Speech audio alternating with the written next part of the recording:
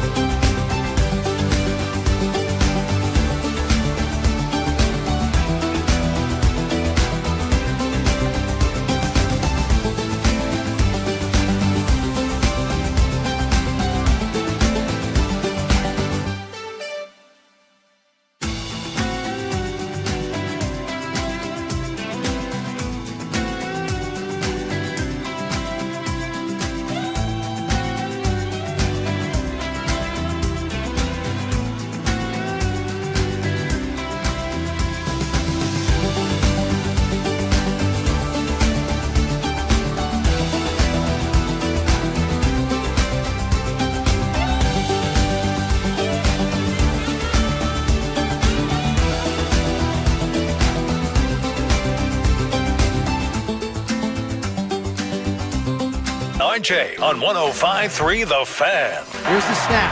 Back to pass. Fires. It's intercepted. Picked off by Terrell Bernard. Coming the other way and out of bounds at the 40-yard line. Terrell Bernard, Mr. Fourth Quarter, comes up huge. He read Tua like a book. That is the way we start the Friday edition of Sean and RJ live here on DFW Sports Station 105.3 The Fan. Sean Trafe, RJ Choppy, Cowboys Insider, Bobby Belt. We got Peyton and Aiden in the back, and hopefully you on the Fan Cam, Twitch, and YouTube throughout the entire show. Brian Schottenheimer at 8:20, Babe Laufenberg at 9:20, and our two final Cowboy fan hangs at, what is it, Peyton, 7:30 and 9:30? 7:30, 9:30. Got to listen to the whole show. 7:30 and 9:30. A better one last night than many thought, but Buffalo still improves to 3-0. They dropped Miami to 0-3, 31-21 Bills. Are the Bills of Buffalo? We're hoping to cleave them to their brisket, matey, and crack Jenny's teacup, but alas, they sit in the crow's nest. What is that? It's National Talk Like a Pirate Day. Aye. So you get it all day, matey. I didn't know Buffalo was moving to Pittsburgh or what. I know, right? Jay Boy, Ochoa had tweeted it's pre-RJ Choppy birthday That's right, show. tomorrow. Peyton and I, too. Peyton, right? Yeah. That's right. Same I'll day. be 29, man. 29. 29? 29 years old. And- First 29th. And you? 46. Congratulations. Very Thank you. old. I know I made it this far. I think I booked my physical. I think I get the old, Colonoscopy again? No, I think it's the I don't know what the other way going in prostate is. exam. I think it's the prostate exam. I think that's 46. Okay. I mean, in the past, it was 40. Yeah, it was But- 40. I haven't had it yet. You have anything planned? Not officially, anyway. For the prostate exam? For the birthday. Yeah, you're probably more excited for the prostate than the birthday. No. I think Sarah was we were gonna go golf tomorrow afternoon. Not nothing. Maybe dinner tomorrow night. Pepe, Korean barbecue, casino. No. I wanted the casino so bad. But I went 2 weeks ago, and I only go once a month, Sean, so I got to wait till October to do that. But no, me and my friends are going up to Legacy West in Plano this evening for some dinner and drinks. Well, happy birthday, guys. Thank you. Yeah. 31-21 Buffalo. Uninspiring performance by Buffalo, I thought. Or maybe very inspiring by Miami, if you want to look at it from the other standpoint. Because there's no way those teams are just 10 points apart. Buffalo is 25 points better than Miami is. That spread was the largest of the NFL season so far at 12.5. 12.5. Yeah, I mean I think that was a good number. I bet a lot of people took Buffalo. Now I know that some of the sharp money was on Miami at plus 12.5. But I don't know, man. Like, I don't know, just a 10-point victory just doesn't, and it didn't look like they were, until the fourth quarter, they didn't look like they were in control either. Yeah, and I mean, if you look at generally... Are you trying to express larger concerns about the Bills? I'm saying, like, that if they play like this, like that game, was that like just a walkthrough kind of game? It was Thursday night, too. Thursday nights are sloppy. But you shouldn't be tied with Miami. You shouldn't need a running into the kicker to take a lead and then a turnover to win it and seal it. I don't know. I wasn't. Yeah, there's concern for sure, I think. I mean, I think that this is just Buffalo generally has had like these AFC East games that they've played in recent years, no matter how much better they are than everybody else. Jets, Dolphins, Patriots. Yeah. I feel like those are games that generally have been closer. Last year, they lost to the Patriots once, and they beat them by 3 in the other game. They had a game where they beat the Dolphins, I think, by 3. The Jets had a close game against them. So this is also just kind of the AFC East games that they play. But no, I don't have any larger concerns about Buffalo right now. Buffalo is my biggest thing for Buffalo is just going to be does like Josh Allen have enough playmakers as the season wears out? Like when it comes down to those big moments, is he going to have enough playmakers to just finally push through and be the guy in February? Yeah, they tried to trade for Amari Cooper. That did not work out. Dalton Kincaid leads them in receiving, and then Shakir, then Elijah Moore, Tyrell Shavers, Keon Coleman, a bunch of no-names. Which would be a more just stupid thing to do. We've talked about Micah within the division, or if Miami would just say, all right, we'll trade you Tyreek Hill, Buffalo. Oh, God.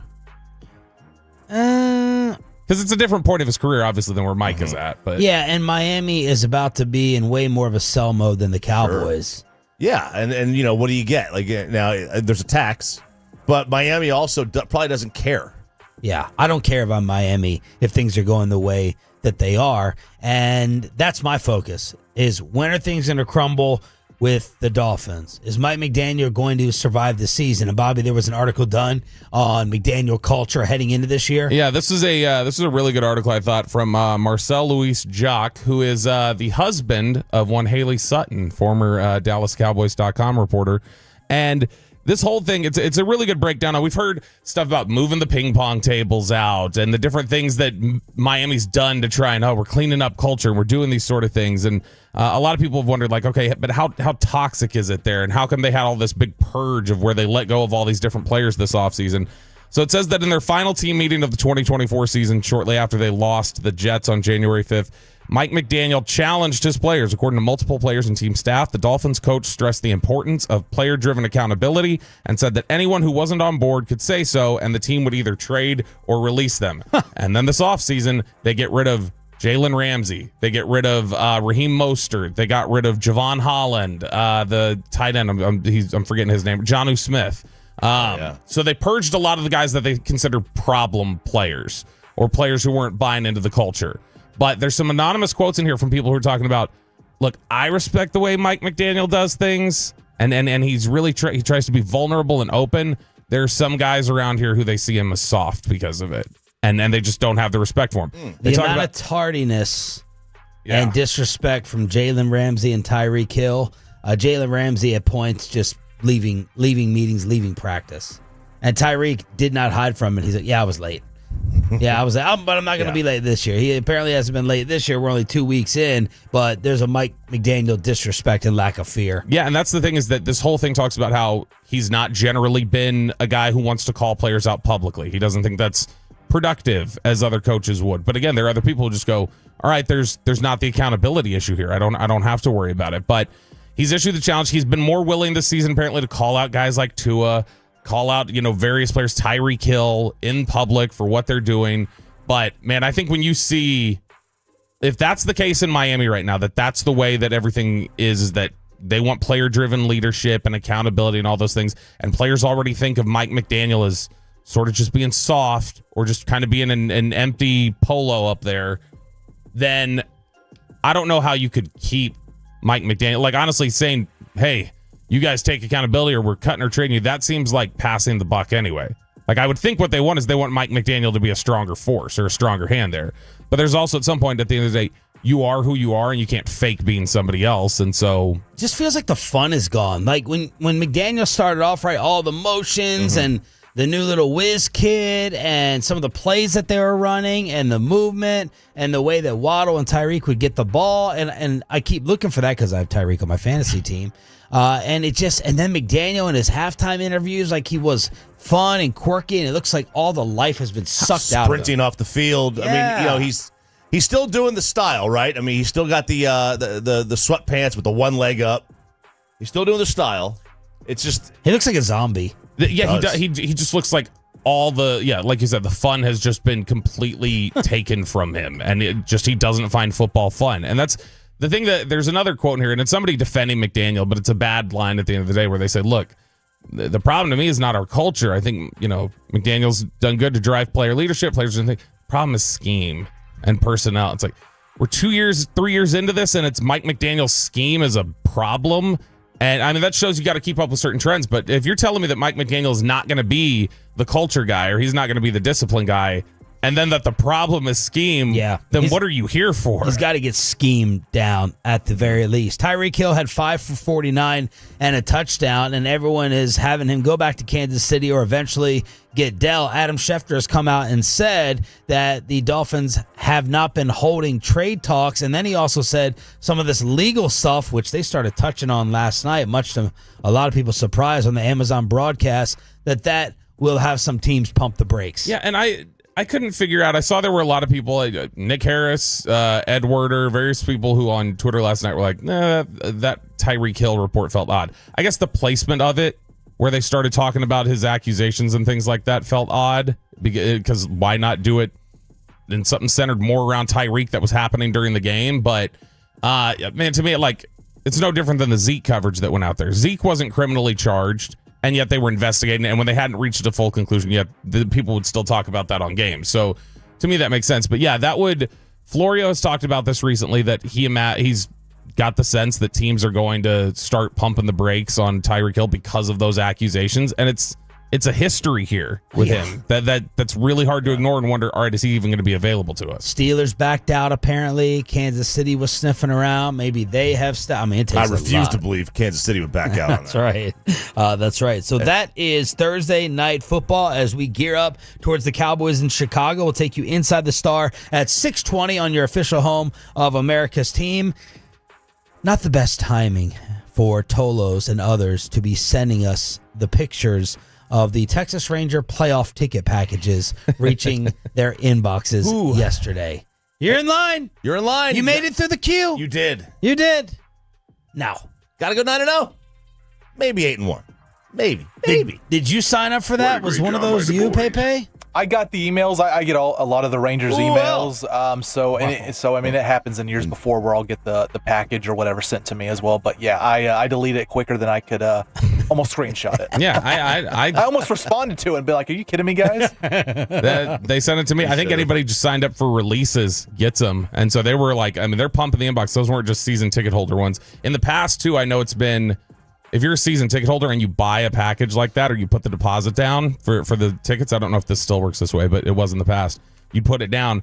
If they don't make the playoffs, they don't send your money back. They just go, all right, we're going to apply it ahead to your season tickets next year, boys. And you can't get it back? I don't, unless you just cancel your tickets. Wow. Yeah, they'll just apply it. Speaking of baseball, Mr. Highland Park makes it official yesterday. Clayton Kershaw is going to retire. Yeah, and he was like, didn't want to be a distraction, which, like now as they get towards the end of the year, he'll have a few games where this gets talked about and they'll be able to go into the postseason without this really being a talking point. But this has been a hell of a career. I mean, like, this is the pitcher of I don't say the generation. I mean, it might be, but at least the last 15 years, this has been the pitcher of record in Major League Baseball. I don't understand how, and if that's the thought process of like you're trying not to make it be a distraction, I think there's going to be more discussion about this is the end for Clayton Kershaw throughout the playoffs than if they just said, is this the end? I think is this the end would have been a passing no, but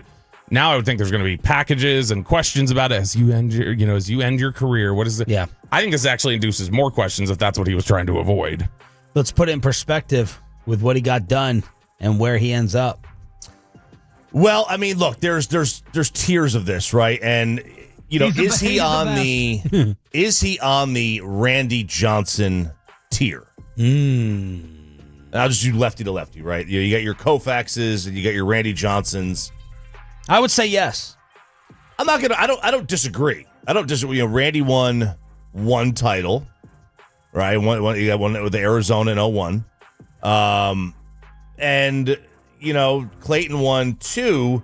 The one of them was in COVID, so take what you will from that, if that counts. LeBron. Yeah, right. Clayton was never elite in the playoffs. Randy was. So yeah, I think they're probably on the same level. I think Randy was more dominant for longer, but Clayton did what he did with his ERA. I mean, having ERAs in the ones. In Randy, this era. 303 wins. Clayton, 222. But Randy played a lot longer. Randy, 4,875 strikeouts. Clayton, 3,039. Randy with a 3.29 ERA over 22 years. Clayton with a 2.54. And Randy was going to have more strikeouts. And obviously pitching longer. 22 years is that's a long time to throw. I mean, he's basically the left-handed Nolan Ryan. Kershaw, I mean, he led the league in ERA 4 times. He had 3 different times that his ERA was under 2.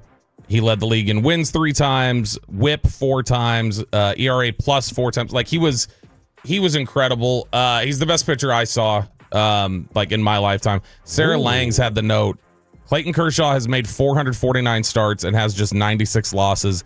That's 109 more starts than any other pitcher in history with fewer than 100 losses. Wow. I wonder how history's going to look at him versus a guy like maybe Verlander, who's come up big in big spots, or Schilling. Great obviously, Schilling's not nearly the pitcher that Kershaw was, all told, right, regular season, but he was obviously a playoff dog. But Verlander, I wonder how history's going to look at the two. So if you see him at Milo sometime soon, shooting darts, buy Clayton Kershaw a beer. as I saw him but did not buy him a beer years and years ago. Good morning, Metroplex. Shout out to the 6 a.m. club. Thanks for being a total. That stands for Turn It On, Leave It On. How Caleb Williams could let Matt Eberflus off the hook. Inside the Star to preview Sunday on this station next.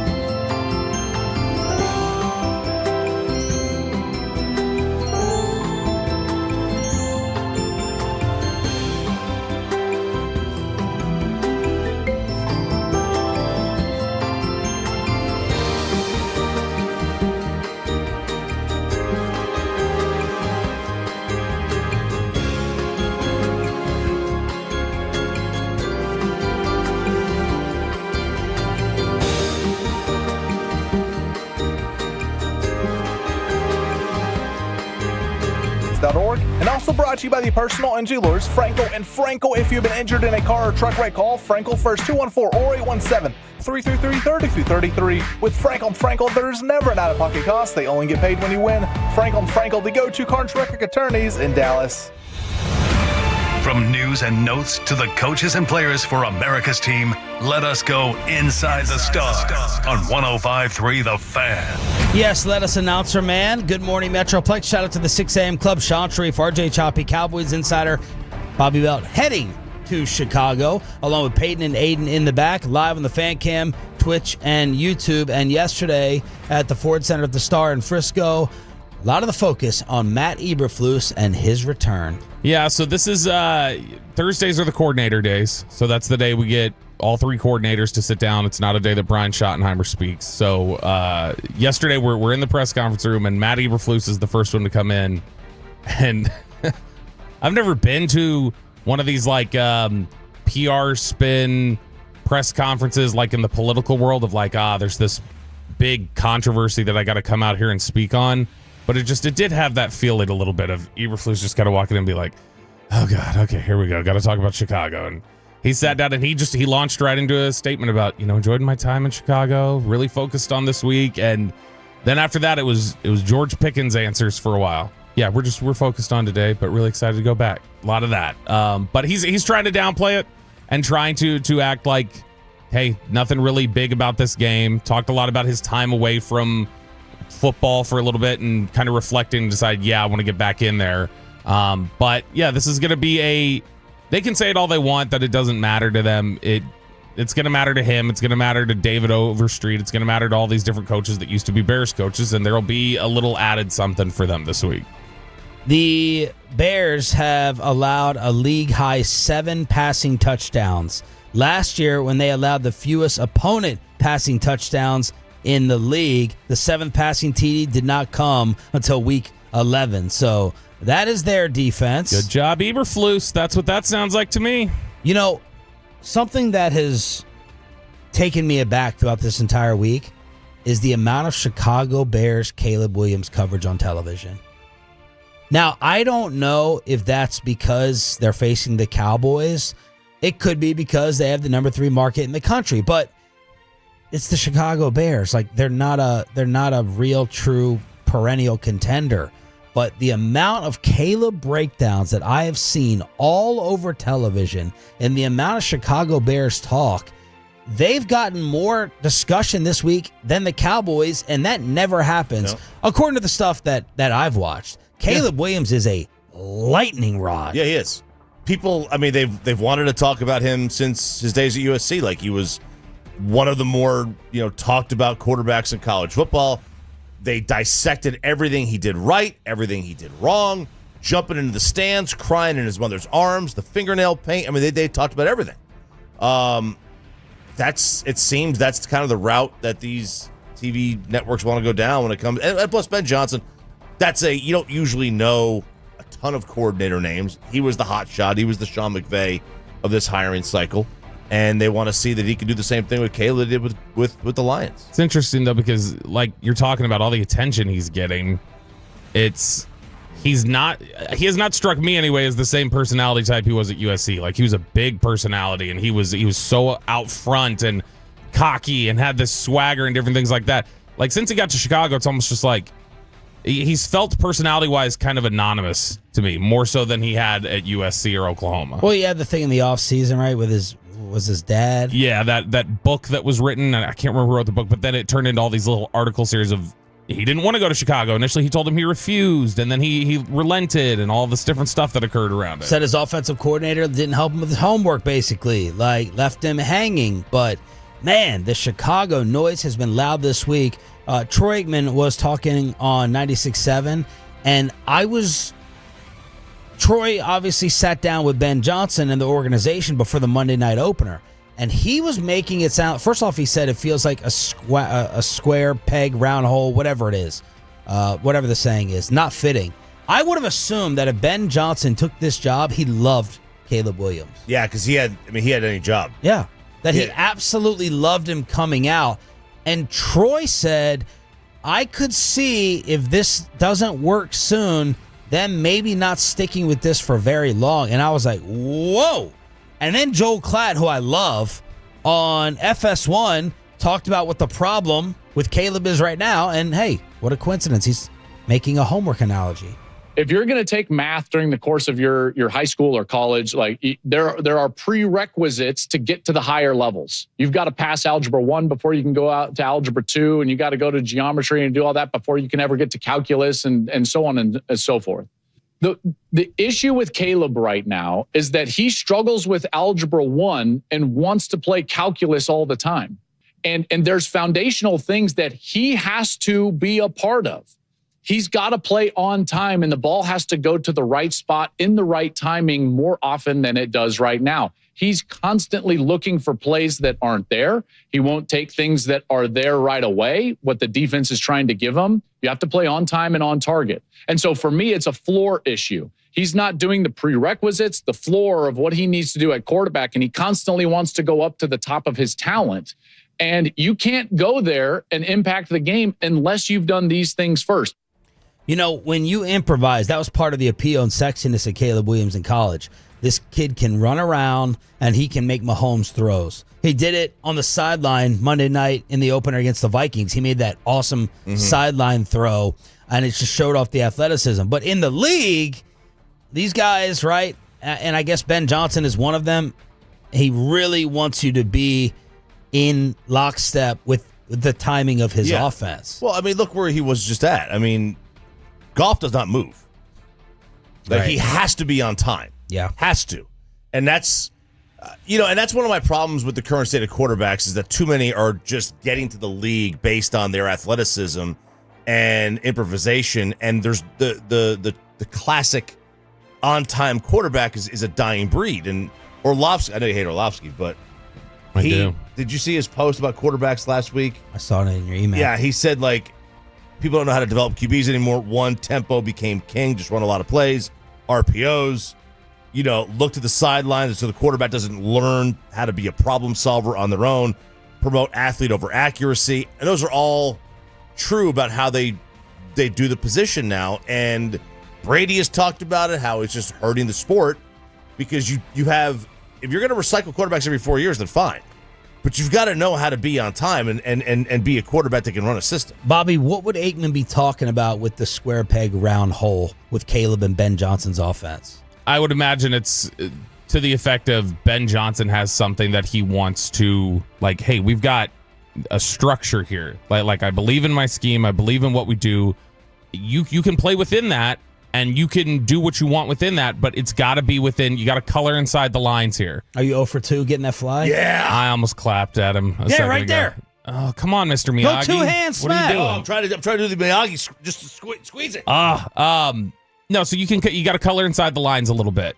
And Caleb is a freelance player. Caleb looks to let me scramble. Caleb. Is he not see it quickly enough? I don't think that's the processing. I think it's impulse more than vision with him. Like he feels the heat quick. He feels the pressure fast. He wants to extend the play. He wants to make the big play down the field. And he's not just content to drop back, play in rhythm, throw the ball. Let's move the ball down the field. Like it looks like he's a little more rushed and hurt. And nobody can blame him, for me anyway, last year when he was getting like pressure rates of 50% or quarterback hit rates of 50% at times. Yeah. And you might be a little shell shocked. This Caleb, if he doesn't work out here, or if there's a problem here, it might be time to start recycling the argument that had died in the last probably 10 years of quarterbacks should probably sit. Like if you're going to draft a franchise quarterback, they should probably sit for at least the beginning part of their career or first season or whatever else, because we're seeing a lot of these guys who are brought in, thrown to the wolves immediately, and they have trouble. Sam Darnold, a guy like that. The Caleb Williams struggles. They need time to adjust. The underdog running line for Caleb's over-under on Sunday, I've already bet it, so I hope that you're going to make me feel even better about it. 27.5 rush yards. Is that automatic? Yeah. I don't know if it's automatic, but I would feel good about it. Just because when you look at the way that Dallas has kind of rushed the passer in some of the running lanes they leave, and again, Caleb's tendency to break early from the play and just, let's go do something, then yeah, I mean, I could absolutely see that being a good bet. Colin Cowherd is either saying it himself or being fed more of the same information. The further this quarterback gets away from the play script, the worse he is. His style in this league is not a timing style, and this coach craves it. People went and dug up the text he sent to the punter that they drafted, who said, you're not going to be punting a lot around here. And since that time, I believe he has punted the most in the NFL. Has he? Yeah. The Bears have played 19 games since. They punted 92 times over the course of those 19 games, an average of 4.85 punts per game. No team in the NFL averaged more punts per game over that same 19-game schedule. So they went and dug that up. Meanwhile, Ben Johnson on the other side giving praise to our guy. When I see a quarterback utilize cadence the way that he does, and I know that's a little thing, but it's reflective of he's got total control of the field. He's looking to manipulate the defense. He's looking to control them. Hopefully we'll have a loud crowd here on Sunday that combats his ability to use that cadence to our disadvantage. But when I see that on tape, I know like this is a guy that's seeing the field really well right now, and he's trying to move defenders around. And I think that's when you have an experienced player like that, that's a dangerous thing. So there's Ben Johnson giving praise to Dak Prescott, who some people have as an early candidate MVP. I said yesterday we were going to need 2 segments for Worst Take. We decide the biggest loser at 9 a.m. every Friday, but we need to start going through some of the nominees. A Jimmy Kimmel update and some of the Worst Take nominees next on Sean and RJ. But first...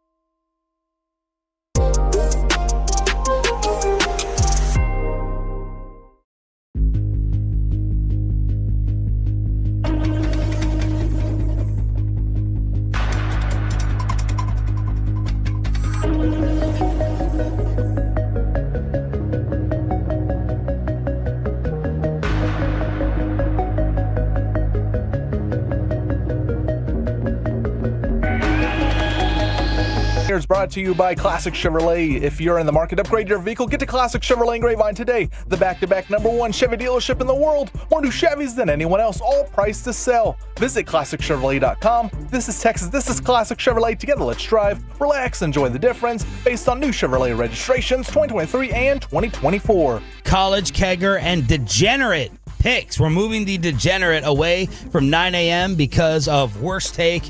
We've just been having so many losers to run through every week. We don't have time for RJ's picks. Kind of losers. Had a Tolo hit me up last week. Where's RJ's selections? Where are they? So we're going to do it at 7 o'clock this morning. Bobby's Chicago Film Room at 7:20 and at 7:30. One of your final two chances for the ultimate Cowboy fan hang. And wait until you hear. Did we get clearance for next week on announcing this? We had to have, right? Yeah, we got the email to tease it up. The return of Micah Parsons.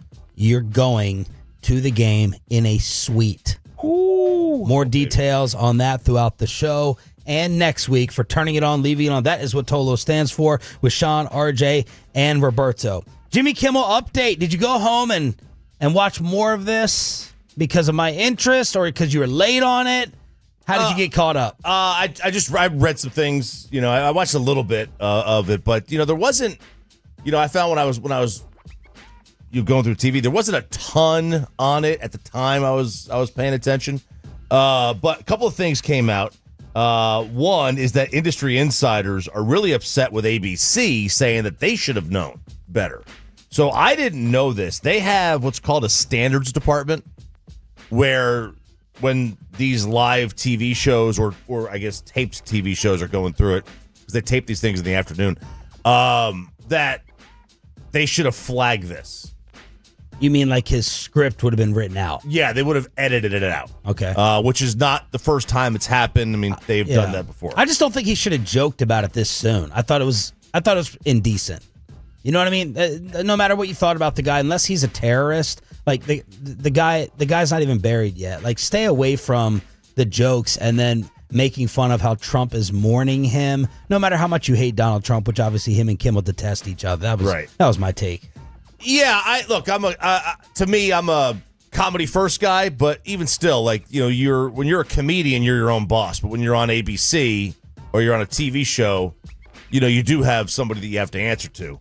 But then the New York Times, CNN, and the Hollywood Reporter all reported that Bob Iger, who's the CEO of Disney, made the decision to suspend the show after he got word that Kimmel was going to double down and defend his lie that MAGA voters killed Charlie Kirk. Which 50% don't believe. That's what he said.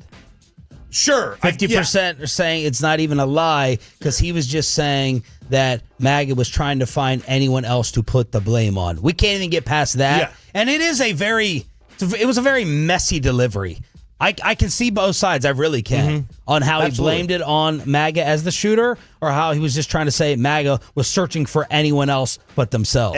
Does it change your mind at all? Because I don't know. It does. I saw the headline. I saw that story. I don't know if it specifies this specifically. Does it change your mind at all that they said he was going out there to double down on what he had said instead of clarify what he had said?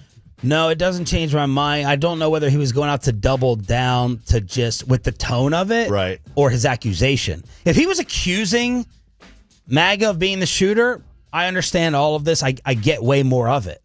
Because he was wrong and it turned out to be inaccurate, and that's just messed up. If he wasn't saying that, I think I have a different opinion. So it got messy after that because the Hollywood Reporter says Kimmel was prepared to address the backlash on Wednesday night's show. He planned to explain what he said and demonstrate how it was taken out of context. That's what the Hollywood Reporter is saying. He was not planning on apologizing. He felt what he said did not require an apology. So 66 of the 200 affiliate stations said they would drop the show. Disney employees got their email accounts doxxed. And some were even receiving death threats. So basically, they say it's a market reaction. They say it's not tied to the FCC. Mm-hmm. This is their own thing. That's right. That's what according to Nexstar and Sinclair. Insiders told the Daily Mail Kimmel's absolutely effing livid. He was holding a crunch meeting with network executives, but is keen to break his relationship with them forever and is already teeing up a guest slot with axed CBS host Stephen Colbert. Meanwhile, one of his producers said Jimmy was wandering around like an aimless cow, adding, "I've never seen him this angry. He's peed off over the decision." Last straw, Jimmy's now looking to forever break his relationship with ABC. Now they're both in the same predicament, Jimmy and Colbert. Jimmy's going to meet with the network and hopefully figure this out, but he's livid. He'll get every friend he has to stop doing ABC shows. You want to book someone on The View? Good blanking luck. How effing dare they? That's the Daily Mail summarizing Kimmel. And then the FCC head came out yesterday and said, we may have to look into The View next. I'm surprised they didn't start there. This is, I don't know. That's funny that like they're describing like how livid he is, how mad he is, and they're like, man, he was as mad as an aimless cow, guys. Like, like, wait, which is he shell shocked or is he mad? He was in a lawyer's office. I mean, he's obviously probably going to try to take some kind of legal action. Who knows? Yeah, I would imagine. Okay, we got to start.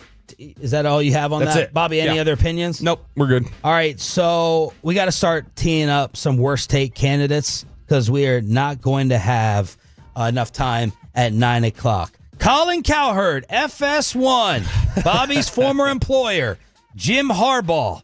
Jim, not John. Jim is the greatest football coach ever. Football's different. There's the Pro Football Hall of Fame, and then there's the College Football Hall of Fame. But I was thinking this morning that if you combined it like basketball, and it was just, there was a Football Hall of Fame, you could count college and pro. I would make an argument today, the greatest coach in the history of football is not Bill Belichick or Bill Walsh or Vince Lombardi. It's Jim Harbaugh, the greatest coach ever. Think about this. He's never failed. He's 5 for 5 at San Diego, Stanford, San Francisco 49ers, Michigan, and the Chargers. He's never failed. Saban and Urban, unbelievable college legends, struggled in the NFL. He's also not tied to a single player. What's Belichick without Brady? Not great. The only person that kind of compares to him is Jimmy Johnson. Or the guy that he has the biggest rivalry with of all time, Pete Carroll. So he might not even be the best coach in his own division. Or his family. That's a tough one. That's a tough one. Yeah, John never won on the college level. Right. But John has a hell of a run in the league. Yeah, he does. Yes, absolutely. And one title? One title. One title. Yeah. And that was I think most would say that was a fluky title. Why? They were like the 6th seed. Okay. You know, that just they kind of snuck in at the end and went on this crazy run. Feels like they've had better teams. All these Lamar teams I think have been better. But every year they're going to win 11 or 12 games. Absolutely, no doubt. Look, I see where his mind is going, but like he's missing out on Jimmy Johnson and Pete Carroll, who are better. Like Pete Carroll has been better in the NFL. Pete was successful with the Jets and with the Patriots, and uber successful with the Seattle Seahawks. Jim has been very, very good. Let's see. Let's even give him that. Let's say fine. You will limit it to you can do the coaching. You got to talk about Jimmy and Pete Carroll, who have both won titles at both levels that Harbaugh has not. Right. And the one that he did win is now tainted with, did you cheat to get that thing? Like, that's the discussion that's around that. So what are we saying? Are we saying somebody like Andy Reid, you're a better coach than Andy Reid because Andy Reid has stayed at the NFL the whole time? Belichick has stayed at the NFL. Well, I mean, until now. But it doesn't make any sense to me. That's just such a weird take. I just think Colin, I always think Colin's, he's a West Coast kiss ass. He's going to have a USC connection. He's going to have someone talking to him out there on the West Coast. For years, it had to be Chris Ballard, the Colts GM, even though that's not West Coast. But whenever he says stuff like this, I feel like he's kissing up to someone or he's got somebody in his ear. That's just me. Okay, let's now introduce, you want Chinese food or Pat Bev versus Trae Young? I want Chinese food. Okay, Taylor Townsend, tennis player, was playing in this tournament in China, and she's doing an IG live of the dinner buffet. People are calling this insensitive, disgusting, and some are even calling it racist. I'm honestly just so shocked at like what I saw in the dinner buffet. And as I go back on my Instagram story and I look and I'm like, these people are literally killing frogs, bullfrogs. Aren't those poisonous? Like, aren't those the ones that be giving you warts and boils and stuff? And turtles? And the fact that, like, it's all stewed up with, like, chilies and peppers and onions and, like, oh, you really made this a dish. And then you got the sea cucumbers just staring there, like, with the noodles. The only thing that we eating. So all in all, gotta give this like a solid 2 out of 10 so far. This was at the Billie Jean King Cup in China. She's ranked number 1 in doubles at the age of 29. Why is that the worst take? That sounds completely reasonable. That all sounds like I wouldn't eat that. Yeah. So I don't think that's a bad take at all from her. Listen, I think that I think you are absolutely allowed to make fun of food in a country. The food sucks in the country. It sucks in the country. It's not being culturally insensitive. It's not being culturally insensitive. Your food sucks. Like, I'm sorry. Like, be better. Like, that's why everybody moved here from Ireland and England. Be better. The food sucks. If your people could be, could be sitting there eating and nobody goes there for the cuisine, right? Name me that's why I don't trust Bobby's egg thing, because it's Gordon Ramsay. I think I don't trust English chefs. I think China's been known to have some good food. I'm sure it has. I also think it's probably an acquired taste. Like, I think Chinese food is fantastic. I love it. Yeah, well, you're eating Americanized Chinese food. Well, that's the real Italian and food. And is Chinese people think our food's trash. Yeah, well, and why we're all fat. If you put a bullfrog in front of me, I'm not eating it, and I am doing a social media video on it. I kind of agree. Well, the internet. Yeah. Said it was a racist take, and they forced Taylor Townsend to do another video. Hi, everybody. I just wanted to come on here and apologize sincerely from the bottom of my heart. I understand that I am so privileged as a professional athlete to be able to travel all around the world and experience cultural differences, which is one of the things that I love so much about what I do. And I have had nothing but the most amazing experience and time here, and the tournament and everyone has been so kind and so gracious, and the things that I said were not representative of that at all, and I just truly wanted to apologize. There's no excuse, there's no words, and for me, I will be better. Oh. This is the foundation for losing wars in the future. This is so soft, and this is the worst take. Her apology is the worst take. Her thought that, I should apologize, that's the worst take. And stop apologizing for your greatness. You're not privileged to be a professional athlete. You worked your ass off to be a professional athlete. Stop apologizing for being better than you. Choppy says the Longhorns are about to get screwed by the SEC. We got college football preview and degenerate football picks for the weekend. Then Bobby's Chicago Film Room, all next on 105.3 The Fan.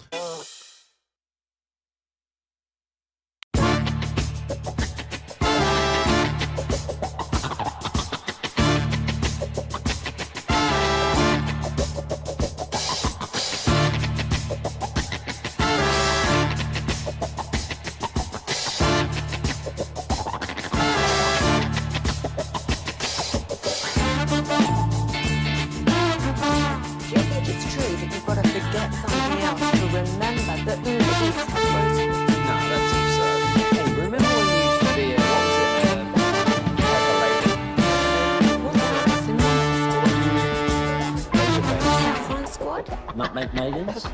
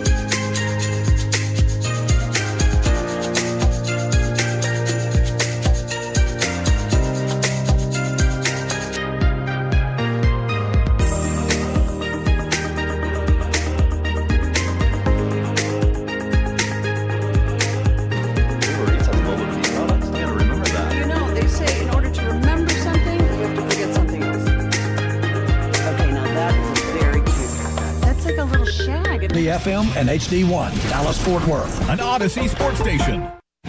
Driven by our D&M Leasing Studio, this is Sean and RJ on 105.3 The Fan. I'd like to know where Lou Holtz is right now. Oh, I win. Google me. We're not hosting an intergalactic kegger down here. Is the SEC about to screw the Texas Longhorns? So the SEC made the announcement yesterday that next week they are going to assign, because they're going to go to 9 regular season conference games starting next year. They are going to assign 3 what they call annual opponents. This is something the conference has done for a long time. So, for example, like at Tennessee, our crossover opponent has been Alabama forever. So we play Alabama, Georgia, Florida every year. Like every year, that's who we play, right? And also add in Kentucky and Vanderbilt. And the rest of them are on a rotating basis. So the other 4 opponents will be on a rotating basis. And I think Texas is about to get kind of screwed here. Because they're absolutely going to play. Because you could have a team like, Ole Miss, Mississippi State. Mississippi State's, common opponent every year is going to be Ole Miss, right? Who else are they going to have? They may not have that other. They might have Arkansas. Okay, that's a little bit easier than what Texas is going to have because they're going to have Oklahoma as their common opponent every year, and they're going to have Texas A&M, and those are 2 big time programs that generally are pretty good. And I mean, who's going to be their other one? We don't know who the other one is going to be that Texas is going to play every year. It could be Vanderbilt, it could be Kentucky. They could get screwed and get Georgia. You don't want Vandy, right? Yeah, you're right. But you know what I mean? Like you could get royally screwed. A&M, they're going to get Texas. I assume they're also going to get LSU. That's not going to be a picnic either. And Oklahoma, I mean, they're going to get obviously they're going to get Texas, and we don't know who the other 2 opponents are. I assume they're going to get Missouri because of the regional rivalry and the old Big 12. That's my assumption. But it would not surprise me if they get Arkansas as well. Again, border state. But I think Texas is going to get kind of jobbed here by the conference just because of geography and the 2 main rivalries they have that I think most Longhorn fans want, right? Bobby, you would want to play A&M in Oklahoma every year, even if it hurts your team. Yeah, I like more regional stuff. This whole thing just... Like, you don't want South Carolina and Florida and Kentucky. Like, that doesn't although, I don't know, like, if you're able to build stronger rivalries, that's good, too. But, yeah, you've got the rivalries that you historically have already built that you want to maintain. Every time... Have you ever seen the movie The Girl Next Door? Oh, with Alicia Cuthbert? The SEC, anytime they start talking about their conference or messing with their schedule or whatever else, they remind me of Hugo Posh, the old executive in there who goes, where the air is crisp.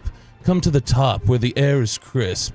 Like, that's the SEC and just their, like, navel gazing, just, like, staring in the mirror, admiring themselves. I get so tired of gotta have the 9th SEC game, gotta be able to have our strong schedule where we're just playing each other and we can eliminate any sort of upsets and everything else. They were kind of forced into it. They've wanted the 9th game. Well, the coaches, the conference didn't want it because they said, well, we're the SEC, we don't need to play 9, we play 8, and that's good enough. No, but like the SEC would love it if they could break off from the rest of college football. Dead serious. I think they would love to just be able to play each other and nobody else. Just like the state of Texas. That's right. What's the Arch feedback?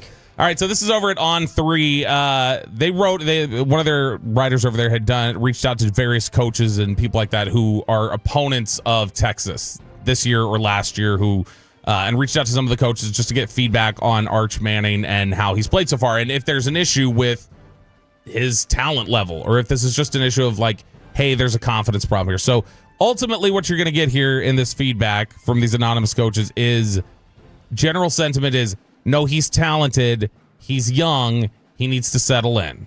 Like, he's just got to settle in. He's got to settle down. This is some of the quotes that they got here. This is one coach. He said the freaking pressure that he's under, being in Texas and being the guy, you could tell there's a lot of throws that he rushed and that there are no-brainer completions when he settles down. And he's just got to settle in and transfer weight off his back foot, drive the ball, as opposed to fading away, throwing some swing passes over the back's head. I'm not wild about his motion. It's a little more sidearm than what I thought when I saw it in person.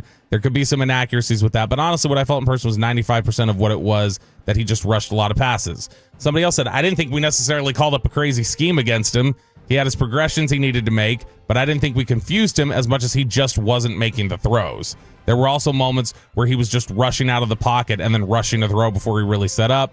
Another SEC quarterbacks coach said, the yips are a thing. I think he's a young kid who has a spotlight shined on him unfairly because of what his last name is. The expectations carved for him by the outside world are so unrealistic because of where he is in his development. He's going to be a really good quarterback. So most of the feedback, and there were some others in here, but most of the feedback here is just universally, and it's kind of funny that opposing coaches, we've gone from Arch being potentially most hated. Everybody's like, man, don't you just feel bad for that guy? Danny Cannell on cover 3 broke Arch down. There's almost like a Markelle Fultz, Ben Simmons something going on, where those guys were all everything. They were supposed to be incredible, and then something happened, and it's mostly mental, where I was wondering how Arch Manning would handle the hysteria that was around him, and he downplayed everything. But to me, this is very much a quarterback, which his confidence is completely shot.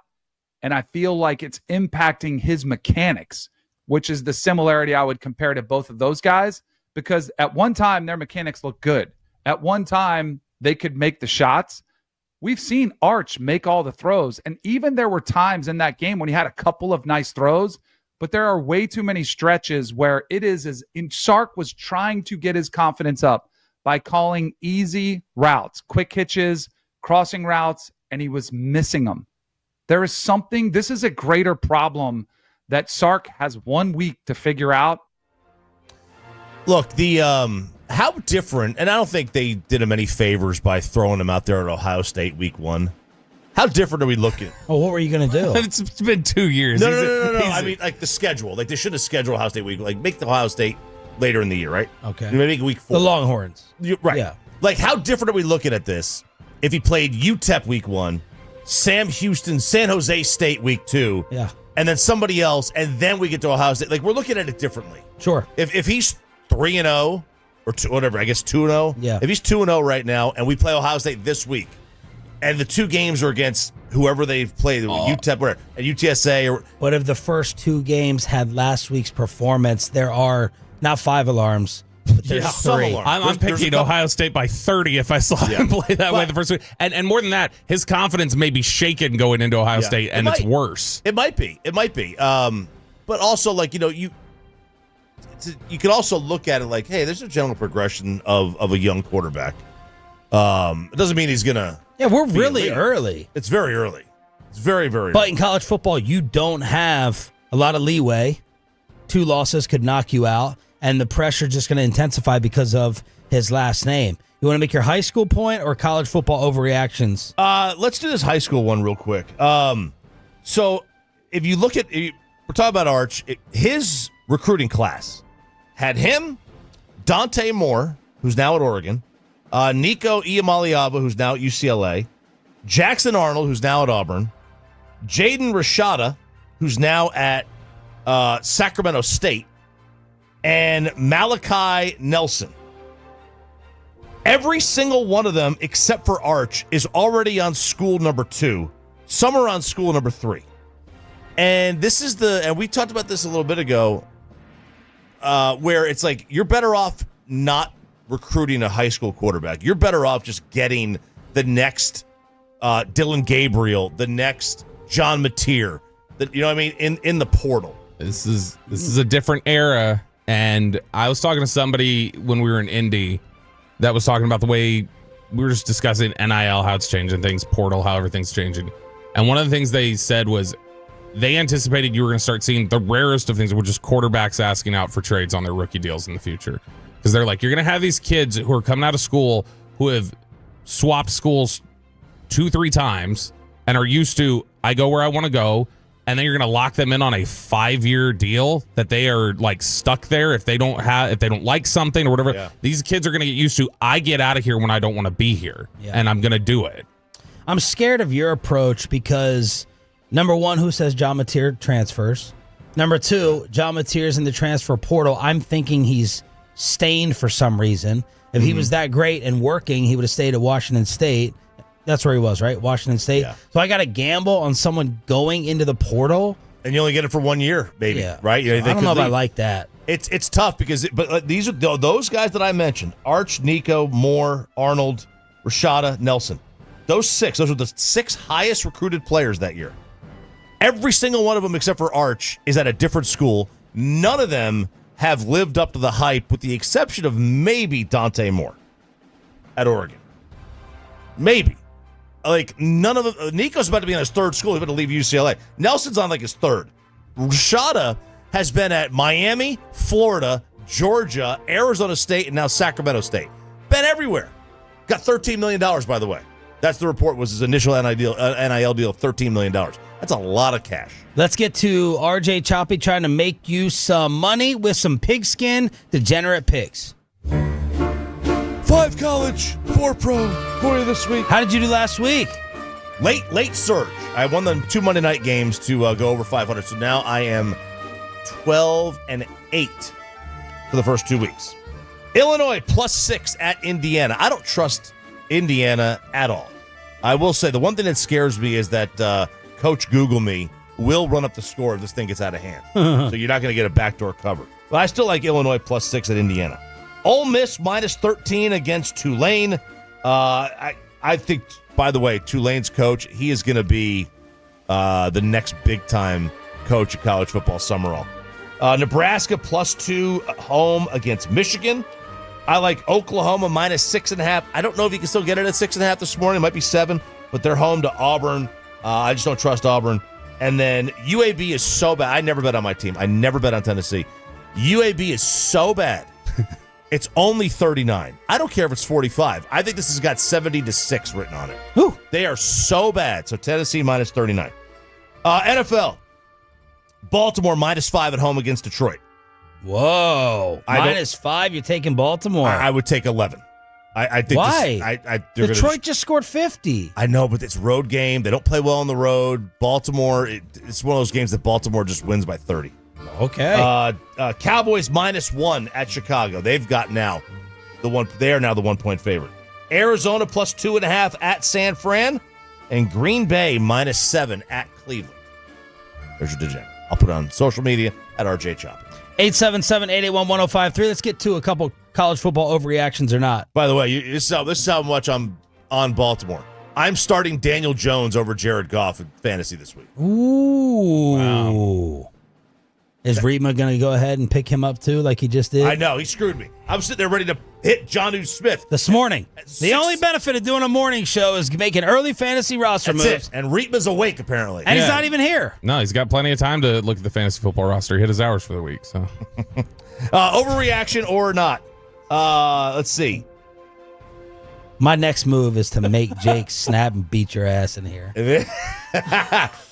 Bring back his old. He'll walk in here with his old safety helmet. Throw those D2 heads. Vandy is a CFP contender. CFP as in like Final Four? The playoff. No. So that's 12, top 12. That's the 12-team playoff. The 12-team playoff. Okay. I will say this. Pavia is throwing the ball better this year. So like 7 years in is the best that he's they think their defensive coordinator is a star. They can run the football. They are physical. I still got to see Diego do it a little bit more consistently to throw against big-time opponents. But, I could see them getting to 12. Yeah, I could see that. They're a good team. They're tough. Yeah, they're a good team. I can see it. Oh, sorry. Hit me with it again. Vandy is a CFP contender. What were you doing right there? Why were you distracted? Because I was looking at a note about the Bears for next segment. This is, you haven't looked at him at all. Just admit it. You're just relying on me. No, I did. I watched him. Probably an overreaction. I can't say with certainty though, because if you look at if you look at what they've got coming up on their schedule, we talked about recently they were favored by ESPN Analytics to beat LSU coming up. They've got Auburn, Bama, which that's a cakewalk. That's them by 30. Texas coming up, but I don't know how Arch is going to look in that game, so there's no telling. I'm going to say it's an overreaction, but I reserve the right to change my mind in a month. It's a pretty brutal schedule with the amount of ranked teams. Like more ranked teams top 20 than not. Ugh, that's not good. All right, you said Texas. Texas will miss the playoff. Like you you mean the whole playoffs or like the final or Not the in 12, not top 12. They will be they'll be in the playoff because of their defense. Their defense is way too good. Yeah. That like we've seen teams win the national title with bad quarterback play. I think they could I think they're the only team that could have 3 losses and still make it. I think they're the only team. They were ranked so high to be preseason number 1. I think that's going to play in the minds. I think they can have 3 losses and still make it. RJ Choppy with a loaded college football kegger on a Friday. Why the Cowboys might actually have a pass rush this weekend. Bobby's Bears film room breakdown and one of our 2 final Cowboy fan hang giveaways in the commercial-free expressway next. Rachel. Oh, is that your name? No, I mean like your name. No, I'm Jen. My name's Jen. Right, but I just mean like this is your haircut, but that's the hair on your head. I'm not saying this is your hair. Okay,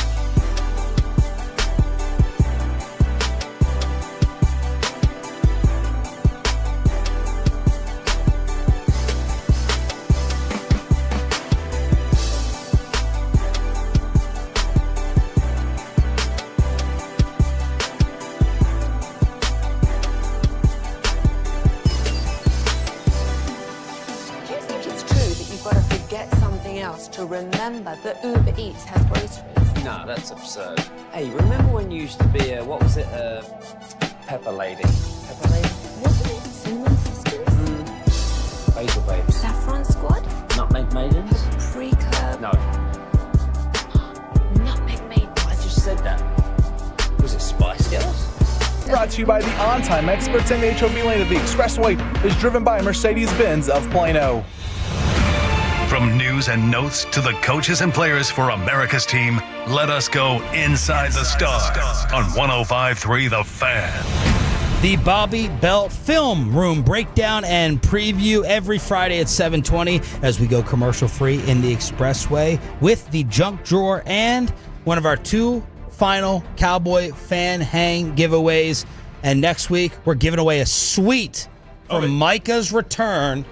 Cowboys, Packers, maybe the best giveaway we've ever had here on the station and the show. We'll officially pick the game at 8 o'clock this morning. Sean Sharif, RJ Choppy with you. Over to Roberto for the preview. All right, before we jump into film itself, I'm curious from you guys, your general thoughts of who the Chicago Bears are before we head into this. Do you have any opinions? We all saw game one against Minnesota.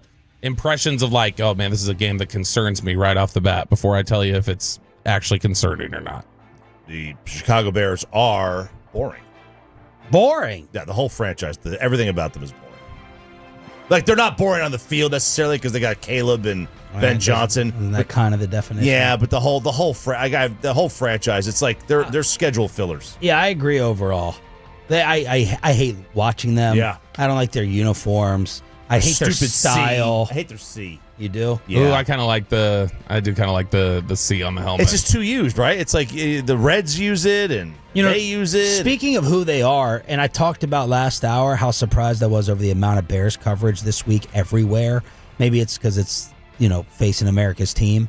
This Ben Johnson quote blew up. So I think we should address it real quick. Ben Johnson said, I think our practice habits are yet to reflect a championship caliber team. And when I first saw First Fake make a topic of this, saying, have a problem with Ben Johnson saying that, I've rolled my eyes. And then I heard it in another place yesterday saying, is it too early for Ben Johnson to be calling out his team, basically their practice habits? I did not get that from this quote. I think our practice habits are yet to reflect a championship caliber team. What is wrong with that? How is that blown into a bigger topic unless I'm missing another two sentences that destroyed his squad? Everything I heard was just literally that clip. It was just that clip. I don't see a big deal with this at all. Fans probably love hearing it. Oh, yeah. Right? Fans probably love hearing it. And when I hear Johnson's delivery, he's stern. He's stern. The one thing I wonder is he a little bit too stern for the long run or starting off? But this quote in itself, I don't have a problem with. Brian Schottenheimer basically said that about the Cowboys last week. Our practice didn't ramp up the way we wanted it to. We weren't practicing great leading into the Giant game. Why is this a topic? I think tone is important. Like you said, it's something where, Schottenheimer, they could say the same thing, and here's how it'll sound from the two of them. Schottenheimer can say, I don't think our practice is where we want. Look, but guys, this is a process. Like, we're coming in here. We're trying to establish a certain culture. We're trying to do this. What that takes is time. Yeah, it takes time and consistency, and you do different things. And with Ben Johnson, it can just be like, we suck. We're not champions right now. We suck, and there's just a different feel to it. Here's the audio of it. I think our practice habits are yet to reflect a championship caliber team. Little stern. It's very stern. That eye hits you. I think it hits you in the ear. Now the follow-up, I have it for context, right? We should be going to the football, finishing hard. We talk about it all the time with the offensive players, our fundamentals, our finish, and our technique. They need to show up in the walkthrough. They need to show up on the practice field. That's how it shows up on game day. Simple things. Do we properly block? How do we catch the ball? I mean, this sounds like a Belichick answer. Let me just list everything to where we need to improve. I have zero problem with this. There's good play, there's bad play, and there's championship play. And he's trying to get to the championship level of play. I'm trying to get to good play right now. Yeah, he's trying to get to good play first. Walk before you can run. I have no problem with this. I mean, he comes from Dan Campbell was a psycho. Ben Johnson sounds like a psycho. Like that's you need to be a Aaron Glenn's a psycho. Yes, you need to be a little psychotic to be great at certain things. I agree. I think again, though, if you're just playing devil's advocate, you would have to look at it and say, if you're trying to establish trust, if you're trying to get to a certain point with your players, is that tone in week 2? Like, it's like, dude, it's a little early. Can we get some time to find ourselves a bit? Like, you're still figuring this job out. Like, look how Schottenheimer addressed the defense. Right, yeah. Zero panic. I wish he would have actually been a little bit more panicked, but is that going to improve things defensively with the guys in the room? Yeah, and I know there are some players who, in the NFL, view any public admonishment like that as performative. Specifically if the tone doesn't match. So a lot of people would feel like, we always have the question, does Schottenheimer have the fire to really hold guys accountable and do things like that? And behind, like, when he's in that practice space, he does. When he's up at the podium and he's talking to the public, it's a different tone. All right, so let's take a look at the Chicago Bears. Their injury situation, by the way, is really, really rough right now. They had 6 players who did not practice yesterday, 4 of them with hamstring injuries. So soft tissue is an issue for the Chicago Bears right now. The big concern right now for them is their cornerback situation. They've already lost Jalen Johnson. They've got other guys, Jalen Jones, who's hurt, Kyler Gordon, who I was a big fan of coming out of Washington a couple years ago. He's hurt. So they got 3 corners who didn't practice yesterday, and that's a secondary that's already not very good. And we'll get to that with the defense here in just a sec. Caleb Williams, that's the headline. That's going to be the thing that you are watching in this game and really curious to see how can this quarterback hurt us. The mobility, the things that he can do off platform, the way that he can improvise, it's all very impressive. And Dallas's issues with running lanes for the quarterback the first couple weeks, some of the issues with their communication, their ability to stay disciplined in their zones and different things like that, that does open up a threat where somebody like Caleb Williams, the way that he moves and the way he can do things, that's a problem if you let it be one. Yeah, I know that they're all worried about it right now. Oh, he's not, throwing on the 3rd step. He's not 5-step drop, bam, out. I'm kind of terrified of Caleb Williams scrambling around playing street yard ball against this defensive secondary. Yeah. And I know Bears fans may be saying, no. I'm going to be yelling that in my living room. Yeah, and like that's most defenses you expect, or the longer you have to cover, the more likely it is that you're going to find somebody who's open. But I mean, most defenses would not expect just wide open, free running guys. And if Caleb Williams is able to just kind of roll out of the pocket, there's no telling how open somebody will be based on these first 2 weeks.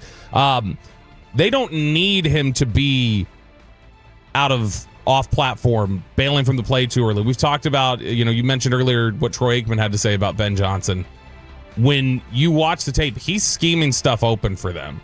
And so I was curious. I was like, man, this looks like a lot of really open guys that Caleb Williams is throwing to. And so I went and looked it up. They are 4th in the NFL right now in target separation. So their guys do get open, and they're able to, it's a lot of the same Ben Johnson stuff that we've seen before, different looks to try and marry run and pass, the like to set up play action to be able to run out of those formations, the different things with deep crossers. They hit Rome Odunze for a big crosser just last week. And he's the biggest concern for me in this game, Rome Odunze, the second-year receiver from Washington. I think he's going to be, by the beginning of next year, middle of next year, we're going to be saying he's like starting to push for top 5 receiver status. Whoa. Like, he is an absolute stud. Big, fast, physical. And give his background? Really good route. He was at Washington. He was one of those 3 receivers that they had there. With Penix. Yeah, with Penix. That was the national championship team. He was the stud of that group, though. That was somebody who NFL scouts would drool over him just because it was like the kind of, when you talk about the size that he has, combined with the type of athleticism, the type of route runner that he is, all the different things he does there. And he has replaced DJ Moore as the guy. Who's his comp? Who was the comp? I'm trying to remember the one that they threw out to me, because I remember it was a combo. It was 2 really, I had a scout throw out a combination to me, and they had said it was like Drake London, who's big, with like some speedster guy, and I cannot remember who the other one was, but he's a very unique type of player. He's 6'3", 215, but really athletic and a really good technician at the position. He's going to make them hurt if they play like they did last week. He could, this is not an exaggeration, if they play coverage like they did last week, he could get 200 yards. Whoa. Like he's that type of just underdog. And Caleb Williams loves him. Caleb Williams is super comfortable with him. And DJ Moore is still there. DJ Moore is not a bad player. It's just that's the guy that Caleb Williams clearly has his affinity for right now. I do think Dallas is going to be able to rush the passer a little bit better. Braxton Jones at left tackle is a bad player. And I kind of liked him when he was coming out of school. He's not developed into the guy that you would want him to be. But he's somebody who consistently you see him, he gets hit in the chest. He has really bad balance issues. He'll get knocked off his platform. He ends up on the ground, I feel like once every 4 or 5 plays. The pass protection stuff is just not very good. He has allowed a lot of pressure for Caleb Williams at this point, and one of the reasons why Caleb Williams kind of bails out of there as quickly as he does. I think they're a better run blocking team than they are as a pass protecting team. They're actually, it's interesting to look at. First off, as I was looking up these notes, I noticed this. Javonte Williams, number 1 in the NFC among running backs in yards after contact per carry this year. But they are second in the NFL in rush yards before contact per carry. The Bears are. They're dead last in the NFL after contact. So, I mean, you're talking about 2 polar opposites of, hey, there have been opportunities to create here. We need you to give us a little something. Their running backs are DeAndre Swift and Kyle Monangai, the rookie from Rutgers. Neither one of them are a huge threat to me. I think that they can open up space. But these guys, DeAndre Swift just does not see things quick enough for me. A lot of the criticism you hear about Miles Sanders, I think, is here with DeAndre Swift. And Kyle Monangai is a rookie who's really struggled in pass protection for them to this point, and that's why he's not getting an opportunity out there. But if you look at run stuff percentage, their run rate, different things like that, it adds up to an offense that cannot efficiently run the football, but will still randomly, because they clear space, they'll break off runs. So they have one of the worst run success percentages in the NFL, but they're third in the NFL in 10-yard runs. Because they get space and they clear space, and occasionally, as long as they're untouched, they're good. But the vision's not always there with him. On the defensive side of the ball, is that surprising for a vet?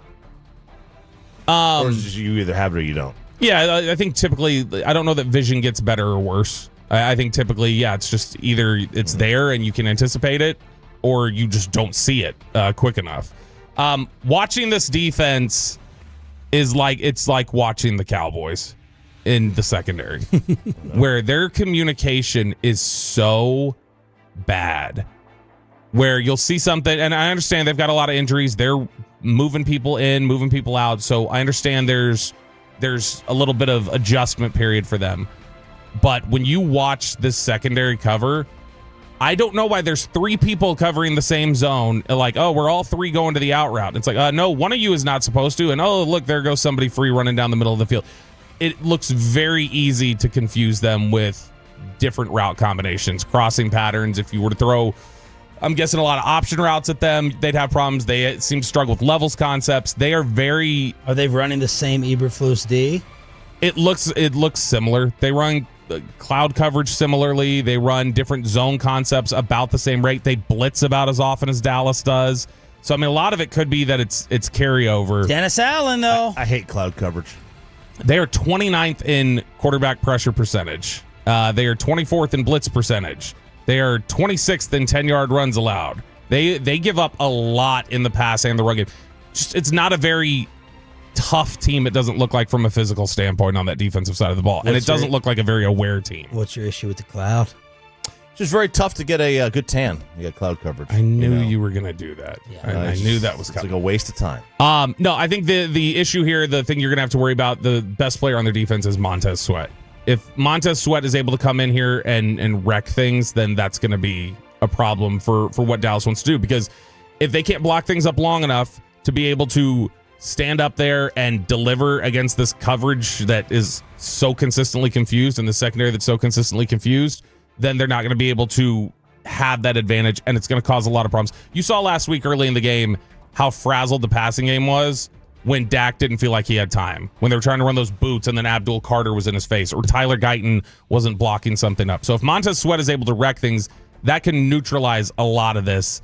I would look to chip him a lot or throw extra help over there because Tyler Guyton last week gave me a lot of concern for his ability to handle this. But we'll also be looking at the weather. The weather is a big thing in this game. Chicago forecast had it as 40% rain yesterday. That is now down to 25%, but it is going to be storming the day before. So field conditions are going to be a question. It may be a game where they have to run the ball a little bit. Bobby Bell with a very thorough, well done film room breakdown of the Chicago Bears. Of course, we're going to have the 12 o'clock pregame on Sunday as Bobby will be in Chi-Town.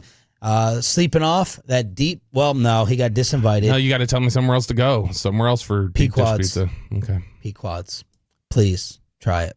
I can't get there myself, so I have to eat through Bobby. Do I need to? I was talking to Kristen about this. She was like, "What if I send you with like a little ice pack and some Tupperware, and you could put it in that Sean and RJ Firehouse cooler thing?" She's like, "Then you could keep the pizza cold on the way home." Well, you did it for me. I don't know how cold it was. That was in a Ziploc bag that I stuffed in my backpack. Yeah, I ate that hot, sweaty Angelo's. There is Gold Belly, but you'll pay a lot for that. Let's hook you up for being part of the show.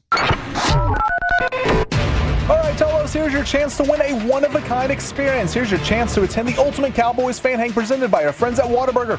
You and a guest will enjoy game day inside the Star on the very seats where the team breaks down plays and talks strategy.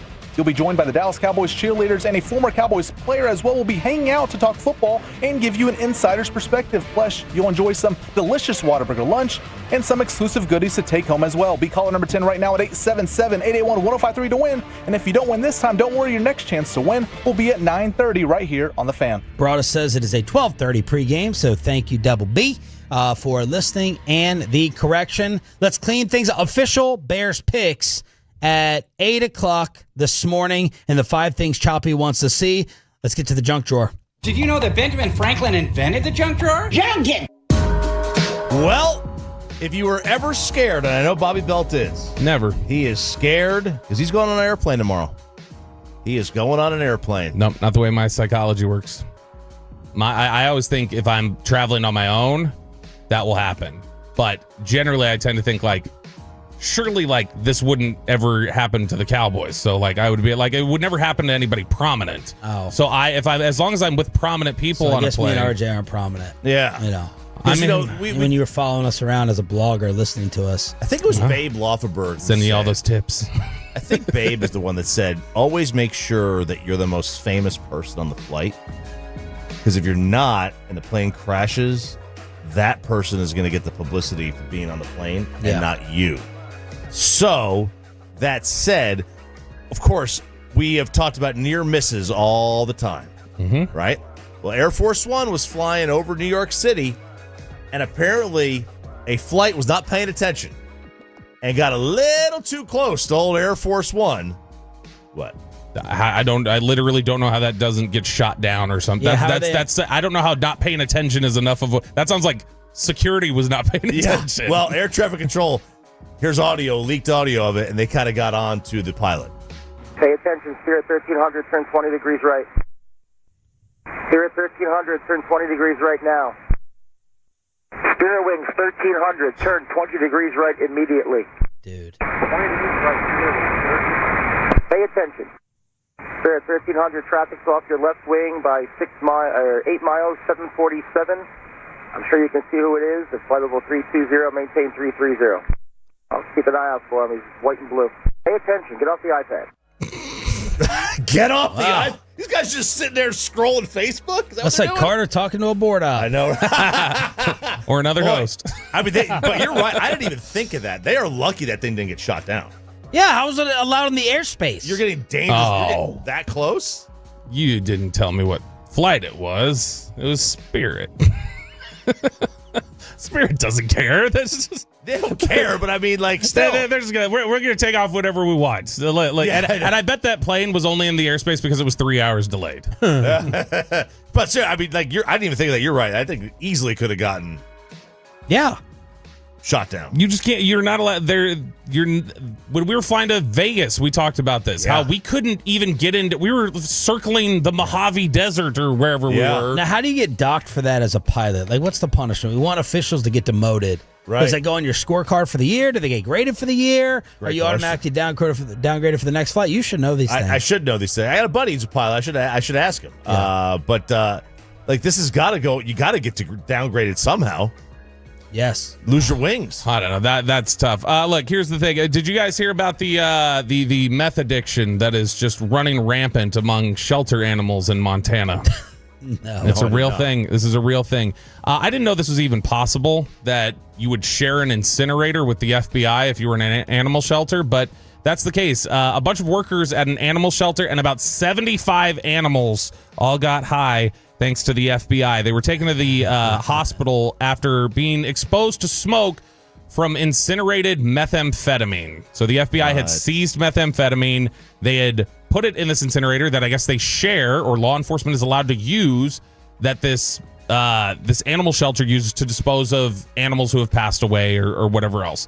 So in Billings, Montana, they filled this up, and due to a pressure issue, it billowed the smoke the wrong way, filled up their offices, and exposed 14 workers and 75 animals to nothing but methamphetamine smoke, and they ended up in the hospital, and now they are furious, and they're saying, we weren't even told this was happening, and the FBI and law enforcement's like, we don't have to tell you we can use this incinerator whenever we want, and we're not obligated to let you know how we dispose of methamphetamine. Yeah, you sound like Cash Patel right there.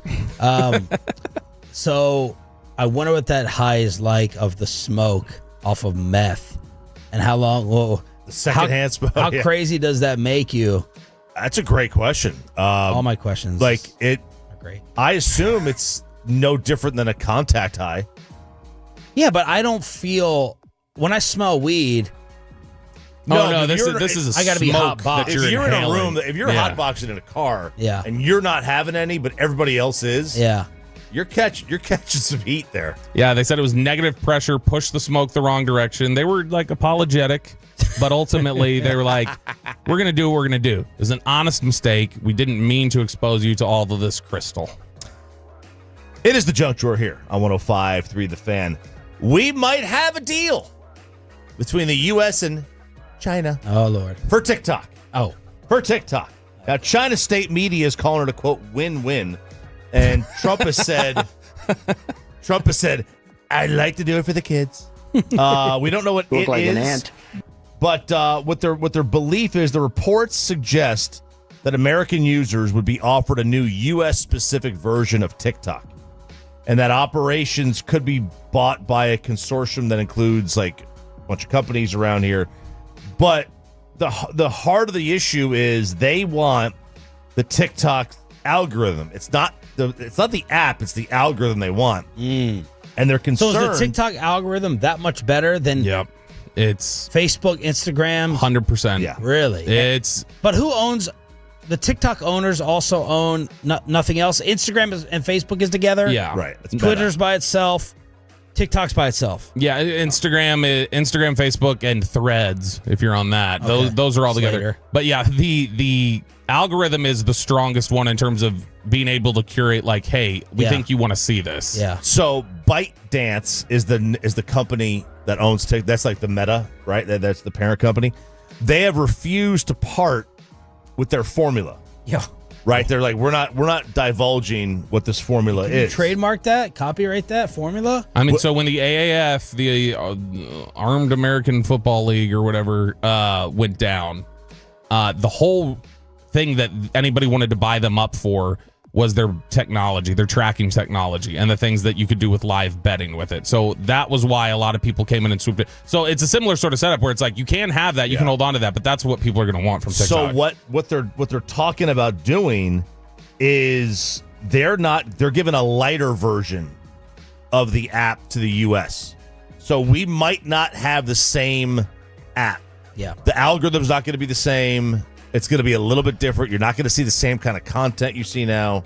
This is it's concerning. I think it's not concerning to me. I don't give a crap. But it's concerning to me that the U.S. government so badly wants China's tools for algorithms and putting things in front of people, though. That's why would they want it to be as great of a product, right? You want it to be I don't think the federal government's necessarily going like, I really want you to be able to see that Charli D'Amelio dance right when you want to see it. Like, I think more it's like, how else could we use this? I think my wife would trade in television for just TikTok if you made her pick. I would. Oh gosh. I mean, other than like because of sports, that's what cancels. But if you told me I could never watch TV shows again, I would take TikTok. Is TikTok your one seed of the social media? Twitter, because I'm just on it for news and different things like that. But in terms of if I don't have to work and I just want to consume, it would definitely be TikTok. TikTok's the best. Okay. I mean, like, I don't think you can get more entertainment from the other apps. Yeah. It may not be the one you use the most, but it's I think it's.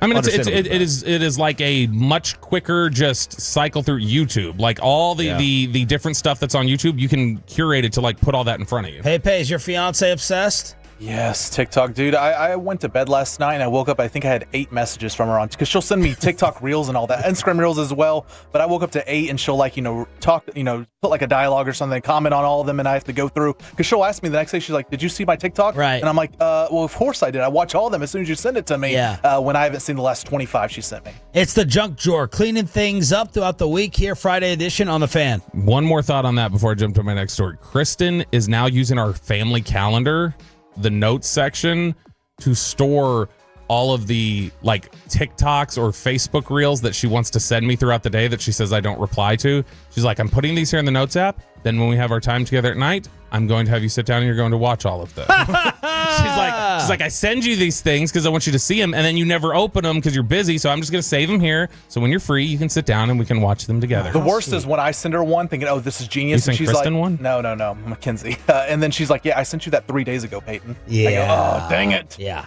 I didn't get the number of babies I wanted. I wanted the 4th baby, and the U.S. is not getting the number of babies that it wants, apparently. The U.S. sees 5.7 million more childless women than expected, and it is now fueling what economists are worried are a demographic cliff. So they said that new research from the University of New Hampshire paints a stark picture of shifting family structures in the U.S. This is from SciPost.org.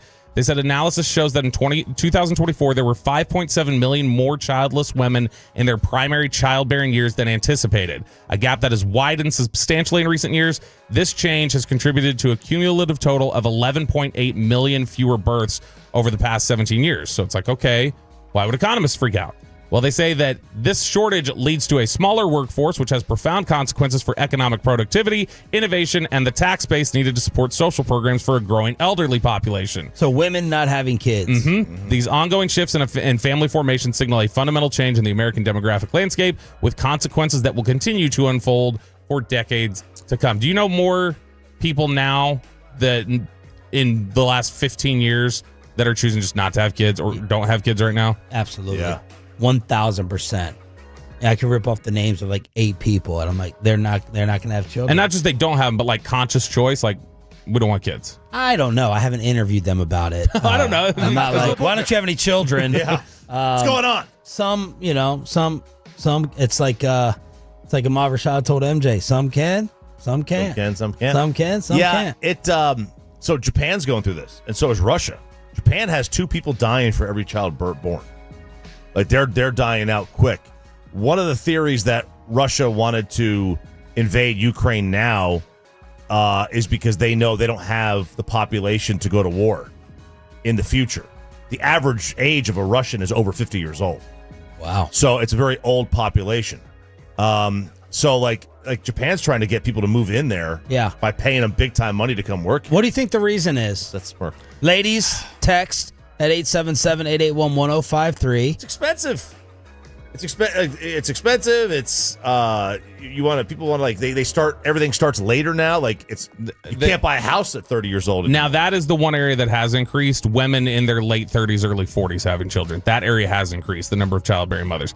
The line of the 80s, 90s of you can have it all. You can have the career, you can have the kids, blah blah. I think just a generation of kids that probably grew up with their moms having it all or trying to have it all were like, they didn't really, and it didn't really work the right way. And you're just getting this generation is right now choosing careers. Probably. Plus, I mean, we've heard so many stories about people not having the same kind of intimate relationships with people. They're staying on their computers. Yeah. There's probably a number of reasons. It's it's tough. I mean, it really kind of is. All right. Do you want Girl Scout cookies, pickpockets, or men hating women? Men hating women. All right. These are women who hate men. So men hating women, right? Yeah, we should just let Bobby do this. Absolutely. By the way, the fan text, everybody is unanimously coming and said money. That's why nobody's having kids. They're all broke. Everybody's broke. It's crazy. Absolutely part of it. A recent study has been done that shows that the most desirable women to date are women who hate men. How does that make sense? So women who loudly criticize men and hate men have become lesbians.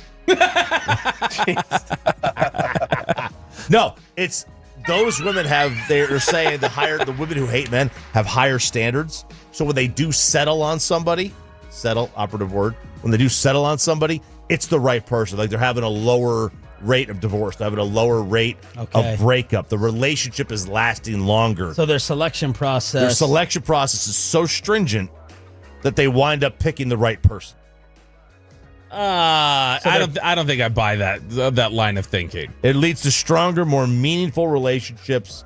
Both partners feel respected, understood, and valued. No, it leads to guys whose chairs are in the corner of the hotel room is what it leads to. Oh my! I'm just saying, like, if you're talking about like if they are the loudly vocal men haters, I feel like the one they would settle with is the one who is subservient. Yeah. Like, yes, sounds like this is labeled maybe incorrectly. Like, it sounds like a picky thing. It's a picky thing. Like the one they don't hate men. They're being extremely picky. Yeah, they're labeled as men hating because they're never with somebody. But when they do find that one man that they love, like they completely go all in on trying to make them happy. Being choosy makes sense. Being picky makes sense. All that, but like, didn't that just say though, like vocal like opponents of men are the ones who are the most desirable? That's what they're because like when they do finally find that one guy, it is the right guy. There are certain couples I see online where it looks like both of them were cut out of like a magazine ad, and I'm like rooting for their failure. I'm like, all the time. It can't be this perfect. I can't wait for the scandal to hit. And I hope he's cheating, or I hope it's not all it's cracked up to be. I absolutely. No, there's no doubt. If I see a picture of a husband and wife, I'll tell you a couple of like immediate commercial break. I'm like, God, this makes me sick. If I see a couple, husband, wife, 2 cute little kids, I hope your counseling bill's outrageous going on there. Yes, you're on a billboard. Something's fishy. 877-881-1053. Franklin Franco injury attorney text line. Brian Schottenheimer live at 8:20. Our final Cowboy fan hangout giveaway is coming up at 9:30 along with Babe Laufenberg. The 5 things RJ wants to see Sunday, and your official picks and predictions for Cowboys Bears next. After we get you over to Underdog Fantasy.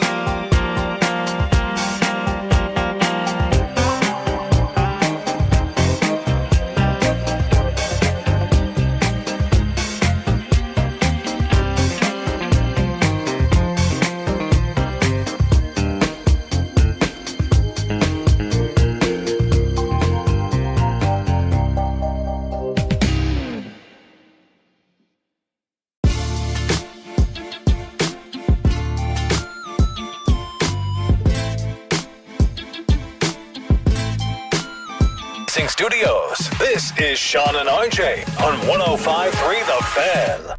Back to pass. It's a screen pass to Shakir. Has a blocker in front. Racing to the end zone, and he's in.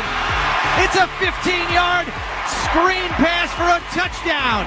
As Shakir got great blocking downfield, got up the sideline and into the end zone. Bills radio with the call. Buffalo improves to 3-0. Better game than we anticipated. Dolphins fall to 0-3, 31-21 Bills. Good morning, Metroplex. It's Sean and RJ along with Cowboys insider Bobby Belt on your official home of the Dallas Cowboys with a 12:30 pregame Sunday. Cowboys in Chicago. Brian Schottenheimer, the head coach, coming up at 8:20. Babe Laufenberg at 9:20. Official picks right now on the Franklin Franco Injury Attorney text line. We need them. 877-881-1053. We were all almost proven incorrect, Tolos included, with the Cowboys-Giants game. Let's see what you have for Sunday on the fan text. First, RJ Choppy and the 5 things you want to see. All right, number 1, a defensive stop when you need it. That'd be nice. I don't know, maybe right after you score and you hold them to a 3 and out and get back on the field, score some more. Yeah. That's pretty good. That's a pretty good start. Number 2, Dak to continue to do Dak things. 2 games, 2 really, really awesome performances. Picking up right where he left off in 2023. MVP chants are coming. Number 3, don't fall for the tricks. The last 2 times the Cowboys faced Ben Johnson, they ran the Dan Skipper play, and then they ran a bunch of trick plays last year to really rub it in.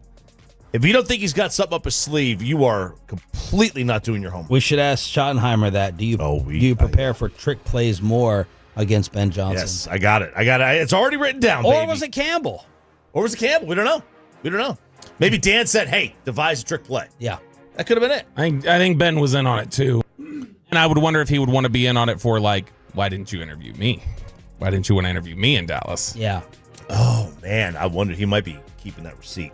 Number 4, early statement. There is one thing to know about fans like the Bears. They are waiting for a reason to jump off into boo. Fourth quarter, week 1, the entire game last week. If you get up by 10 in the first, this crowd's going to turn on their team. They have got shell shock. They've got PTSD.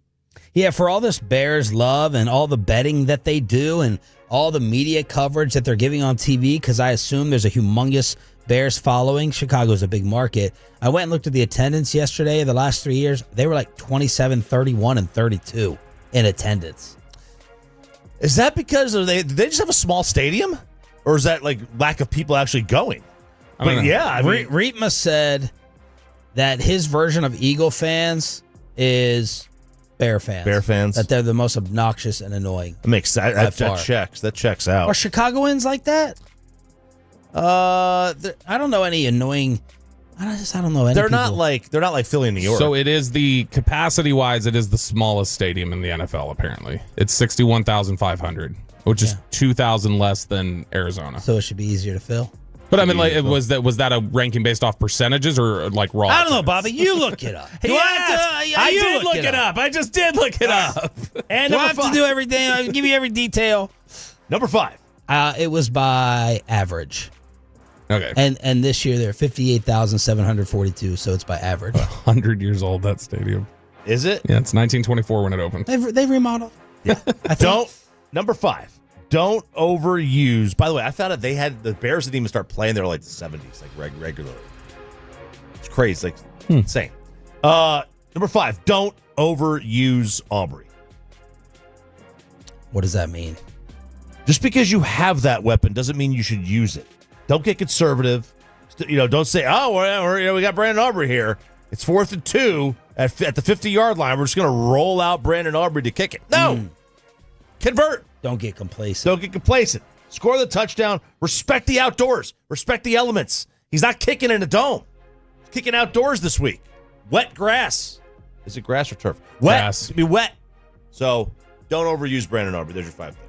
877-881-1053 is the Franklin Franco Injury Attorney text line for your thoughts and predictions. Most importantly, speaking of field goal kickers, Cairo Santos has made 1 of 2 and had a key miss in the week 1 loss to the Vikings. They signed Jake Moody to the practice squad, like San Francisco Jake Moody.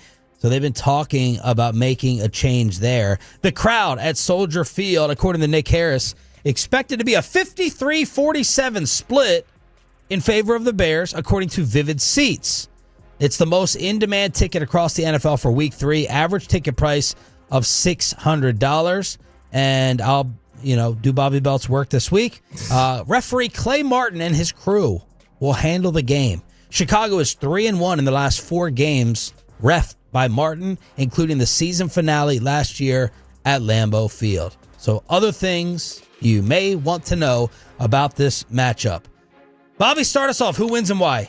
So I am going to take the Dallas Cowboys in this one. I am not going to be as confident as I was last week. Wow, what a turncoat already. An early season win for me against Bobby with Cowboys versus Bears and who was going to be better.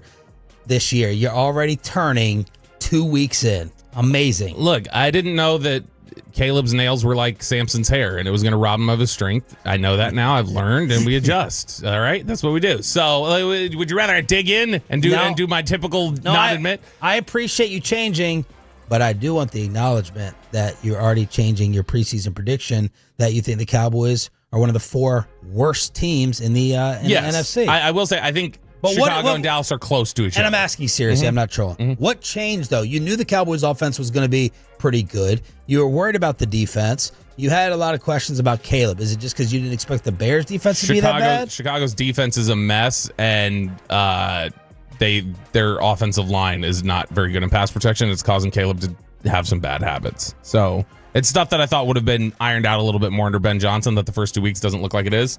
I still think this will be a competitive game. In fact, I think this will be a game where the Cowboys have to go drive to win it.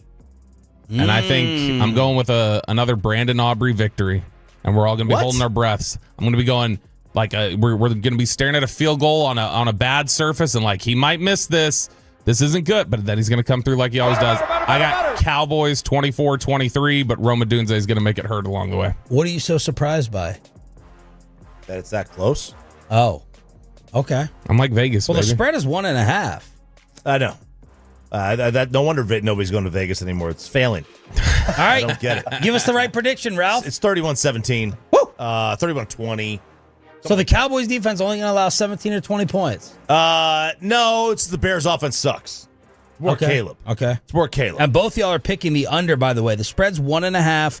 The over-under's 50.5. Both you guys go in with the under, which I'm surprised. You said 31-17. 31-17 was at 48? Yeah. Yeah.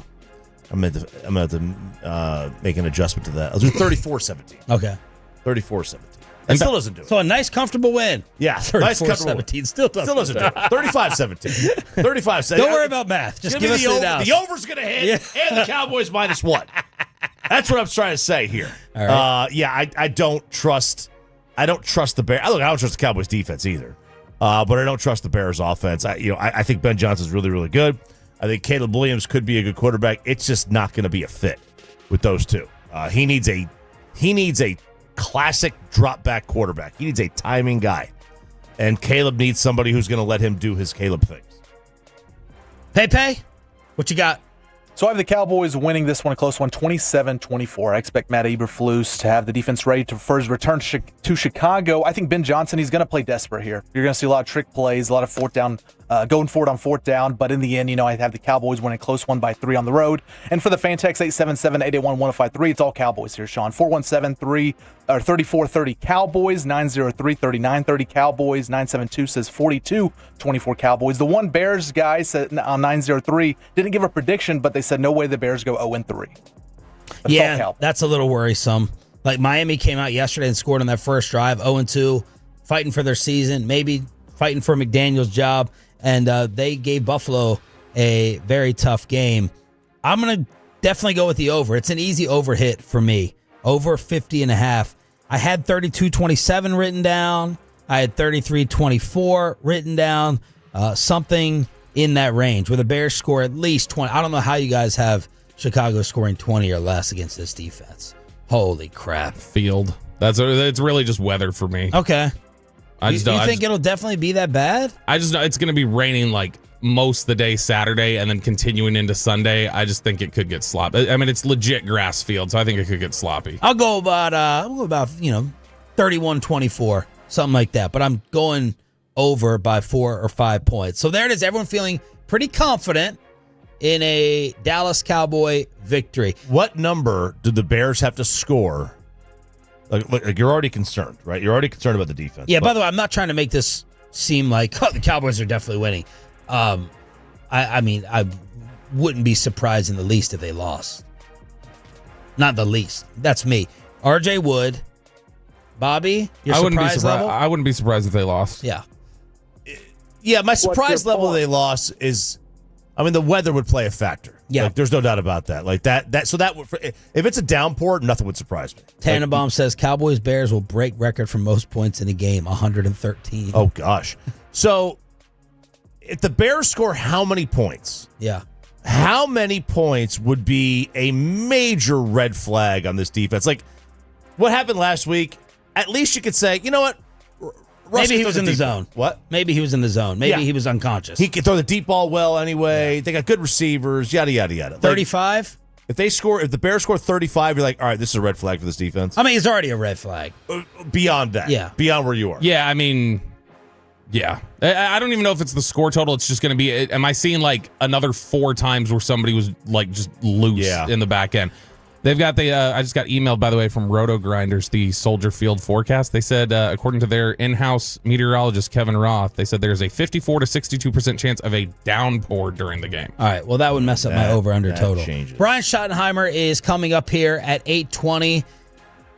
The former head coach of the Dallas Cowboys, disappointing me yesterday, as Mike McCarthy is a weekly guest on Pat McAfee, and Pat decided to play a portion of our show.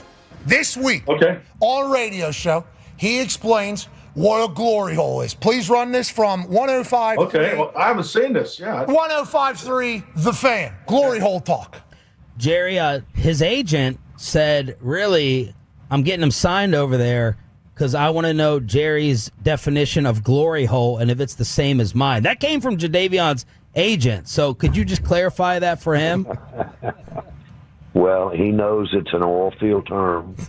Comes from out when you're in the business of drilling wells, and it's when you've basically made a big well, and if mentally or physically picture just drilling a well and all of a sudden having all the oil start coming out at once and going in the air, and that's when you've known you've hit a glory hole.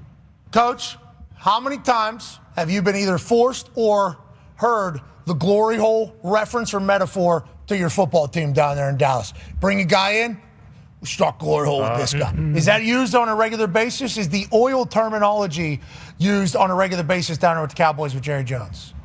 Yeah, definitely. No, it's definitely a term, and it's part of his great storytelling and analogies. Both the oil business and the pro football. Yes. Definitely, I've heard it a number of times. So you have had to utilize the words glory and hole as motivation to a locker room in the NFL? Well, a lot of things that are said in the locker room stay in the locker room. Oh, yeah, of course. Where's our shout out? Man. How's McCarthy listening to that, not going, I know those guys? He forgot about us. I thought More for sure. Oakland's not tattling on us every weekend. It's pretty dramatic there, Nick. I thought for sure he was. I'm sitting there in the gym watching, and I look up at the TV, and I see this, and there's a bunch of people that are looking at the TV, and I see, I'm like, oh, so I take a picture, I send it to you guys. Me and you sent the photo at the exact same time. It's at 12:34, we both sent the photo. And I'm sitting there like the Captain Morgan guy. I got one foot up, just like sitting there like this, waiting for someone to turn around and look at me and say, hey, I'm right here. I'm famous. This is me. Yeah. This is me on TV. McCarthy sitting here isolating biceps for 90 minutes like a real athlete would. Brian Schottenheimer joins us next on Sean and RJ. Give me the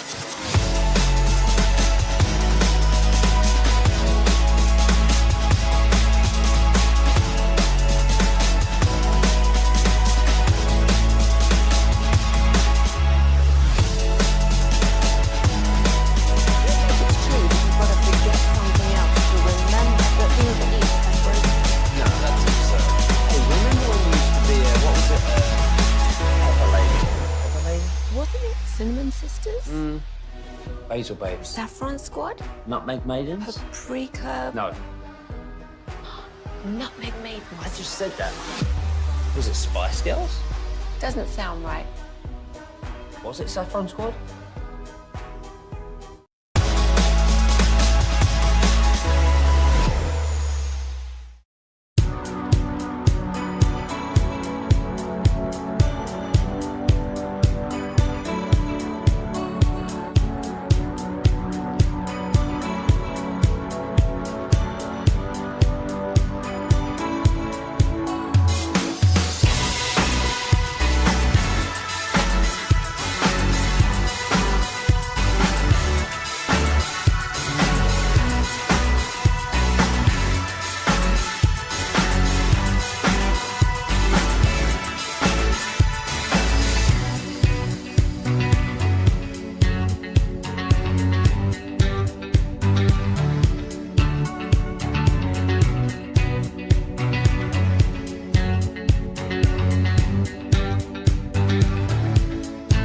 Today at carsforkids.org, and also brought to you by the personal injury lawyers Frankel and Frankel. If you've been injured in a car or truck wreck, call Frankel first, 214 or 817-333-3333. With Frankel and Frankel, there's never an out-of-pocket cost. They only get paid when you win. Frankel and Frankel, the go-to car and truck wreck attorneys in Dallas. It is time for the Coaches Show every Friday at 8:20 here on Sean and RJ, along with our Cowboys insider Bobby Belt. And the star of that program is Cowboys head coach Brian Schottenheimer, brought to you by Black Rifle Coffee Company, the official coffee of the Dallas Cowboys. Good morning, Coach. How are you? Hey, happy Friday, guys. How we doing? Doing okay. How is your mom, and how are your dogs? Man, I tell you what, a lot going on. My mom goes into surgery here in about 40 minutes. Wow. And she's got to have surgery to repair the fracture. The dogs are doing well. The anti-snake venom, I think, has worked, and it definitely cost me quite a bit of money. But yeah, we welcome to Texas. What kind of snake was it? And are you going to get pet insurance now? Well, we have 4 dogs, so I would say pet insurance would cost me more than the anti-venom cost me, so probably no. But they think it was a copperhead's what they think. And again, they're retrievers, so they're nosy and they're not the smartest dogs in the world. So therefore, they probably thought it wanted to be friends. And next thing you know, we're rushing them off to the ER.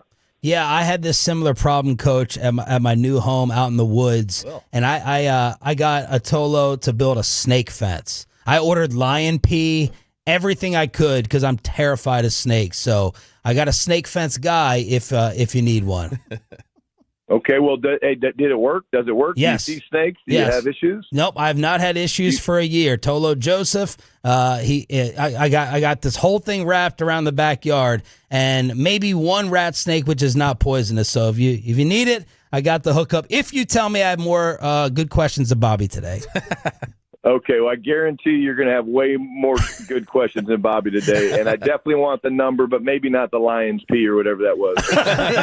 Hey, they're supposed to be scared of it. You know, it's a dominant. That'll keep out coyotes and everything. That's right. Yeah. All right, Coach. Perfect. So, when you've got a kicker like Brandon Aubrey, who's clearly such a weapon for you guys, do you ever have to check yourself and ask, like, okay, am I playing this situation too conservatively because of this comfort I have in my kicker?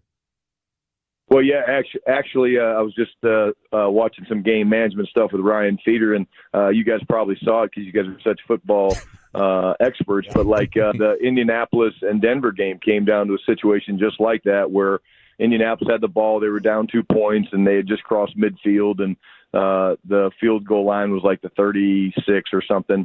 Well, they ran the ball on first down, didn't make a yard, ran the ball on second, I think they made a yard or two. They ran the ball on third down, lost 2. And they were a couple yards behind the field goal line. The kicker goes out, actually misses it, so the game should be over, but Denver gets called for leverage. So the answer is absolutely. There's a fine line. We don't want to live with Brandon Aubrey having to make 64 and 60-yard field goals. Can he do it? Of course he can, but I think we also certainly have the trust in Dak and the offensive unit to go get us as close as we need to be. But definitely a fine line, and you definitely can't be too conservative. Coach, there is so much coverage and talk about Caleb Williams and Ben Johnson. Your thoughts on Caleb? coming out, what you see from him, and what is a Ben Johnson offense, as he was one of the hottest names this offseason that we've seen in a long time? Well, the first thing that jumps out at me when you talk about Caleb is obviously the arm talent. The arm talent is unique. It's different. It's impressive. Can make all the throws, velocity, touch, arm angle change, to change his arm slot to make all the different throws and to avoid defenders and throw through windows. That's the first thing. The second thing I would say that jumps off the film is the guy's ability to improvise and move and the athleticism. He can hurt you scrambling to run. He can hurt you scrambling to throw. And you can just see the talent. I mean, anytime you're the number one rated player in the country as a high school, player, and then you go and you become the number one player in college football, generally there's a pretty good track that you're going to ultimately be a great NFL quarterback. And I think we all see that. And then with Ben, Ben's the guy that does a great job challenging the defense. I mean, his use of personnel, his use of shifts and motions is a lot like ours. He wants to move and use all the different, jet motions and stuff to make, create eye violations for the defense. And he does a terrific job with that. But I also love his ability to, be aggressive.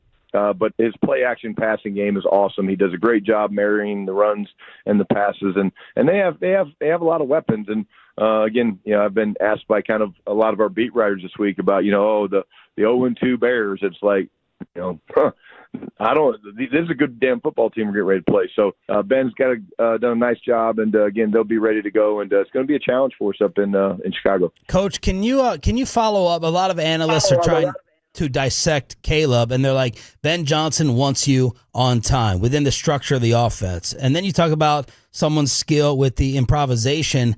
How do you balance that, versus I want the ball out on 3, I want the ball out on 5, versus kind of weighing the special talent of someone running around and making a play? Yeah, I can see why people would want to have that conversation. First of all, here's what I'd say. The timing and the rhythm of a precision passing game, it takes time, guys. I mean, Caleb's still a young player. He's 3 games going into his 3rd game of his second season, and he's going to get there. And when you're playing and you're developing, you kind of default, if you will, if it's not the perfect look or the clean look, to some of your strengths. And Caleb knows he's an incredible athlete, and he's got the arm talent to make all the throws. And I guarantee you Ben and his staff are working incredibly hard for him to get that timing down. I think he will get it down. I just hope it's not against us this weekend. Brian Schottenheimer joining us here, 105 through the Fan. So, when you look at Ben and they ran a lot of trick plays with Detroit, and I'm sure you plan for this every week, but do you have to plan extra special for a guy like Ben that you got to be more ready for a trick play coming your way? Yeah, I mean, I wouldn't say. I think you're always ready. I mean, Ben's obviously got a little bit of a reputation as a gambler, as he should be. Was it Ben? Was it Dan? A lot of times when the head coaches got the personality of a Dan Campbell on offense, you're going to carry a handful of more 3rd down, 4th down plays because he's going to give you the green light to go for it. I think that's what we're still learning. I think good thing for Ben is, no one needs to know that yet. Like, that usually takes a little bit of time to figure that out, but we're always trusting our rules. We're always prepared for anything, but the creative nature of what Ben does is, I think, why he was a fast riser as a coordinator. And again, the guy's just built great offenses. I remember him going to Detroit as, I think he was the tight end coach or something, and Anthony Lynn was a good friend of mine, was the coordinator, and things didn't work out. And then next thing you know, Dan moves on from A-Lynn, and they're promoting this guy named Ben Johnson. And I talked to a couple guys on the staff. Mark Brunell's the guy that coached in Detroit and was a quarterback for us with the Jets, and he was raving about Ben. And then you look with the success that they had when they brought in Jared Goff, and the next thing you know, they're lighting up scoreboards. Coach, I always wondered how teams plan for weather. It looks like it's going to rain. But, how far out do you check at weather reports? And then as you get closer to the game, is there like a time where you're like, all right, we need to change up our game plan. It looks like it's going to be this bad. How does that work? Yeah, it's a great question. Again, is it 1-0? Right, I don't even know what the score is right now. I mean, is it 1-0? Yeah. But no. Hiss, Coach, hiss. Yeah. Remember who you're supposed to be saying it to. Yeah, I know. Sorry. Yeah. So with the weather, here's what we do. You obviously track the weather throughout the week. Our equipment guys do a great job of staying in communication. It's Chicago, it's Philly, it's places like that. Guess what, guys? It's probably going to rain at some point. So we're not surprised by that. I don't go overboard, guys. I don't do like a full period of, okay, we got to do a team period, wet ball, stuff like that. When we stretch, we throw ball to all the skill players and the offensive linemen, everybody, because it's all about the ball. We make them all handle the ball. But today we'll do it with wet balls, and again, to me, that's enough. I mean, the league does a great job. They keep the ball, clean and dry to the best of their ability. And the biggest thing would be the field conditions. If the field starts to get slippery and things like that, that's more of an issue than the rain itself. But I think we do work on it, but we don't go overboard. Cowboys head coach Brian Schottenheimer joining us here on 105 through the Fan. Coach, you mentioned in your opening press conference, you were talking about the concepts and what you wanted the offense to look like. And you mentioned tempo, marrying the run and pass looks, cut splits. How close right now is this offense to looking like the one you were thinking about and describing that day? It's a work in progress. I think that's fair. I think we've done some good things. I think, there's things that we need to clean up. I'm really pleased with what we've been doing in the red zone. Our ability to run the football down there has been great. Our ability to score and come away with touchdowns has been great. I think the situational football on third down has been really, really good for us. But it's always a work in progress. And again, you're constantly learning your players. You're constantly learning what your opponent does. We have a philosophy and we have a menu of plays, and whether it's, I'm throwing out arbitrary numbers, but all right, we got 80 first and second down passes to choose from, and 40 third down passes, and 35 first, second down runs. We like to run the same concepts and mix them up and do different things. And so I think, I would say we're trending in the right direction. I don't think we're there yet, but I also think this is something that it takes quite a bit of time. And I think, early season September football is always unique because everybody's still kind of feeling each other out. Coach, Brock Hoffman's going to be at center for you guys, and I know he plays with a real edge, a real intensity. That's a temperament that you guys are fans of. But how do you make sure he plays smart and doesn't get any penalties after the whistle while still encouraging him, like, hey, keep that edge, though? Yeah, it's honestly, it's conversations. I've talked to Brock about that. Like, hey, I do, guys. I love his intensity, man. He gets underneath the defenders. He gets in their heads, man, and he gets them angry and worked up, and that's just a gift that he has. But again, we want to play to the edge, but don't go over the edge. And Brock is the perfect guy to do that. The one thing I'll say about Brock is he usually gets it stirred up, and then when they do something that is out of character, maybe for them as a defense, he never retaliates. So that has to continue. And but again, the guys trust him. Dak trusts him, and again, he's going to give us everything he's got. And great competitor, man. Coach, we've talked about the defense a lot this week. The fans have reacted to us about the defense, the secondary primarily, questioning whether or not the talent fits the scheme that's being played. The miscommunication back there. What's your take? What have you seen over the first 2 weeks with that? Well, I would agree with the fans in some regard that our communication has not been good enough. I think that's real. I think we own that. I think we're working incredibly hard to get that resolved. Playing great team defense requires great communication, and playing great team defense requires all 11 guys being on the same page and doing things the right way. And we certainly did not do a good enough job last week. We certainly let too many guys get behind us. And those are things that have been addressed. And those are things that you coach through. And those are things that you hold people accountable for, starting with the coaches and the players and myself and all that. And we have to be better. I think we were better. If you look at the Philadelphia game, we were better, and we communicated better. And that was in Philadelphia against a very, very talented group.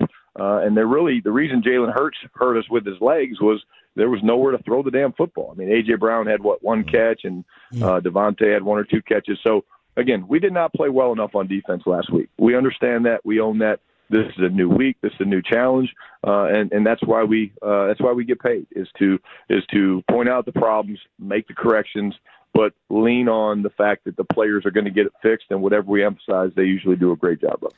Coach, take us into the meeting that you guys have with the announce crews that happen. I mean, everybody's making a lot of the Tom Brady situation. Are we making too much of this, and whether or not it's a conflict of interest? You know, again, I think everybody's got their own opinion. I talked to Tom yesterday and Kevin Burkhardt and Aaron Andrews and their producers and stuff. And, you know, I'm very open with all those guys. I mean, you know, there's no secrets in this business, guys. I mean, let's be honest. Pete Carroll and I know each other as well as anybody. Pete has 3 of my playbooks. You know what I'm saying? I mean, I know Pete. I know what Pete's saying to his team. Like, and the questions that Tom and those guys ask, it's to do a job. And so I have no problem with it. I think each person has their own opinion, and if there's people that feel like it's an advantage, then you know, for Tom and the Raiders, then that's for them. But I know I'm always going to be very open with all the people that do it, because I'm a football junkie, man, and I love talking football with anybody. Hell, I love talking football with you guys on Friday mornings at 8:20, and so I have no problem with Tom, and don't feel like it's a conflict of interest on my end. Last one for you, Coach, a football junkie question. The Dallas Morning News compiled the top 100 Dallas Cowboys of all time. I know you've got an appreciation for the history here. Who's your number 1 Dallas Cowboy player of all time? Wow, really? You're going to do that to me this morning right before I jump off? So the phone lines can blow up, huh? That was Bobby. Well, again, I think, you know, you have to go – you asked the question, so I can answer how I want. I'm going to go Roger Staubach 1. I'm going to go with an offensive guy. And then just because, again, just winning in Super Bowls and championships. But, damn, Bob Lilly's got to be right up there with me as well, because I love defense. I love the line of scrimmage, and but shit, I mean, there's so many great names. Yeah, sorry. Yeah, please that one out, guys. Sorry about that. That's y'all's fault. Hey, that's y'all's fault for asking that question. Yeah. There'll be more buzz. There'll be more buzz about the curse word than there will be about the answer of Roger and Bob. A little early for a shotty already. Dang, Coach, thank you for the radio gold. I'm out of lemons. Thanks, Coach. Awesome stuff. Best of luck on Sunday. All right, thanks, guys. Always enjoy it. Wow. Bringing the gold. Brian Schottenheimer, brought to you by Black Rifle Coffee Company, the official coffee of the Dallas Cowboys. We react to that, and are the Cowboys about to hand out another market-setting contract? Next, in Below the Belt, 105.3 The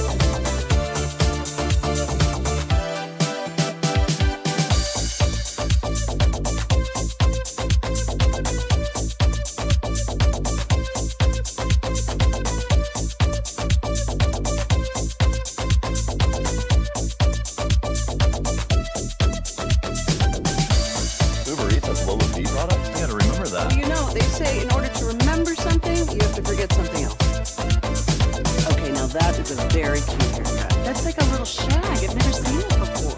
Well, I mean, of course you have. So, Rachel. Oh, is that your name? No, I mean, what's your name? No, I'm Jen. My name's Jen. Right, but I just mean like this is your haircut. But that's hair on your head. I'm not saying this is your hair. Okay, freak me out.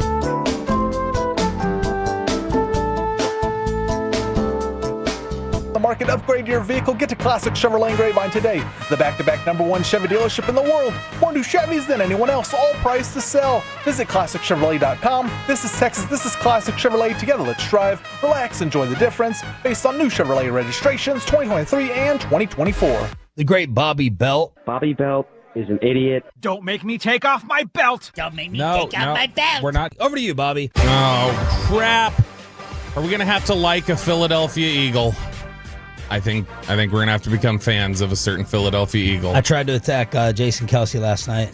Well, we can swap out Kelsey. We can abandon him for Devontae Smith, and I'll tell you why here in just a second. Here in Below the Belt, which is brought to you by D&M Leasing and Window Nation. You look utterly confused, Chop.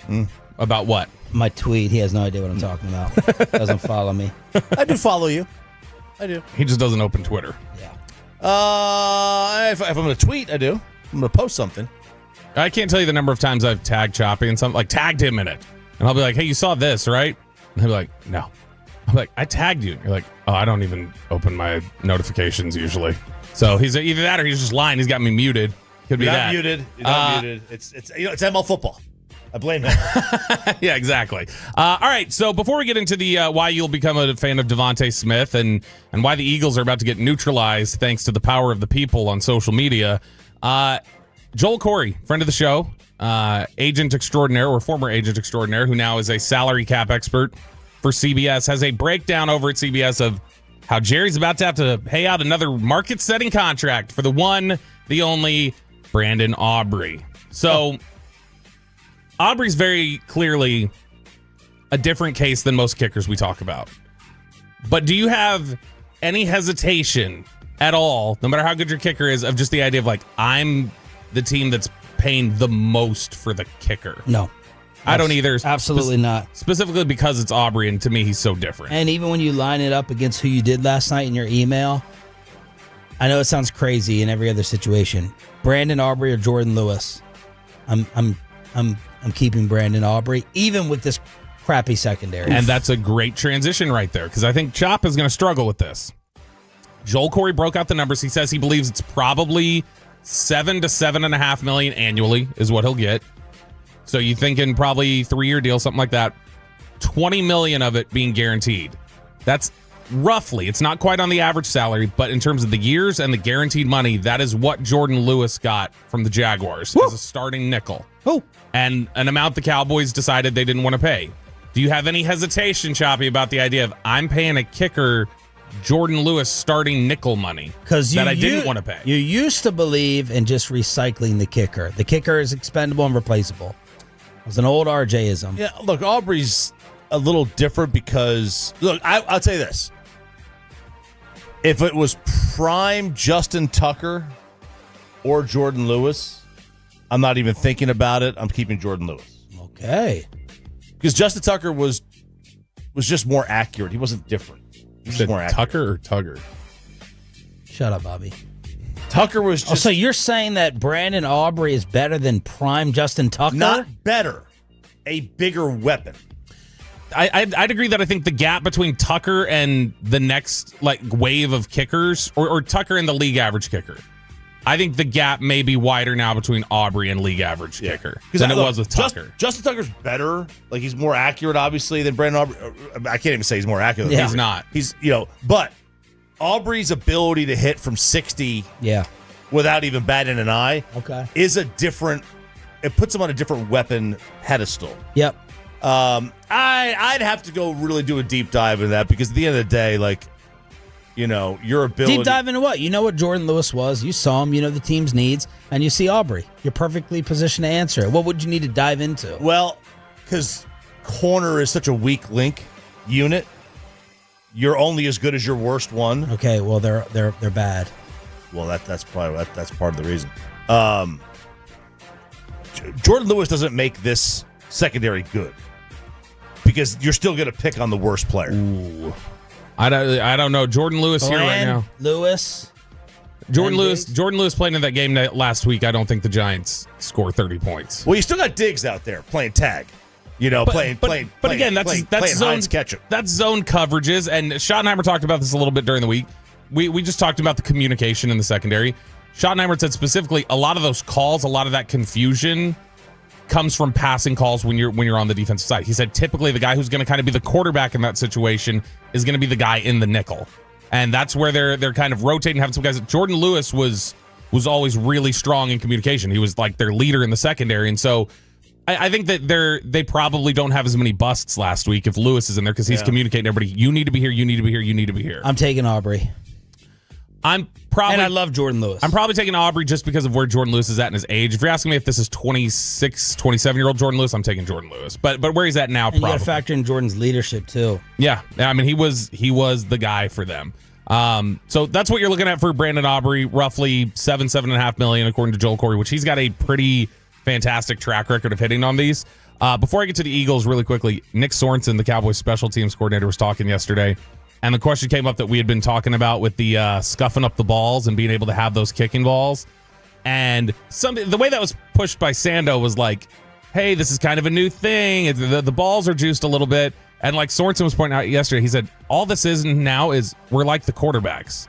The quarterbacks get to have the balls with them throughout the season. He's like, all this does is this just makes us eat, it makes everything consistent. Yeah. That's all we wanted. We wanted that. He also had a great line yesterday about accountability with Ryan Flanoy on when he had the block in the back during the game.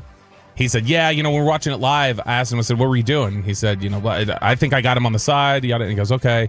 He goes, obviously we hadn't seen the film yet. And he said, then we sat in the team meeting room and I saw he's just blatantly pushing him in the back. And I said, go find somebody else to block if you feel that's the only thing you can do.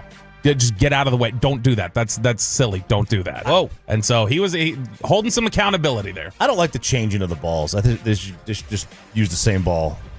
I think it's if it's consistent though with other league policies. You agree in baseball? What do you mean? Don't you're not allowed to change the ball out. Like if a pitcher doesn't like one, that he throws it back. And I don't have an issue with that. Why not? Because they're supposed to be uniform anyway. So like they don't change the basketball for free throws. Okay, so you just want the same ball for everything. Yeah. Okay. Just one ball, the one ball rule, right? Yeah, baseball because you lose so many throughout the day anyway with foul balls. Yeah. You're using more anyway. The NFL last night sent a memo to officials telling them you need to be on top of the false starts and people lining up correctly during the tush push. So fans, you did it. Grassroots campaign worked. You suck on that, Jason Kelsey. You shamed Spin the that, NFL. you homer. You kiss up. You shamed the NFL. The Washington Post was the first to get a copy of the message, and it says, anytime we have this situation, we're in short yardage. We know we want to make sure that we officiate these plays. The offensive team has to be perfect in every aspect. We want to officiate it tight. We want to be black and white and be as tight as we can. Be as tight as we can be when we get into this situation. Right. So the NFL is now saying they recognize. Now this also means they're probably going to also scrutinize that defensive line too. Make sure to call them offsides. They're in the neutral zone, whatever else. But I'm glad if we don't see a flag thrown this weekend, then this was a lie because they are false. They're offsides every single time. We're going to get all the videos of other offensive lines with a little twitch on a quarterback sneak or 4th and 1, and then we're going to get all the Eagle fans who were in my mentions yesterday showing the defense lining up offsides as well. So here we go. Yep. What are you doing? I just tucked in the t-shirt. I don't like the look. I feel like a coach in the 80s right now. I don't know. Dude, you feel like Harbaugh. You need a belt. How high up are your shorts? This is the navel right here. So I got boy math. I got a couple inches. Last one here, and this is why Devontae Smith is a guy that I'll think well of moving forward. Devontae Smith had been on that obsessive app of TikTok and saw some fans tagging him that there was a woman in a Pennsylvania hospital. Her name was Pat Schmuss, and she had stage 4 cancer, and her favorite player is Devontae Smith. And so over the weekend, obviously things are getting near the end. They're in a lot of intense care. She's been in that hospital for a while. Devontae Smith's fiance, Maya Danielle, on Sunday over the weekend, he autographed a jersey for her, gave it to his fiance, and asked her to drive to the hospital to go take this jersey to this woman that's in the hospital. So Devontae Smith's fiance, soon-to-be wife, drove to the hospital with this autographed jersey in tow, visited her in the hospital room, passed on a message from Devontae and gave her that. And so nice that he went out of his way to, like I say, coordinate all of that, even on a weekend, even on a game day, everything else. Give us a little twirl chop. Let them see the frontal view with the fan cam. YouTube, Aiden getting it. Oh yeah, on Choppy with the coach. Let's see a thrust. The no. Oh, coward! Thrusted for the camera. All right, you got to pay extra. You do for it, that. Bobby. Right now, you do it. It does not look as bad on camera. Oh, Bobby's walking over here to thrust. Get ready, y'all. Hold on, ladies. Oh, Aiden got the camera off of Wow, him. he went on his tippy toes for that one. All right, here it is. Here we go. All right. My gosh. No wonder you couldn't produce a fourth. Below, I produced plenty. Below the belt on the or mail on the home of the Cowboys, 105.3 The Fan. We're going to produce Worst Take. We said we wouldn't have enough time for all the losers. Is it Adam Silver? Is it Stephen A. Smith? Is it Colin Cowherd? Is it the Kansas City Chiefs t-shirts? Is it Jimmy Kimmel? Is it Pat Bev? Or is it the person who hates Chinese food? Need your votes for Worst Take. Kicking off the 9 o'clock hour next.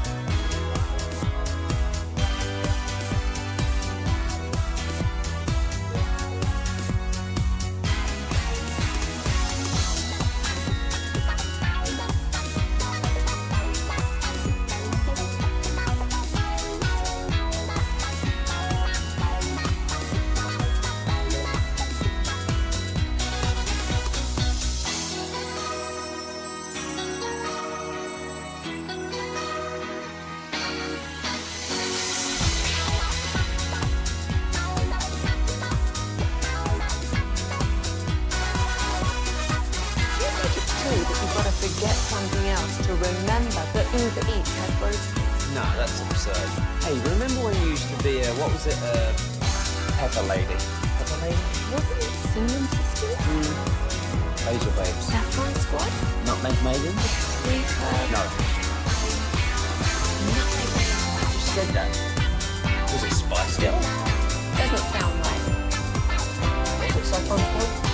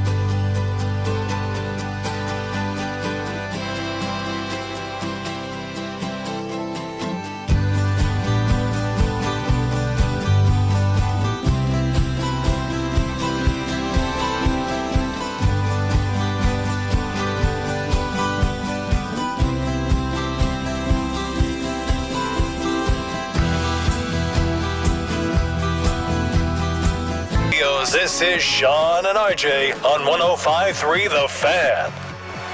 Final hour of the week. Fist pump time on the Fan Cam, Twitch, and YouTube. Thank you for listening. We're going to hook you up with our final Cowboy Fan Hang giveaway of the week in the Babe Laufenberg segment. Cowboys Analyst now every Friday at 9:20. And thanks on the Odyssey app, the radio, or if you're checking out on video. We'll crosstalk with the KNC Masterpiece at 9:40. Where are they going to be today? Taco Bueno on 75. I don't know the exact address, but it's the one like near Dave and Buster's and like Specs and stuff like that on 75. So I'll be dropping by right after the show to see Alec, Fred, and Kevin.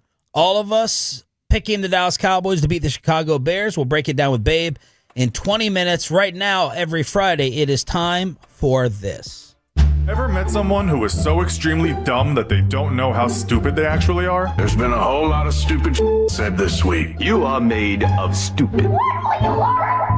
Oh, and we've already loaded up a couple. It was so full where our cup runneth over this week of bad takes that we had to fit some in a little bit earlier as well. So we've already got Colin Cowherd nominated this week for saying Jim Harbaugh's the greatest coach in football history. Not even NFL. He made it sound like football history, which was a little nuts. And then we also got the submission of, I think you were submitting Taylor Townsend for the people that said she needed to apologize. I am dual submitting Taylor Townsend as thinking, yeah, that's right. I should apologize. For making fun of Chinese food in China. Yeah, which was, I don't even know about making fun. It's just like, this is nasty. Why would I eat this? Right. Like, she just didn't like it. You're allowed to hate certain foods. It's okay. I mean, this is like that one. Now, what if I go and kind of mock a religion? What if I go and I'm like, why are these people wearing these things on their head? Why are these people all doing this? You feel different? Somewhat. I mean, I think religion and like taste buds, cultural taste buds are different questions, though. I do too. Like, do you have a problem? Like, there are people who call certain aspects of Christianity a cult. Like, do you have a problem with that? You know what? I probably just shouldn't have asked the I question. mean, that's not the definition of a cult. If we I want to know. get into what's Of course not. Of course the not. theological definition That of a doesn't cult, stop I mean, people, though. Bad comparison of mine. Let's move on. All right, let's move on. All right, we got several of these. I'm going to throw out a nomination really quick, our third one here, and that is the Kansas City Chiefs. Everybody involved with that organization, and I know we've had Dan Hunt in studio before. He's great. We love them. But anybody who would have known the free 4 Rashee Rice shirts were going to be worn pregame and said, that is a fantastic idea, guys. You should wear those. The Kansas City Chiefs, you're a bunch of dopes. Rashee Rice obviously had that felony issue with the car accident on the tollway, sent a couple people to the hospital, and Chiefs players were wearing free 4 shirts because they want to show support for him while he's suspended. So the Chiefs, you are also submitted for worst take here. You got any shot? Do I have a submission? Mm-hmm. Yes, I do.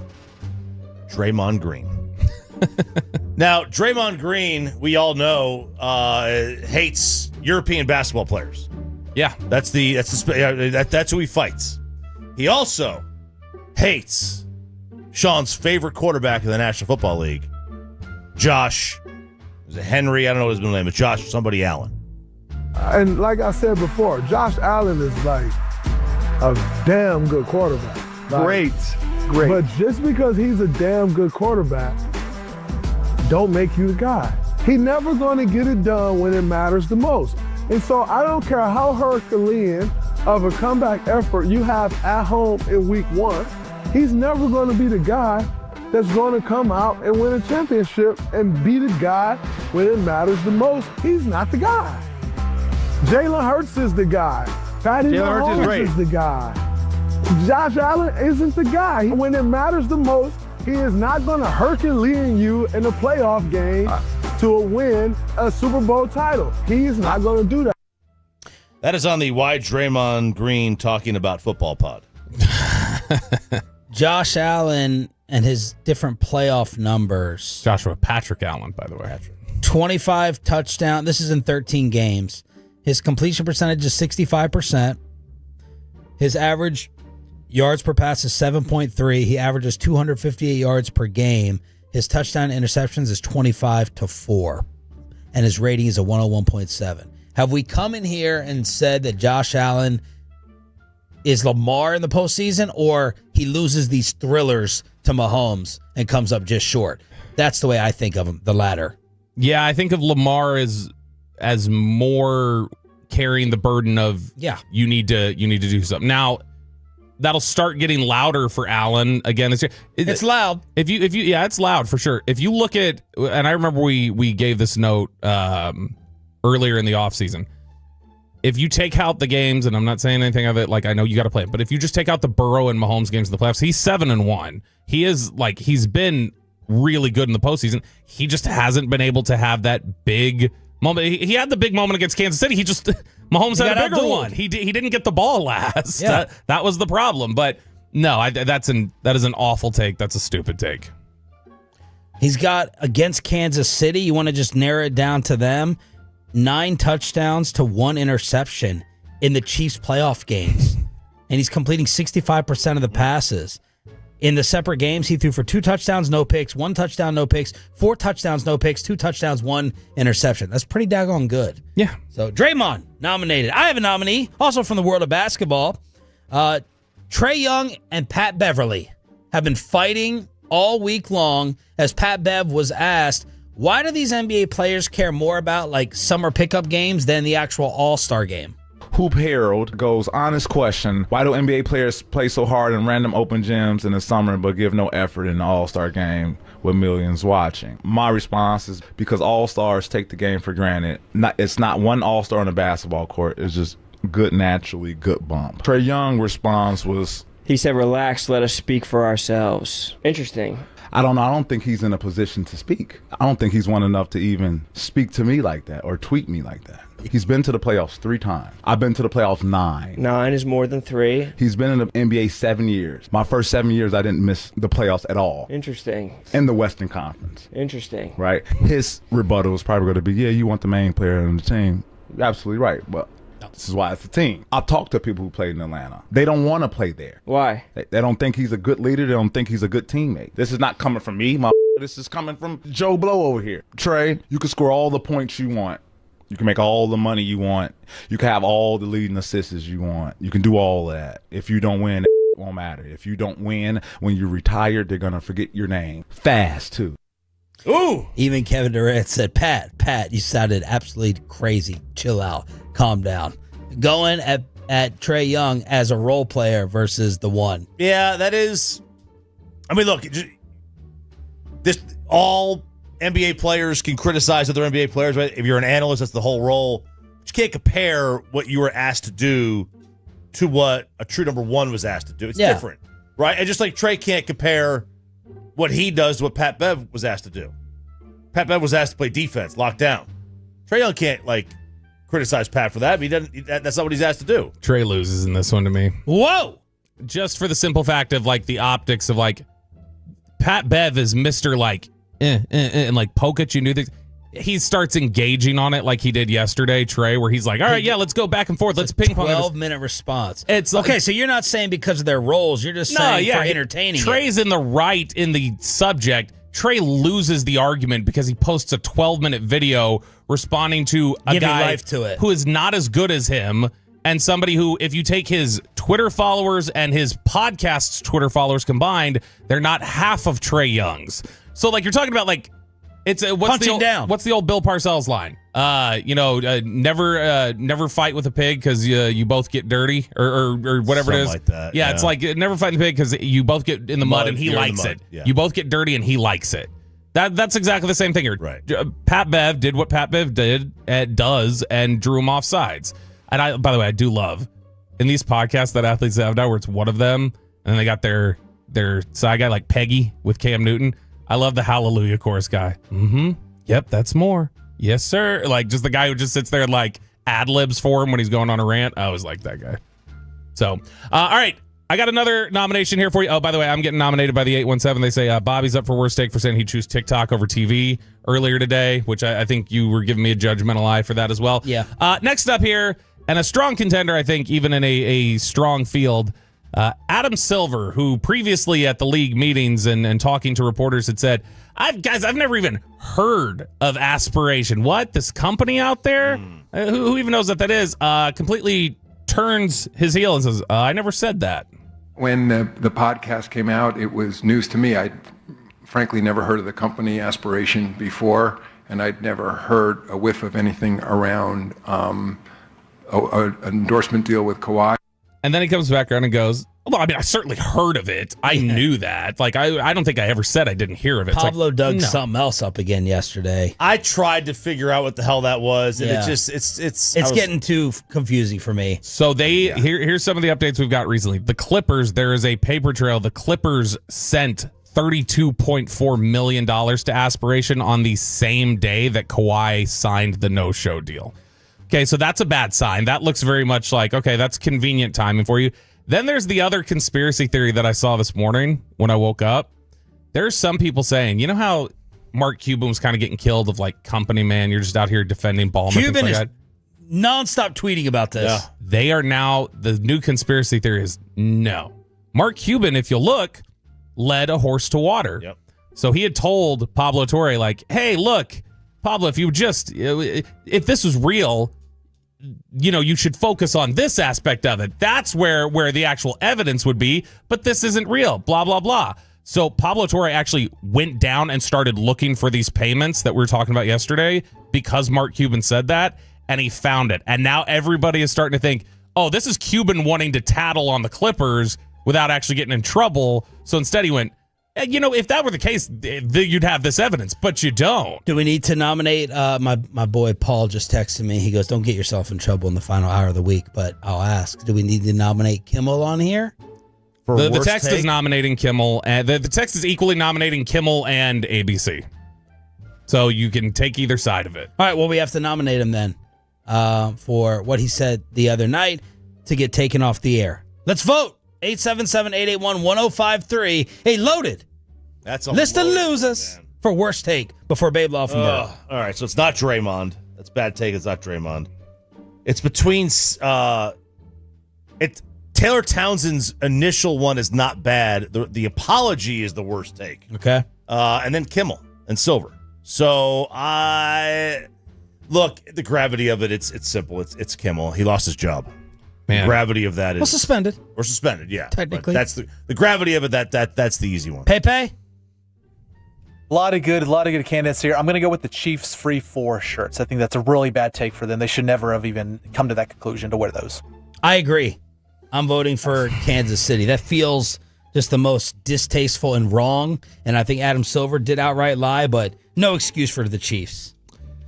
Yeah, there are 4 of these I think are easy winners. The Chiefs just got 2 votes on the fan text, by the way. I'm going then to keep us consistent and so that it doesn't get doesn't get forgotten. Since Chiefs have already won, I'm going to say Colin Cowherd saying Jim Harbaugh is the greatest coach of all time is one of the dumbest things I've ever heard. Ever? That's one of the dumbest things I've ever heard in sports analysis. There's no argument for it. Even the case for his argument of like, well, college and pros. Literally, there's 2 other guys that have won titles and he hasn't. What are you talking about? All right, what's the text? Winner/loser. Man, with mine and split? Sean's Chiefs, I think Chiefs of the Draymond got a couple, but Jimmy Kimmel, I think he's the winner, close winner. All right, there it is. Worst take every single Friday at 9 o'clock. Let's preview the Bears with our new 920 guest. Cowboys color analyst. It's trivia time with Babe Laufenberg next on Sean and RJ. But yesterday...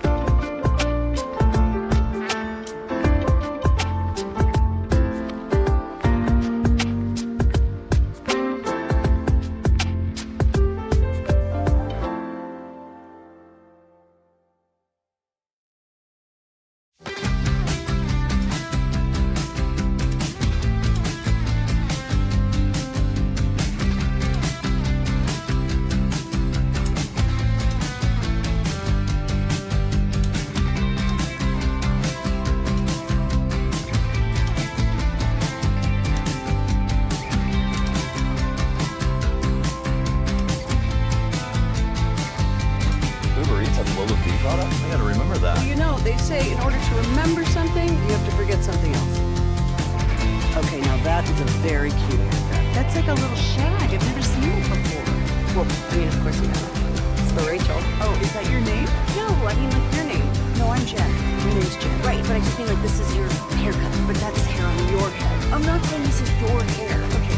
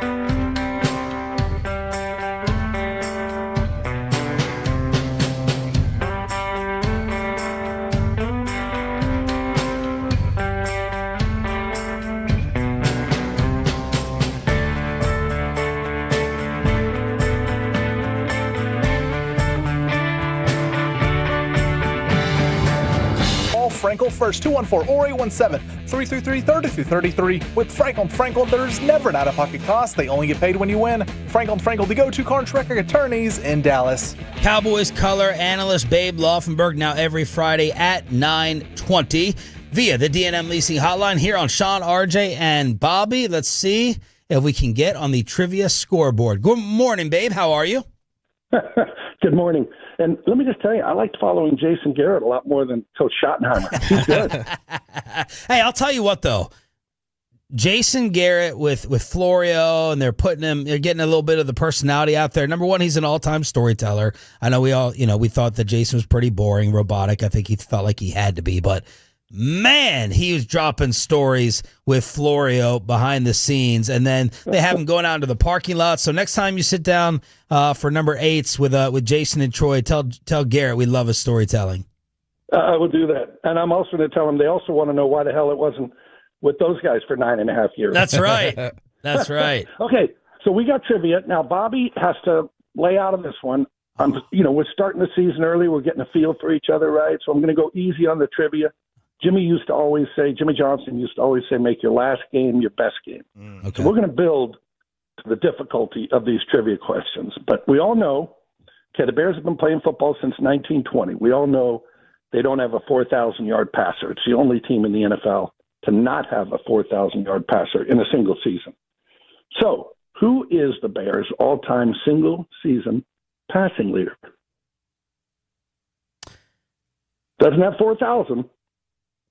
Choppy, you go old school. I'll go new school here. Sid Luckman? Was he there? I'm going to guess Jay Cutler. Single season. Single season. Screw you, Peyton. I don't know that I'll get it because there's two names that are going through my head. I'm going to say it's Rex Grossman. Ooh. I'm going to say, let's go to the real trivia, Bob. Damn it. Let's go Peyton. No, Choppy, you got to get one. Guess the easy one, the headband. Oh, I big like man? Sid Luckman, though. Choppy, I think they played like 8 games when Sid Luckman was playing. I think that's still probably the leader. Jim Harbaugh. Peyton, bring it on, baby. Guys, it's Eric Kramer. In 1995, he had 3,800, a little over 3,800. I think he had 29 touchdowns in that year as well. Cudler's Eric partner. Kramer. Yeah. Yeah, and the Bears are also the only team without a passer with 30 touchdowns in a season. Peyton got it, though. He knew that. What other team did Eric Kramer play for, Peyton, since you're so smart? Well, that would be the Minnesota Vikings. Oh, that would be incorrect. geez. Dang it, dum-dum.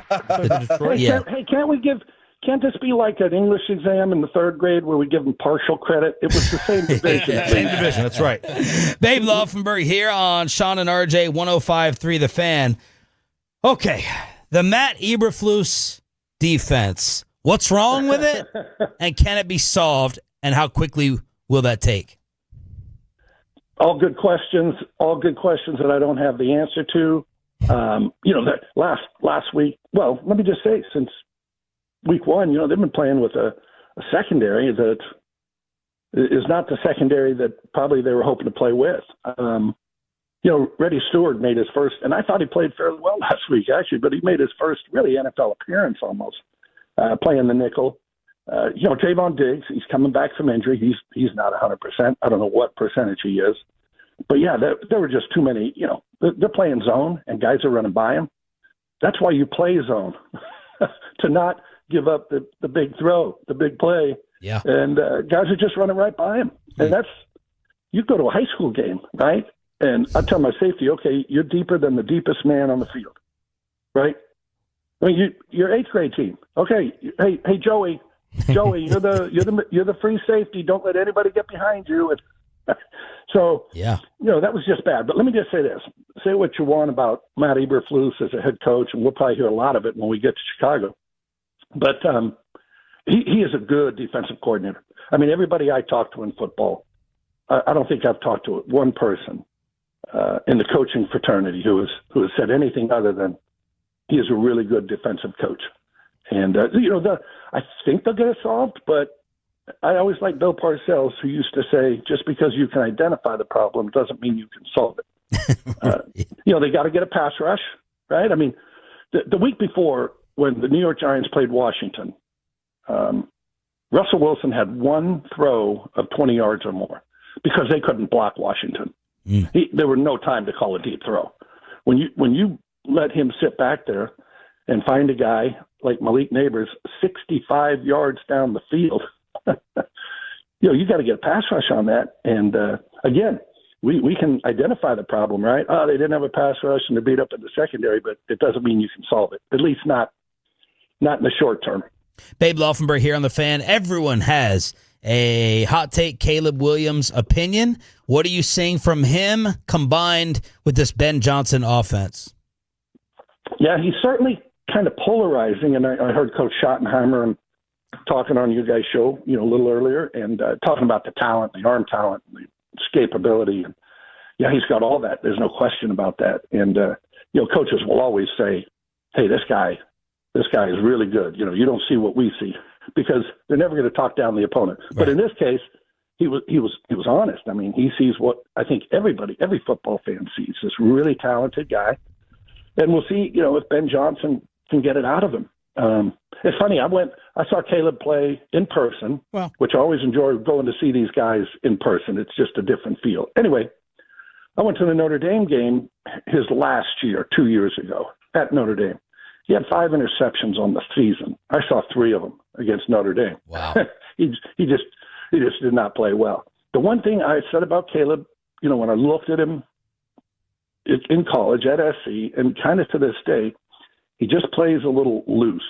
Now, I know you could make the argument that Patrick Mahomes plays a little loose. He's back there, he's moving, but it's actually, when you watch Caleb, it's the opposite of Dak Prescott right now. And it's where Ben Johnson, I think, is trying to get Caleb Williams, which is come back, hit that back foot, get the ball out, right? And sometimes, with Dak's injuries now, he's not a runner, right? We know that. He's not a runner.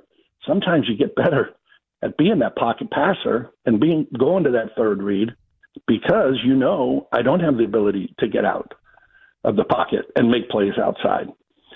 So it's kind of hey, this is great, he can move, but by the same token, sometimes you become a better pocket passer and quarterback being able to sit back there and read. I always remember Tom Landry. I read this, I was like young. And I thought, well, that's crazy. But he said the reason Roger Staubach runs is because he doesn't know how to play the position. And I thought, wow, what is he talking about? And then as you get a little older and you start seeing it, and like, oh, okay. Now, Roger turned out okay. So let's put that caveat out there. But I think Caleb's in a little bit of that spot where you always know your legs can take you out of trouble, but sometimes your legs then get you into trouble. Babe, we heard a lot this week. Schottenheimer's talked about it today, throughout the week. Eberflus talked about it, about the idea of their communication in the secondary just not being where it needs to be. And you were talking about guys running right by in zone. When you watch Chicago this week, does that look like a Ben Johnson scheme right now that's going to stress their communication on Sunday? I would say, yeah. First play of the game last week against Detroit, they line up DeAndre Swift in like a and Caleb Williams is split out as a wide receiver, so he's going to give you a lot of things to have to defend. And I heard you guys talking and asking Schottenheimer about the trick plays. Well, you can't kind of go over every possible trick play that the team can run. At some point, you got to work on their, stopping their running game and stopping their passing game. But he's very creative, as we all know. Ben Johnson is. I think we also know he's probably a better coordinator in Detroit when he had that talent than he does here in Chicago. But and not just the talent; they had a talented offensive line there in Detroit. And but he's very good. I mean, I don't think that's a revelation. Ben Johnson is really, really good. But again, do you have the players? Are you guys ready to roll?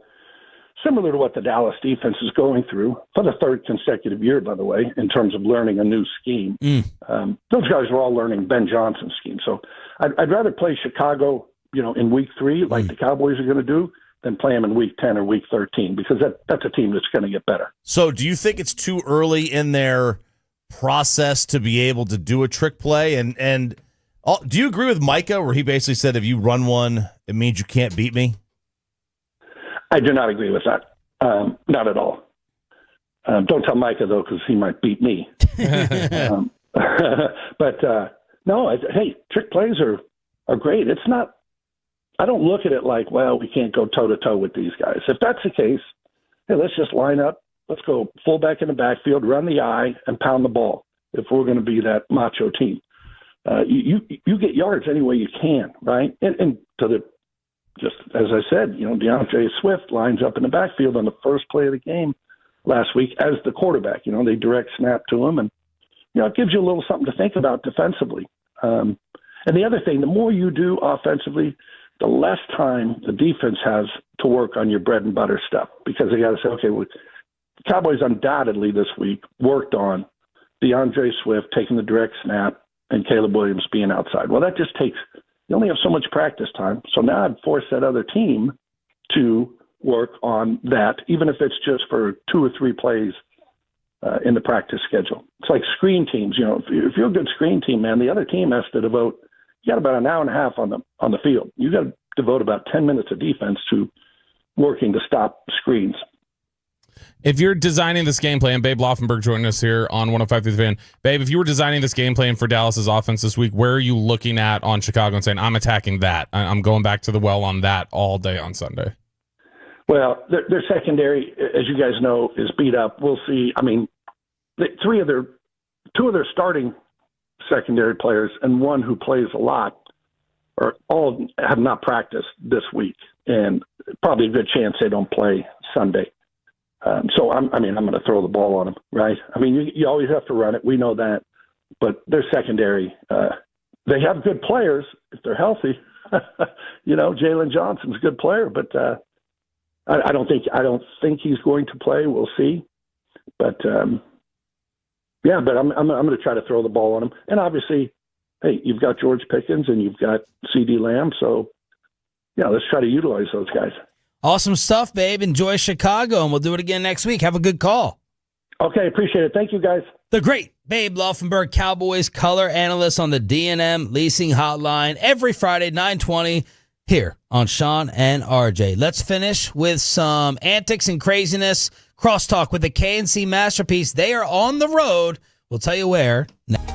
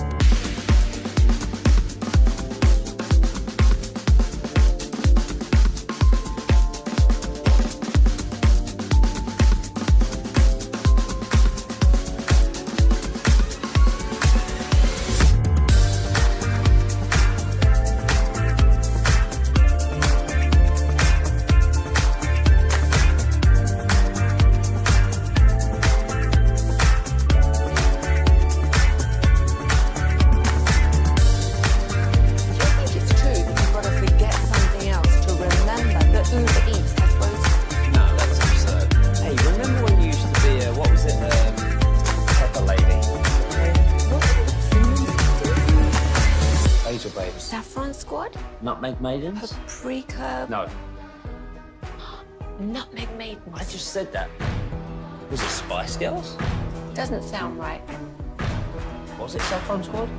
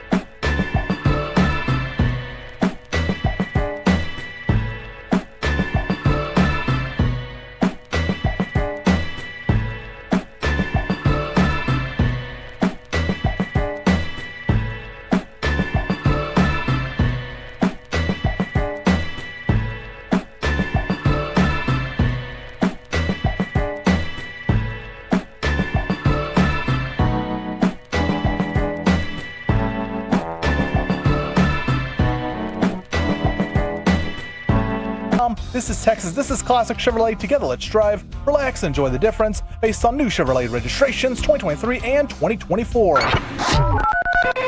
All right, Tolos, here's your chance to win a one-of-a-kind experience. Here's your chance to attend the Ultimate Cowboys Fan Hang presented by our friends at Whataburger. You and a guest will enjoy game day inside the Star on the very seats where the team breaks down plays and talks strategy. You'll be joined by the Dallas Cowboys cheerleaders and a former Cowboys player as well. We'll be hanging out to talk football and give you an insider's perspective. Plus, you'll enjoy some delicious Whataburger lunch and with some exclusive goodies to take home as well. Be caller number 10 right now at 877-881-1053 to win.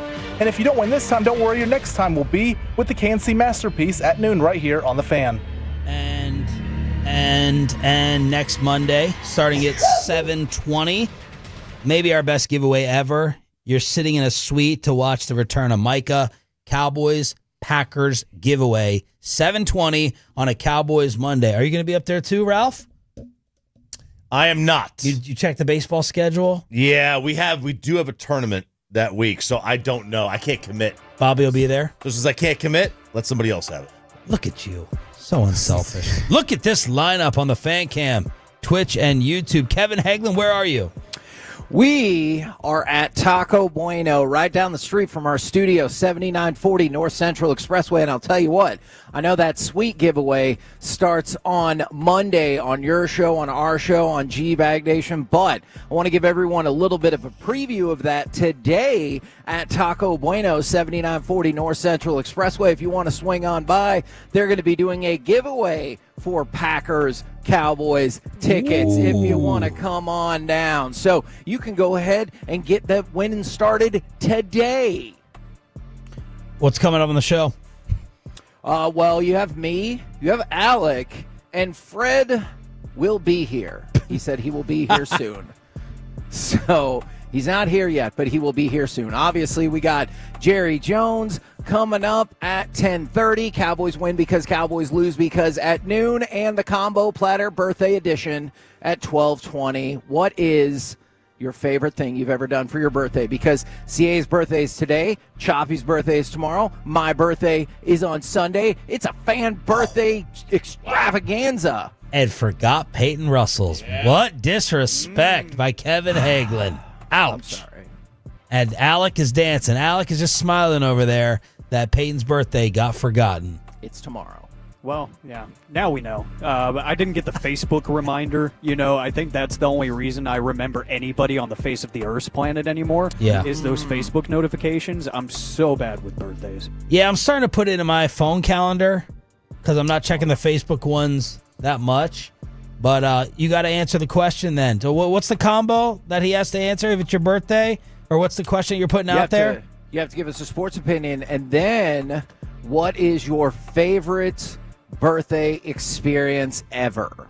RJ, you have to go because you'll be 46 tomorrow. My favorite? Mike. Yeah. My favorite birthday experience ever? Yep. That's right. That you're Surely allowed to a say on the key air.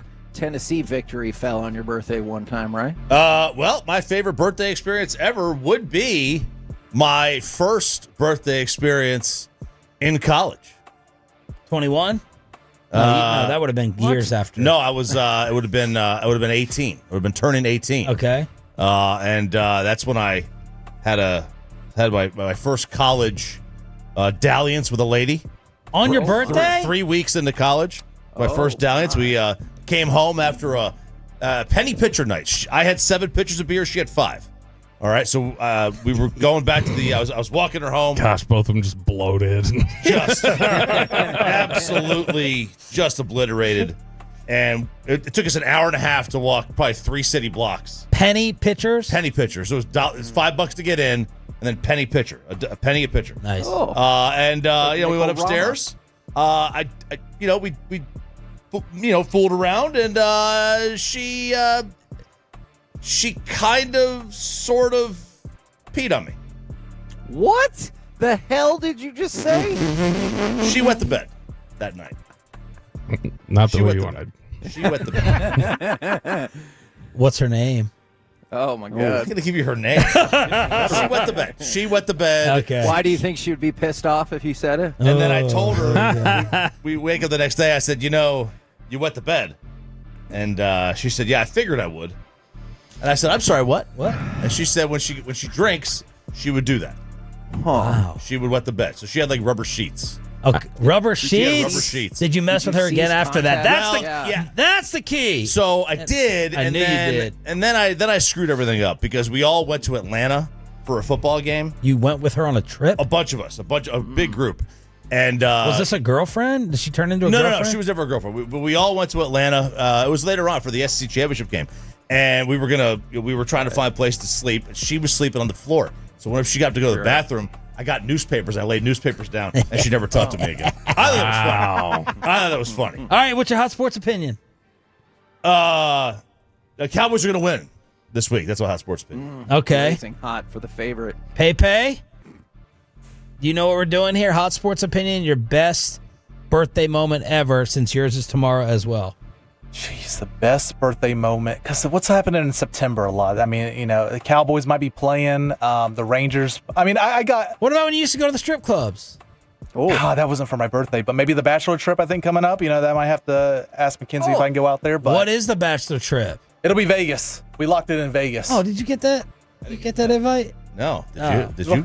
I got the I did. invite. Mm-hmm. Bobby got it. Yeah. You did? Hey, can we backtrack for 1 second? Because the fan text is asking, how is RJ being with the girl who peed the bed his best birthday experience? Are you kidding me? That's a story for the rest of my life. Yeah. Hey, what's his name? Change his name to R Chop. Yeah, Kelly. like to me, it doesn't have to be a good experience. It has to be memorable. And I have, I've gotten a story to tell for the rest of my life. That is fair. Yes. Peyton, what's the schedule? What are you doing? In Vegas, well, we're still trying to figure out where we want to stay. My friends are thinking about getting a suite. All the Sombres are gonna throw some money in the pot and get a suite, maybe at the MGM Grand, somewhere around there, maybe the Cosmo. But yeah, we'll be going. I think it's gonna be the week before the Super Bowl, so it'll be Pro Bowl week, so we won't have to miss that. Yeah, it's a shame that Fred isn't there because I heard him and Nate. He is. He is. He just got here. Oh, yeah. Let's hear Fred talk about this. No, I want to hear Fred talk about Nate Newton almost suplexing him the other night. Look, man, Bobby, hey. Did you make a weed joke? I don't want to say what I want to say on air, but I held it down. Nate can talk whatever he wants. Nate kept calling him. Nate wouldn't call him Fred. Nate kept calling him 7 to 11. He goes, here, 7 to 11, right over here. What were y'all arguing about? Well, apparently comprehension. I mean, I made it pretty clear what I was asking, I mean, we keep hearing about, former athlete this, former athlete that. Well, then, comprehend the question I asked. Wow! Whoa! That's like the reverse Ryan Clark here. I mean, seriously. Former athlete. Oh. Question about why I'm on 7 to 11. All right, do that. Hey, you guys, now look, he showed up at 10. You guys were fist bumping and everything during the break. No, we after did. that. I mean, yeah, but y'all I'm just hugged saying, it out. like, He liked you stood in there. He wants to question my professionalism and why I'm asking the question I asked. I mean, you want to insult me? All right, bet, do it. Fred, what was the most contentious interview of your career? Mattress Mac. Oh, really? What happened? How you fight an old man like that? I didn't fight him. I don't want to get 610 or Odyssey Houston in trouble, but let's just say our boy Teddy J used to do the post-game show in Houston, right, for the Texans, and this was circa 2012, 2013. They were supposed to go to a Super Bowl that year, got off to a really rough start, and it was a Monday night. And so Teddy J's doing the post-game show, and a Mac from the Galleria calls in, and everybody knows that voice. And let's just say my man sounded like he had a couple pops. Oh. Okay, and I mentioned it on air a couple days later, and they didn't like that. So I'll just leave it at that. That's it? I think you're fine now. Odyssey doesn't seem to care what people say or put on social media with any repercussions. They didn't like the characterization. Apparently, of what I said. And now you're just allowed to drink during your show. We've come a long way. No. I wasn't drinking. I'm talking about what he sounded like when he I know. I'm just making a G-bag joke. I got you. Alec, what is your main question for Jerry Jones today at 10:30? We talked about it a little bit, I want to say yesterday or the day before. I really want to know what he thinks about the Tom Brady stuff of him sitting in the coaching booth and having a headset on when he does have access to stuff that a lot of average, even just media members don't really have in those production meetings. I want to know what he thinks about that, especially since the Raiders are on the Cowboys schedule this year. Yep. I'm sure he's probably not too worried about it, but I wonder if it's going to be a league conflict of interest. Perfect way to end this with a fight, because Kevin Hagelin, I can predict your opinion if it has to do with Tom Brady. Bobby thinks it's an issue. Choppy and I don't. So where do you stand with Tom and this conflict? It's 100% an issue, but like, how is it any different from the numerous issues he's had cheating throughout his career? Whoa! Why is it an issue? Why is it an issue? Because you're getting privileged information and then sitting in the coach's box during the game to pass that information along. You should either not be allowed in the production meeting or at least not be allowed in the coach's booth during the game. At least pretend like there's some semblance of separation there. My counter is I don't think he's really getting privileged information, or at least I wouldn't give it to him. I hope he's not, number one. Number two, so if he sits in the coach's meeting and shares all this stuff with Chip Kelly, you're fine with it as long as he's not seen on TV in the broadcast booth? No, I mean, I don't think it should be any of that, but I know that the NFL will only take so many steps against Tom Brady. So, I'll take what I can get. Here's my thing. If you remove this is a Fox production meeting tag on it, Brady having a Zoom session with another player is now tampering. Like, to me, it's like if it's so close to that line, I agree. Then he shouldn't either be allowed to sit in the production meetings or he should give up his role and stay with the Raiders. To me, the tampering aspect is far more real than the trade secrets. You're not getting all these plays are the same. Every team runs the same 6 plays. Yeah, I mean, there's a reason why when he's watching the game, as soon as the play's over, he's able to say, here's exactly what they did, because it's concepts he's familiar with. Right. But to me, it's more the tampering is the issue. The question, the conversations he can have with players on the sideline. I'm just like, hey, you're going to be a free agent next year. Yeah. We're over here, like, just buddying up. That's the big issue I have with it. I bet Jerry doesn't have an issue with it. I'll just bet. But you got to listen at 10:30 to find out. Kevin, one more time, where are you at? 7940 North Central Expressway, Taco Bueno. And remember, you can show up and hang out with us. Great content. But also, they're going to be doing a giveaway for those Cowboys-Packers tickets. Nate Newton, you now have Fred's address. Enjoy. The KNC Masterpiece.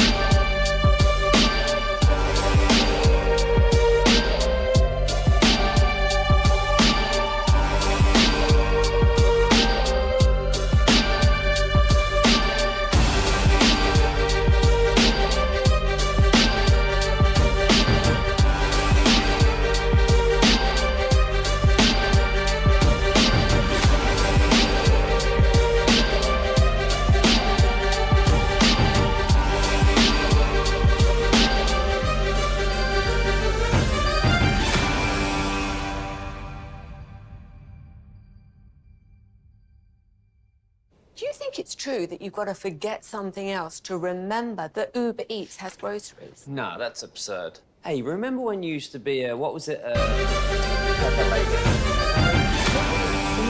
Sisters?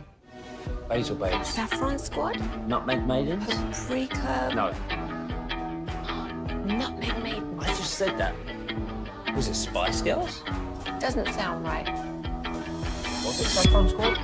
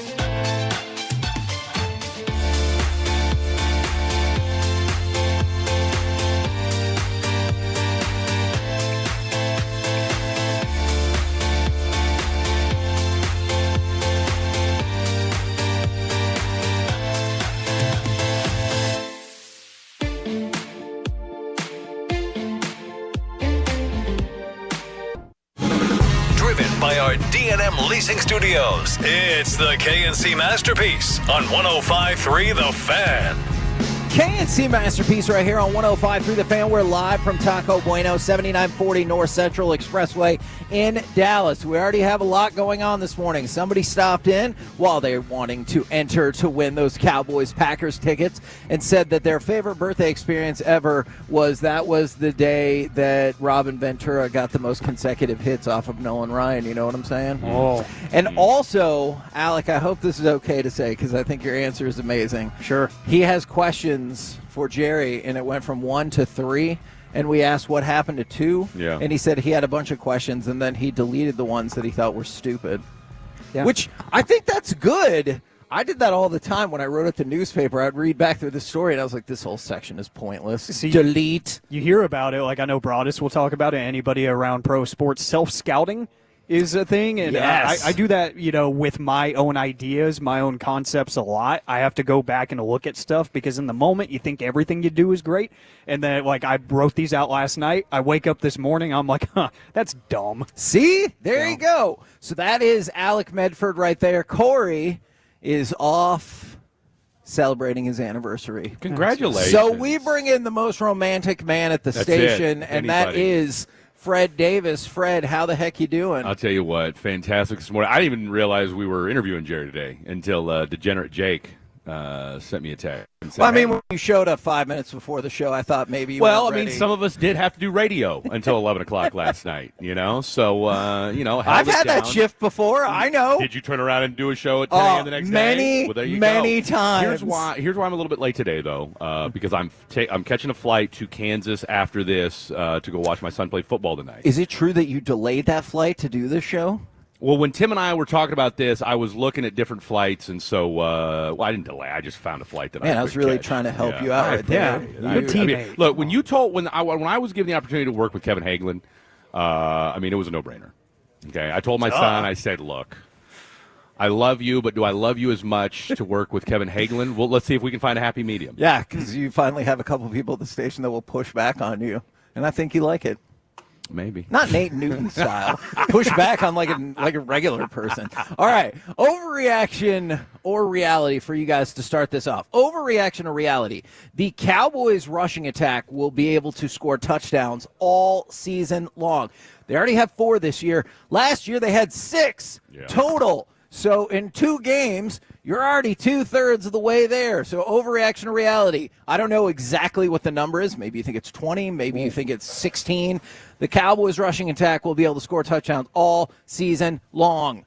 I'd hope so. And I'm going to go with reality because of that. Because, it's only been 2 games, Fred, but we've seen that they've been able to do the short game and the long game in the run, in the rushing attack. So if they're able to push the ball downfield, I think Javonte Williams is good enough and he's strong enough in those short yardage goal line situations. But he's also shown that, hey, whenever we decide we want to call like a rush play on 3rd and 20, was it in the game last week? Right. I'm going to turn that into a first down because I'm good enough. And you know what? That's my overreaction for 2 weeks in is Javonte Williams just takes the ball and says, I'm good enough. I'm going to make some plays. Doggone it. People like me. And let's hope that great pull by you. And let's hope Jaden Blue figures it out because Sure. that's going to I add agree with that. another caveat to this offense that. And I said this before the season started, and my boy Blake kind of laughed at me a little bit, but I said with Javonte Williams and Jaden Blue, you could have a poor man's Jahmyr Gibbs and David Montgomery. And it looked crazy to suggest. Everybody said I was a crazy person before the season started when I suggested that. But now that we've seen Javonte Williams is looking very much like he did his rookie season, and we think Jaden Blue can be a home run hitter, provided he can ever figure out how to get on the field. Right. Okay, but that's the one thing about this offense that is still lacking is look, Miles Sanders is slow as molasses. All right, let's be honest. What do you mean? Just You know because what he I'm had a saying? breakaway and got pulled down? Come on. When's the last time you saw a running back get pulled down by a linebacker? Okay, Yeah. and had distance in Yeah. front of him. No, okay? you're right. So I'm tired. Miles Sanders, God bless him, nice guy, whatever. But there's nothing about Miles Sanders' game that I want to see again. Right. All right. I got so you. if Jaden Blue can't figure it out, I don't know. Do you bring Phil Maffa back? But that's the only caveat or the only question mark I have about this running game is at some point guys are going to start filling the box. You're going to start wearing Javonte down a little bit. If you had that guy that could provide a little bit of a change of pace, and right now you don't have that because Jaden Blue can't figure it out. NFL overreaction or reality. The NFC East is not as good as we all thought. So Like, the Giants look like they'll be as terrible as we predicted. I think the Cowboys are more or less kind of slotted the same. But it looks like maybe Washington could take a step back. I know there's some folks who think Philly is going to take a step back. So, overreaction or reality? The NFC East, not as good as we thought. That's got to be a reality for now because I know it's just been tough sledding in terms of scheduling for the Commanders, too. But maybe the sophomore slump comes into play there. Maybe for the Eagles, I think that losing, some of your coordinators over the past couple of years is finally coming into play because it felt like Nick Sirianni could just do no wrong when it came to his assistant coaching staff. It felt like everybody had a game plan. Everybody knew to optimize every single player. Now it is kind of catching up to them like, hey, we've got to kind of reevaluate some things. Jalen Hurts, we can't have him throw the ball as much. A.J. Brown, he's going to throw a tantrum if we don't throw him the ball, so maybe we do have to throw him the ball. There's a lot of questions that are probably still going to get answered and lead to wins for them, but I do think the Commanders are going to take a step or two back but still be good. Fred, what say you? I think it's overreaction right now. I think, look, the Eagles, don't we all agree the Cowboys are better than people thought? So far, the defense sucks, but don't we think the offense is better than people thought? Yeah, I think so. We talked about that the other day, and I think but how much better? I think I'm 10% better right now. I said, look, I thought this could be a top 7 offense, right? Oh, okay. Absolutely. Look, and I'll tell you what, could Kevontae Turpin be the MVP of this offense and we don't even realize it? Because look how much different this offense is with Kevontae Turpin in versus by the way, looks like Colbert. He's good to go. He should be good to go, weekend. right? Yeah. So, but because you saw how much different. First of all, the defense say, all right, you know what? No Kevontae Turpin. Then that says, all right, we'll go ahead and double up on George and CD and make Jalen Tolbert beat us. Yeah. All right. Which 9 times out of 10, that's not going to happen. Right. All right. So, and I'd like to see a little more, a little yak out of Jake Ferguson every now and again. We had a guy call into the post game, and I thought this was a great point. Is he at the point now where once he catches it, that's a wrap? He does kind of look like old Jason Witten out there, doesn't he? He might as well be Mark Bavaro at this point. My God. I'm sorry, Alec. So I'm going to say it's a little bit of an overreaction. Again, I think the Cowboys are better. I do think right now that offense for the Eagles is scuffling a little bit. I think they're realizing, okay, when you lose as much as they did, but I do think the Commanders are going to get better as the season wears on. And I think, strangely enough, I do think the Giants will get better as the season goes on. All right, you might think this is a mean-spirited question. Overreaction or reality? The Cowboys and Bears game this weekend has a legit chance to break the all-time record for most points scored in a game of 113. Is that mean? You saw this Bears defense? They're terrible. This Cowboys defense looked bad. That's gonna be a reality. Oh my They've goodness. got a chance. I want to see it. So bad. Have you seen that Bears injury report? Yes. It's all defenders pretty Yes. much. It's abysmal for them, and they lose their best defender for the season in Jalen Johnson. And then the Cowboys defense, they're not losing many people. They're just losing the battle, on the gridiron. So they're just not very good right now. I think they're going to give up some big chunk plays to Caleb Williams. I think they can score a lot of points combined. I'll tell you what makes me nervous about games like this is where we all think it's going to go one direction. That's what Mike used to always say. I get it. And that makes me, when everybody say, oh, there's going to be points galore, somehow, some way, and look, you guys have all worked with professional athletes. Those other guys get paid too. Right? And last I checked. A very Stephen Jones of you right there. Man, right? At the end of the day. Think about it. Dennis Allen, last we heard, was a pretty decent defensive coordinator. Our boy Eberflus is a pretty decent D coordinator. Babe Laufenberg even said today, listen to him on the way in, that, every guy he talked to in the NFL says one thing about him is that the guy's a good defensive coordinator. So we're going into week 3. Again, now look, the over is, do they hit the over? I think yes. Okay, this game's got all the makings of a 31-27 type vibe to me. I could see that happening, but we're not going to get over 100 points. Let's not get crazy. I said it was probably mean-spirited. Because Caleb Williams is going to throw a pick. That's probably true. Okay, but that could be a pick 6. So that's more points on the board. Look, that's right. And here's the thing. Do we think anybody will get a sack for this Cowboys defense? Hey. I was told they were amazing at pressures in week one, regardless of what I saw. You can scheme That's it, right. Kevin. We're the KNC Masterpiece right here on 105.3 The Fan. Coming up next, we're going to kind of continue some overreaction or reality for the NFL, including the revitalization, there we go, of the Cowboys culture. We'll do it next live from Taco Bueno, 7940 North Central Expressway in Dallas on The Fan.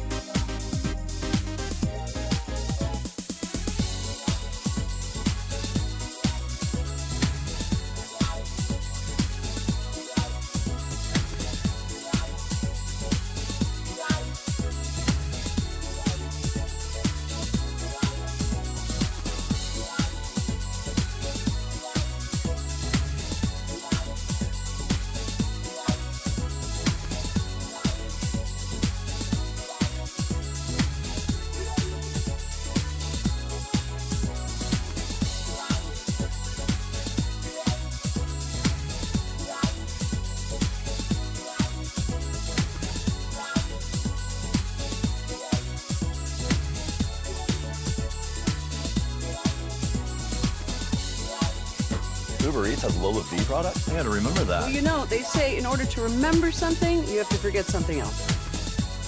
Okay, now that is a very cute haircut. That's like a little shag. I've never seen it before. Well, I mean, of course you haven't. It's the Rachel. Oh, is that your name? No, I mean like your name.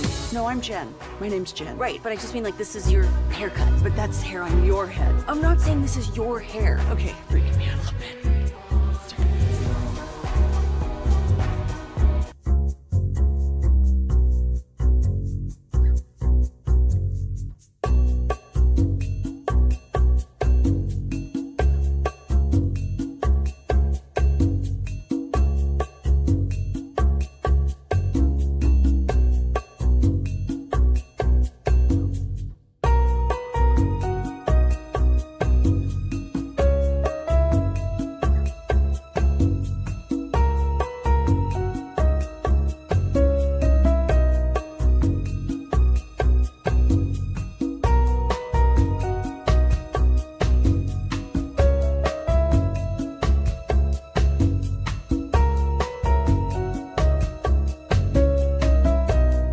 in a car or truck wreck, call Frankel first.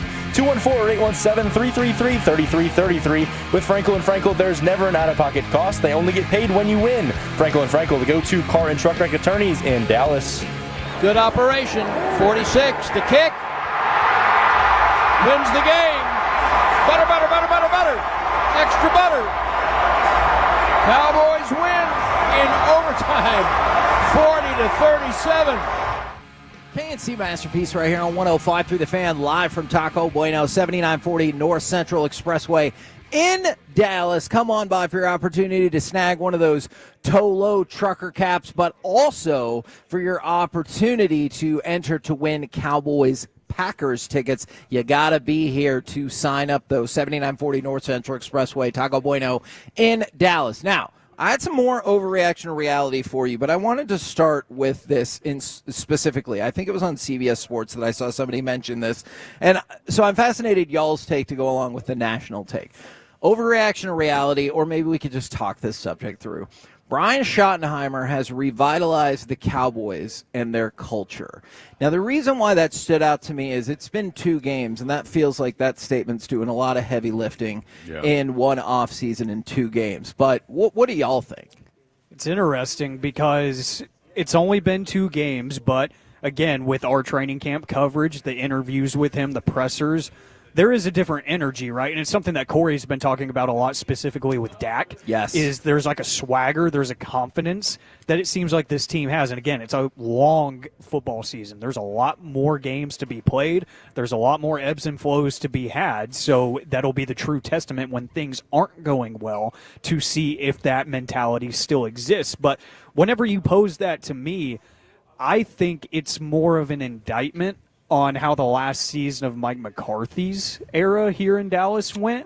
Because I think that things are so different early on in terms of attitude, in terms of even production, like we've talked about from the offense. If you want to talk actual football, like it seems like there is a little bit more motivation and there's a focus on an identity. They have an idea of who they want to be, what they want to be, and how they want to do it, and they keep repeating that. Whether it results in wins or losses is to be seen. But I think they are repeating some sort of cycle here that shows that, hey, the right guy for the right job came in and said, we're going to look this way, we're going to play this way, we're going to speak this way, we're going to present ourselves this way. So I think it's more of an indictment on how last year and even the year before went, rather than maybe he's actually got it figured out in the course of 2 games. With Brian Schottenheimer, and you guys can all appreciate this. Anybody ever gotten their dream job? Yes, this one. Okay. Yep. And it gave you an entirely new appreciation for just life and where you're at and what you're doing. I mean, Brian Schottenheimer has his dream job right now. Yeah. Okay. I mean, let's be, and you know, some people say, you know, be careful what your dream job is, or you know, be careful meeting your heroes, what have you. I don't think we've made enough of the fact that his dad is one of the greatest head coaches of all time. Okay, like he grew. I mean, we love up Kyle. Why do we always laud Kyle Shanahan, right? Because he grew up under Mike Shanahan. Okay, right. Yet we forget that Brian Schottenheimer grew up under one of the greatest head coaches in NFL history. But yet we tend to gloss over that because he spent 25 years in the NFL. He decided in 2011 that he didn't want to be a head coach, and then he kind of, you know, and we don't really necessarily equate his offenses with innovation, and you know, we don't think of him as a Sean McVay or a Mike Martz or anybody of that ilk, right? But yet all this guy knows is how to be a leader of men, and he's been consistent. And one thing, you know, Bobby was on with us, you know, 6-8 months ago when this team was in that malaise of last year, and he said, and I asked him, I said, what does Brian Schottenheimer do? And he was the liaison between the coaching staff and the players. Well, now he's that guy. Okay, and what do we always hear about coaches?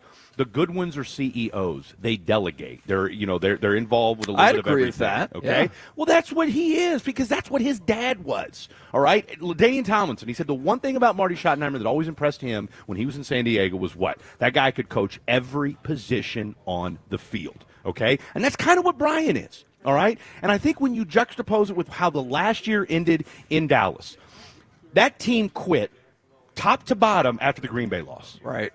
Okay, like let's call it what it is. That the front office said the hell with it. The coaching staff said the hell with it. And you had a bunch of dead men walking, and everybody knew we're just here to get a check. And it felt like it. You could see it on the outside, and I'm sure it felt like it on the inside. And now you've got this rejuvenation with Brian Schottenheimer. You don't feel like there's a bunch of just people here to get paid anymore then?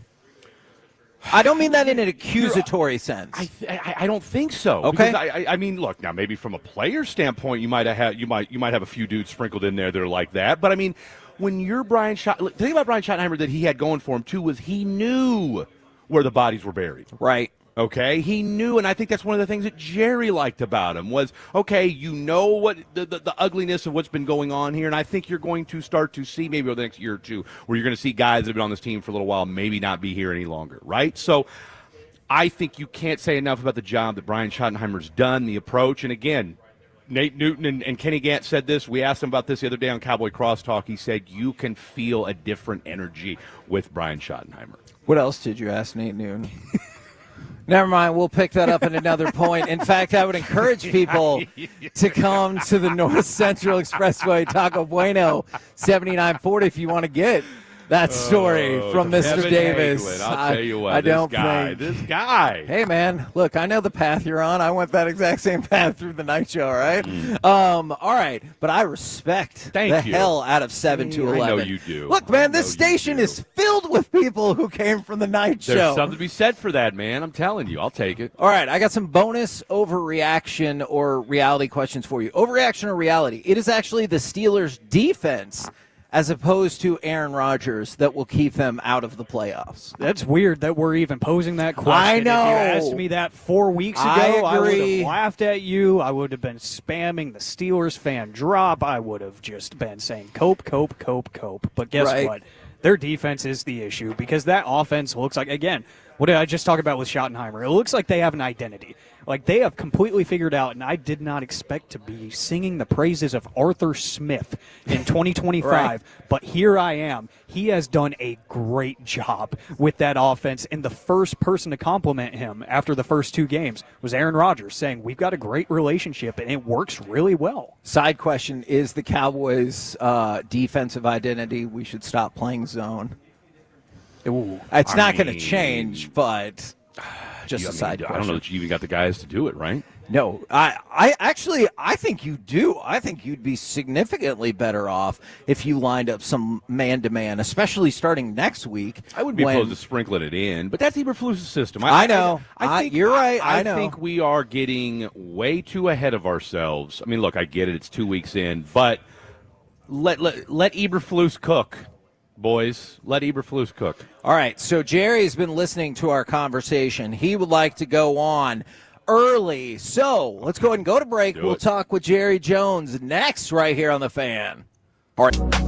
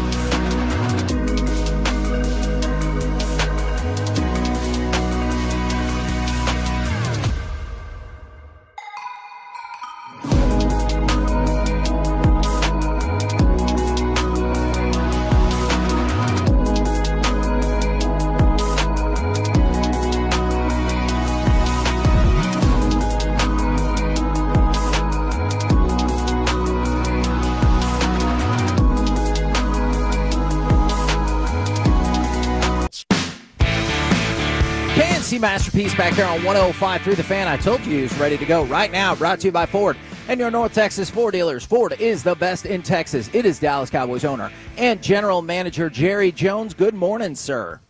Hey, good morning. Good morning, guys. Now, I was hoping that obviously you not only when you've owned the Cowboys, but you're very familiar with the history of the Cowboys as well. I wanted to see if you could give us any thoughts about the former Cowboys linebacker D.D. Lewis, who obviously people credit with him saying Texas Stadium has a hole in the roof so God can watch his favorite team play.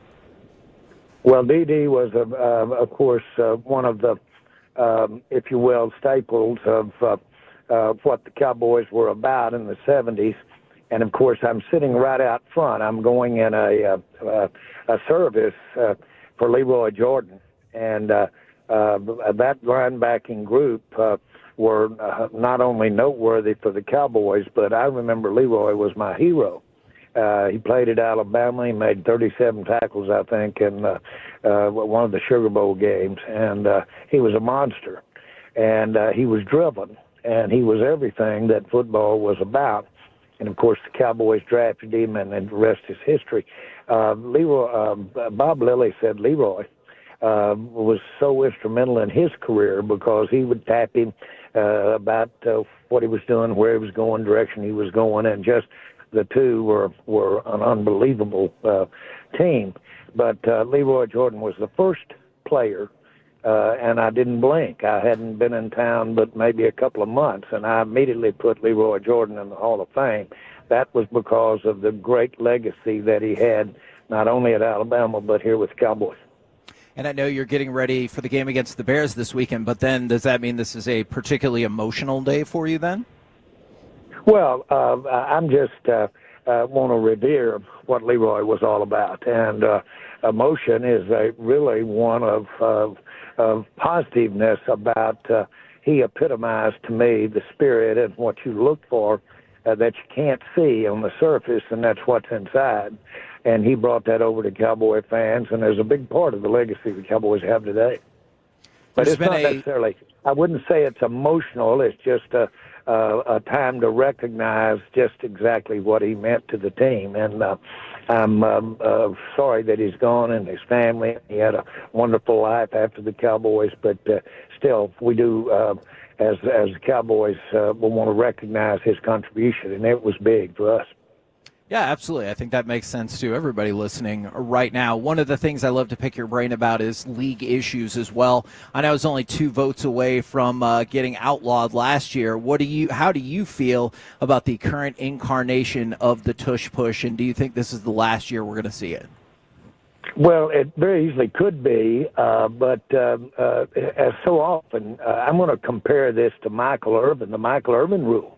Michael had a technique that would give him an instant separation from the D-back, and, of course, Aikman had the ball there when he separated, but he'd kind of punch him down on the hip, and that had that separation. Well, it was so effective, the league banned it. That's not uncommon. Did the same thing, but for safety reasons when we had the horse collar tackle. And so my point about all of this is that they do that well because they've got a quarterback that is unique relative to his strength, and that makes that play go. Now, they've got it down to an art, but their point was others could have it down to an art too. When do we change rules because a team has gotten excellent at it? Well, we've done it before. There's a long history of changing rules because teams get excellent at it. Jerry, on the topic of league issues, Tom Brady is now a minority owner of the Las Vegas Raiders, along with his role as an analyst for NFL on Fox. But some questions came up when he was spotted in the Raiders coaching box headset on in their game against the Chargers. With that access that he has to teams and their plans through the TV production meetings, do you see this as an issue going forward? I'm not at all concerned about it. Not at all. When he came in, that was an overlying issue about having someone as prominent as he is in media. Just by the nature of what he does, he has to have a lot of knowledge about all the teams. Is that going to be a concern? I'll never forget my first year on the competition committee. And you had guys like Marty Schottenheimer. You had guys like Don Shula. You had some of the good people that we think greats of the game as far as coaching is concerned on that competition committee. And they said, you know, Jerry, everybody in this league read your signals. And we knew when you were going to run, we knew when you were going to pass, and we actually, by the way you tipped it off, knew which direction we were going to go. We still couldn't stop you. So much for having some of that intel that can cause you to really disrupt a game plan. I don't think too much of that as far as it being a competitive issue. I'm okay with Brady in the booth. Sticking kind of in that broadcast theme, there was a report earlier this week that Amazon feels like they have a real chance at broadcasting a future Super Bowl. I know you have talked about access to football games for all of the people. What would you think about the idea of a Super Bowl on Amazon Prime? Oh, I think that's I think that's possible. I think the key premise behind the NFL's television philosophy is as many people get to watch it free as possibly can. So that falls right in that category as far as I'm concerned. So I wouldn't dismiss those prospects at all. I'm specifically not saying any particular partner that we might have in the presentation of our games. I'm not doing that as to something might be interpreted that I know we are doing something with them for a particular Super Bowl. We're not. But as far as the future is concerned, I think it's very possible. Jerry, pleasure to chat with you. You said last year that y'all might have gotten a little over your skis with the expectations to having Guyton and Beebe start along that offensive line. Are we worried that might be the same case, expecting so much out of Savon Ravel when he comes back, considering that secondary is the way it is so far, and he's coming off the injury that he is? Yeah, I think it's part of it to have your first top pick like that. And, of course, Ravel would have been a top pick in my mind in the first round had he not had the injury during his senior season. But the whole point is that's what go with the first round, and maybe even some in the second round. Our expectations are such that it presents, if you will, a story or a basis or a backdrop of a part of the job of coming in and being a first-round pick. Certainly, the facts are that very seldom do you have somebody come in and play their first year as though they will play or others have played in ensuing years. That learning how to do it in the offensive line is real. Jerry Jones joining us here on the KNC Masterpiece on 105.3 The Fan. You guys got the deal done with Jadeveon Clowney. Do you expect him to play a lot this Sunday? Is there a pitch count? What are we expecting from Clowney this Sunday? Yeah, I think that's a little up in the air. They'll read that as they go, but I do expect him to play. Now, speaking of people who expect to play, Kevontae Turpin, he said he expects to play yesterday. Does that sound right to you? And how effective has he been as an expanded offensive weapon this year? Tremendous.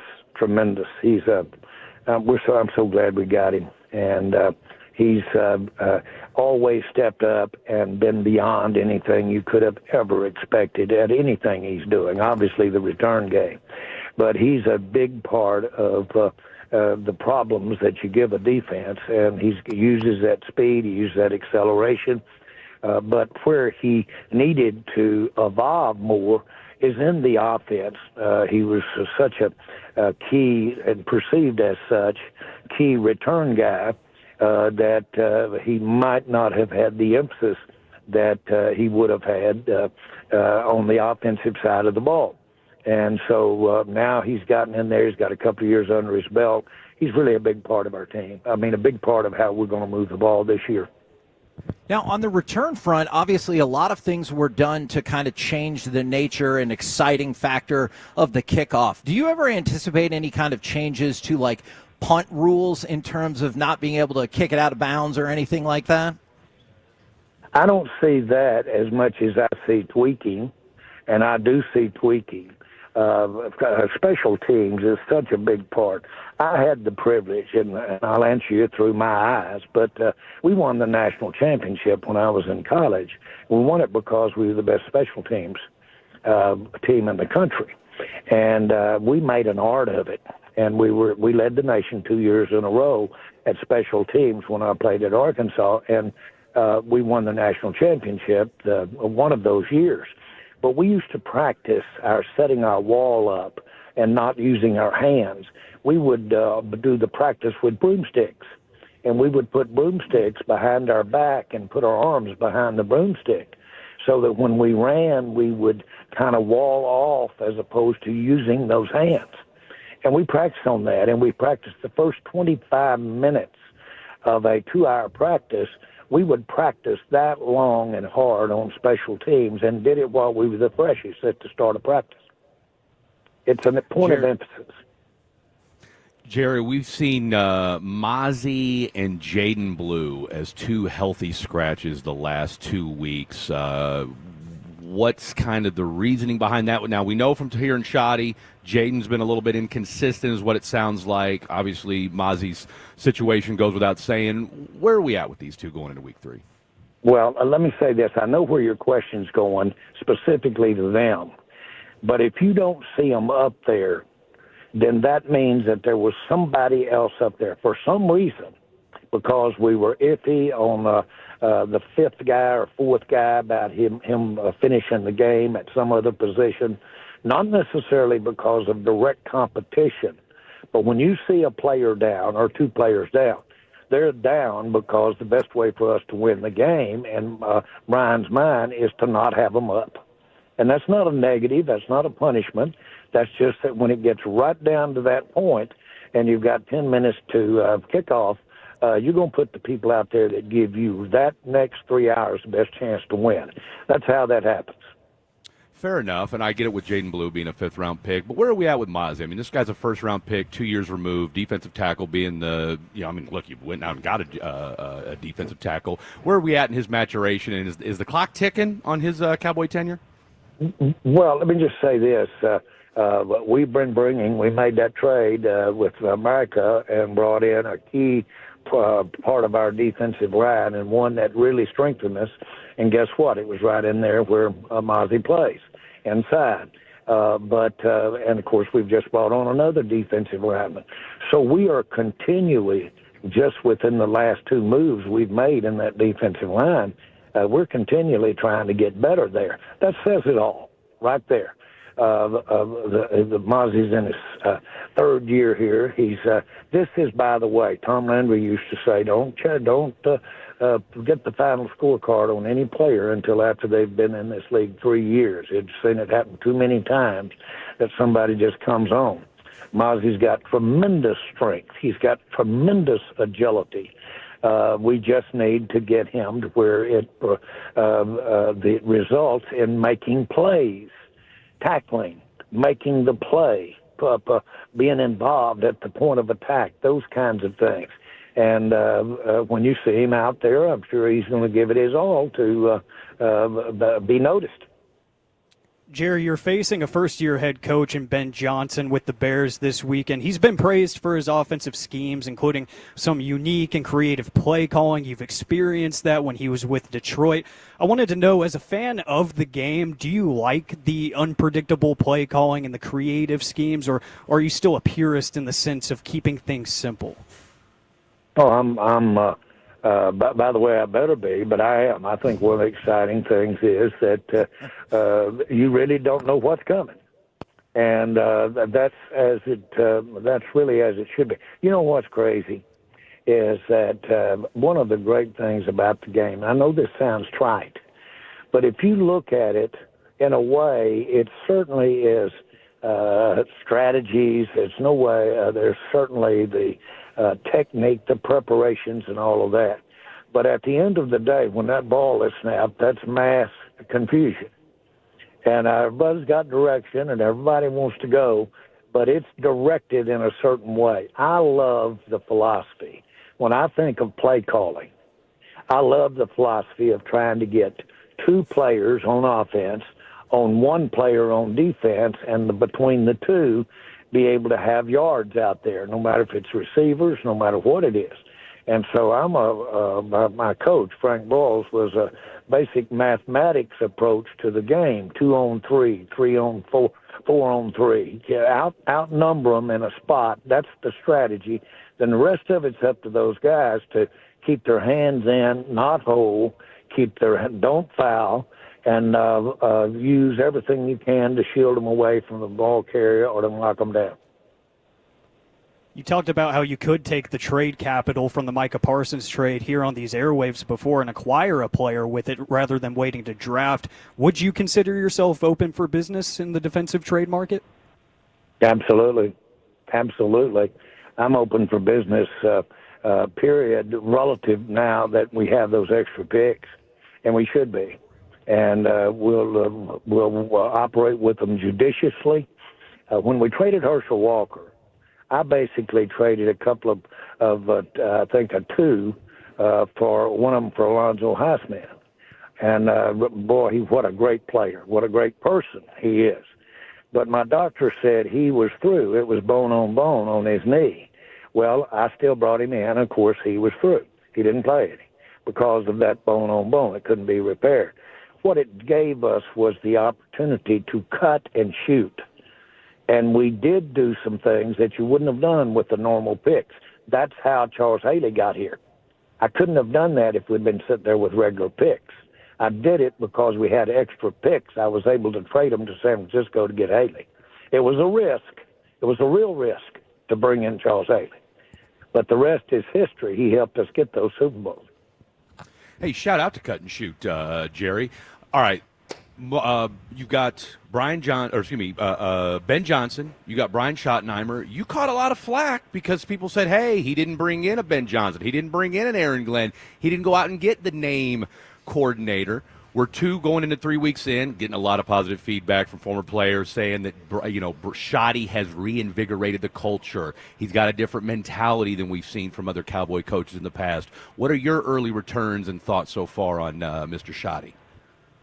Well, I'm proud of him, and he's basically bringing to the table everything that I felt you could put your finger on. Number one, for 30-something years, he's been in coaches' meetings at several different teams. He's got a doctor's degree on how to do it because he's been around it. And he understands the going and coming of all of the fads that go on in putting an offense together. Secondly, he has that kind of background. But guess what? He has the freshness of never having done it. This is my time. I'm going to get to show them. And, of course, I'm proud of my father, but this is a time for me to get to go do it. I love those dynamics. I love the foxhole about it.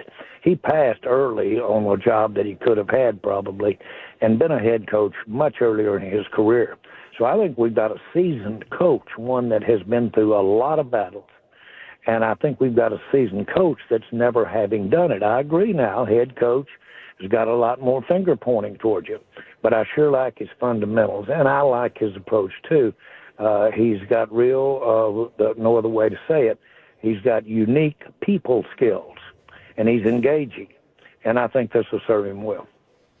Well, we appreciate the time very much, good sir. Best of luck against Chicago, and we'll catch up with you again next Friday. Good to be on with you. Thank you. Bye.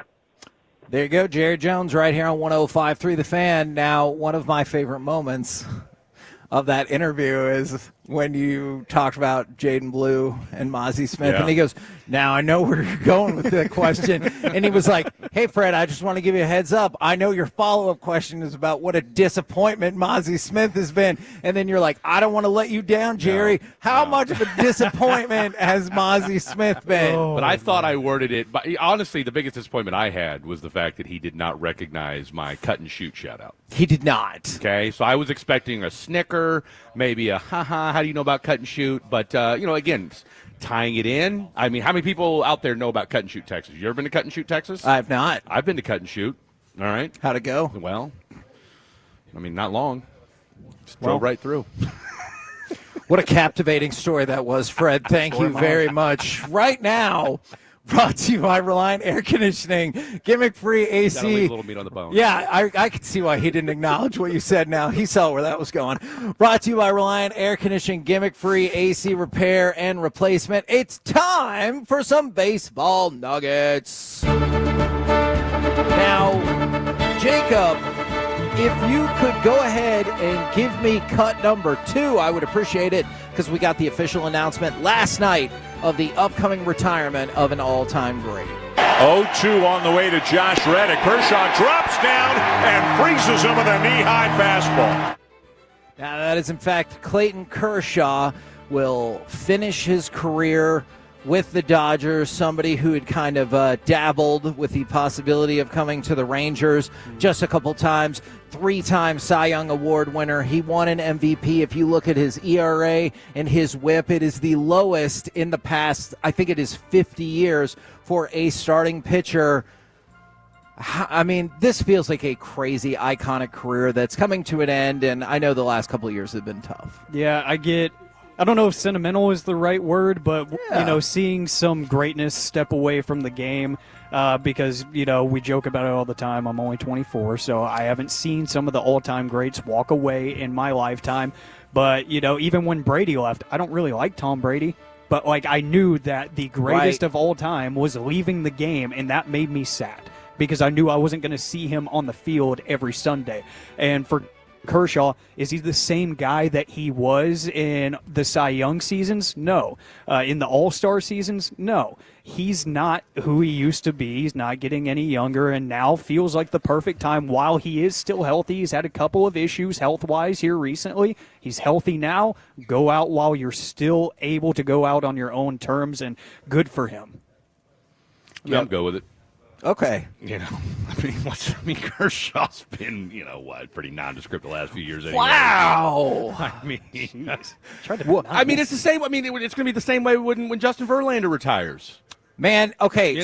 So we actually talked about that yesterday, and because Verlander said he's going to keep pitching. He was awful for the first half of the year. Great. But in the last, 6 starts or whatever, he's been unbelievable. His ERA is sub-1. Kate probably cut him off. That's actually... Kate probably cut him off, okay? And look, boxers abstain. Yes. Before big fights. All right? So maybe that's something to it. I think you'll like this. This shows our night show heritage. I love it. We call it sex hostaging. I love it. And so you could see scenarios in which that would occur. We've got a lot of listeners that go through that, but I don't think theirs is by choice. Yeah. You could say my name. Usually hostaging is not by choice. But that's fair. That's fair. That's a good point. What? Now that you say that. Okay, good. Look, I'm still waking up, man. No, I know. I didn't go to the gym this morning. I was just envisioning a scenario where you were like, I've taken a hostage, but it's by their choice. No, I've never. Okay. Well, you know what? I was going to tell a story, but I'll hold off. They thought I was being held hostage. Swear to God, as a newspaper reporter. Really? Yes. What do you think you're worth ransom-wise? Not much. Not much. I'd probably chip in. Look, a couple $100 maybe max and a tank of gas. I'd help out with that. Blake doesn't have any money, so I'd probably have to help out. Nah, Blake would come through. Now the problem with Blake though is finding me. He's true. That would be the issue with Blake, and he doesn't answer his phone. That's right. So that's the other, and Alec knows this. That's right. So, like I said, I don't know, lifeline-wise, if I ain't going to be Blake. Yeah. Ain't going to be Blake. I can see that. Shout out to the A's. They beat the Red Sox last night. We talked about the combination of teams that you needed to lose if you hold out any hope. Look, I understand that it is not likely whatsoever. Yeah. Slim's leaving town. Yes, exactly. Yeah. But if you're continuing to keep up hope. And look, there's only 9 days left in the season. Why the hell not? You did get a good win last night with the A's beating the Red Sox. I wanted to throw this out there. For the first time all season, the Dodgers are no longer the favorites to win the World Series. They have fallen behind the Phillies, who obviously won't win because they have Bryce Harper. And then the Brewers are third, the Blue Jays are fourth, and the Mariners are fifth. I think it's the Phillies to lose, man. Well, they just look good. They will. They just look good. Nah, I think every team breaks through. There's just something about that team, man. The way they looked when they came here to DFW, God, they look good. So that's your World Series. That's my way. Look, take my 10-cent baseball prediction with a grain of salt. I mean, look, I've been getting lambasted at night because I said, look, this is an 82-80 baseball team. I'm talking about the Rangers. Well, I mean, they're on pace to be better than that now. 84 and what, 78? Hey, I just said better, okay? I didn't say how much better, you jerk. Correct. Yeah, exactly. Don't get caught up in that whatsoever. That's it. By the way, shout out again to Max Fried. He had a career-high 13 strikeouts versus the Orioles yesterday, although clearly I know the counterpoint to that is another team that you would like to see lose if you're looking for any different combination of ways to get the Rangers into the playoffs. They start their series against the Marlins tonight, last 6 home games of the regular season, and you can hear that right here on 105.3 The Fan. We're the KNC Masterpiece. We're live from Taco Bueno in Dallas, North Central Expressway.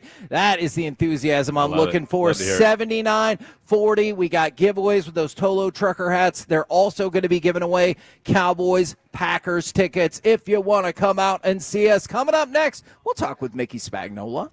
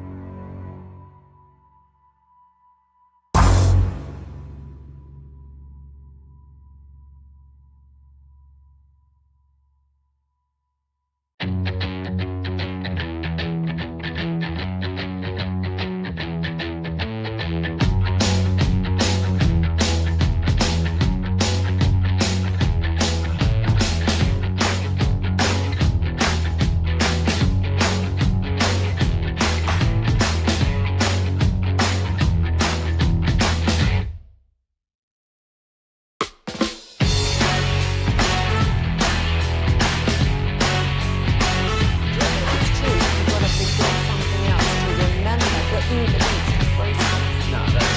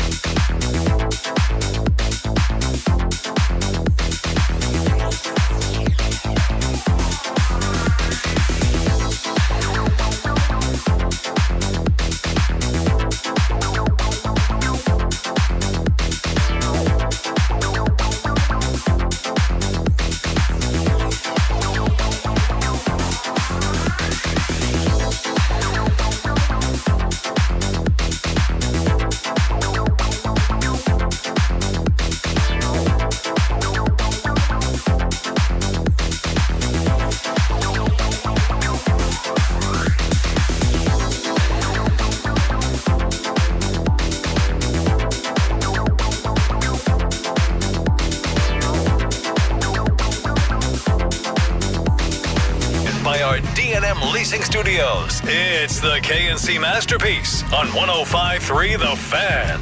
KNC Masterpiece right here on 105.3 The Fan. We're live in Taco Bueno in Dallas off of 7940 North Central Expressway. Don't be fooled. Apparently there's a 7940 Forest Lane Taco Bueno that's trying to trick people on the way up here. 7940 North Central Expressway is where we have Alec, we have Fred. We're giving away Tolo trucker hats, and you can enter the giveaway for the Cowboys-Packers tickets. Not you. No. You cannot. No. I mean, I'll be at the game. So. But other people, would you sit with somebody if they were like, you know what, blow off your media duties and come sit with me? No, I got work to do. That's good. You're a professional.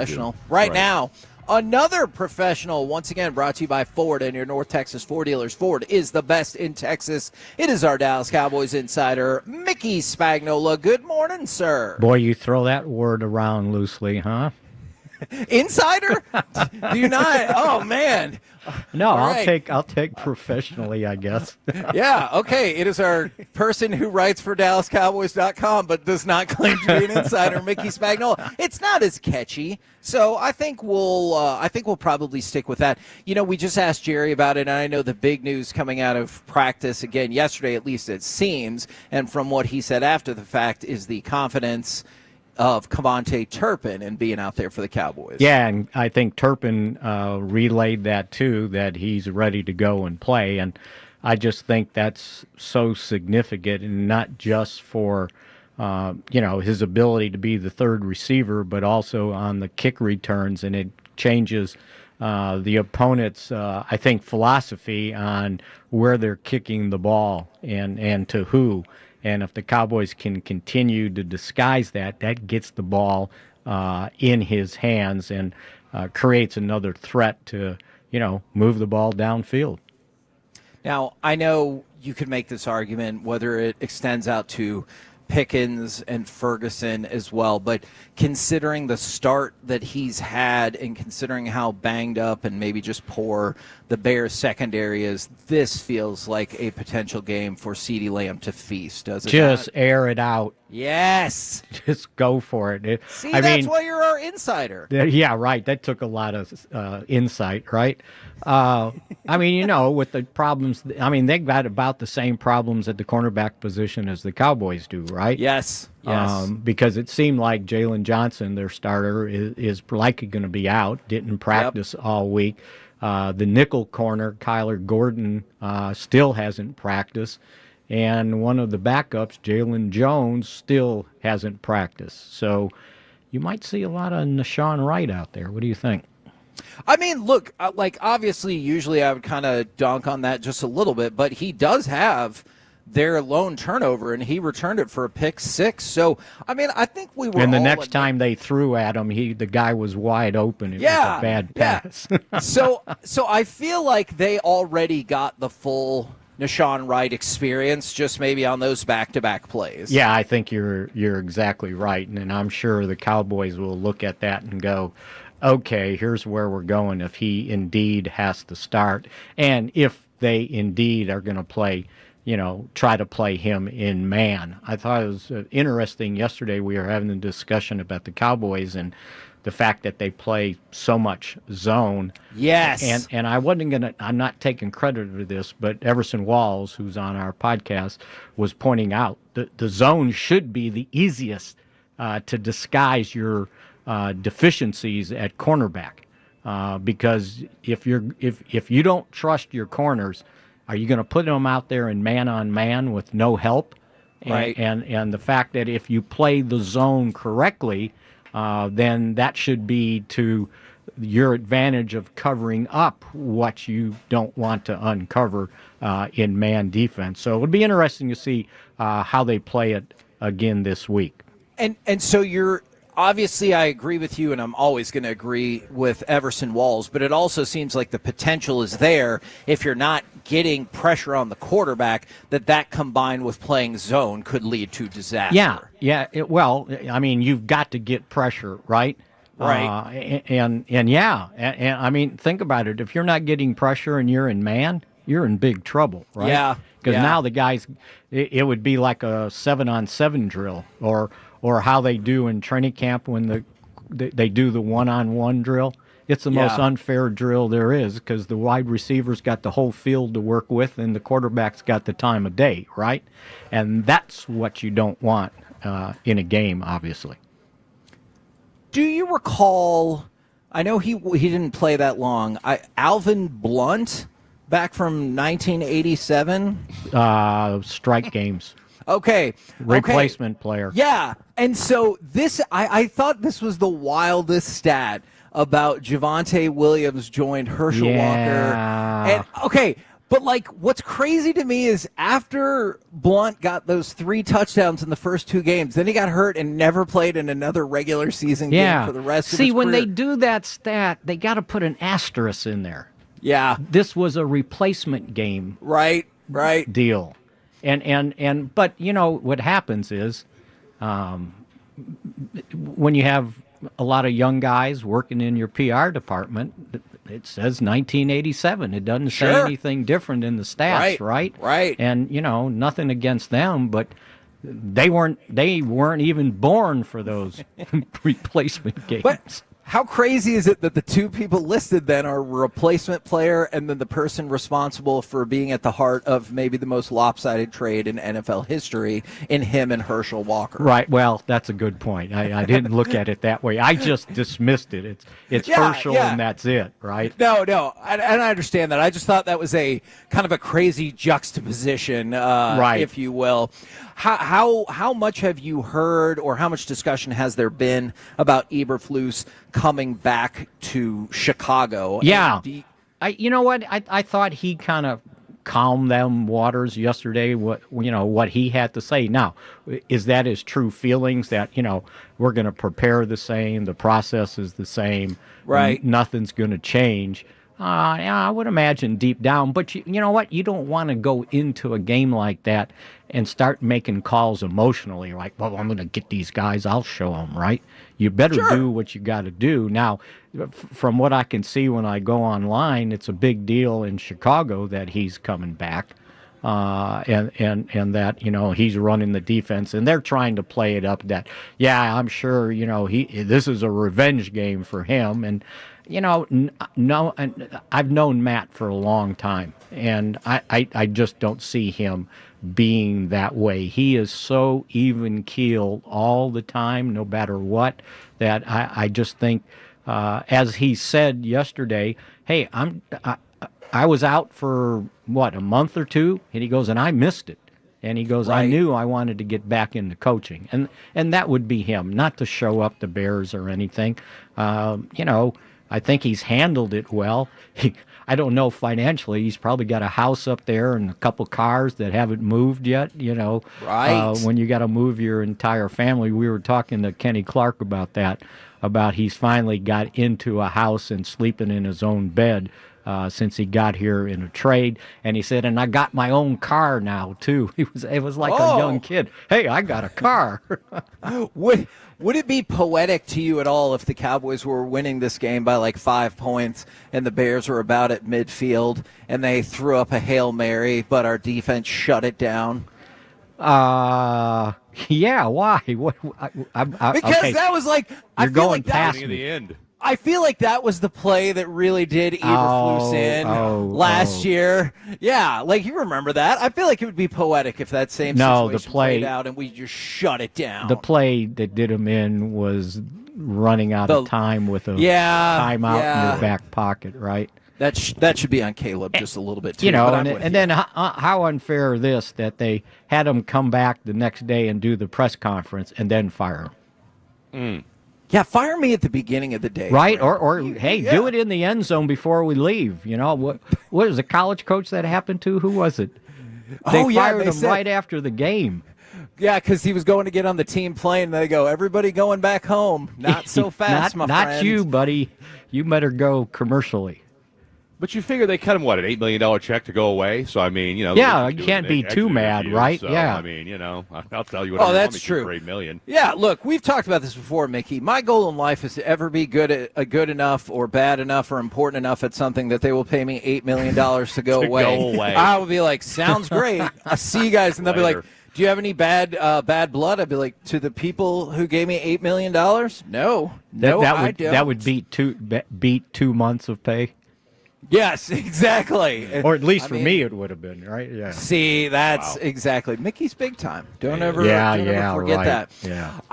I know bigger picture, we have to set expectations, and it's still a little bit of a ways away. But did you get the opportunity to talk to DeMarvion Overshone? Because I know he was saying, like, hey, maybe around or a little bit before Thanksgiving. But he is still very optimistic about his return. Well, that's him, right?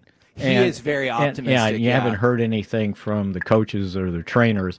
Look, I watch him every day when we go out there to practice, and his rehab is going great.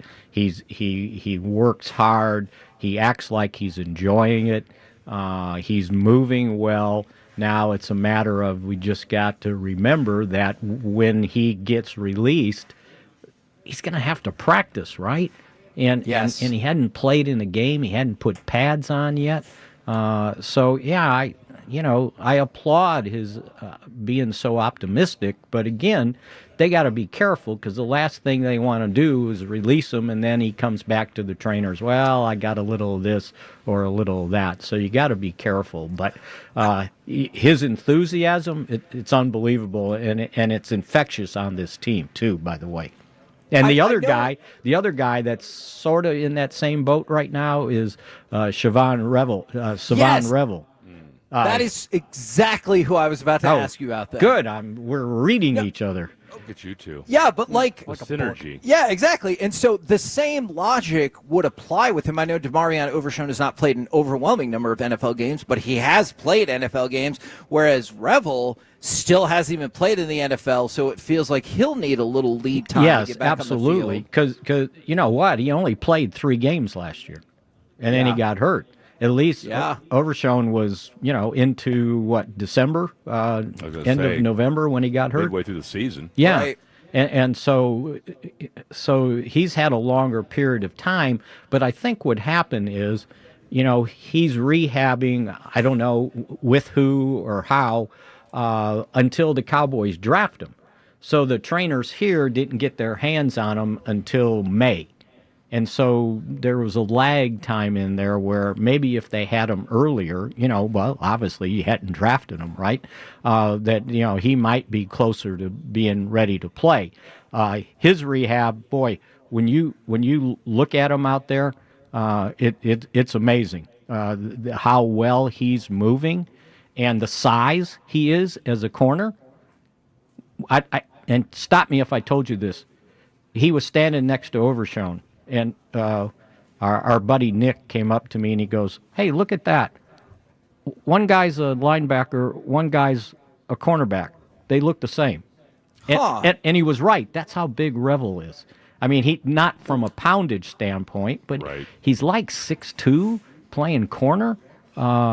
He would be an imposing figure. And think about it. They were hoping that he would be ready. And then I think they said, all right, let's be careful. Let's not push it. He hasn't played football in a heck of a long time. And now he can continue for at least 4 weeks to get ready. But I think when the 4 weeks are up, I think they start him practicing for sure. And then it's a question of, well, how soon is he ready to play?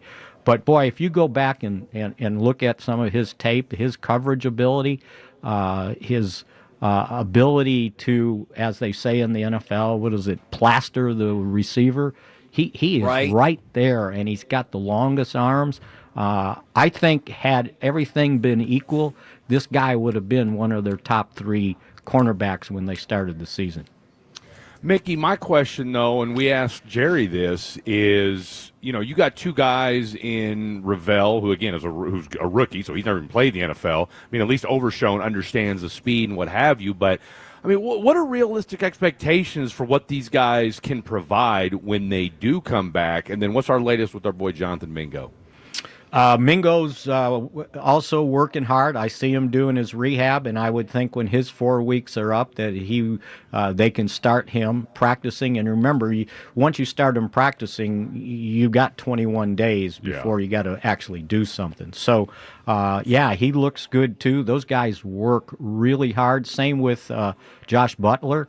So it's almost like, and I want to say Jerry might have said it when he pointed out help is on the way, right, in the secondary. Steven has said that too to us. Yeah. And if you think about it right now, you're talking about if you had projected who your top 6 corners are, 4 of them not playing in this game on Sunday. Right. So, yeah, if these guys can come back and, help out, now how quickly they can do it, but then maybe you're changing. Maybe you're saying, okay, I trust these guys. I might be able to play a little bit more man defense than having to play so much zone. So, yeah, we'll see how that one turns out. Do you have a prediction for us? Just for you. Yes. Hammy. I'm going to pretend like you don't do 2 other predictions that don't always match up. I do. I try not to change or not do 3 different ones. How about, I think this is going to be an air raid for the Cowboys throwing the football. How about 31-23 Cowboys? Ooh, that's the over. All right, I like it very much. What's the under? It's 50.5, and I think if you were a wagering person, I would hit the over as well. Don't you think? Yes, I do. I feel like that's what I just told you, Mikey. we got one team. He just wanted to confirm. Okay. We got one team that gave up 52 points last week, and the other one gave up 37. Yes. We should realistically be talking about breaking the all-time combined scoring record in an NFL game. Points. There you go. I know. We're getting close. All right, thank you very much, good sir. We'll catch up with you again on Monday. I'll be here. See you guys. There you go, Mickey Spagnola right here on 105.3 The Fan. So I just wanted to give you guys a quick update. It looked like it was trending this way, but word was that perhaps Jaden Daniels could practice today. He is not practicing today, and you have seen that point spread over the last 2 days shift from 6.5 to 3.5. So at the very least, Vegas is hedging their bets, but it's looking more and more like it's going to be Marcus Mariota day. In 2025. Don't sleep on Marcus Mariota. He's good for 1 or 2 good games a year. All right, well, I hope this is not one of them because I want them to fail. I know.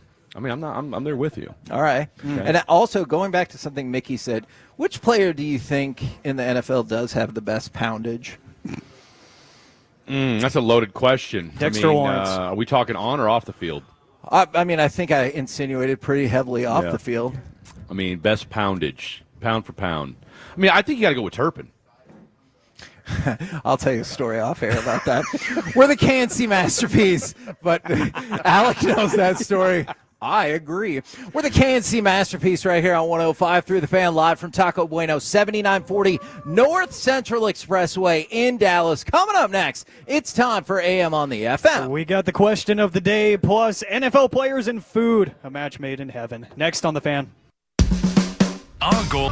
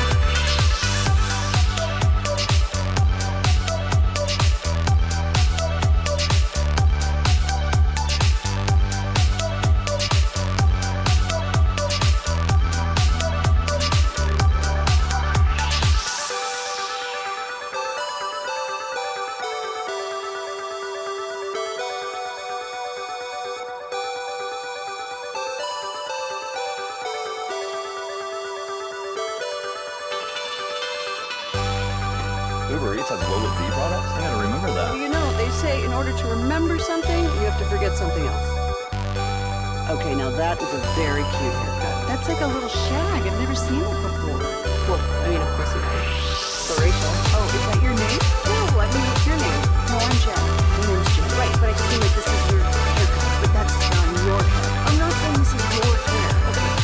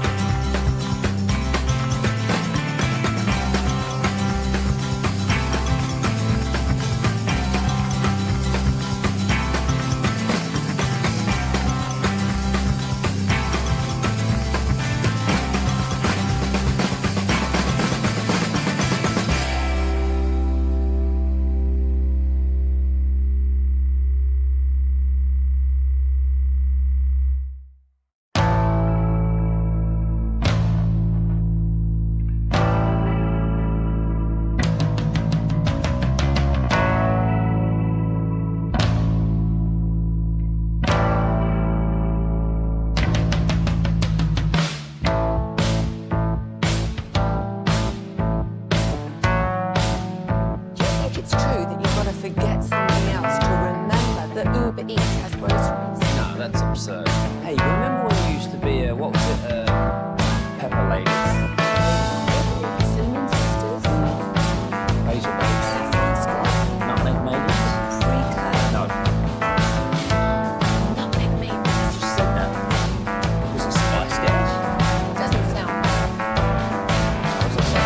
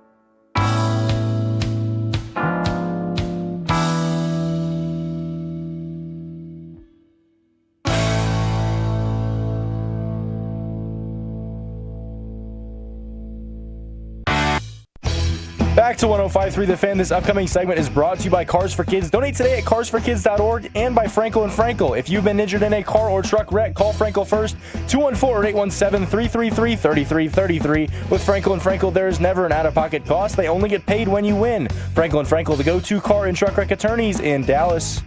Jacob back to work at 2-2. And it swung on and a high drive hit to deep right field. Back goes Garcia at the wall. It is gone.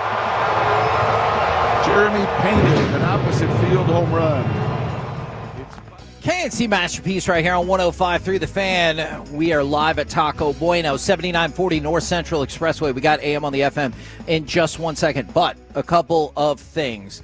We're giving away Cowboys-Packers tickets. I tried to see if I could get a deal going where if you bought like $40 at Taco Bueno that we would like elevate you for the giveaway, but they said, nope, can't do that. We're going to keep all of the entries the same, wink. But then also let us know if you're going to take a picture, do you want us to pose for it or not? Like, I'm always curious if somebody's taking a picture, do you want me to be like, or just kind of pretend like I don't see Action it. shots. And and just like keep it going. All right. Now it's time for this. What does this button do? Please, please, do not push the button. You have no idea what it... Alec, you be quiet. Alec, that was awful. 1 for Alec, 0 for Peyton. Don't you dare touch that dial. Don't you dare do it. It is time for AM on the FM. My name is Alec Medford, the man that they call the pride of Mansfield, Texas, and today the pride of Taco Bueno. 877-881-1053. That is the Frankel & Frankel Injury Attorneys text line to answer today's question of the day. Twitch and YouTube as well. Pause for just 1 second because they're asking for motivation from the 432. Can I get a shout out from my daughter Emma? She's shown great dedication and drive in athletics and academics. Your parent, I'm assuming, is super proud of you. And then also, you don't know, could just be a friend. What he did he say my daughter, right? You know what? It's Friday. I mean, if you're going to bust my chops, I get to bust yours. 1,000,000%. I mean, you think as a parent. That is fair. Hey, that's fair. Should I have said, I don't know if it's your mother or father? Yes, but I made a massive mistake, and you called me on it, and I think that's fair. Also, I do believe our very own Blake Elliott. Hey, I'm heading to the gym. Yeah. Can I get some motivation from KNC? Do you have motivation for your buddy? You're small. Put your phone away. Yeah. He's not at the gym yet. No, but that's what I'm saying. Your motivation is put your phone away and admire the talent and go do what you do. What do you mean admire the talent? I think you know exactly. Scouting, what I mean. huh? I'm not sure. Medford knows. Oh, I mean, I know. I just want to make you say it. All right, sorry, Alec, to interrupt there. And my motivation to Blake is you still can't beat me in a race. So go ahead and make today leg day so we can work on that a little bit. And then maybe you can hang with old Medford. But guys, we got the question of the day. What's the prize amount? So if I could get Blake to show up at this Taco Bueno at 7940 North Central Expressway, and we stage a race while the show is going. Yes. Yes. It's not happening in these shoes. I can see if I got something in the back of the car. What size shoe do you wear? I got a pair of shoes in the car. What a weird driftery thing to say. That really is. What, to have an extra pair of what? That's a weird thing to have. Who here's got an extra pair of shoes in their vehicle right now? Thank you. 1, 2, at least three. Okay. 3 people that have extra pairs of shoes in their car. All right. How many 2 people of in the back them. got extra pair of shoes in their I car? bet 2 of them are they work shoes? It's irrelevant. Sneakers, right? You got sneakers or work shoes? Look, you know what? He's got work boots. See? Workout shoes. Okay. Well, that's probably a reflection What's your name, by the way? All right, I'm going to take that. How are you not even going to put her on the headset when she says her name? Oh, I mean, what do you want me to do? That's Just also probably take the headset off. Yeah. That's what I want you to do. Yeah, you go like this. Yeah, it's pretty easy. Simple. Well, we've infringed on too much of AM on the FM already. Well, it's okay. We got the question of the day, gentlemen, that we're going to start with, and then time permitting, we can always try to work this in later too. I've got some NFL food stats that's incredible, thanks to the Chargers. And maybe a tease for later in the show, Kevin. We had a Tolo walk into Taco Bueno here, and they asked, are we going to get a version of Are You Better for Kevin's birthday? That's a great question. You know what I really hoped happened, Alec? I saw a Tolo come back in here and ask a question for 10 seconds, and then they left again. I really thought maybe they asked one of the people here on a date, and it got shut down really quickly, and then they left. But it just got explained to me what actually happened, and it was not quite as captivating as that. Normal? Yes. By the way, it was both the mom and the dad. But you're right. I really dropped the ball. That's on all okay. of that. Hey, you know what? When you talk as much as we do, you're bound to have a slip up here and there. True. Well, Kevin, I have 6 names in front of me for Are You Better, so I will continue adding so we have some to play with. Should we decide to go that route later in the show? Idea. But the question of the day, gentlemen, I've asked a version of this question before, but I want to make it a little bit more DFW sports-centric. We're going into a big football weekend here. You're going to hear the Cowboys game right here on these very airwaves against the Chicago Bears. So I pose a situation. I know it's tough for both of you because you two, Kevin and Fred, do not drink, but just pretend for one moment. You are at a bar full of 50 people that do not like you, and they want you out of there. Yeah. And you have to make it out in one piece, unscathed. You have 3 active DFW pro athletes with you to help you get out unscathed. Who's your crew? You know what? That's a shame because you keyed in on active, because otherwise a couple years back I would have obviously gone with Tyron Smith, because he could just clutch people's heads with his hand and throw them. We've had some great athletes, so I was like, I'm going to make it tough and say active. Oh, Brock Hoffman. Brock Hoffman, man, everything you hear. He's always down to squabble. Yeah, and he is scrappy, and so Brock Hoffman is one of them. Adolis Garcia is another one. He looks like he's built out of granite. Do we think he can fight, though? Yes. Absolutely. Yes. Yes. We do? Yes. He's like the nicest guy on the planet, but I feel like if he cares about you and you're in that scenario, he's going to make sure you get out. He's got some rage inside of him. Well, at the plate. You're going to have to trust me on that. So you got to have a Dallas Star on the list. Ooh, you know what? Actually, right now, I would put Jamie Benn, because I know Jamie Benn has rage inside of him as well. Because years ago, we were in Arizona for spring training, and we went to the morning skate before they played the Coyotes. Yeah. And we had Patrick Sharp on the show a couple of times, but always on the phone. So we met him in person, and he's like, "Oh, what the heck are you guys doing here?" Because we're like in Dallas, but we're in Arizona, and we were kind of joking around with him about for the locker room. Jamie Benn heard it, and he got furious, and he walked out and slammed the door, and he goes, we're trying to make the playoffs, and here's about some stupid shirt. And so I know he's got the rage inside of him as well. So I picked Jamie Benn as my third. I'm going to go with Jake Ottinger as number one. Defender. Well, tell him it's the old coach he's fighting. Think about it this way. He's got rage in his heart. I mean, considering the fact that he was blamed for the entire loss. Yes. Okay? Plus, he's 6'5", like 230. Okay, that's a big dude. For sure. All right? I mean, you're going to have cats that are going to back up just because he's 6'5", 230. And then from I wouldn't go with Anthony Davis. Let's see. Why? You know what? P.J. Washington's an interesting one. You know what? I have a Maverick in mind that y'all have Nico not said. Harrison. Okay? I'm going with Nico Harrison. All right? He's really been beaten down. I'm going with Jake Ottinger. I'm going with Nico Harrison. And I'm going to go with Jerry Jones. Okay, well, my team is going to... Because we're going to talk our way out of things. Fred, okay? I think you're doing a lot of the heavy lifting. We're going to talk our way out of things. Nico I get, because he's ready to snap. Look, it's been 7 months of punishment. Let Nico cook. Oh, Liam Bichel. Bischel's a great idea. That dude is gigantic. That gets me to my list. Liam Bichel. That's a good one. Daniel Gafford.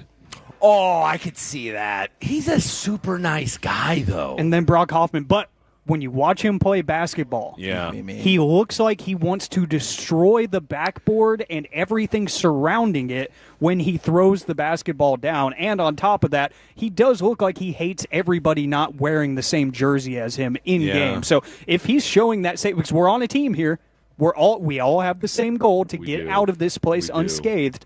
I feel like he's going to understand the assignment, and he's going to make sure we get through A-OK. Is Tyler Booker on that list for y'all? He was like an honorable mention for me. I mean, I need some dogs. You know, I mean, if Demarion didn't have the knee injury, I'd probably bring him he's nice too. Yeah, he's very nice. Yeah, but look, he's been hurt a couple times. He came from a small town in Texas, right? Somebody told a story about how he was like a ball boy in the 8th grade, and was that guy even then. So again, but I don't want him getting hurt again. See, I get what you're saying. Like, I think you're a nice person. Yeah, but when I heard you had another pair of shoes in your car, I also thought you probably have a couple extra IDs and everything like that. Who doesn't? Another pair of shoes, and first of all, it's not even. I mean, I'm in a extra truck because my truck's being at the shop right now. Shout out to my boy Dan, Transmission Man. But no, I don't think having an extra pair of shoes is all that abnormal. No, that's true. It just further enforced my idea that you're ready to rip off an old lady and break out of town if necessary. I'm not that kind of guy. I like this from the 817. Go and throw Errol Spence on the squad. Yeah, that makes a lot of sense. Look, man. 4 years ago, it made a lot of sense to me. Now, I feel comfortable. Well, you're thinking that he's going up against a bunch of random average people. That's so true. Even at this point. Can we throw Sha'Carri Richardson in there? Because we know she'll hit you. So. Golly. I thought you were going to say she can run away. Yeah. Boyfriend or not. Man. Okay. So, though, I want Sha'Carri on my team. Sha'Carri, Nico, and Jake Ottinger. Okay. That's squad. What an eclectic group. Yeah. I like it. Yeah. We'll have drinks after. Fred, you never fail to blow my mind when it comes to any high-level thinking. Thank you for that. You're welcome. That's and my McKenna. time. We're going to bring McKenna, too.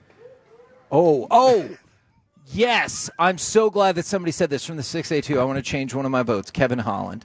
Kevin Holland is local. He is a UFC fighter. He will help us drop a whole bunch of people along the way. That's what I need. All right, Alec, anything else you want to throw out? I know we did cut into some of your time with our nonsense. No, we are going to back pocket some of this, and hey, I'll throw it out to the vote. If we want Are You Better? I've got names. 877-881-1053. You let us know. Okay, I like it. We're the KNC Masterpiece right here on 105.3 The Fan, live from Taco Bueno, 7940 North Central Expressway in Dallas. Coming up next, it's time for Gridiron Gravy. Let's talk some Thursday Night Football and power rank the quarterbacks next on The Fan.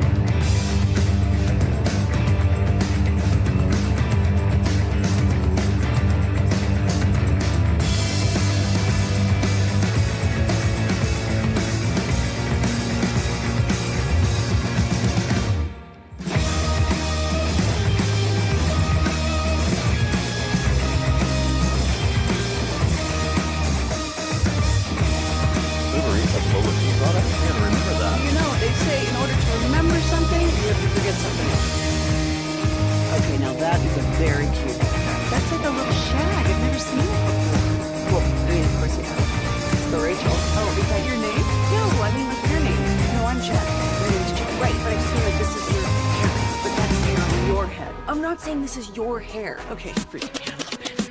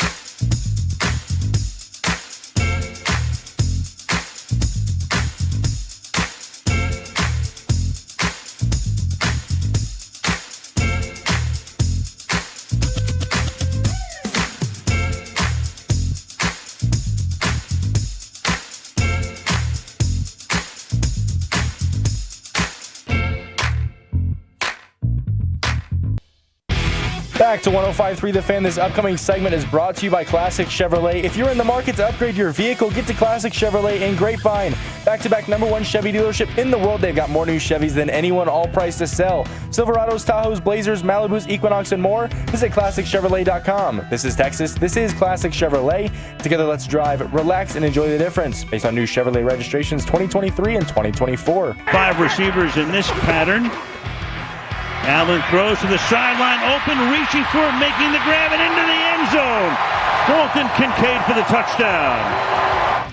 KNC Masterpiece back here on 105.3 The Fan. We're live at Taco Bueno in Dallas, 7940 North Central Expressway. There's a lot going on here, and I want to thank Dr. Pepper as well for helping us get this giveaway going. If you want to go ahead and come on in to enter to win Cowboys Packers tickets, but also I wanted to remind you, when the Cowboys win, you win. Taco Bueno is offering a free taco whenever the Cowboys win. Now, Fred, did you say that's how you learned about Taco Bueno? I'm sorry, I was talking to Danny and McKenna over here. I'll tell you how I found out about it. So you guys know I live in Louisville. Shout out to the Fighting Farmers, 22nd in the 6A football rankings. There you go. They're idle this week. That's okay.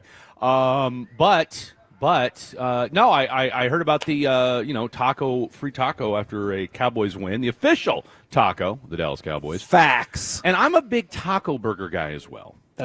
You've spent this entire break trying to encourage Taco Bueno to change up part of their menu. Not change, but just add, supplement, if you will, to becoming the official taco burger of the Dallas Cowboys, unofficially the official taco burger of the Dallas Cowboys. And so we're efforting, Danny, McKenna, and I, to get that thing done before the end of the show today. So are they efforting, or they absolutely are. They're just being friendly. They hadn't even thought about that. I'm over here. Look, I am giving advice. I'm over here handing out suggestions. Okay, I'm a man of the people. Hell, Ruben didn't even know what a taco burger was 30 minutes ago. I wolfed down 2 of them during the break.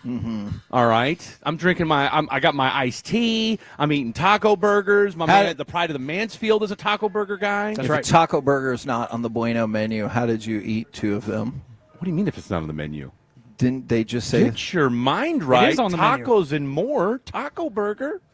I'm ashamed of you right now. So what are you trying to convince them to do then? To in addition to being the official taco of the Dallas Cowboys, I want them to be the official taco burger of the Dallas Cowboys. Because here's my question for you, Kevin Hagelin. When's the last time you had a taco burger? I never. Thank you. How is that a selling point? Because if you don't know, but when you eat one, okay, mouth explosion. So there's that. Don't forget, Masterpiece of the Week coming up at 1:30. Right now, time to go around the entire NFL and dip into some gridiron gravy. Yep. And we start. Thank you, Corey. With Pro Football Talk was listening to our last segment, and they are here to They usually do. They are here to alert us that Jaden Daniels is officially out. Marcus Mariota is a go. I know we talked about a segment or two ago that was probable. It is now official. Do you think this will be good Marcus, bad Marcus?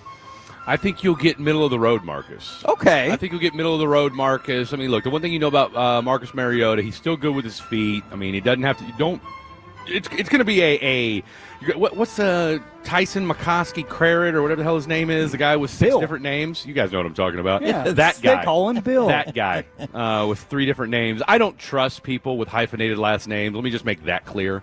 However, I think you can do a lot worse than Marcus Mariota as your backup quarterback. Man, I did not know this. We're just getting reports from WSOC in South Carolina that Jadeveon Clowney was arrested in his hometown last week on charges of trespassing and failure to identify.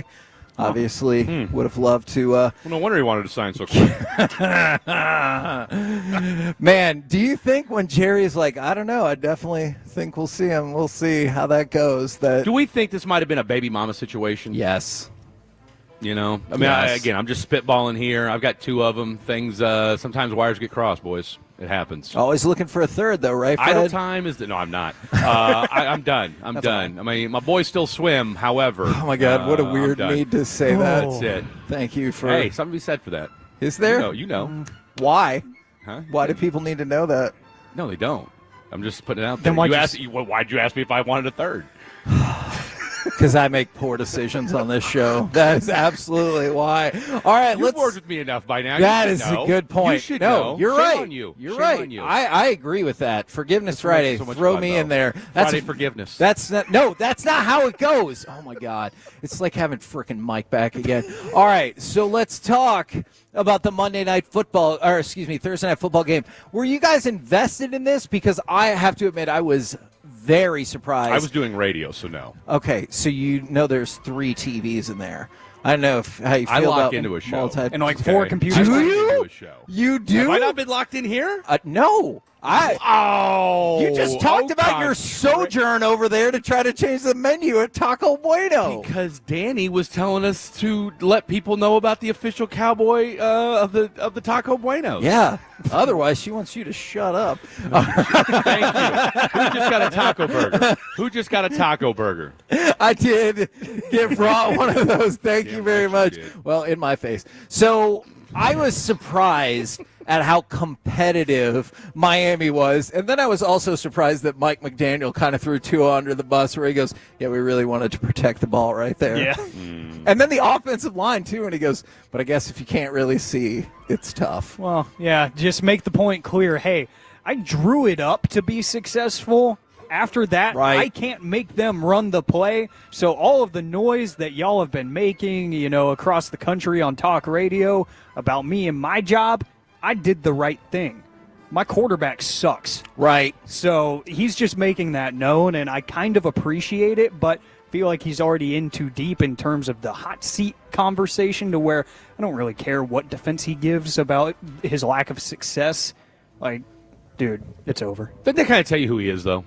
It really does, yeah. I mean, if that's how, like now you're going down. And, the ship is sinking. I mean, let's just be clear with that. And all of a sudden you're going to start throwing daggers. I mean, this is the same guy that you propped up when his head was, scrambled eggs. Right. Okay, and now you're going to go ahead and take him out like that. Mike McDaniels. No S. You know what? He gets an S from me, okay? Because he's full of it, all right? I like that.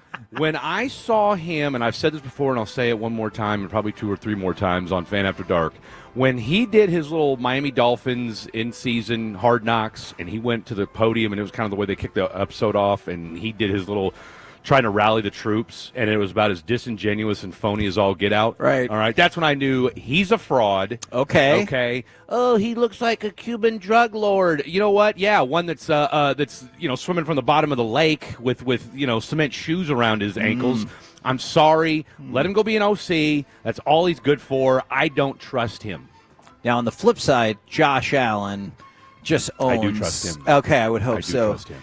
He owns everything about the Dolphins. He's 8-0 against the Dolphins at home. He is 13-0 in his last 13 home games, 8-0 on Thursdays, and 3-0 this season. Heck of a start for Buffalo. He's giving you Super Bowl vibes, isn't he?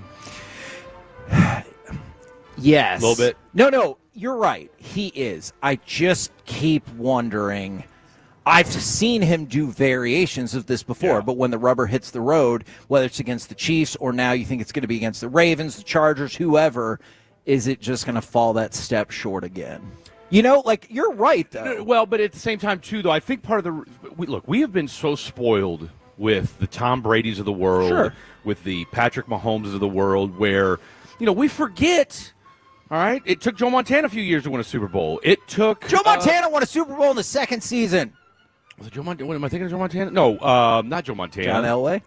Well, no, John Elway. Sorry. It took John Elway a while. It took Peyton Manning. That's true. A while, Yeah. right? I mean, how Peyton Manning did get his first playoff win into what, year 7, year 8? No, I hear you. I think I don't know if anybody else does this. I think I carry some of Buffalo's previous baggage and give some of it to Josh Allen, and that's not fair. I admit that's probably not fair. Well, but no, you're not wrong, though, for that when you consider, okay, look, he's lost to Joe Burrow. Yep. I mean, think about who he's lost to, right? And Joe Burrow was at home, for sure, right? And so he catches all kinds of flack for that. sure. So whether it's Joe Burrow, whether it's been, he's been little brothered by Joe Burrow and Pat Mahomes now for the majority of his playoff career. Yeah. But is this year finally the year where you've got a Chiefs team that doesn't look the same? You've already beaten Baltimore at home, and, Cincinnati, we already kind of know what their situation is. Right. So. I think it would be a great story. I think Buffalo, arguably right up there with Detroit, are the two teams that folks would be most excited to potentially win a Super Bowl, like outside of your own team. Hey, speaking of a team that nobody wants to win the Super Bowl, let's talk about the Browns. The Browns have given up only 383 yards total so far this season. I'm pretty sure that's what the Cowboys gave up in the fourth quarter against the Giants. They're the first team in 31 years to give up less than 400 total yards in the first 2 games and be 0-2.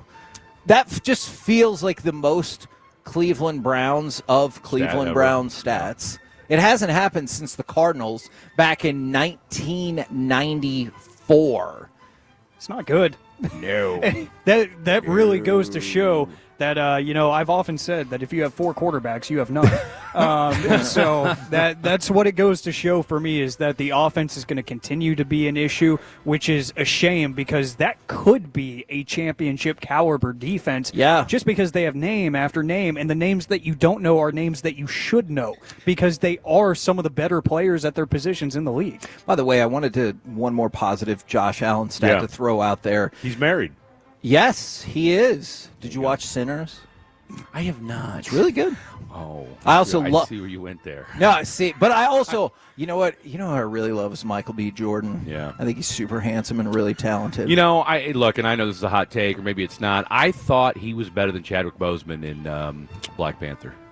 Ooh, but is that a hot take? That's pretty bad, Fred. I don't think it is. It's pretty bad.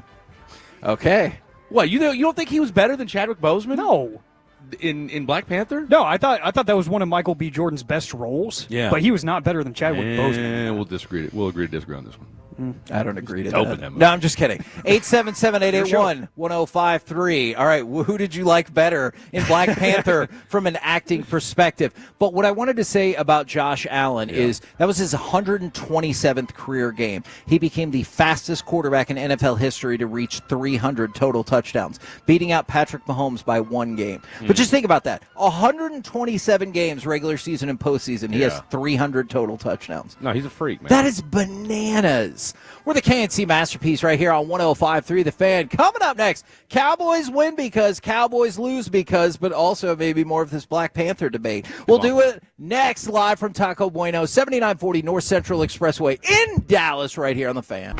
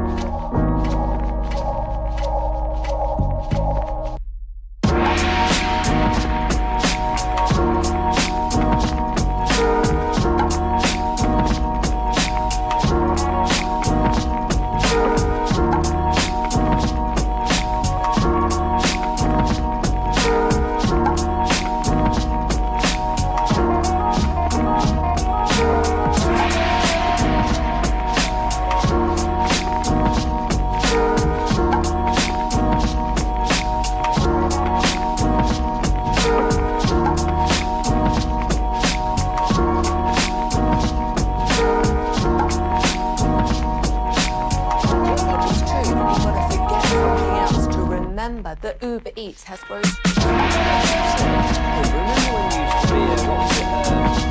Pepper lady.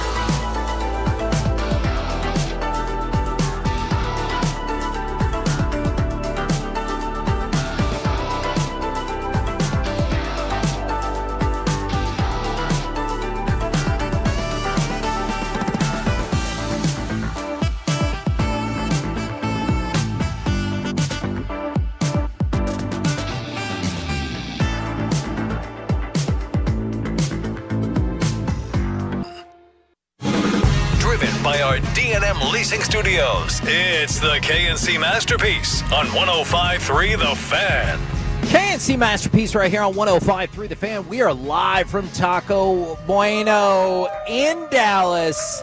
The official taco of the Dallas Cowboys, 7940 North Central Expressway in Dallas. And gentlemen, it is time for a noon staple. Cowboys win because, Cowboys lose because. By the way, the Frankel & Frankel injury attorney text line is still lingering over the argument about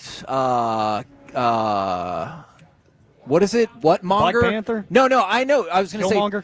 Killmonger. I was Yes. like T'Challa against, and then I blanked on, and I didn't want to say something Monger because I was like, well, that's not right. Open-ended Monger. Yeah, from the 214, that's a bad take. Hell no. From the 210, yes, Michael Jordan is better. Michael B. Jordan. From the 945, Michael B. Jordan 100%. From the 214, Chadwick Boseman was way better. And so people are somewhat split with a slight edge towards Chadwick Boseman. And they would be right. You know, it's always nice to be right. It feels nice to be validated by the listeners, by the Tolos, because they know what's best in the end. Oh, Lord. But I will say, like, it's not a major gap. It's Okay. just because, Yeah. like I said, I think that's one of Michael B. Jordan's best roles. Yeah. I think he did some of his best work in that franchise. But I think Chadwick, he nailed the T'Challa character, which growing up, I was a comic book dork. Sure. So I felt like he embodied everything I envisioned. So just personally, I liked him more. Two things. One, I just Oh. knocked down Taco Burger number 3. Good for and you. Secondly, And you said you think you could do secondly- at least 3 more in the show. Well, what are we at? We're at 12:06. Yeah. I'm probably gonna have to bail at that last segment because I got to fly. I got to head out to DFW. I could easily eat a taco burger per segment to close out the show. Oh. That said, Could you now? That said, if Chadwick Boseman was still alive, would people still feel the same way? That's all I'm asking. Yeah. Man. How much of that is guilt? Because they're like, oh, how could you say that? He's dead. That's a fascinating take that you clapped your hands after you're going, well, if he was still alive, would people care? You don't get that much, do you? You're like, if that person was still alive, would he be that great? I think Bam! Roasted! I like to punctuate my In own your points. face, dead people. I like to punctuate my own points. Okay. Okay. Oh, I have noticed that. Yeah. Huh? All right. So yeah, that's my and I feel strongly about that. Yeah, no, I know. Official Cowboys. taco burger, the Dallas Cowboys. There you go. Huh? Cowboys win because, Cowboys lose because, God help me. But I'm going to start with you, Fred, because I like to make bad decisions, or maybe I'm hoping to phase you out of this segment to get you another taco burger. Hey, let's I'll let you Let's decide which reason it is. Smart man. Cowboys win because, tell me. Cowboys win because they get a surprisingly good performance from their defense. Ooh, what would that look like to you? Is that like 20 points? If you can hold the Chicago Bears to 24 or less, Okay. all right. Yeah. And look, I have no expectation of Jadeveon Clowney. All right, let's get that straight. All right. Now, maybe I'd love to see him trespass in the backfield of the Chicago Bears. And not get arrested I for it. would along love the way. to I see that. gotcha. But how many times did you sit there and think to yourself during last Sunday's game, man, this thing would look different if Jadeveon Clowney was lined up on the defensive line? Yeah, even Never. Jadeveon Clowney was like, oh, yeah, Mike is great, and I'm my own person. He goes, we would have worked well together. And I'm like, oh, well, I don't know how helpful that comment is. First but of all, thanks. he's just a good, and that's probably a little bit of a stretch, but he's just an okay pass rusher. Yeah. Right? So that's here's fair. what I understand. You need help rushing the passer. Yes. Okay? And I mean, Jadeveon Clowney, like if you'd have went out and got Zadarius Smith after week 1, which the Eagles went out and did, yes, that would have made sense to me. He has played exceedingly well quickly. Right? Like Yeah. that would have made going out and getting a bona fide pass rusher, a rusher of the pass, would have made more sense to me. Jadeveon Clowney, who, oh, by the way, is now on his 6th team in the last 7 years, tells me all I need to know about Jadeveon Clowney and where he's at this stage of his career. All right? Let's see a little more James Houston, and dare I say, Matt Eberflus, maybe he's waiting on something, because I'm telling you what, I'm tired of seeing Jack Sanborn. Already? All right? Look, he has set back white linebackers 20 years. Wow. All right? My knees hurt just watching him. Okay. All right? I am tired of I'm sure he's a nice guy. All right? I'm sure he tithes at church.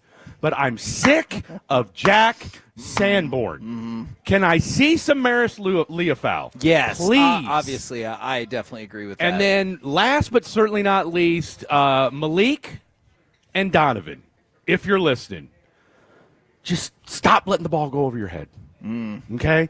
If you're down 4 or you're up 4 and you know that the other team has to go deep, play center field. Yeah. Don't let the guy go past you. Sure. Okay? Yeah. I mean, that's all we're asking. I mean, look, Nate Newton said it. Kenny Gant said it. I'm sure 90% of you listening said it. That's all we're asking for. Yeah. So the Cowboys win if you get a surprisingly good performance from your defense. Alec, Cowboys win because. Cowboys win because I like Mickey Spagnola's idea of an air raid by the Dallas Cowboys offense. From a football perspective. Yes. I have to say that because Fred's yes, here. Yes, thank you. Thank you. That would have just, Charles tailed drinking into water. a totally different conversation. But I do think that there's going to be a lot of opportunities in the passing game for the Cowboys for obvious reasons. Just Right. If you get bored today and you want to do some of your own game prep, just Google the Bears injury report and just look at how many defensive positions pop up on that. I mean, their best player on defense is gone at the cornerback position with Jalen Johnson. I do think that there's going to be plenty to be had for CeeDee Lamb, and specifically, I think George Pickens might have his welcome to the Cowboys game this week because they are going to overcommit to CeeDee Lamb more times than not. And again, that's the purpose of having a very talented second wide receiver, is because when you know you're going to get shaded coverage over the top, those safeties that Fred was talking about, but on the Bears side of the field are going to overcommit to any kind of double move, any kind of long play design for CeeDee Lamb. George Pickens is probably going to have one-on-one coverage, or he's going to sink into the back of the zone of the linebackers, and he's going to find a big chunk play here and there. I think this could be his welcome to the Cowboys moment. Okay, I like that a lot. Fred, I have 4 pieces of feedback for you. Yeah? Wow. 2 are positive, 1 is negative, and 1 is just my general confusion. My general confusion, Fred said that he couldn't hear something that we said because he was drinking water. Yeah. And then also, so that's just...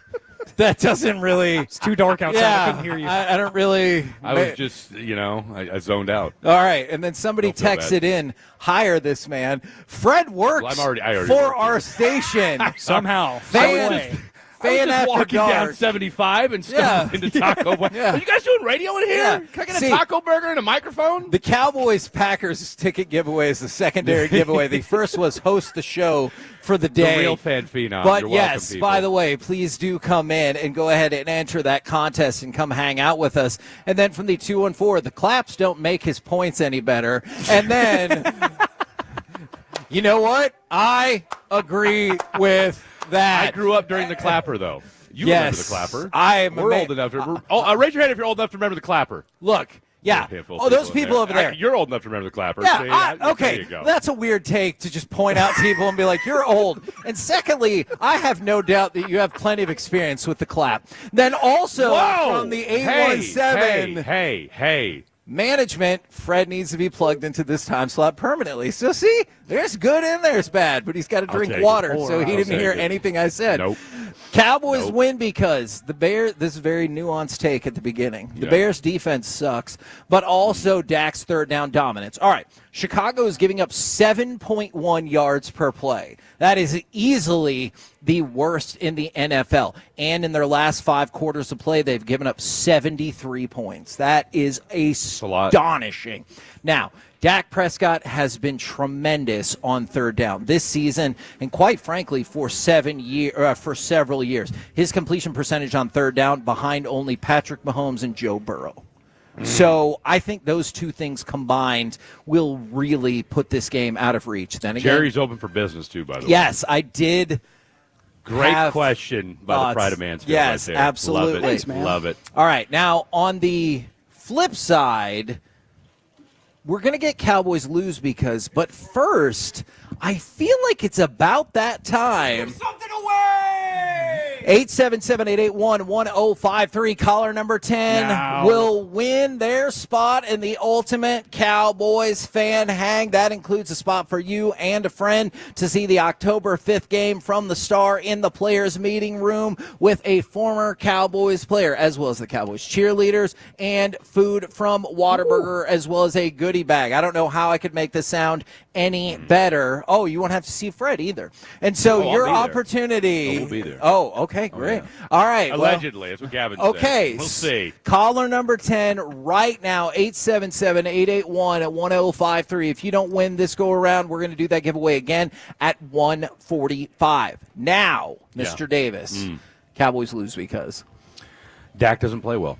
Yeah. I mean, let's be real. Dak's, I mean, he's looked great in key moments. Blake and I got into it last night. If CD doesn't drop those two passes in the fourth quarter against the Philadelphia Eagles, hear you. This team's probably 2-0. I agree with that. You know what I'm saying? Yes, I do. And we're talking about what a tremendous year.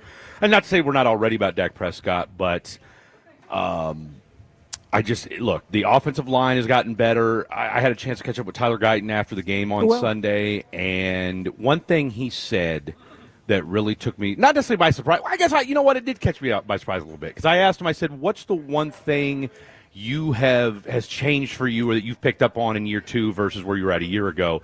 And he said that how I play determines if we win or lose the game. Now, sure. Is that a big, look, and he didn't mean that in a like, I'm being cocky kind of way. I understand. You know what I'm saying? He's right. And he's 100% correct, right? I mean, a lot of other things. But the fact that he has taken that onus on, because there were question marks about, his dedication, his maturity level, and for him to, by the way, miss all of training camp, coming off of what wasn't a great rookie season, and let's be real, 60s looked pretty good at left tackle so far. I mean, let's call it what it is. That's been the one position that you haven't necessarily been as concerned with through 2 weeks of the season so far. So I'm less concerned about the offensive line so far, but if for whatever reason Dak goes back to being, sheepish and gun shy in the pocket, then you got a problem.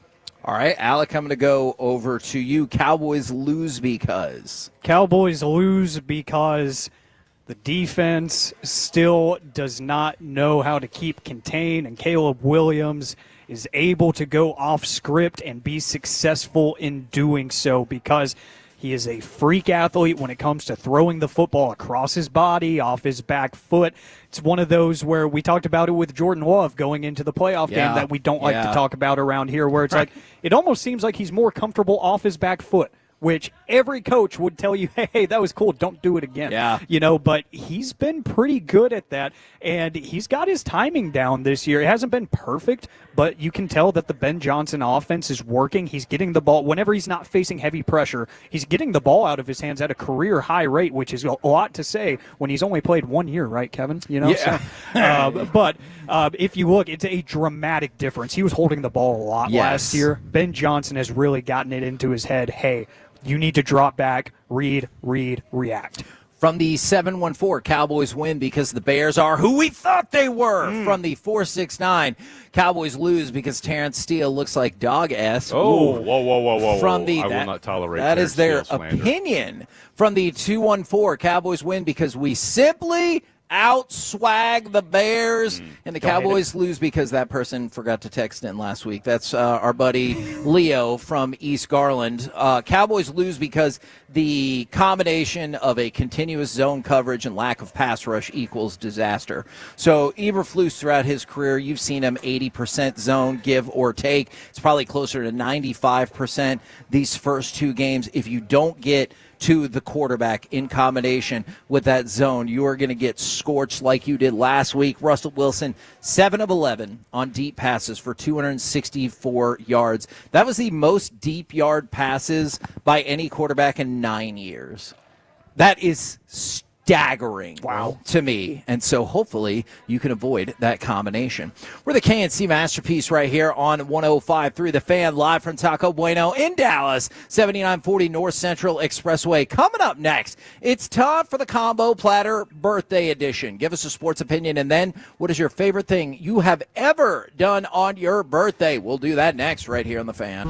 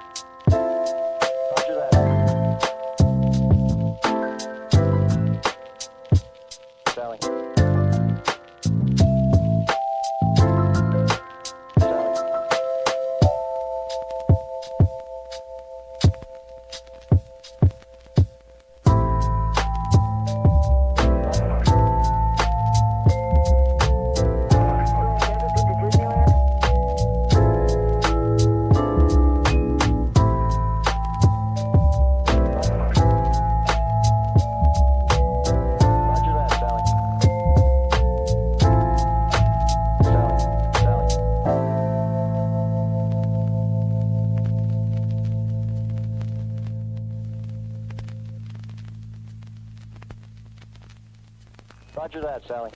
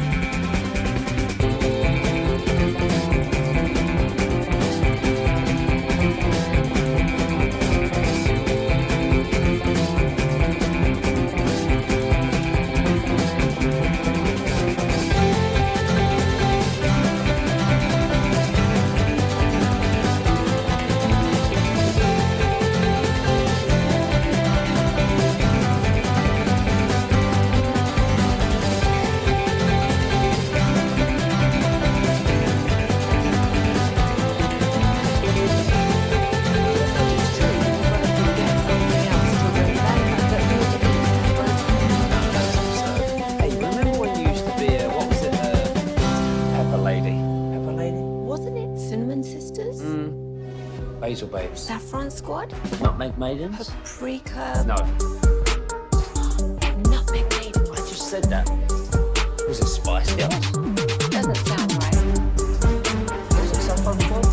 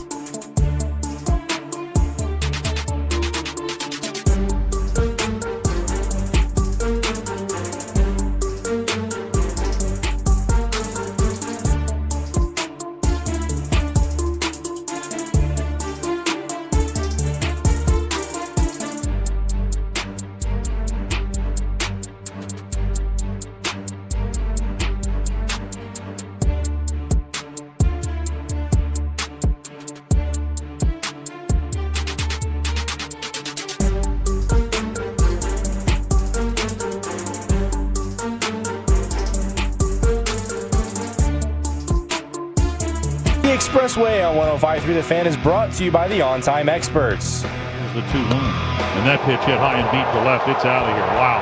What a shot. Over the Crawford boxes goes Jose Altuve with his 26th home run of the season. And he has put Houston back out in front here at 4-2. K&C Masterpiece right here on 105.3 The Fan. I'll be curious to see how many Rangers opinions we get here. And obviously I missed the most important Cowboys win because free Taco Bueno. That's a no-brainer. The official taco of the Dallas Cowboys. Remember, when the Cowboys win, you get that free taco. No purchase required, though. I think you should just load up on stuff. And Well, then you got to just get a taco burger, too. That's right, Fred. If you look at my left hand, I'm about to indulge. Man. Thank you. From the, plus here's an update from the 469. Kevin, with many exclamation points. I came in to ask when the drawing for the Cowboys tickets were, and I am happily married. And so I told you I thought that was my question, was did that person pop back in and maybe ask for a date? Okay. I was told by both sides that is not what happened, but sometimes I like to invent fanciful things that have happened around me to see if they actually happened. All right. We got the combo platter, and Fred, I want to know specifically if you're ready for this, because if I recall, the last time we did a combo platter with you, you were like, I don't know if I've ever been to a concert, and it was just really confusing. No, I'd been your to a take concert. on that. So I'm going to start with you. Yeah. So combo platter birthday edition.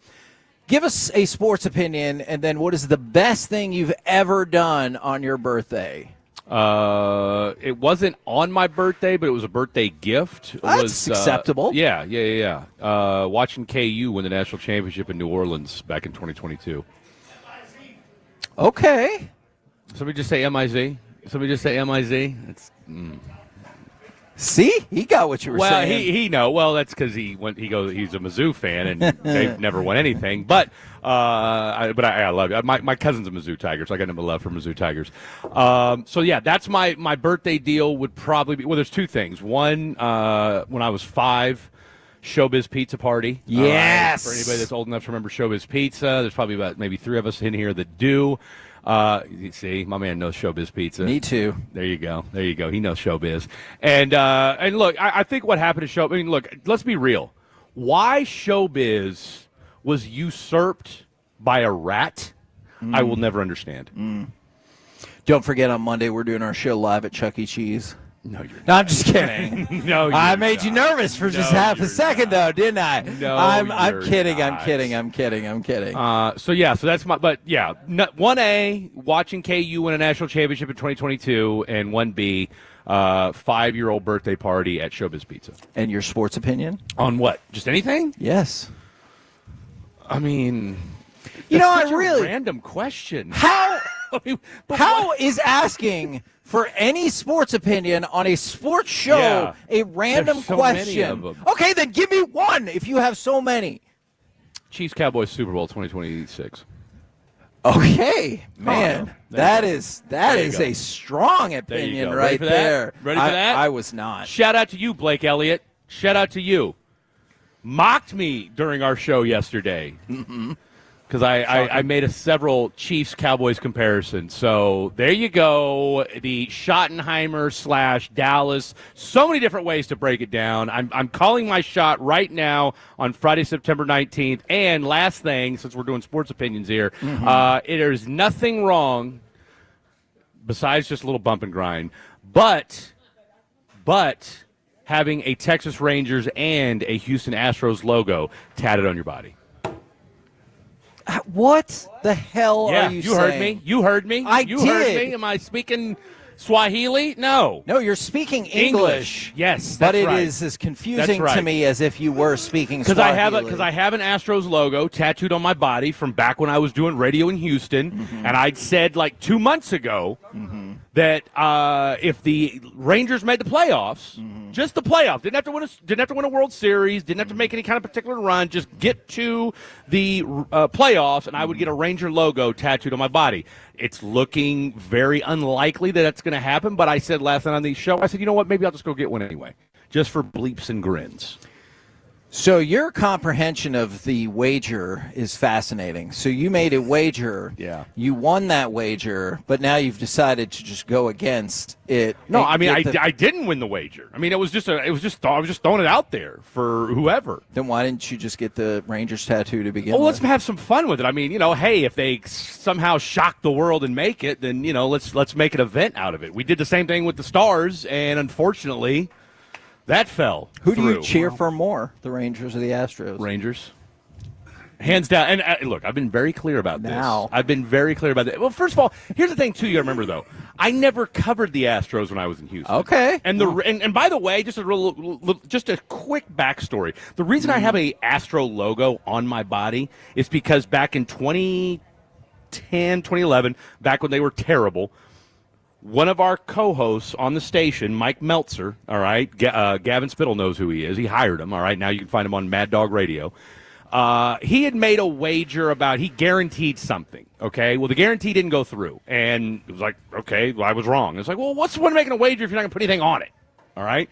So I said, tell you what, you're going to do a wager, let's do a wager. If the Astros lose 100 games, I'll get an Astro logo tattooed on my body. Boom. Oh, Astros okay. lost 100 games. Guess what? Your boy went and got a tattoo on, on his arm of the Astro logo. So when I put a wager out there like that, let's have some fun. Let's go get some tattoos. Who doesn't like a good tattoo, right? There you go. All right. Okay?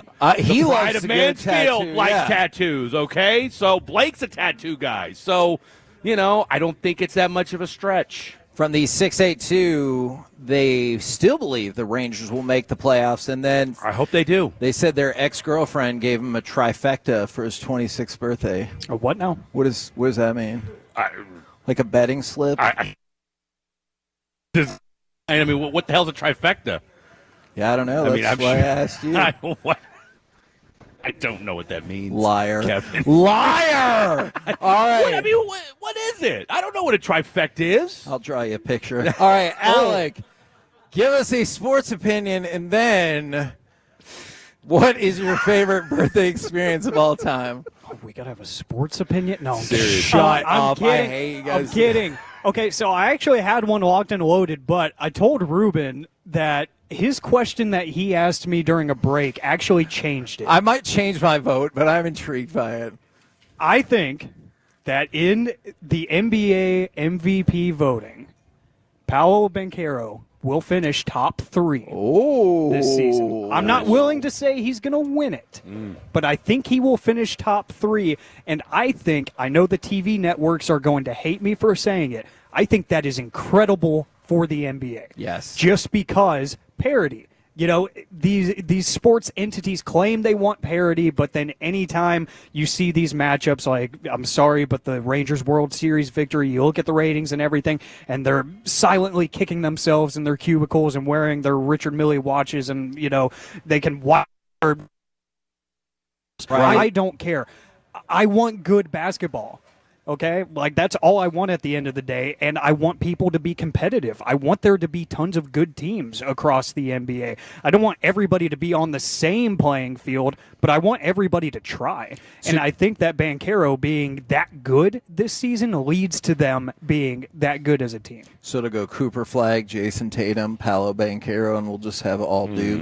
Well, take Jason Tatum out of there because I Okay. cannot stand watching him. Well, that but is Achilles is still being. Yeah, I don't think he can stand either. That's a but- good Gonna be point. eligible. What is I your do like where your Cooper Flag take though. There you go. I don't hate it. Okay, what's your best birthday experience? So growing up, I was never a huge birthday party guy. Okay. It was more of my parents would take that money or that time and thinking and put it into an experience for Yeah. me. That might not be on my birthday, but I will tell you that on, I want to say it was my 16th birthday, my dad got me front row seats to Friday Night SmackDown at the American Airlines nice. Center. And I think it was only like a month later. I think it was in July. So it was only like 30 days or so that I had to wait. But we were front row on TV side. So you saw me and my dad sitting there the entire time. Dean Ambrose gets thrown over the top rope, and he asked me to give him a hand to stand back up.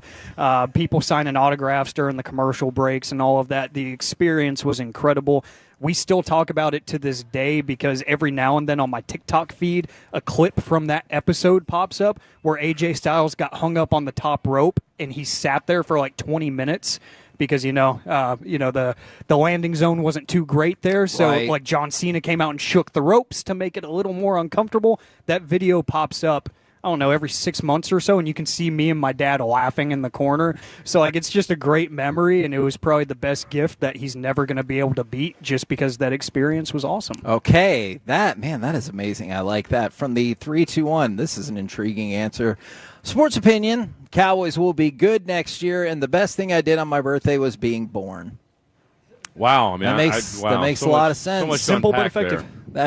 That makes a lot of sense. It really does. From the 469, the Wings will get the number 1 draft pick again, and then throwing your child a birthday party and no one's showing up. So I can't tell if they're being It's kind of on you as a parent, though, isn't it? sarcastic or they're happy that like they don't have to deal with all those kids. That feels like that'd be a really sad moment. I mean, I think it'd be devastating. Yeah. Well, what would you tell your kid Well, if your you're kid's like, a loser at that point. Oh, And my B, gosh, dude. why did you not follow through and say, "Look, we're gonna have to pivot"? all right, so What kid doesn't want to go to a birthday party? That says about you as a child. I Okay. think you're only You ain't got some cousins you can round up. one wacky take away from the Is that wacky? or is- trifecta. No. No. See, No, this is no, wait. There's a You didn't fine even hear the line opinion. between Your wacky opinion and of reality. calling a kid a loser followed Someone's got to do it. Someone's got to do it. less than an hour ago If of saying you just don't- because someone's dead, maybe they weren't that great to begin with. No, I did now. See, no. Let's unpack a couple of those real quick. Are we afraid to say it's true because we're trying to be in reverence of him? And secondly, if you can't have anybody show up at your birthday party, what's that? What are you? What are you? I don't think You're a you loser. should call period. kids losers, Period. probably, right? Well, maybe we should start. Maybe we should start. All right, so to help the mental health crisis, what you've decided is I'm going to start calling more kids Hey, losers. how's giving everybody a trophy? How's that turned out? I mean, surely we You know, can. I'm Surely we just- can I'm find a. just No, I saying. know what you're just saying. Surely we Okay. can find a middle ground between a participation trophy and your kid's a If you loser. can't round up some cousins or some, play cousins along the blocks, you got a problem. Play cousins. Man, some shocking opinions here today on People show up at KNC. your birthday party? Yeah, what's that? Did people show up at your birthday party? You know what? If I said no, would you call me a loser? Because I know they did. Yeah. How do you know that? Because you're not a loser, Kevin. Oh my 'Cause God! You're not a loser. You're frequent talking of children as losers. You know, It's not frequent. It's just I'm responding to the texter. Children come to Taco Bueno too. You know. I haven't seen one yet. Well, yeah, no, because I there's haven't seen one freaking yet. school, dude. Oh, it is. That's isn't it? right. Oh my God! My kids are. I mean, I got my kids are 22 and 17. Which means your kid is in school right now. Actually, no, he's not. What? It's homecoming. They got out at noon. Okay. Nice try. What? Good for them. Nice try. From the 972, I think Kevin is going to break his headphones by the end of this No, show. he won't. You know No, what? he won't. Good thing is these aren't my headphones today. So I Kevin's think, a professional. I He think that's appreciates it. okay. You know that did happen though, right? I think I heard something Yeah, about it. I was really mad. I also heard you got tackled by Jesse Holly. Oh, yeah, you should see that video. If you see the video from inside the other studio and I Yeah. just vanish, you can hear our producer, Sean, at the time go, oh, my God. Yeah, they said you disappeared. Yes. It was a horrible magic trick. All right, for me, my sports opinion now, I'm gonna piggyback off of what Alex said. Major League Baseball is soft for giving out 2 MVPs. All these other sports, they have 1 MVP, and people are like, oh my God, all these people are amazing. Give out 1 MVP. You really want to make it a competition? Who wins, Judge or Shohei? Give me a competition. That makes it more intriguing to me at Yes. the very least. I do agree with your more intense opinion that they're soft for that. I think they are. But at the very minimum, it makes it matter a little bit more to the fan. Like, if we're being honest, I'd rather know who is the best of the best, not who is the best of half of the best. Absolutely. Now, my birthday it's kind of a similar one because we went to an early Rangers game because the weekend of my birthday, the Rangers were going to be out of town. So September 10th, 1988. I made sure to look this up on Baseball Reference because you always want to make sure it matches your memory, and you're like, oh, I just made all of that up. That didn't happen, but it did match my memory. The Texas Rangers played the California Angels. That's how long ago this was. It was 2-1 in the bottom of the 9th, and I remember my mom being like, well, that's okay. We can't win them all. Then Jim Sundberg hit a home run in the bottom of the 9th. The game eventually went 17 innings. Just to further date this story. You stayed all 17. Oh, yeah, we did. And I remember, because it was my birthday, and my mom was like, we can't leave. We can't leave until this game's over. But also, we had a babysitter taking care of my sister that we'd only used twice before, and she kept running up to the payphone because, again, this is 1988. There's no cell. You got to go find out, hey, I think I'm going to be home at 10:30. Yeah. Whoops. Now maybe 11:30. Yeah. I don't know if we kept using that babysitter or not. I could see how she was like, now I'm out. Everything turned out okay, though. Yeah. Did they win? They did. 3-2 in 17 innings. At the time, it was the longest Texas Rangers home game in history. And your sister was okay when you got home?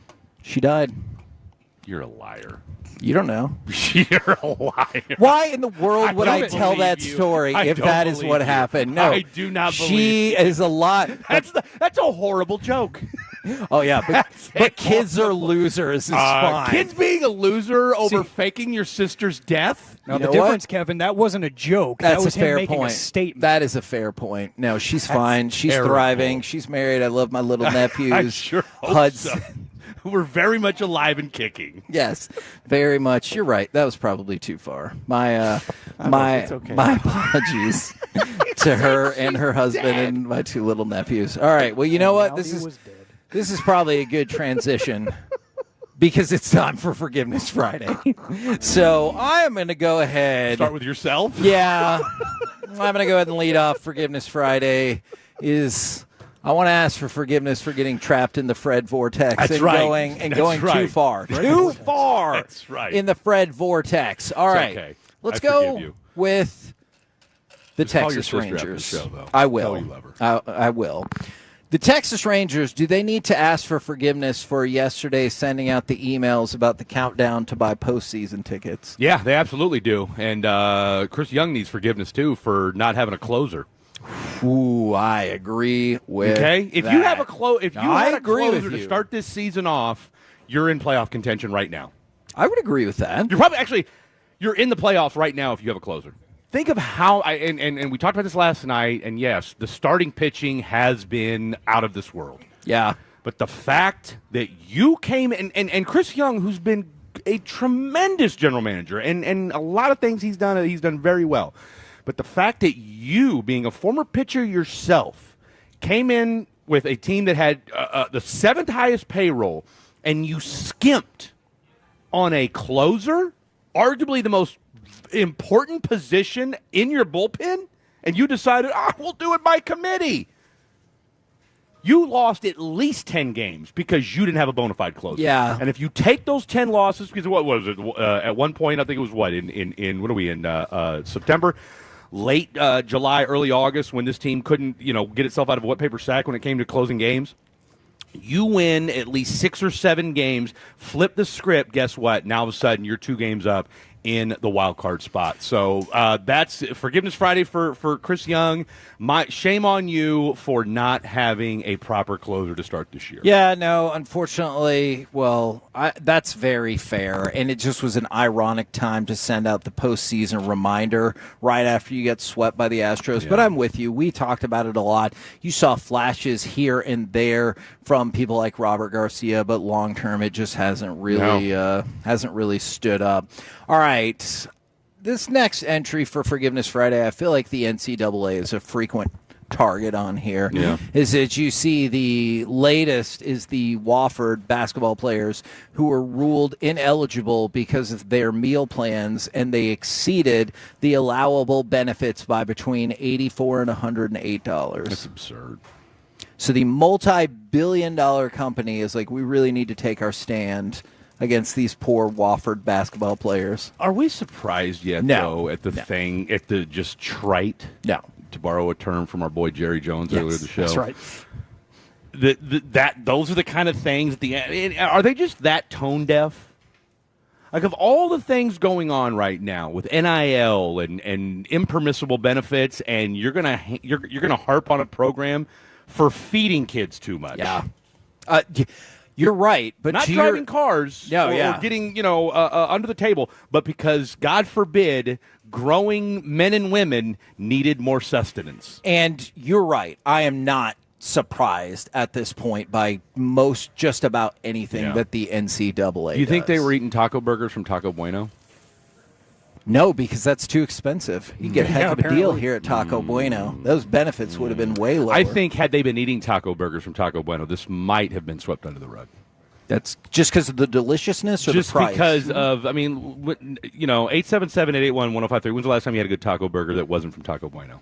I'll hang up the list. I can't answer that question. I have to admit, until today, I did not know about the taco burger, so thank you very much for introducing that. I'm glad to spread taco burger goodness. And by the way, we're trying to help people out. We're going to be doing that giveaway for Packers and Cowboys tickets. Yeah. If you want to come on down, Taco Bueno, 7940 North Central Expressway in Dallas for your opportunity to enter into the drawing. Now, Alec, do you need to ask for forgiveness or go ahead and ask somebody else for forgiveness? Do I need to? I don't think I need to because I'm having a great time here at Taco Bueno, but do we need to ask our friend Kyle Yeomans for forgiveness? You know what?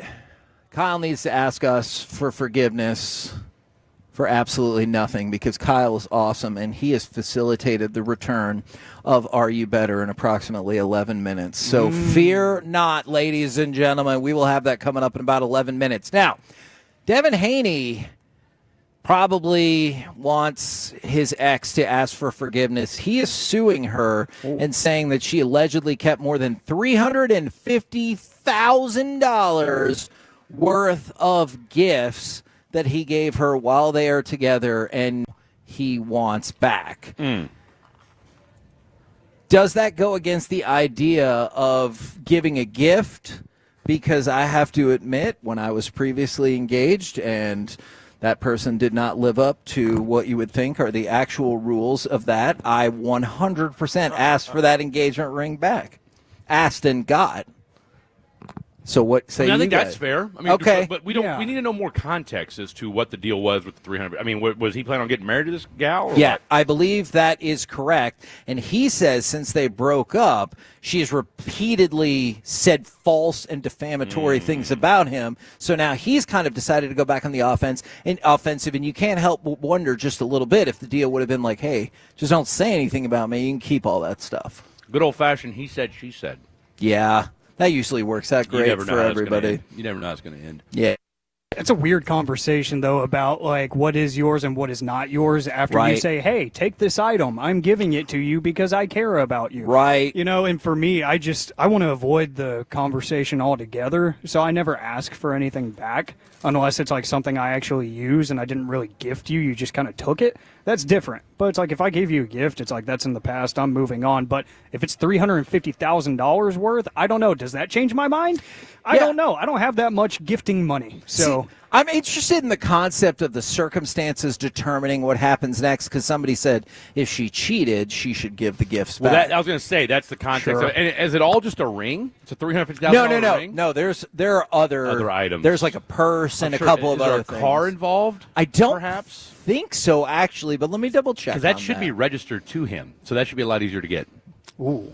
You know? Yeah. But again, I'm speculating here, so I'm No, telling. it was a bag, a watch, jewelry, additional designer purses under the expectations that they would marry. I'm sure he added that. I don't know if he gave the gift and said, we're going to get married, so here's your purse. On contingency. Yeah. On I look, contingency. man, maybe. I don't know if that is the case. Do the Tennessee Titans get forgiveness because Calvin Ridley can't catch. Well, that too, but Cam Ward, very matter-of-factly, was like, we practice on grass. Why don't we play on grass? They're just 2 years removed from switching out the turf at their stadium. That seems like a valid complaint. Yeah, that makes a lot of sense, especially when you're trying to kind of hit the reset button on your team as a whole by drafting the quarterback at number 1 overall and everything. And he's like, you're getting us ready for game day in a situation that we will not be playing in on game day.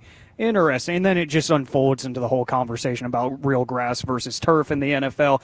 The players hate the turf for the most part. I understand it. But, yeah, the idea that, hey, this is a game situation. Go out there and execute, and it'll be like that on Sunday when we play in front of the home fans. It's like, well, no, I'm like 3 times more likely to tear my ACL on the stadium field. By the way, multiple people are kind of agreeing with that breakdown of an engagement ring is not a gift but a promise to get married, and if you don't, then you can ask that back. Okay. But gifts are gifts, and you just got to kind of cut your losses. This is one of the more amazing Forgiveness Fridays we've got sent in some time. From the 716, do I need forgiveness? I drive for UPS, and I had an FBI agent ask me to get someone to step out of their house so they could talk to them, so I said I need help with a package, and it worked. There seems like, oh, wow. So an FBI agent just nonchalantly approached you and said, hey, I need to get this person out of the house. Do we have a follow-up for what the FBI agent did, or did you ask? How do we know that was an actual FBI agent? Sure. Something tells me an FBI agent doesn't necessarily need, unless he's undercover. They would just be able to go up to the door and be like, FBI? I mean, I hear you. That sounds a little suspect. Not going to lie. All right. I have my doubts. Okay. About the legitimacy of said Federal Bureau of Investigation agent. We will try to follow up on that Right. and see what we can learn. Let's find out. Now, Tyreek Hill, does he deserve forgiveness, or does he need to ask for forgiveness? Because he said he does not receive preferential treatment, but then did not deny that he was late to and missed multiple team meetings. Isn't that A preferential little bit of a treatment? contradiction there. Yeah. Tyreek's going through it. He is. Did you hear the fourth quarter? When just mid-fourth quarter, they're just like, and he's facing 8 domestic abuse allegations. I mean, when have you ever heard someone's rap sheet just rattled off in the middle of a quarter? Yeah. Do you think if he would have had an amazing game, they would have, probably not portrayed it like that? Not that it's not Great true. question. Again, all alleged. Yes. All alleged. But still, I feel like if he had 8 catches for 3 touchdowns and 180 yards, they would He be had a like, Jamar Chase-like game. Are we talking about his alleged domestic violations? Probably not, which is, you know what, and this is probably a topic for another day, which is unfortunate because it does feel like athletes get themselves out of real-life holes by just performing well. When you're like, that other thing might have still happened, even if you won the Masters or whatever. Look at O.J. Simpson. Yeah, well, I don't know if that totally worked out for him. Yeah. But fascinating example nonetheless. Thanks, Fred. Just throwing it out there. Hey, Twitter world. All right, we're the baby. KNC masterpiece right here. I'm just saying. On 105.3 The Fan. Man, I had no idea that that FBI thing would bring up so much feedback. Not you. No, that UPS guy is wrong AF. No forgiveness. As a mailman, that's not cool. I was going to say, there's just something about that just sounds suspect. Did you think it was like a repo person instead of an FBI Well, agent? if it's a repo guy, you just take the car. You don't need the guy to come. Preferably, you don't want the person to come out while you're taking their vehicle. Were you ever a repo person? No, I was not. Okay. I was never a repo You sound very experienced. Yeah, you just. I mean, I've seen enough shows and talked to enough. I mean, you were a newspaper reporter once. That's true. Okay, look, the thing about when you're a newspaper reporter, and I didn't cover sports, ironically enough, as a newspaper reporter, so I got a little bit of everything. And, of course, I covered it in Beaumont, Texas. Shout out to the 409, and it's a different world down there. All right, one more quick question for you guys. Does this person need forgiveness from the 817? I found a $100 bill at a store the other day, and there were 3 guys in there playing slots, and I didn't ask them if they lost any money. I just pocketed the money and left. All right, you're good. I mean, how you gonna do? What are you gonna do? Tap all 3 on the shoulder? What if 2 of the 3 say, "Yeah, it's mine"? Then what? You gonna rip it in half? No. Finders keepers, losers weepers. Especially them kids. I gotcha. We're the KNC Masterpiece right here on 105.3 The Fan. Coming up next, normally we would do the C Block. Corey is out for his anniversary, so it is time for the return of Are You Better? We'll do that next, live from Taco Bueno, 7940 North Central Expressway in Dallas on The Fan.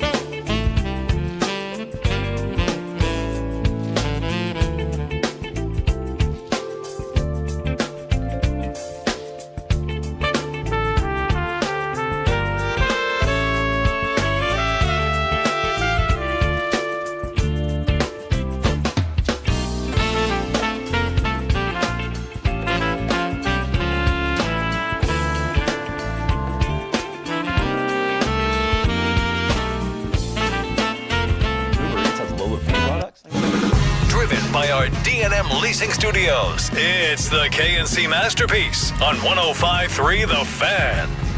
KNC Masterpiece right here on 105.3 The Fan. We've been having a blast all day long at Taco Bueno, 7940 North Central Expressway in Dallas. If you want to come out and see us, or maybe you don't want to come out and see us, but you just want to have the opportunity to register for those Cowboys-Packers tickets, that hurts my feelings just a little bit, but also that is going to be the biggest game of the week, and I absolutely understand that. Wanted to throw this out there real quick. The Texas Rangers Minor League Award winners. True Ranger Award goes to Cal Stark. Defender of the Year, Yeremy Cabrera.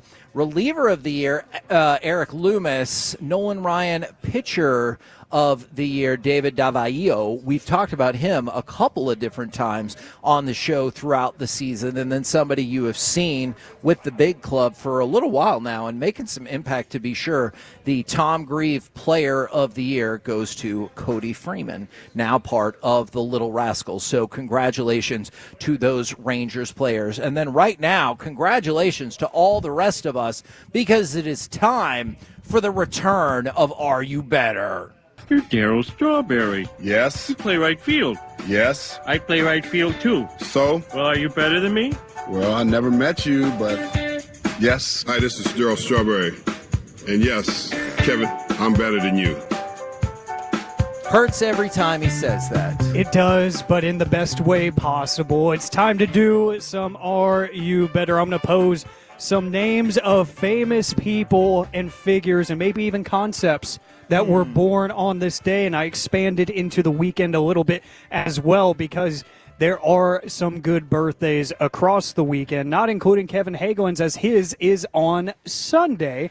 And I'm going to pose this person or idea to him, and he's going to tell us if he is better. Now, Fred, I don't know if you've done this segment with us before. Yeah. We used to do it all the time, and then people said maybe it made me unlikable, and we decided You to... unlikable? I don't know. Can you imagine? Impossible. So maybe you can help me out with some of these judgment calls. Can I help you guys out with one more thing, though? Please. Because you know the FBI thing kind of took off in the last segment. It did. All right, so my cousin, Stevie B, who is a member of law enforcement here in Dallas, without a warrant, the FBI can't get into the house, but if the suspect steps out on their own, it's a lot easier to apprehend. Wow! I don't know Makes about sense. the tactic about involving delivery guy, but I suppose it doesn't hurt having someone harmless ask. This happens sometimes when someone who is wanted lives with a parent might be asked, hey, tell your kid to come outside. I guess it's a similar deal, but who knows? Man. So just a little, just a little, peel behind the curtain from a law enforcement perspective. To be fair, that really backs up that person's story. That makes sense. It does. That makes sense. So you know what? Good for you. Good for you, UPS guy. All right. You know what? I'll even that guy defend him did. a little bit, too, because who am I to say no to an FBI agent? I would want to see credentials first, Yeah, though. yeah, That's I would fair. too. I would wanna at see a least badge. go through That's those fair. checks and balances. But Yeah. all right, Kevin, we start. Born on this day in 1928, he was known for his role in the 60s television series Batman. Adam West. All right. Now, don't be confused. This is not Are You Deader? Yeah. So, because he would definitely win that. But Are You Better? Adam West, he was also great on The Simpsons. Yeah. He's an icon. I'm obsessed with Batman. So, Okay. of course, Best Batman is?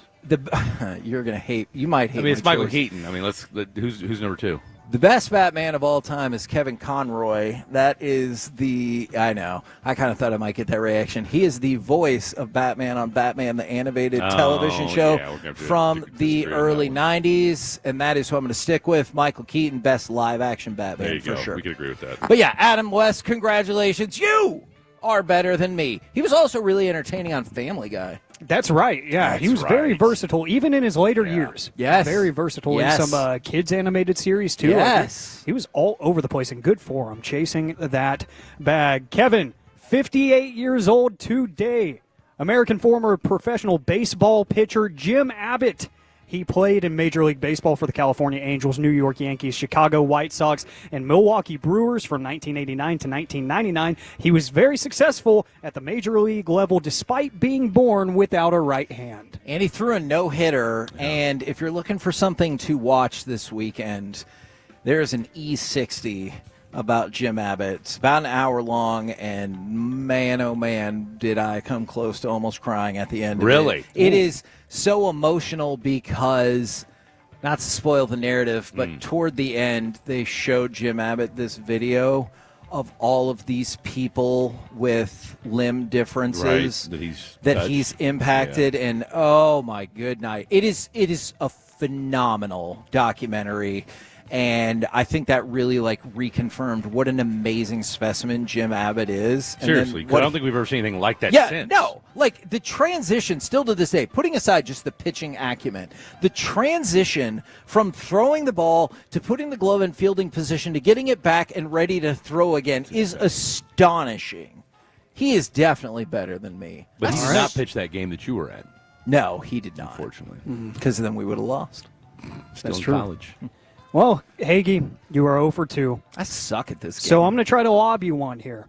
Turning 63 years old today, he's an American sports writer and broadcaster covering Major League Baseball, and he does not care about your team's photographers. His name is Ken Rosenthal.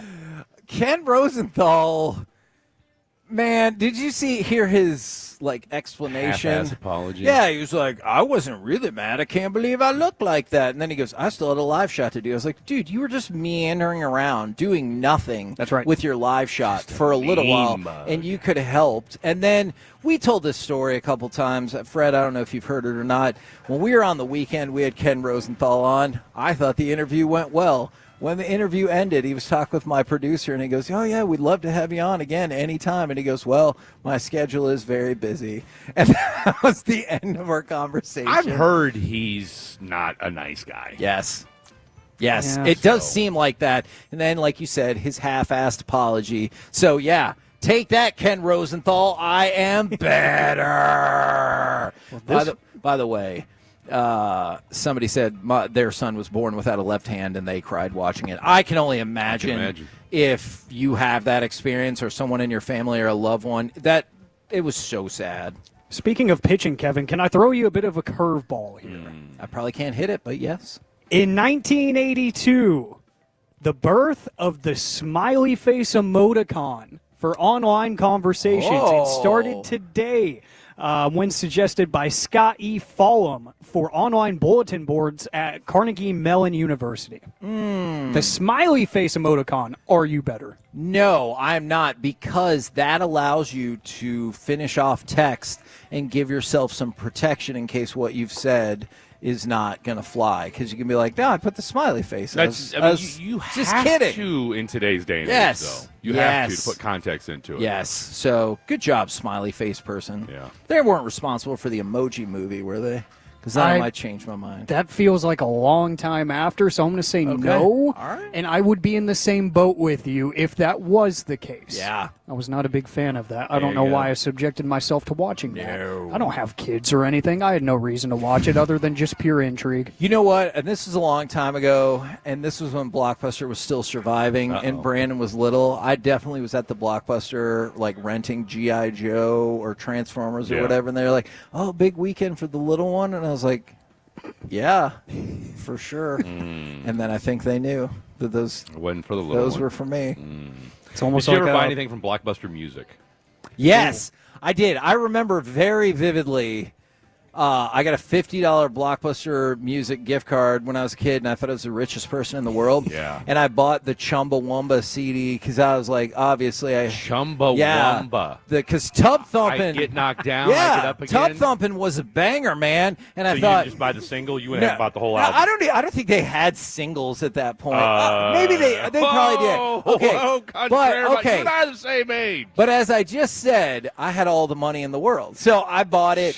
And I was like, CDs, let's go. This CD is going to be amazing. And then I didn't really. You bought the Chumbawamba I didn't really CD. care for the rest of the album. That was you, huh? Yeah. Oh, they sold a ton of those CDs. All right. They did. I mean, I didn't buy one, but I did. heard stories. I did. Up next, he turns 51 years of age today. He's an American comedian, television host, actor, singer, writer, and producer, most known for his work on Saturday Night Live and The Tonight Show, starring Jimmy Fallon. It is Jimmy Fallon. Yeah. I mean, he still has a show. Yeah. So that's good. Still got income? I'm sorry. That's too rude. I apologize. Well, they said Jimmy Kimmel's about to be done, and then Jimmy Fallon apparently canceled. He was supposed to be at some conference yesterday or the day before, and he canceled his appearance. And isn't Jimmy Fallon the least talented of them all? Isn't he best known for laughing? Yeah, he's the master of the awkward laugh. I mean, I would say Jimmy Fallon's more talented than Jimmy Kimmel. Oh, see, I've never really liked Jimmy Fallon. He's fine, but I think the most memorable thing he does is laugh in sketches of more funny people. But his sketches are actually pretty. I mean, his monologue's not great. I mean, he's not a funny stand-up guy. Yeah. But, I mean, when's the last time Jimmy Kimmel said something funny? I don't watch his show, so I mean, that's what I'm saying. I mean, I can't say. I don't agree with him getting taken off the air. I thought that was ridiculous. Yeah, we talked about that. We can't let people tell jokes. Right. Just because a joke's not funny doesn't mean you should get taken off the air for it. Do you think it was the first part of what he said and not the joke that is what got him in trouble? I mean, was it controversial? Yes, but I mean, we're going to pretend like he wasn't the only one that has thrown that suggestion out there. Absolutely, that is wasn't fair. it the? I mean, and if we're being honest, not to get political here, but I'm pretty sure the other side was accusing the left of the same things during the election and lead up to it. So, look, that's suddenly we're butthurt on. I mean, one week we're good with free speech, one week we're not. And I don't get it. We talked about it earlier in the week. It is unfortunate that whenever something really tragic happens that people are anxious to see who did it so they can score the political points. It's awful. Both sides. I admit that. Yeah, Jimmy Fallon is fine, but you know what? That ain't going to cut it. Better. I will take full blame for that. And I got one here that should spark a good conversation, maybe as a closer, since Fred really likes having one of those. Turns 27 years old today. He's a four-time NBA All-Star and has led the Atlanta Hawks to 3 playoff runs, including a trip to the Eastern Conference Finals in 2021. His name is Trae Young. Trae Young sucks. Wow. He might be the worst 4-time All-Star in the history of the NBA. I need to go look up who the other 4+ All-Star people were. Everybody talked about him coming out of Oklahoma. It's like, oh, what an unbelievable shooter he is. He has this incredible range, except for the fact that he's not good at shooting. He is a worse three-point shooter than Luka, and people lamented Luka's three-point shot all of the time. He's a sharp shooter, right? His career three-point shooting percentage is 35.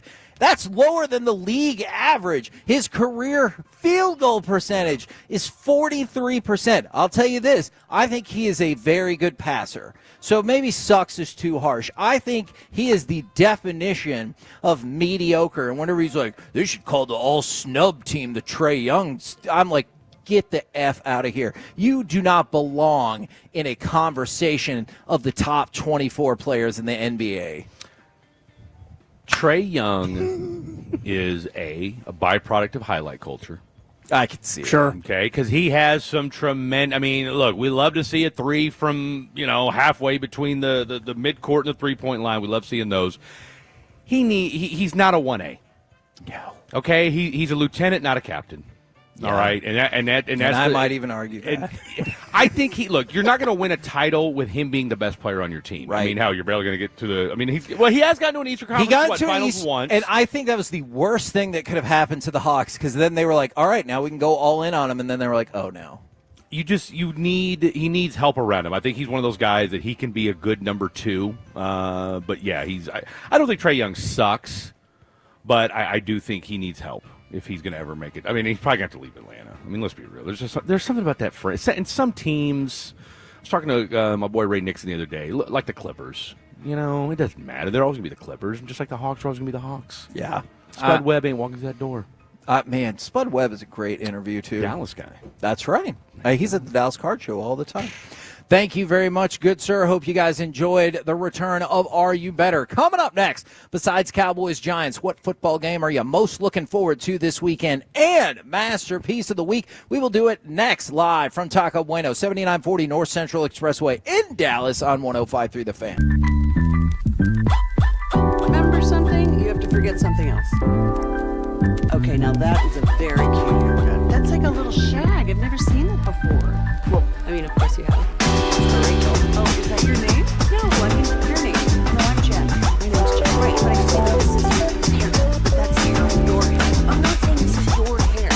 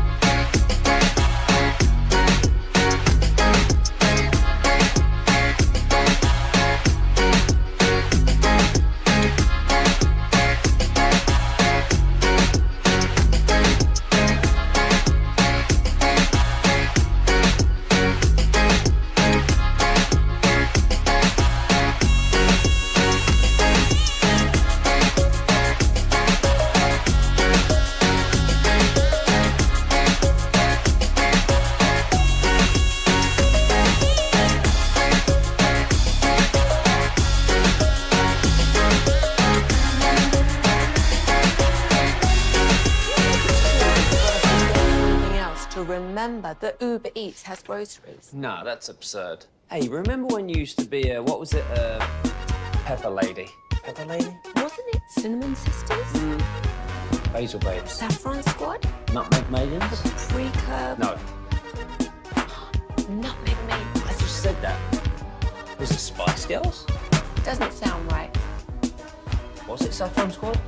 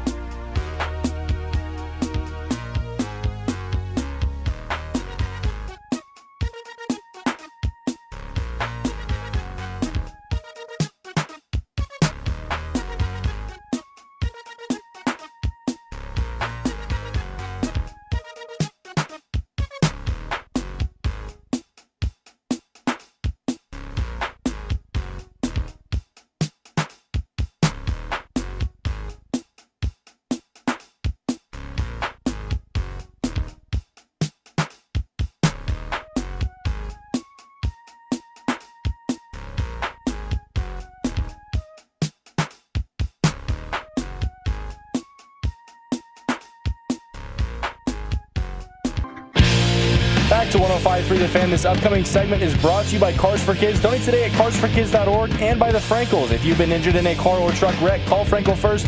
214-817-333-3333. With Frankel and Frankel, there is never an out-of-pocket cost. They only get paid when you win. Frankel and Frankel, the go-to car and truck wreck attorneys in Dallas. Williams on 3rd and long. It is complete. Odunze inside the 10 to the end zone. Touchdown. KNC Masterpiece right here on 105.3 The Fan. We're live from Taco Bueno, 7940 North Central Expressway in Dallas, the official home or the official taco of the Dallas Cowboys. Remember, if the Dallas Cowboys win, not only this weekend, but anytime they win, you get a free taco from Taco Bueno, and you still have a chance up until 2 o'clock today to come over and enter for those Cowboys-Packers tickets. And I promise you I'm right about that, even though I know I teased it as besides Cowboys-Giants. And I'm not going back to the future. I just got it wrong. Cowboys-Bears, obviously what I meant. Pre-game for Cowboys-Bears starts at 12:30 right here on 105.3 The Fan. They are going to have the opportunity to talk with Dean Blandino there and the play-by-play voice of the Bears. And then Chris Arnold's player profile this week is Javonte Williams. One more programming note for you. On Sunday in Rockwall, Fred, where are you and Blake going to be for your watch party? We'll be at the Bearded Monkey is where we're going to be at from 3 to 6. We're looking forward to it, and so should you. Real quick, I'll give you the address of where we're going to be at. It's the one in Rockwall. Hold on. It's going to be at 2861 Ridge Road in Rockwall. So 2861, just Google it. You guys are smart enough to figure that out. And 3 to 6, there are going to be drink specials, food specials, the whole nine. Blake will be going shot to shot with people. So I'm driving. All right. Okay. So I'm driving. So don't worry about that. So Blake and I will carpool up there because that's the responsible thing to do. We're saving the earth one drunken car ride at a time. Now, I won't be drinking. You guys know I don't drink, so no imbibing on my part, but Blake's there to have a good time. I will have a good time, and we will fellowship, as we like to say. Now, besides Cowboys-Bears, what football game are you most looking forward to this weekend from the 972? The game I'm most looking forward to is Duncanville-Waxahachie tonight. That's a good game tonight. It'll probably be for the district title. Don't sleep on DeSoto yet. Don't sleep on DeSoto. And can people still hear your high school football show? The Mythical High School Football Show? You absolutely can. Now, I won't be on it tonight, obviously, because I will be in Kansas watching my son play football. However, my guy Steve Randall, one of the best in the biz, you know him from TSN and 1080, KRLD, and then, of course, the khackiest of the khaki Kevin Walker, will be on tonight as well. By the way, shout out to you for your commitment. You're going to bounce up to go see your son, and then come back in the morning. That's correct. To do a show, and then Sunday, we already mentioned the watch party. Good job, man. You're welcome. I'm proud of you. You're welcome. All right. Is there a college or pro football game outside of Cowboys-Bears that you're most looking forward to before we hit Masterpiece of the Week? Fred, I think we have a banger in the noon slot for NFL this week. Give me Rams-Eagles. Yes. At noon. I love when they sneak a really, really good matchup in the noon o'clock hour because then I feel like that sets the tone. It sets the table for me. It can only go up from there. Of course, Cowboys-Bears is going to be on the front of the mind, but you're talking about somebody in the NFC East and a Rams team that I still have really high expectations for in the NFC this year. I think that will be a bit of a measuring stick game for Philadelphia because the Rams, no matter how good they are, even in their Super Bowl year, people aren't going to talk about them. So I think people might just say defending champs. They have a good record right now. They're going to take care of business, and it is in Philly. So, yeah, it's going to be a cakewalk, right? No, I think the Rams will have a few words. I love that answer. I was going to add on Broncos-Chargers. I'm really intrigued to see that because obviously the Chargers have started out tremendously, been one of the stories of the NFL, and the Broncos are still a team that going in, I think a lot of people thought maybe the Broncos would be the team to try to steal that division away from the Chiefs, as opposed to, obviously now it looks really good for the Chargers. Well, the Chargers do look tough, but I'm going to be a homer on this one, and when I mean homer, I mean where I'm from. Must-win game for the Kansas City Chiefs on Sunday night. If you don't beat the New York Giants on Sunday night, woo! First of all, I'll never hear the end of it from Blake Elliott if they don't win, and rightfully so. Sunday. And rightfully so. You're not wrong. You're not wrong about that. But no, this team is just scuffling in so many different ways. Now, I've been very clear that when you're missing your top 2 wide receivers, I don't care who you are, you're going to have problems. But no, they need some get right on Sunday, and who better than the New York Giants? That's the name of the show before. You guys, very nice. Very nice. You're welcome. Multiple people from the 817, from another 817 and the 214, Southlake versus Trinity tonight. Yeah. It's a great weekend slate for Texas high school football. football. But I mean, look, it's week 4 of the Texas high school football season. District plays kicking off for a lot of folks as well. So, no, you're going to see a lot of good football moving forward. From the 214, sorry, Alec, then I'll go to you. Auburn, Oklahoma. I know Carter is going to be out at that game. What is it for you? Yeah. Carter's another person that goes everywhere, and they're going to have Rhett Lashley on their show, yes, they head are. coach of SMU, tomorrow. Fan University, check them out tomorrow morning. Been doing some great work here, and like how I said yesterday, punters are people too. Weekend radio is radio too. We also came from the weekend, so I'm with you on that. I did plenty of work there. I do want to throw in for selfish reasons at Gene and Jerry Jones Family Stadium tonight. Fort Worth All Saints against Episcopal School of Dallas. I will be on the call for that game for the Saints, and that matchup every year ends up being way too exciting for no reason. Okay. Because ESD is one of those schools that has, on a good year, like 30 kids on their roster. Right. And they all are incredibly talented. So I'm very much looking forward to that game. I like that. We're the KNC Masterpiece right here on 105.3 The Fan, and right now it's time for Masterpiece of the Week. She said, list this. All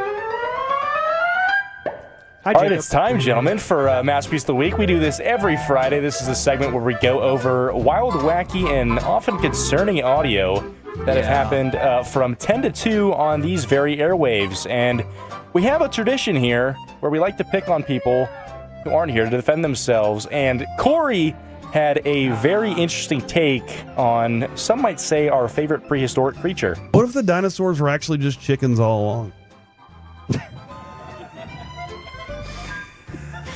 Look, because we started with a conversation about somebody I know that said they didn't believe in dinosaurs, and I told them the Mookie Wilson quote, but then Corey upped the ante about chickens, and then he will also say that Ewoks grow into Chewbacca's just to irritate me, because there are so many factual issues with that, although I guess it is all make-believe, so maybe I shouldn't say factual issues. You get the point. Have you seen an Ewok grow? No. But a Chewbacca is a name. That's not they're the Wookiees. I mean, there's multiple Kevins out there, aren't there? Yeah, that's true, but we're not called the Kevin race. We're the human race. I don't want to. We could definitely make that happen. I get enough of me on a daily basis. We got one more person who's not here to defend themselves. Fight between Kevin Walker and Kevin Hagelin for the battle of Kevin supremacy. It would be me, because I have a lot of pent-up rage. Okay. That's right. Like a lot. I'm here for it. A lot. I'm here for it. Kevin's never seen anything quite like that. Yeah. Walker, that is. Plus, I feel like weight class-wise, that's not quite. I think you might have a slight edge. Very equal. Sorry, Jake. It's Sorry okay. for It's okay. interrupting. No, you're good. I know you're not used to that. You're good. We got a little bit of a delay here. All right. Another person who's not here to defend themselves is Mickey Spagnola. Yes. And I want to say he was talking about a running back or some sort of ball carrier when he said this. They exploded where they should have exploded. I hope so. Yeah. That's a good point. I remember that when he said it, and this is a childish show, but that's good. You don't want to violate anything. Yeah. There's so many things going through my head that I want to say, but this is also a family program. I bet there has been for about 4 hours now, Fred. Yeah, true. All right, we got a little bit of a combo masterpiece of the week here. These two are kind of on the same topic, so I'm going to play both of them back to back as kind of a little special. So here's Kevin. I'm going to miss his cat, and he doesn't even want that cat, and I think that I should be able to have the cat. And then here's Corey. What if she tortured that cat, you know? So that was about a conversation I had with some strangers in an elevator in Las Vegas. And that was Corey's counterpoint to maybe that lady shouldn't have the cat, because he speculated recklessly that perhaps he had tortured that cat, and that's why she couldn't have it. Which that is a shocking opinion. Another strong entry coming here from Mickey, talking about things he has and has not seen. I don't think I've ever seen a guy. Well, yes, I have. Yeah. Okay. That is my that's my favorite category of masterpiece of the week. Like saying something that is just the most nondescript thing in the world, as if it's a big deal. Like when Corey said he had a friend who sat on a toilet. Like that is like such a weird not brag. Garfield is a cat. That's true. Yeah. Speaking of fighting, going back to the Kevin versus Kevin, here's some person that Kevin is afraid of. I'm scared of Jake Paul.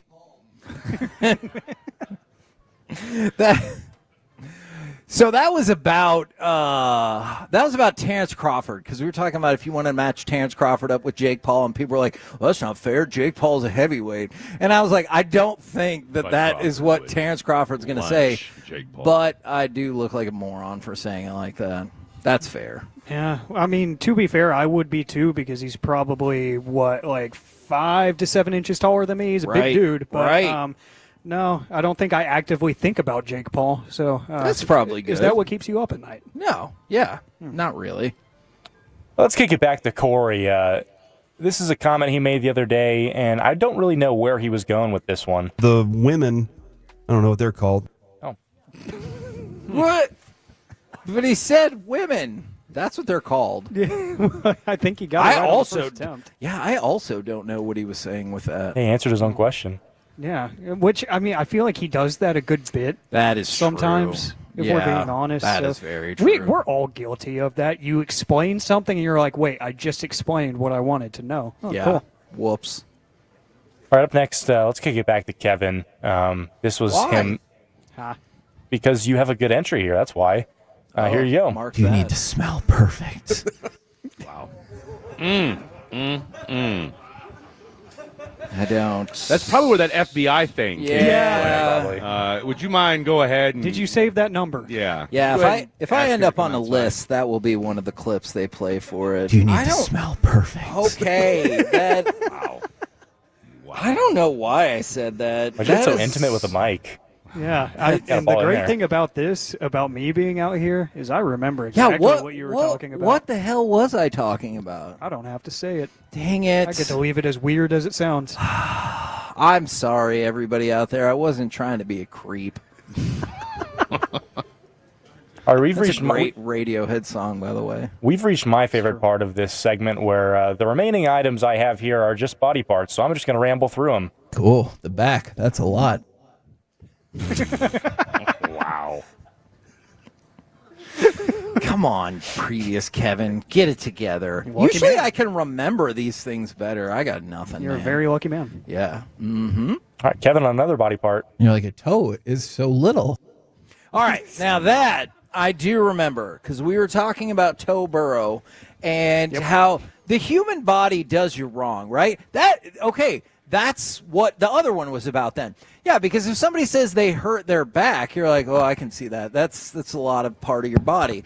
But like the human body is doing Joe Burrow wrong by being like, I'm out 3 months with a toe injury. Like that makes it sound like you're soft. And so I think the human body did him wrong there. And I do like how Toe Burrow is becoming a thing, because his jersey number is also emblematic of how many working toes he has right now. Wow. 9. Good point. All right, and to wrap up Masterpiece of the Week, bring us home, Corey. I got some D's nuts thoughts for you here. Let's have a conversation. All right.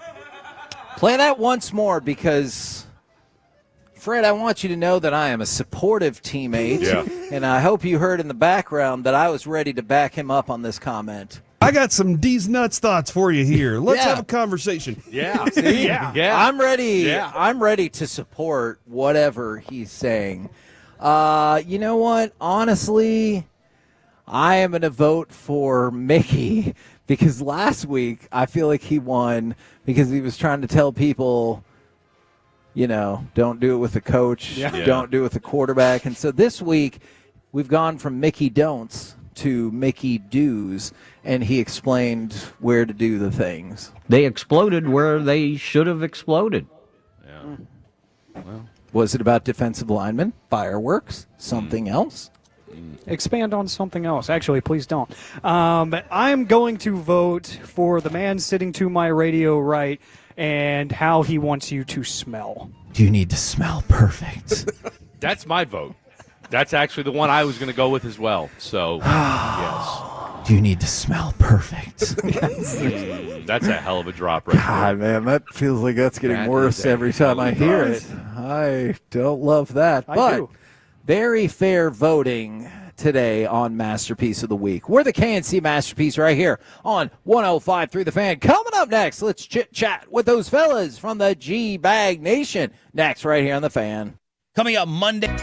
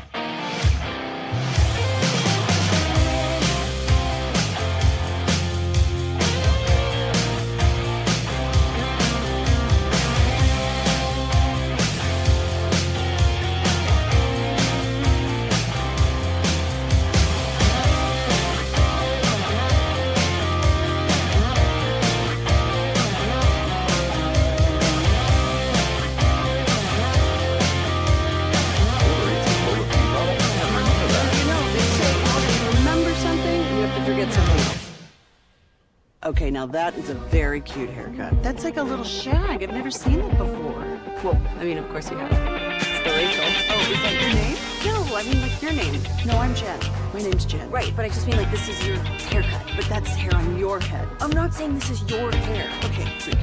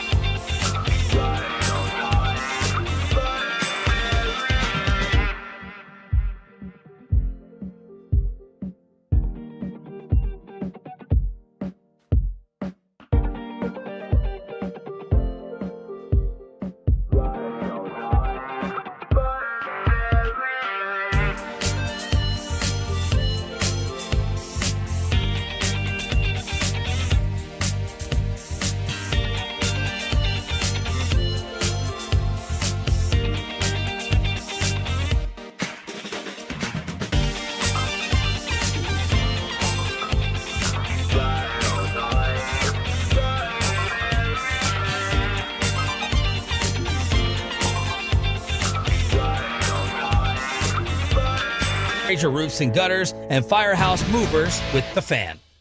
Back to 105.3 The Fan. This upcoming segment is brought to you by Classic Chevrolet. If you're in the market to upgrade your vehicle, get to Classic Chevrolet in Grapevine. Back-to-back #1 Chevy dealership in the world. They've got more new Chevys than anyone, all priced to sell. Silverados, Tahoes, Blazers, Malibus, Equinox, and more. Visit ClassicChevrolet.com. This is Texas. This is Classic Chevrolet. Together, let's drive, relax, and enjoy the difference based on new Chevrolet registrations 2023 and 2024.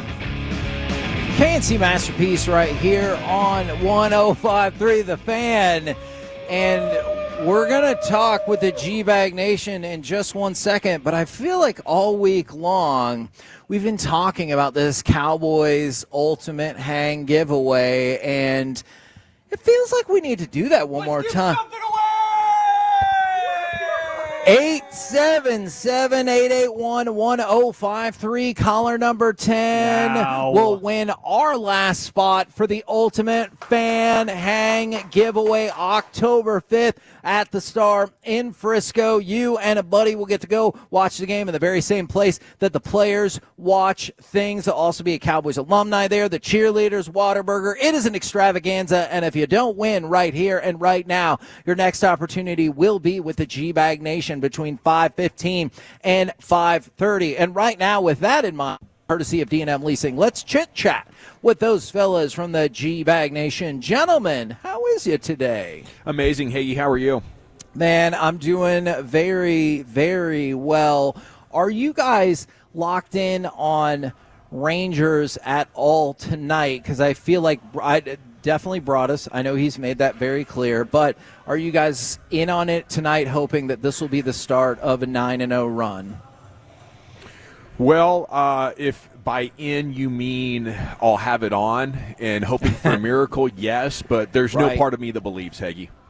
Yeah. Yeah, I'll be locked in and paying attention, but I do not I basically feel like we're watching the end of the season, so I'm just going to enjoy and soak in as much Ranger baseball as we have left. And it's going to be fun to watch Tyler Mahle. And hope these guys hang out afterwards.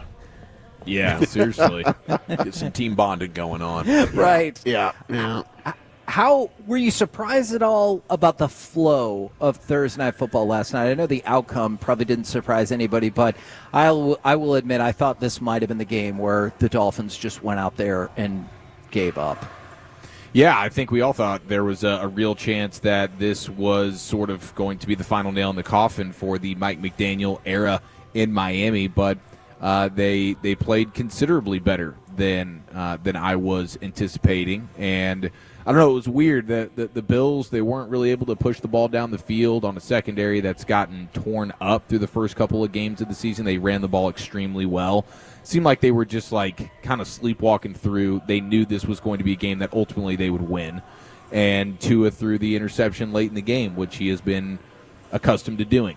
So that wasn't much of a surprise, but it was nice to see the Dolphins go out there and at least put out a respectable performance. Or I think their entire offense, though, was just get the ball to Tua in shotgun and then look to your right or left and find Achane 5 yards behind the line of scrimmage and pray to God that he can make 12 people miss. What did you think then about McDaniel? It felt like at first throwing Tua under the bus, and then it felt like shifting that blame to the offensive line for them not taking care of the ball. Yeah, I mean, the offensive line is pretty bad, and on that particular play where he throws the game-losing interception, I believe it's the right guard that just got pushed right into his face, and it's like, I got to let the ball go. But at the same time, you're a quarterback, and you got to figure out how to navigate some of those things. So it's just a perfect picture of the many problems that the Dolphins have, and I'm sure they're filled with regret that they gave Tua all the money that they did, which is very similar to the money that the Bills gave Josh Allen, and that is a completely different sport that is being played between those two quarterbacks. To you guys, is Josh Allen better than Patrick Mahomes right now? Is he the best quarterback?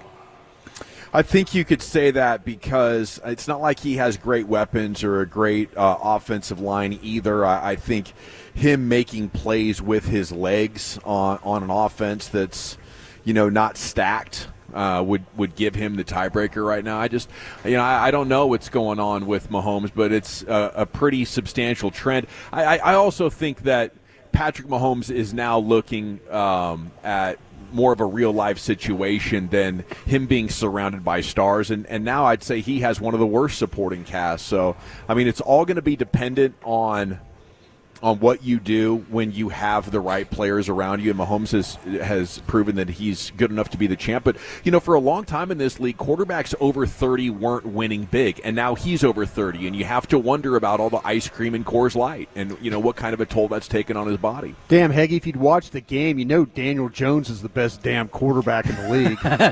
Indiana Jones. What are we doing? Danny Jones and Dak. You're asking like stupid questions, like we're supposed to pick between – Dawson told you the dude drinks beer and eats ice cream, and my guy over there, Danny Jones, is hanging out there in Indy, and he's fit, he's playing well. That's your quarterback in the future right there. Broadus, at the risk of getting further maligned, how sustainable do you believe the Daniel Jones and Colts Express is? I'll tell you what, I haven't watched one damn minute of them play football. I cannot tell you how this guy. Obviously, though, the Shane Steichen, the coach, and all they've done some pretty good things. It looks like to me, they're a team that's obviously, the coach is kind of like they played well in some games. They've given up. I mean, if you just look at the history of him as a coach, they get on some really good runs, and then all of a sudden they lose some games that they're not supposed to. It kind of goes back and forth with them a little bit, but obviously they figured out something with him. They like, hey, listen, coach him up this way, call the plays this way. I kind of think that it's sustainable if you're continuing to do things to help him have success. It's the minute that he starts to not have success, then you're like, okay, is he reverting back to the old ways that he used to do things? But, man, I think the buy-in's probably really big from him. This is the first time that in a long, long time that he looks like a legitimate NFL quarterback. What do you find, fellas, got coming up on the program today? And once again, where can everybody find you? Come play pickleball. We're at Pickler Universe. Going to have ourselves a time. And Stephen Jones is coming up at 3 o'clock. We'll get you our Cowboys predictions, including a shocker, here in about 5 minutes as we go right out of the gates at the Pickler. Ooh, now that's a tease. Roll 35 home. in Bush. There you go. Roll home with the G-Bag Nation, Pickler Universe in Carrollton off of 35 and Bush, or at least listen to them. We have been the KNC Masterpiece. Make your way back with us on Monday, 10 a.m. to 2 p.m. right here on 105.3 The Fan. Say, smell good, Kevin. I'd rather not.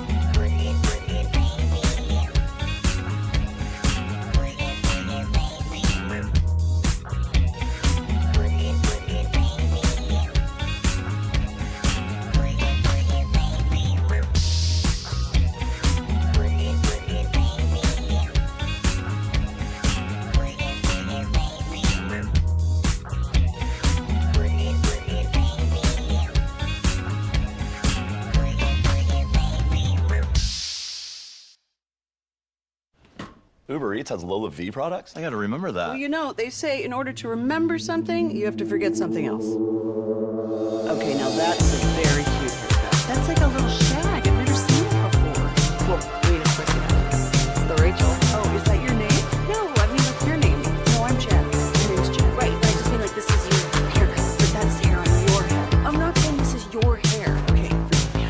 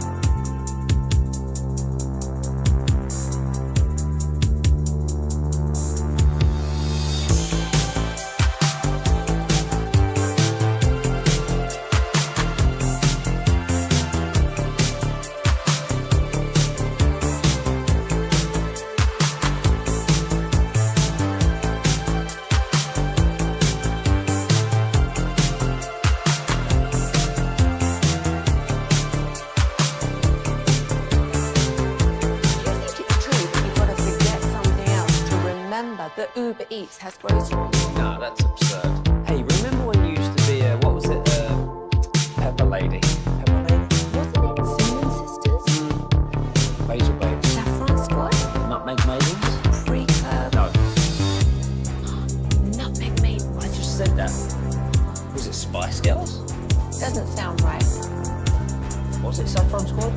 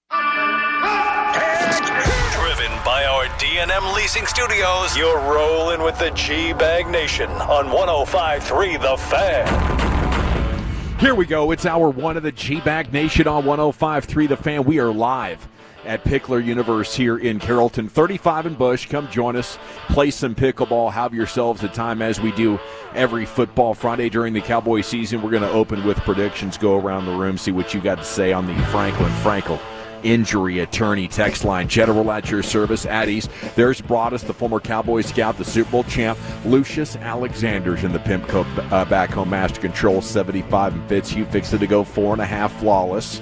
You do have your nosebleed brothers here, Wolchuk and Chia Follower in the house. Carter Freeman's coordinating your video. Raymond Cruz is your remote engineer here today. Live from Pickler Universe all the way up till 6:30. We got Rangers pregame. Hosted the Marlins. Little interleague action. I don't like it. Got to be honest with you. Don't like it one bit. I think they should bag it. Bag it. I think it'd be cool if you had a real schedule balance. You didn't see the NL till the World Series again. That'd be a lot of fun. But yeah, Pickler Universe here. The Smash Social from 2 to 7. It's pickleball. All skill levels welcome. And of course, our friends from Stella Artois are going to be in the house with beer samples for those 21 and up. And the website, pace4texas.com. Pace, the number 4texas.com if you want to get in on the new craze here, the pickleball. I might be into it because Abby's doing tennis now.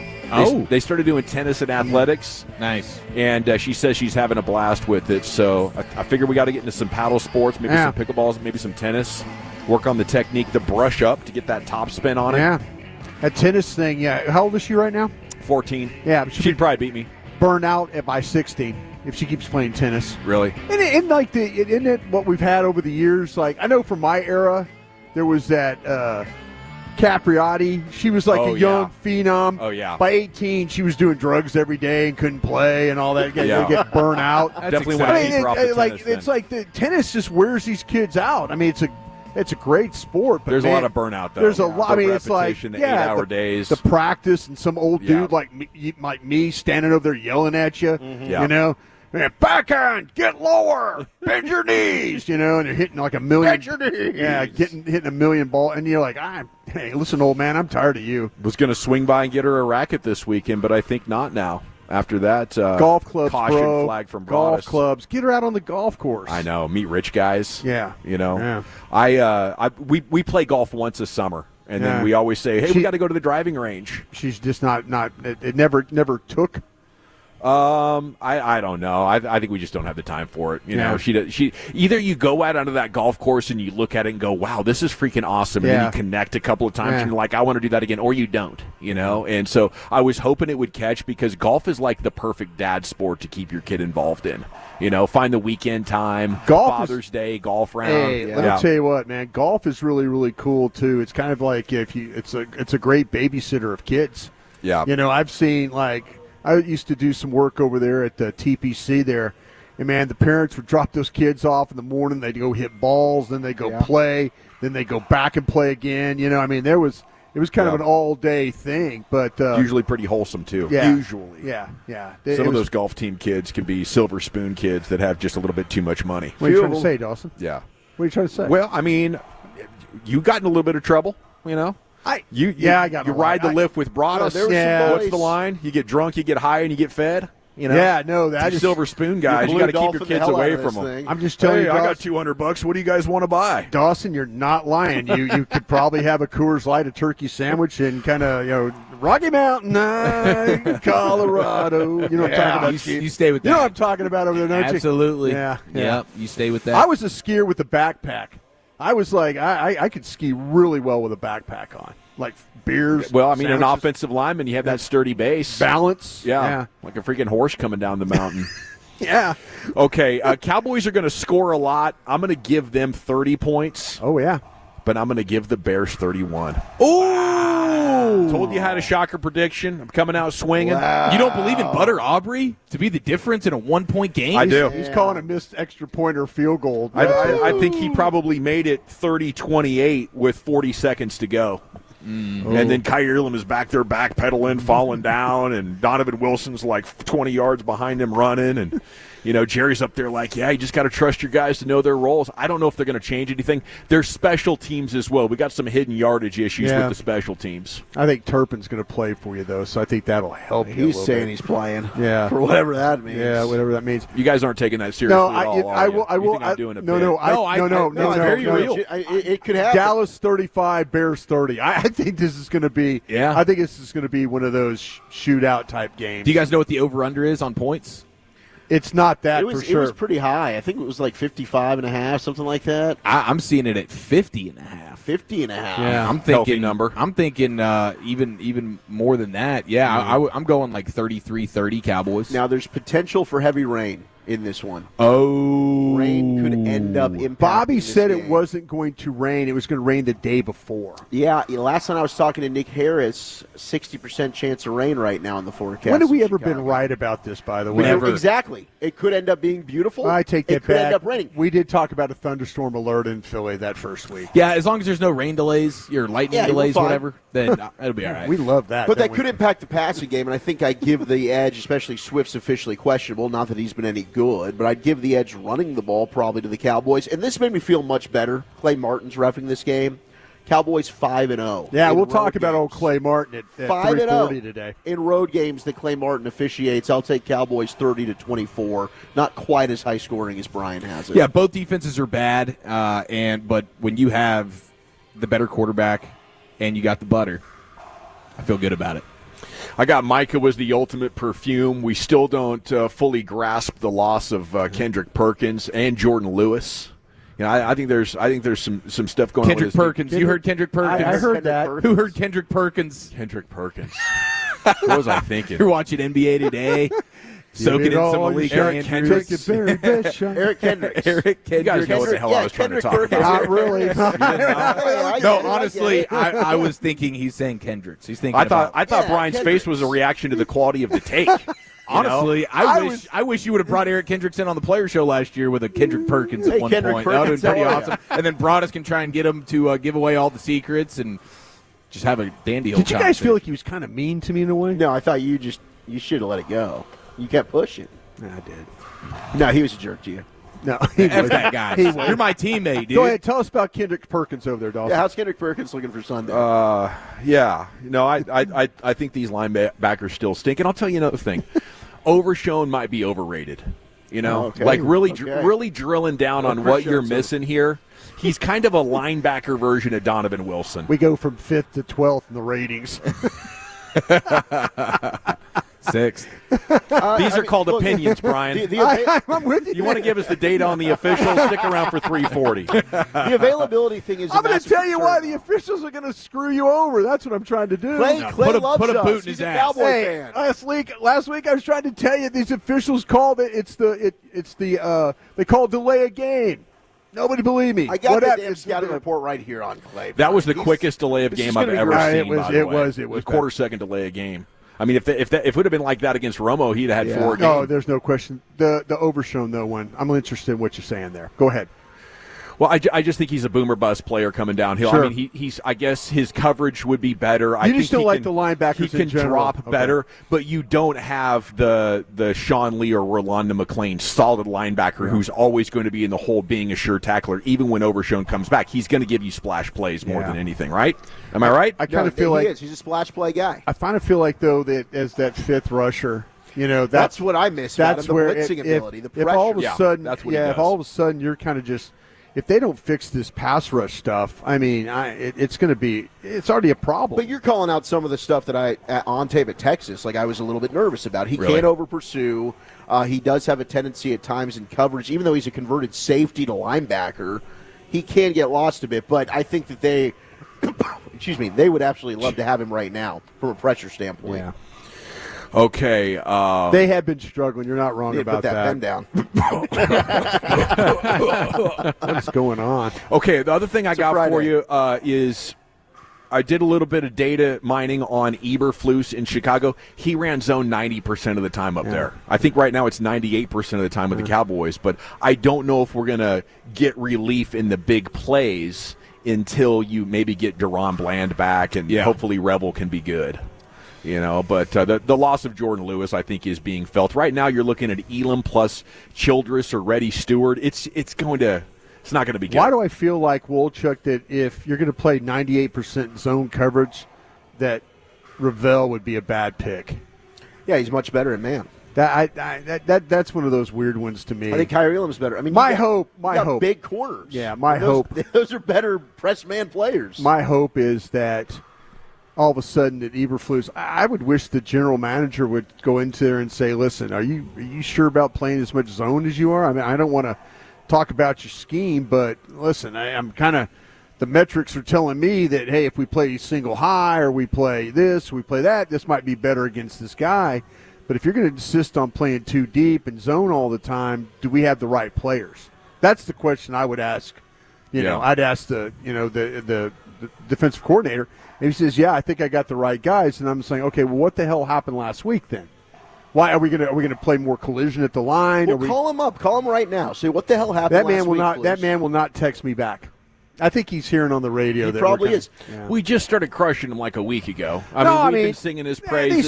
These coaches, though, and players, they always act like, well, hey, I don't listen, man. They're hearing it all. They hear everything that we say. Everything. Well, I mean, I would throw him some bail and say that the front office hasn't done you any favors. And see, that's the thing that you have to ask is, all right, Matt, hey, we went and got you Kenny Clark. Yeah. We went and got you, we'll see what happens with Clowney. Sanborn's his guy. Yeah, is there anything else you need us to do? I mean, these corners are going to be coming back, but are we this inflexible? Is that the right word? Did I use the right word? Yeah. Are we this inflexible with our scheme that we can't mix in a little bit of some single high where this – I'm looking at the metrics of it, I'm acting like I'm the general manager. I'm looking at the metrics. I'm looking at the tape. This guy struggles against single high. Are we going to sit here and play too deep the whole game? Yeah, they. We're going to let DJ Moore, who hadn't done anything in 2 weeks, come out here and just kill us running routes. That's why I think this is a very important game for revealing how aggressive they are going to be adjusting this scheme. If Eberflus comes out and does that after Russell Wilson put 450 yards, I'd be talking about mandating it. I guess one of the cool things is Shoddy. I think he's got his head screwed on straight, and I think he'll go down the hall into the defensive room and say, we can't be rigid. This will be a one and done for you. You're going to get fired from the Bears and then get fired from the Cowboys if you don't at least show that you're willing to try other stuff and stuff that frankly worked for Mike Zimmer and Dan Quinn. They both decided we're playing one safety deep, and Donovan Wilson's going to be in the box. Both of those guys adjusted. And after Zimmer will tell you after getting his ass kicked the first few games, he said, oh, wait, I got to do something different here. Yeah. So that's my hope. I don't want this thing all of a sudden that they waste the offense is having to score 40 points every week just to give the team a chance to win a game. That's what we thought, though, coming in. How many times did you say this is going to be the Cincinnati Cowboys? We did. The Dallas Bengals. We did. Conflicting reports on Jadeveon Clowney. Jerry this morning said he'll play, not sure how much. Shoddy this morning said, not sure. We'll see how it goes. They're going to continue to evaluate it at practice. Yeah, I think this is really going to be interesting because no padded practices, and I think there's some people in that building that are a little bit worried about throwing him out there with none of the padded practices. This is something to keep an eye on. Very interesting. Yeah. Okay, Rangers baseball returning tonight. Jeff Wilson said on DLLS that several times Marcus Semien has tried to get the team to hang out together, and nobody comes. Only a few are arriving. He went on to say that in years past, it hasn't been like that. In years past, even if you have like your parents in town and you're hanging out at the hotel or your wife and kids, you would tell the wife and kids, hey, we got team bonding. Everybody's going to be there, 26 dudes down here in this suite or whatever. They're going to watch some games and order up some pizzas. So you guys go entertain yourselves. I'll holler at you here about 10:30 or something like that. I guess... let me just ask you guys, how big of a deal do you think that is for winning and losing? Do you need that? Is that okay? Is that something that CY has to build around in the offseason? My 2 cents, a lot different than football. You go on the road with these guys for 2 weeks. You're in a city with somebody for 3 days. Then you get on a plane and you're in a city with somebody else for 3 more days. I think baseball is a lot different because you don't get to spend the time with your family or get to spend time away. I think just because the travel and the way that baseball is set up, I don't think if I would try and be setting a lot of team bonding things if I was in that. Football to me is a little bit different. It's once a week. Maybe we can organize something on a Thursday night, get everybody together, that kind of thing, and I think it'd be okay. I just think there's so much together time with these guys already. You're asking me to spend more time with some of these guys? But we're old crusties, right? I'll of course, take a we're going to pass. want to chill out and relax and be asleep by 9:30. Maybe this is, just a function of the generational gap on the team. It could very well be. I just think that, to me, you're already traveling with somebody for 10 days. You're spending a long time at the yard with them. You're on airplanes with them. Sure. You're on buses with them. You kind of get sick of dudes after a while. Especially if you're not winning. Yeah. Sitting around talking shop about how you're 5 games under 500. The key here. I don't know how much those guys were doing that anyway in the World Series year. I've kind of heard conflicting reports on that. But then all of a sudden they get hot and they go on a run, right? And it's all like kumbaya. Gosh, we've got a great clubhouse here and we love each other. And the really cards, mean it. the cards, So, I think you made a great point. It is a marathon of a season in Major League Baseball. I think NBA's the same way too, man. 100%. You're on the road with these. They call it brothers and all that stuff like that. But in reality, you're making each brothers get sick of each other too. Sometimes you're like, I don't want to be around my brother anymore. Yeah. But as a fan, you'd love to hear that everybody loves each other. You guys are hanging out, and you're grilling out, and families are hanging out. Hey, listen, I don't mind you. You know what? You can hate me all you want. Just play hard when we play. Just play hard for me. I don't need you to go to dinner at Ruth Chris. I just need you to make a play at third base tonight. That's all I can ask. But I think Dawson, you hit the nail on the head. I think we're in a different society now too. I think we're in a different. Well, I think people are very good. People in this day and age are sitting on their phone. Kind of being their own self, doing what they want to do. Yeah. Not having to think about too much. Why do I have to interact with you? What are you trying to do? Get out of my space. I think I'm thinking about a couple of things. Number one, the role that alcohol plays, just making anything fun. So if you got a bunch of young drinking dudes, they're going to, at 24 years old, they're going to be like, where are we drinking tonight? Yeah. Like, let's go and hang out and maybe, that can build some chemistry. This is a younger, more stoic, less party animal type of team. That might just be what you get. Plus, you have the legal cannabis states now, so the weed smokers don't even have to get together. Yeah. They can just go hit the dispo by themselves. Yeah.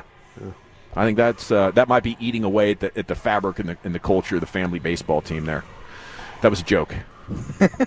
I guess I don't have my fastball today.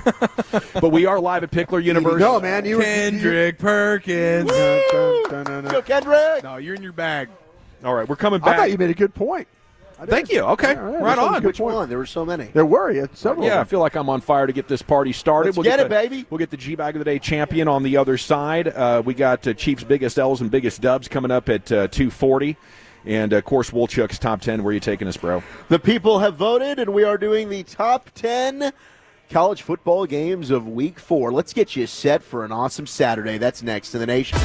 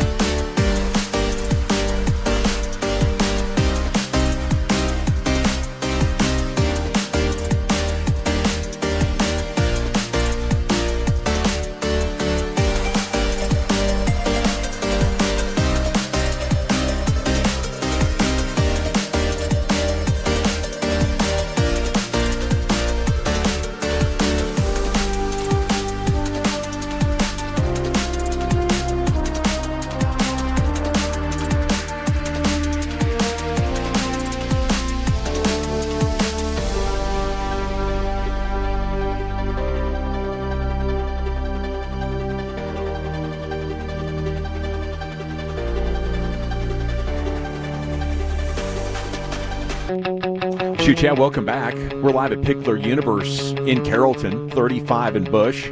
Stella Artois out here. They're going to be handing out beer samples. This is the best place to play pickleball in the entire world, and it happens to be right here, 2800 North Interstate 35E in Carrollton. Oh, there he is. He's back. Salute to all the Tolos that are coming by already.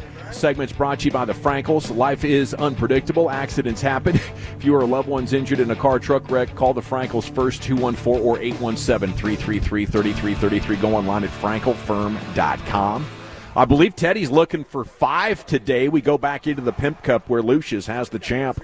Yeah. G-Bag of the day. I do it every weekday on the Fan, 5:30. We play the champ right about here. Day number 4 for this champion audio. Like the general said, my man Teddy Atlas will be going for 5. How you doing, Tolos? How you doing? Man, It's alive and popping up here. I said, how you doing, Tolos? They brought the happy hour. I'm a Tolo. Yeah. The great Teddy Atlas, live from Vegas, pro Crawford Canelo fight. He was excited. Bud Crawford came into Las Vegas, went up 2 weight classes to challenge Canelo Alvarez for the undisputed super middleweight championship, and he won it running away. Teddy, how impressed were you by his performance tonight? You kidding me? A beautiful display. That's the sweet science. That's what it is. That's what we talk about when we talk about the sweet science. All night long, Crawford made Canelo a day late, $1 short. All night. Talking about the bigger man, the advantage of the bigger guy. How about the faster guy? How about the smarter guy? How about the quicker guy? How about the guy not only won on the outside, but even beat him at his own game on the inside? Please, Timmy, I don't want to say no more. Look, you can't stop God's plan. I told everybody at home that would listen. Anybody that was out there, I told you. I've been in the ring with Bud Crawford. He's a phenomenal fighter. He was something different years ago. He's a lot better fighter now. What a damn performance he put on tonight. What a clinic. He beat Canelo in every avenue. Inside, we was talking about strength. He was stronger than Canelo. We talking about power. He took his power well. Canelo was very timid when he was approaching Crawford. Damn right he was timid. Because every time he went to get in, I mean, afterwards, like, the best thing I could do is not throw. Put my hands in my pocket. You're damn right. Unbelievable. Teddy Atlas, 4-time champ, looking for 5 tonight at 5:30. Right before we get to LA Live here, it's the G-Bag Nation on 105.3 The Fan. Here's Wolchuk with your top 10. All righty. We got the top 10 best college football games for week 4. Which game are you most excited about? Tell you our North Texas Mean Green. We got a big one at West Point taking on Army. I feel like we're playing Army every single year. This has become quite the rivalry. We've beaten them in West Point before. Got to do it again. Army got us at our building last year.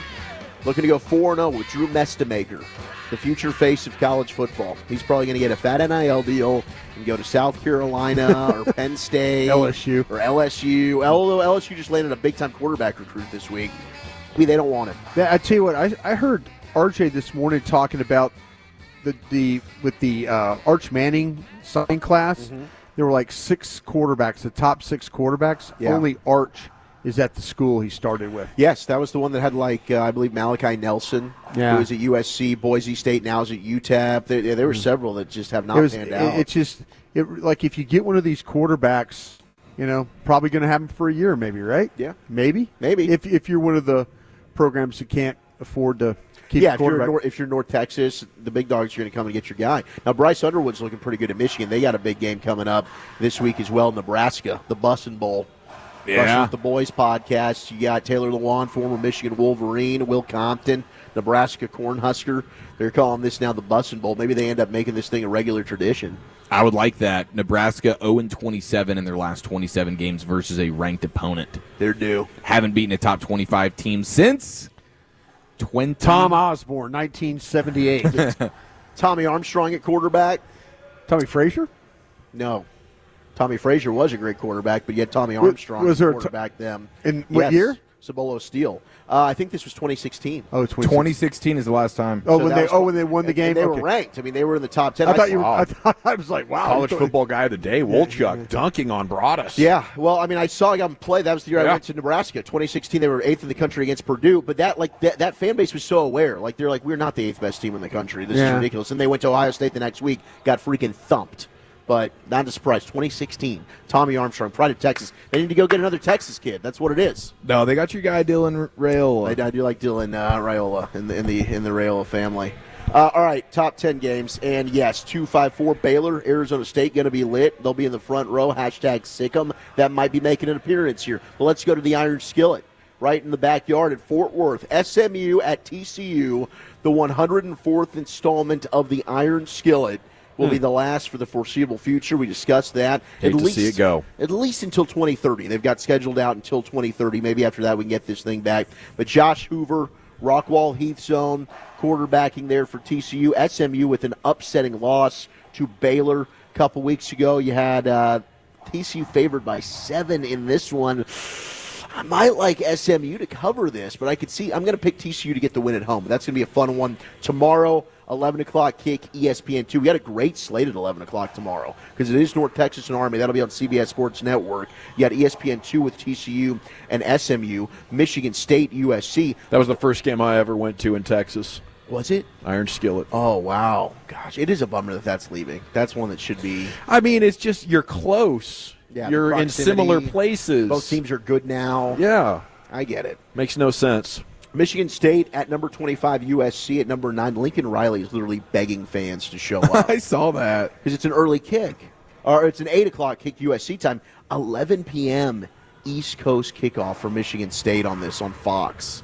That is late, but that's what you're going to have now with these weird, like, Pac-12 schools that moved into the Big Ten. But can you, like, Lincoln Riley having to beg fans at USC to show up for their home conference opener against Michigan State? That's sad. Yeah, not something he had to worry about when he was at OU, huh?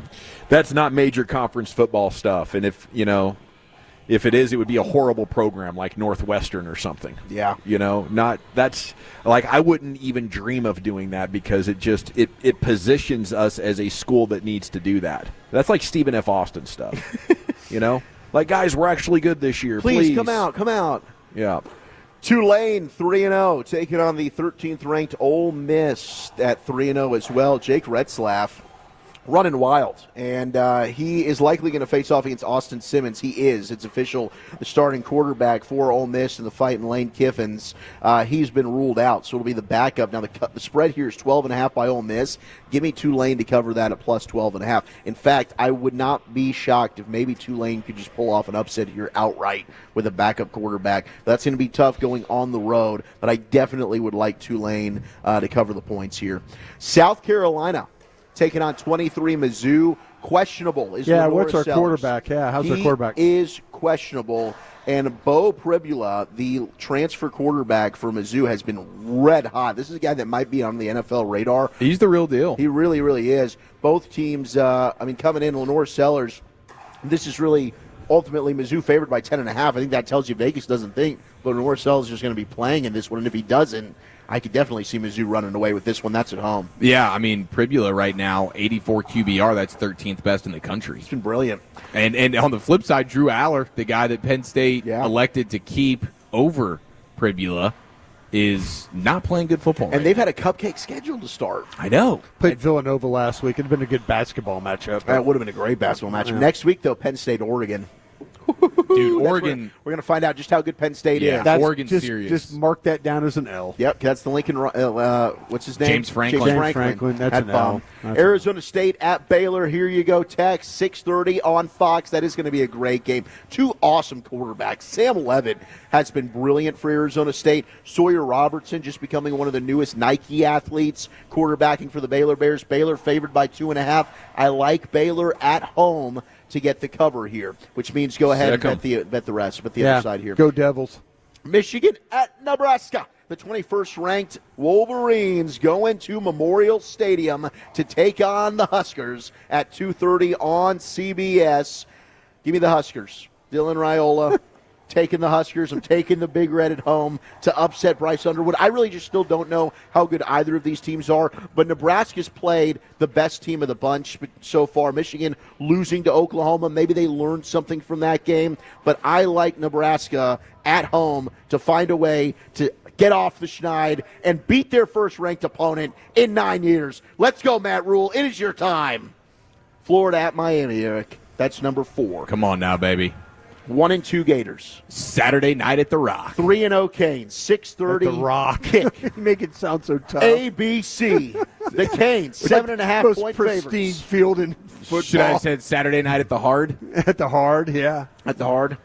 Gators pulling the upset in this one.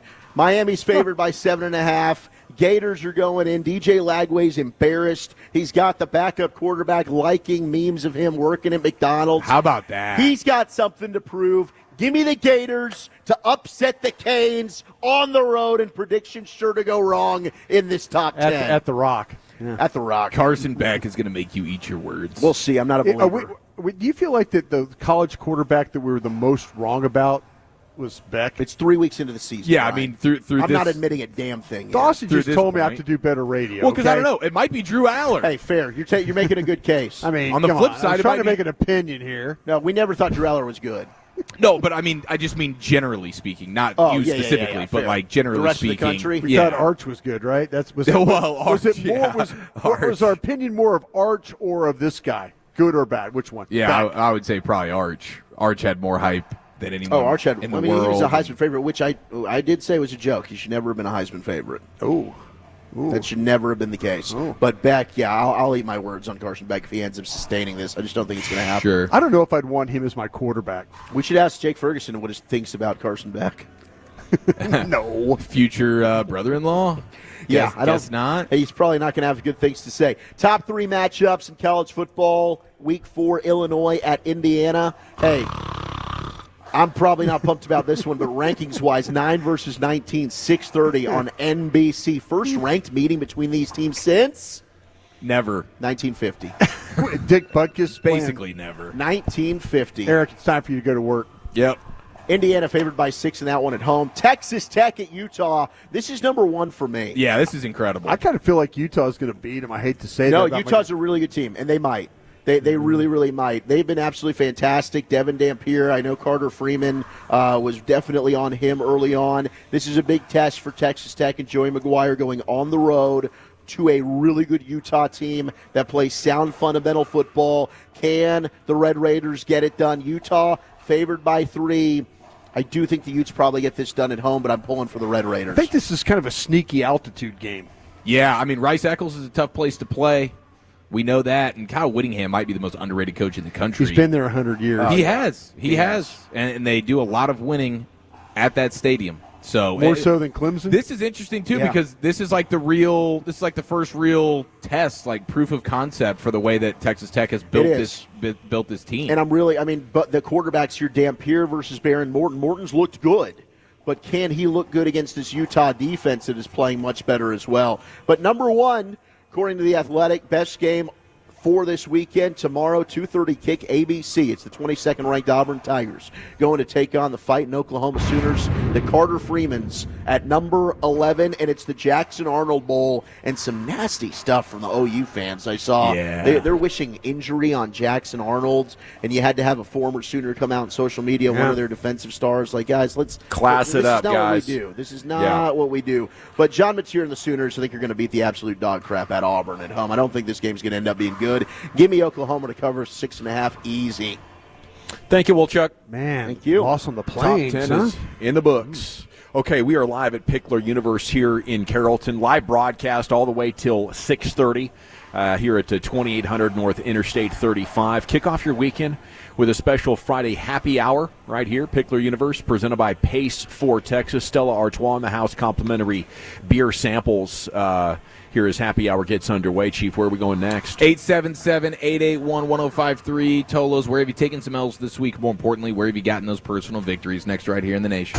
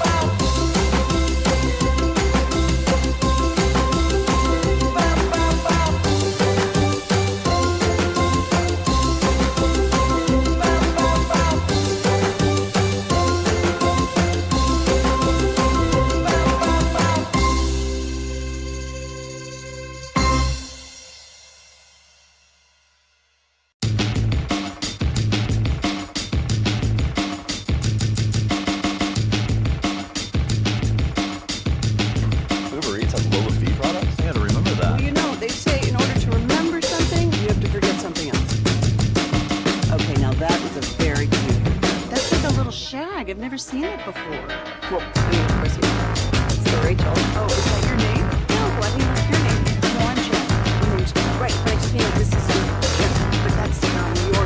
I'm not saying this is your hair.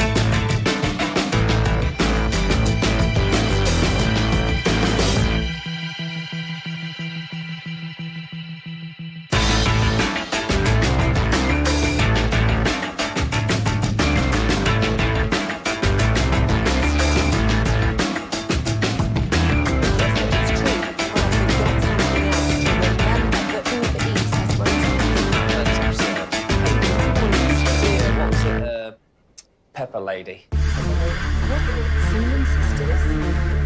Basil babes. Saffron squad. Nutmeg maidens. Pre-club. No. Nutmeg maidens. You said that. Was it Spice Girls? Doesn't sound right. Was it Saffron Squad?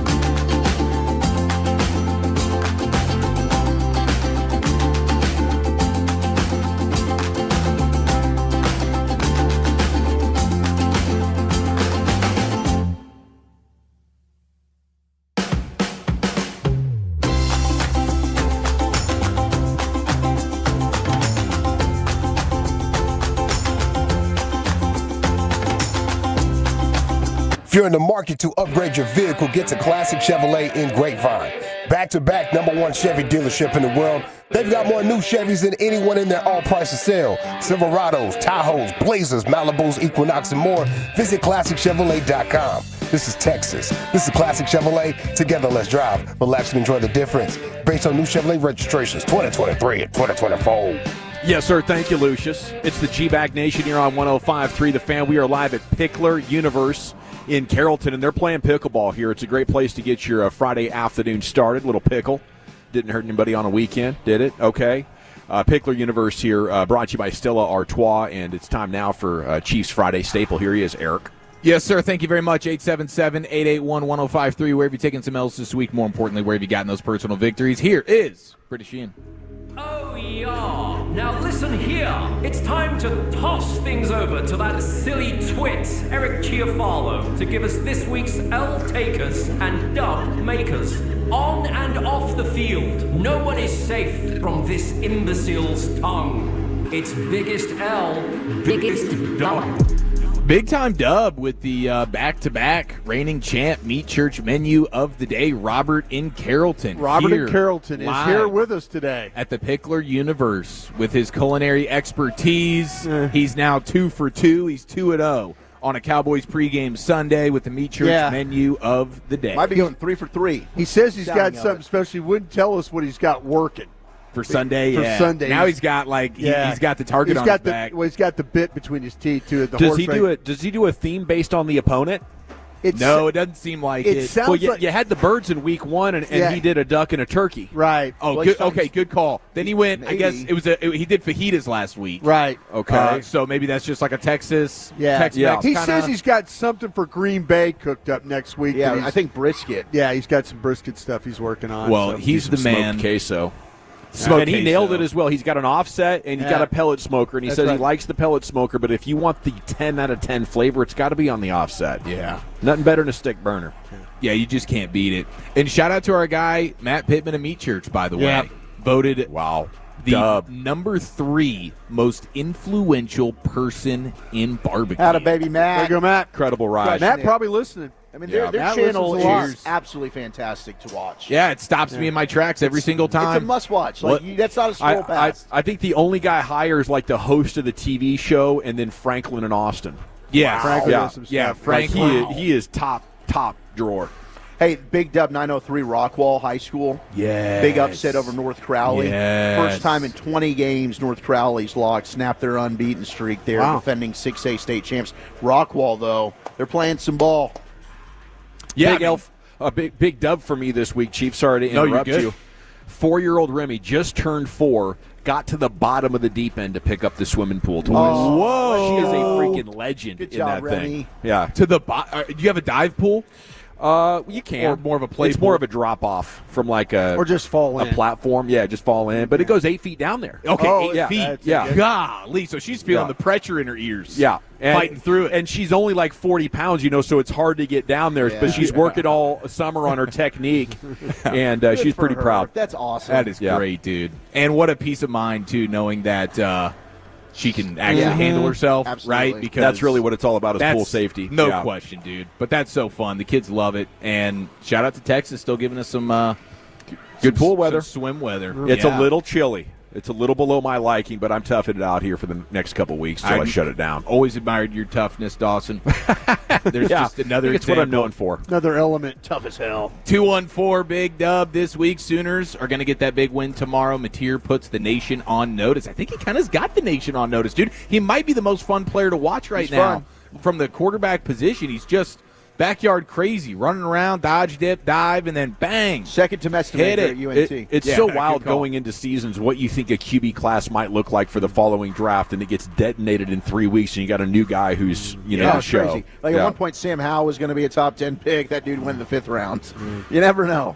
That place at Auburn, though, that Jordan Hare Stadium, Jordan Hare Stadium, a little tough to play. I think it's at OU. Oh, is it at OU this week? Yeah. Oh, my apologies. That it used to be Owen Field. What's it? I don't know. What's it called now? It used to be Owen Field. What's it now? Carter, help me out. What is it? Carter probably knows what Carter's it's called. probably yelling Yeah, right now. I used to be Owen Field there. It'll be Freeman Stadium here within the next decade. Ooh, okay, here's a good tease. Reitma texting in. Dub, Fan University got an exclusive sit-down with SMU head coach Rhett Lashley. Hello. Ahead of the Iron Skillet versus TCU. 10 a.m. tomorrow. Fan University, speaking of Carter Freeman, Jake Reitma, they got you. And that show's been a fun listen. Oh, fantastic. Yeah, they got something going. And Brennan. Well, that's exciting, dude. How about that? Little Rhett Lashley, Iron Skillet, final time. That's gonna be great. 10 a.m. All right, and by the way, that OU text was from our buddy Woody, who is still going strong off the benzos and the opiates. That's Woody. Look at that. He's on an absolute heater. Yeah, I thought that thing was all Auburn. Okay, here we go. 214, biggest dub, immediate Take the L. dismissal from jury duty, full paid for day off. Biggest L, though, I have to work tomorrow. Oh, the old Saturday work, especially on a college football slate like this. What kind of job do we have working on Saturday? That hurts, man. Sorry, Carter must have been in his break. I got you, Brian. That's Pat Dye Field at Jordan-Hare Stadium. Pat Dye Field. Yeah. Pat Dye. Pat Dye. Pat Dye. Let's see, 817, biggest dub. There wasn't one. Biggest L, haven't slept in 3 days due to insomnia. Can you imagine? No. Maybe you getting off imagine the opiates and the benzos. that particular affliction of not being able to go to sleep and recharge the old battery, the old body battery. Yeah. Gosh, it I happens feel to me for you, when I man. get too many Zen pouches in a day. And You it just wires me. It does, dude. I'll be up at 12:30 like, why am I not asleep? I feel fatigued, but my body won't let me sleep. I don't get why 10 Zins and 5 espresso shots do that to me, but I'm the same way, man. I'm the same way. What the hell's going on here? 469, biggest L. I had Joe Burrow starting above Jared Goff last week. Ouch! Jared Goff was freaking dominant last week. And who did he play? The Bears. The Bears. Oh, Biggest Bears. dub. Bought a new suit yesterday, and it looks good AF. Oh, nice. According to the 469. Where'd you get it? Yeah, where did you get it? And what color is it? 601, big dub for the Mississippi State Bulldogs, 3-0, Hail State. Yeah. It's turning around that program. Playing a little bit of football. Biggest dub, Javonte Williams, playing a lot better than I expected. And the 903, tip of the cap to Javonte Williams. Let's see, we have... Skip that 713. You don't need to read that. Okay, we'll skip the 713. What did it say? Says Wolchuk. Obviously It's a Houston fan. Obviously not going to read celebrating what happened against the Rangers over the course of 3 days. Just read it. We got to be fair. Okay, not going to read it, but it does. Did he call Wolchuk a name? Oh, no, it doesn't reference me at all. I just screw the Astros. Biggest dub, Astros sweep the Rangers. Yeah, okay. That is just factually true. That's factually true. We do appreciate the facts. 945, biggest dub, just had a killer nap on behalf of Insomnia Man. Time to get my son for boys' night tonight. That's Bailey the Bird having no trouble catching a little midday snoozer. Big L to Filthy as their Philadelphia International Airport has been ranked the worst airport in North America. Is that surprising? It's a dump. It's probably It's the a dump. rudest People are airport. rude. Yeah. Yeah. I will say there's one good thing about it. They got a Marriott on property. You could go straight from the terminal into the hotel, never leave the building. That's a good one. Oh, all right. Yeah. I think all airports should have to have those. I mean, you literally can walk from grabbing your bag into the hotel. It's right there on the property. Well, you can't really beat that, but everything else about it, even despite that awesome convenience, it's still the worst in North America. Yeah, football team's just taking a big L this week. Imagine There the you go. most obnoxious, loudmouth Eagles fan being your TSA agent on top of, everything about it being horrible. No good architecture, no good art, nothing. Terrible. 903, big dub to Brian Broaddus for kicking off Crown Global Media. Thank you. And that is your biggest dub of the week. Thank you, Chief. Hello. Yeah, big win for Brian. He's crushing it over there Thank on you, man. on Appreciate YouTube, that, and I guys. think Spotify now. People were asking for Spotify. Yeah. Spotify. So go like and sub. Okay, we're coming back with Stephen Jones. Our Friday conversation with the Cowboys man right there. Stephen Jones is coming up next year. It's the G-Bag Nation and the Fan.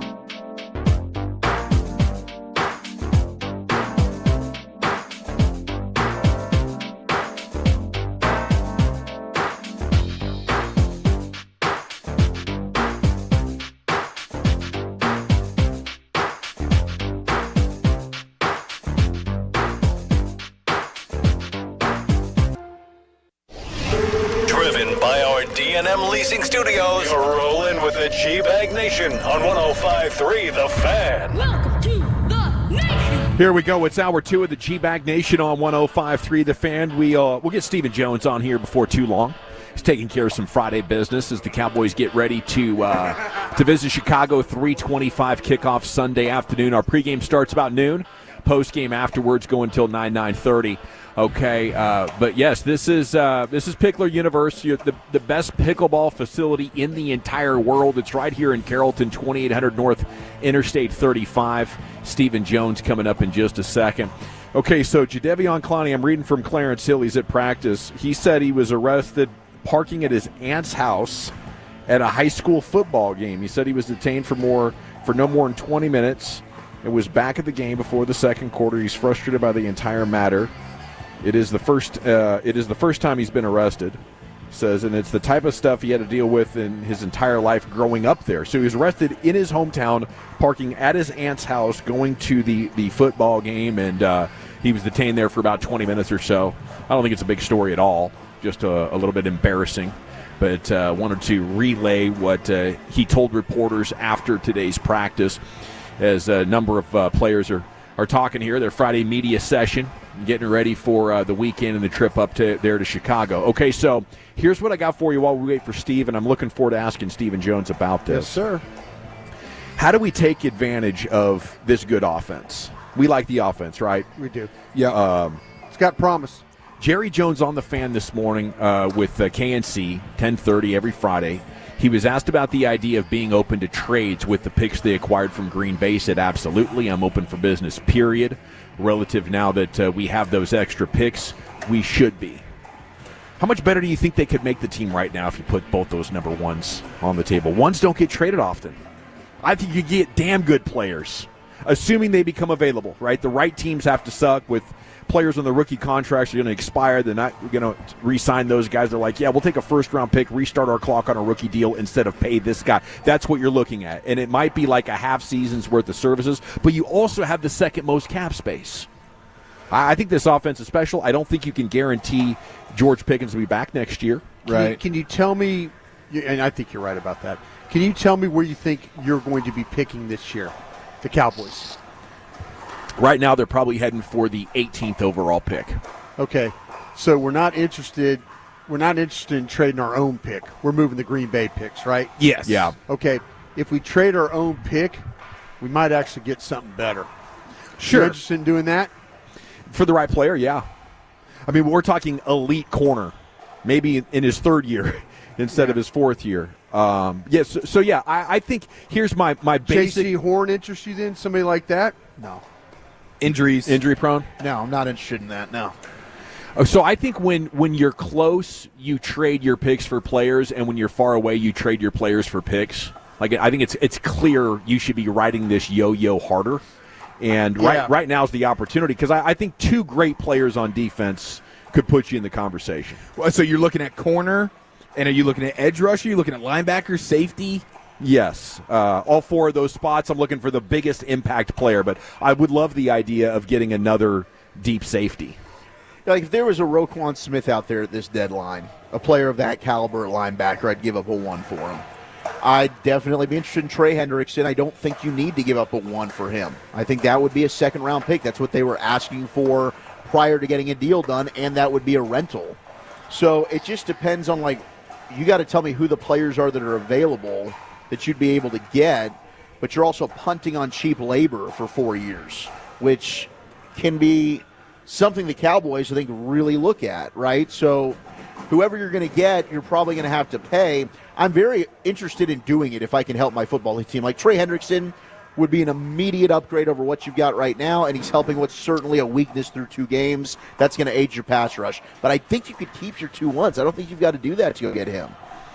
Yeah, I think right now you look at when your defense is healthy, you would like Bland, you would like Diggs. I think you're fairly satisfied with Malik Hooker and Donovan Wilson, but you could get a lot better. You still need a third corner. Like if you could get another outside corner and move Bland to the inside, I think you're talking. what I said in the first hour about Overshown, I think plays here as well. Like, he is an amazing off-ball safety that you can move around and blitz and do different things with, but you don't have that guy in the middle that's always going to be in the hole, always is going to be fighting through traffic well, and is a sure tackler. You just don't have that guy right now. I think, defensive tackle is probably the spot when you look at how Solomon Thomas is playing, that you have three that you really like. But then, that other edge spot, we'll see what Jadeveon Clowney does. I think he could be part of the solution, but I don't think he's wrecking game plans or, doing enough when it comes to rushing the passer to get all that excited about. How about Mozzie Smith and Jaden Blue inactives? Jerry Jones on that this morning. If you don't see them up there, then that means there was somebody else there for some reasons, for multiple reasons, he added. I don't know. Are we getting much momentum? Maybe we can get an update from Stephen Jones on that with Jaden Blue, but I haven't seen Shoddy talking about him lately. Jaden Blue or Mozzie. Blue. Yeah. To me, this is Jaden Blue was initially a surprise, and now the more you kind of dive in on things, it's coach's decision. So there you go. All right, it's time now for Stephen Jones here on your home of the Cowboys, 105.3 The Fan, and a good afternoon, Stephen. How the heck are you? Good afternoon, guys. Good being on. It's good to have you. We were just talking about things your dad, Jerry Jones, said this morning with our midday show, and he was asked if those draft picks you got from the Packers might be in play to make the team better immediately. How do you look at that? Yeah, I think you're always open to any opportunity, whether you have extra or not. If you see something that, especially when you're talking about draft picks, that will make you long-term a better team, which was part of what that trade was all about. The two number ones, and felt like Kenny Clark wasn't just a one-year fix. Kenny's going to be here and be a top player for us, we think, for the next 3 years. So anytime the right opportunity presents itself, then we're open to it. And I'm not privy to what he said. I don't think I heard his interview, but he said absolutely. I mean, yeah, I would be for it, and for looking at something that gave us a chance to not only make us a much better team this year, but make us better for the future. I mean, you were within a score of Philadelphia. You had a great offensive performance in Week 2. The defense giving up 450 yards to Russell Wilson, I think, has been a big part of the reaction this week. How close do you guys think you are right now with this roster? I think it's a work in progress. Obviously you can't do that. Give up the yardage we gave up and the points we gave up and the big plays, the explosive plays. Everybody on the staff, our team, the organization's aware that you don't win many football games doing that. And we think we got one of the best in the business in Eberflus, and got all the confidence in the world. We're going to do the things that we got to do to shore that up. I do think there were some positives in terms of something that we've been focused on, which is stop the run. But at the end of the day, it's got to be an all-around performance, and we got to continue to run the ball and stop the run. But obviously, we can't be giving up 8 explosive plays in a game and giving up that type of yardage if we want to be the type of football team we expect to be. Yeah, Steven, I kind of look at your team right now. Your offense is going to put opponents in a lot of bad situations where they're going to have to chase points. Is the pass defense something that's now more of a concern than run defense if opponents are having to throw against you? Well, I think all the above, Brian. I mean, the run game, you definitely want to be able to do that. But I do think, between philosophically and scheme-wise, we can do things that will continue to make us better, but also have a big belief that we've got really good football players that are going to be coming back to help us, whether that's Ron Bland, whether that's Revel, whether that's Diggs continuing to come off that injury and get better each week and understand what's expected of him. I think the pass rush can continue to get better. We're not going to solve it overnight with one player, but getting Clowney in, I think helps us. I think, you got players like Easy, Dono that are going to continue to get better as pass rushers. And, just overall feel like, we can do the things and move in a direction that our defense is only going to get better. And as you said, I think offensively, we have some personnel and we have some things, with a great quarterback like Dak that are going to stress the other team's defense as well. So this is a work in progress. By no means is anyone satisfied, a long ways from it. And we got a lot of work to do here. What is the plan for Clowney on Sunday? Right now it's going to be a game time decision. But we're seeing how he does. He did more today, but probably I know Jerry had mentioned he'd have a chance to play, but after practice and talking about it today, it's probably a final game time decision, but leaning toward him probably not playing this week. Steven, it seems like James Houston has been one of the more efficient pass rushers on this defense. What's keeping him from maybe getting more snaps, more opportunities? I just think it's, everybody getting a feel for all the things that everybody does well. I agree with you. I think he's doing an outstanding job and has had some really good rushes. I just think it's figuring out, the right chemistry, the right groupings to play together. We want to keep people fresh. I think that's real important in a pass rush, is to make sure, at the end of games when you need it the most, you can get the rushes you need to make the quarterback make quicker decisions and give the secondary some help. So I think all these things are really important, but hats off. 53 is doing a great job out there, and, that's why we also added Clowney. You can't have enough of those guys, and you want to keep them rested. With BB, the mid-ankle sprain there, a broken bone was also reported in his foot. Does that complicate or extend his recovery in any way? No, I think it's still in the time frame we mentioned. I mean, it's that 6 to 8 week time frame. I usually bet on those offensive linemen. They're rough and tumble and don't want to miss, and he fits that mold exactly. So we'll see. But no, that was we knew we knew the full prognosis when the time frame was out, that it was going to be 6 to 8 weeks. How close do you think Trayvon Diggs is to the player that he was pre-injury? I think we'll see week to week. I know he's driven to do it. I think we've got a great staff over there, working with him to get him in a great position to having the success that he's had in the past. And, feel like it's all coming. Like you said, I think it's all in front of this secondary. I think Kyer Elam's going to continue to get better. So we've got a good group of men out there that I think are going to get better week in and week out, and ultimately, work ourselves into the team that we need to be. Jerry was teasing some contract talk about Brandon Aubrey, the best darn kicker in football. Any update there, Steven? No updates. As you know, I don't like to comment on them till they're done. I agree with Jerry. He's one of the best darn kickers in football, probably the best darn kicker in football. But, we're lucky to have him. I mean, obviously he played a tremendous role in that victory against the Giants. And he's a class act. As great as he is on the field, he's a better man off, and he's the type of guy we want to keep around here. Are these officials going to get the tush, push, false starts proper this week? I know we've talked about it internally as a committee, and I know that's the ultimate goal. Our guys do a great job. Their job's never easy, but certainly we want to get it all right if we can. Very nice, Stephen. Give him hell up there. We'll be pulling for you.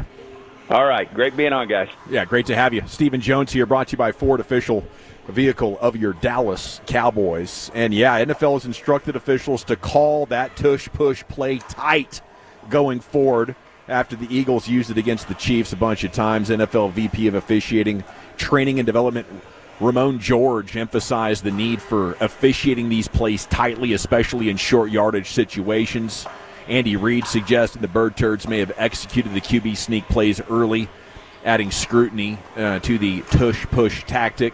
Cam Jurgens expressing frustration with the various interpretations of the play, denying accusations of lining up offsides or holding the ball. What's that part of it?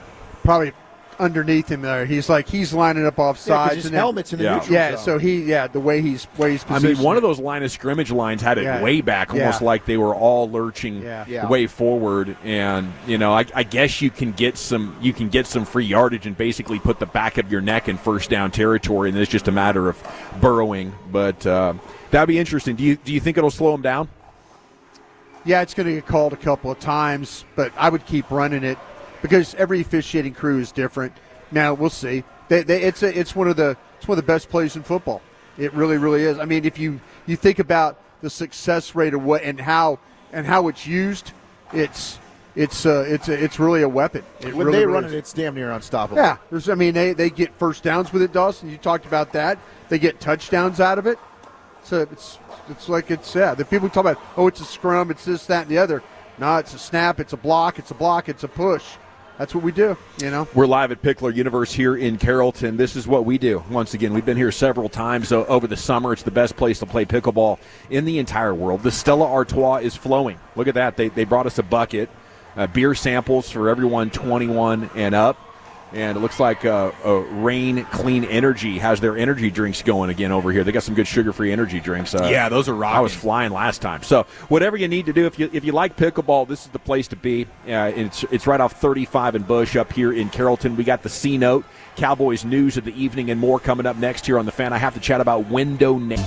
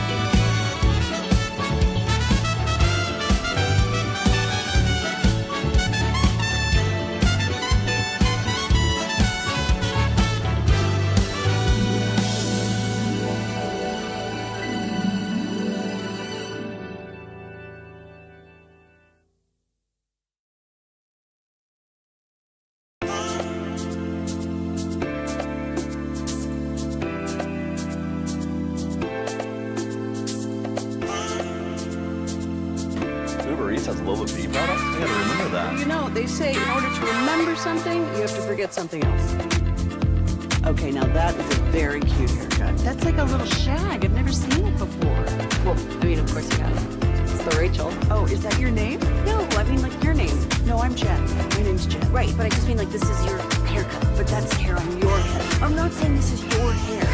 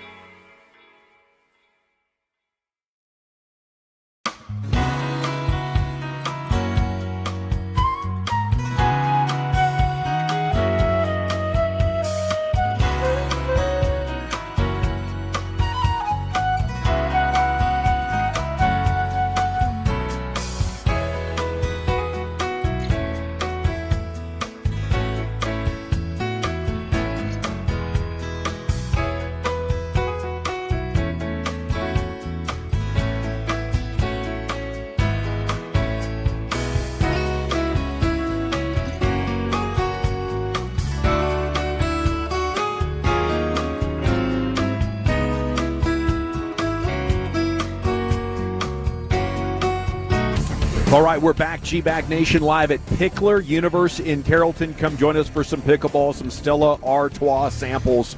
And you can get all the information at pace4texas.com. That's our presenting sponsor. Segment here, the C-Note, Cowboys news of the evening. A lot of things going on with your Cowboys here as we go into week 3. And segment's brought to you by the Frankels. If you've been injured in a car or truck wreck, call the Frankels first, 214 or 817-333-3333. There's never an out-of-pocket cost. They only get you in. The Frankels are the go-to car and truck wreck attorneys in Dallas. And, time for the C-Note here. Let's do this. And I just want to start with one of the coolest appearances you will see from any professional sports team anywhere. I couldn't believe this when I saw Brandon Laurie, who's been killing it on Cowboys Twitter lately. Brandon's the man. Said if any Cowboys fans are in the Dallas area tomorrow night, which is tonight, Dak and Pickens will be there for a meet and greet at Dick's House of Sport.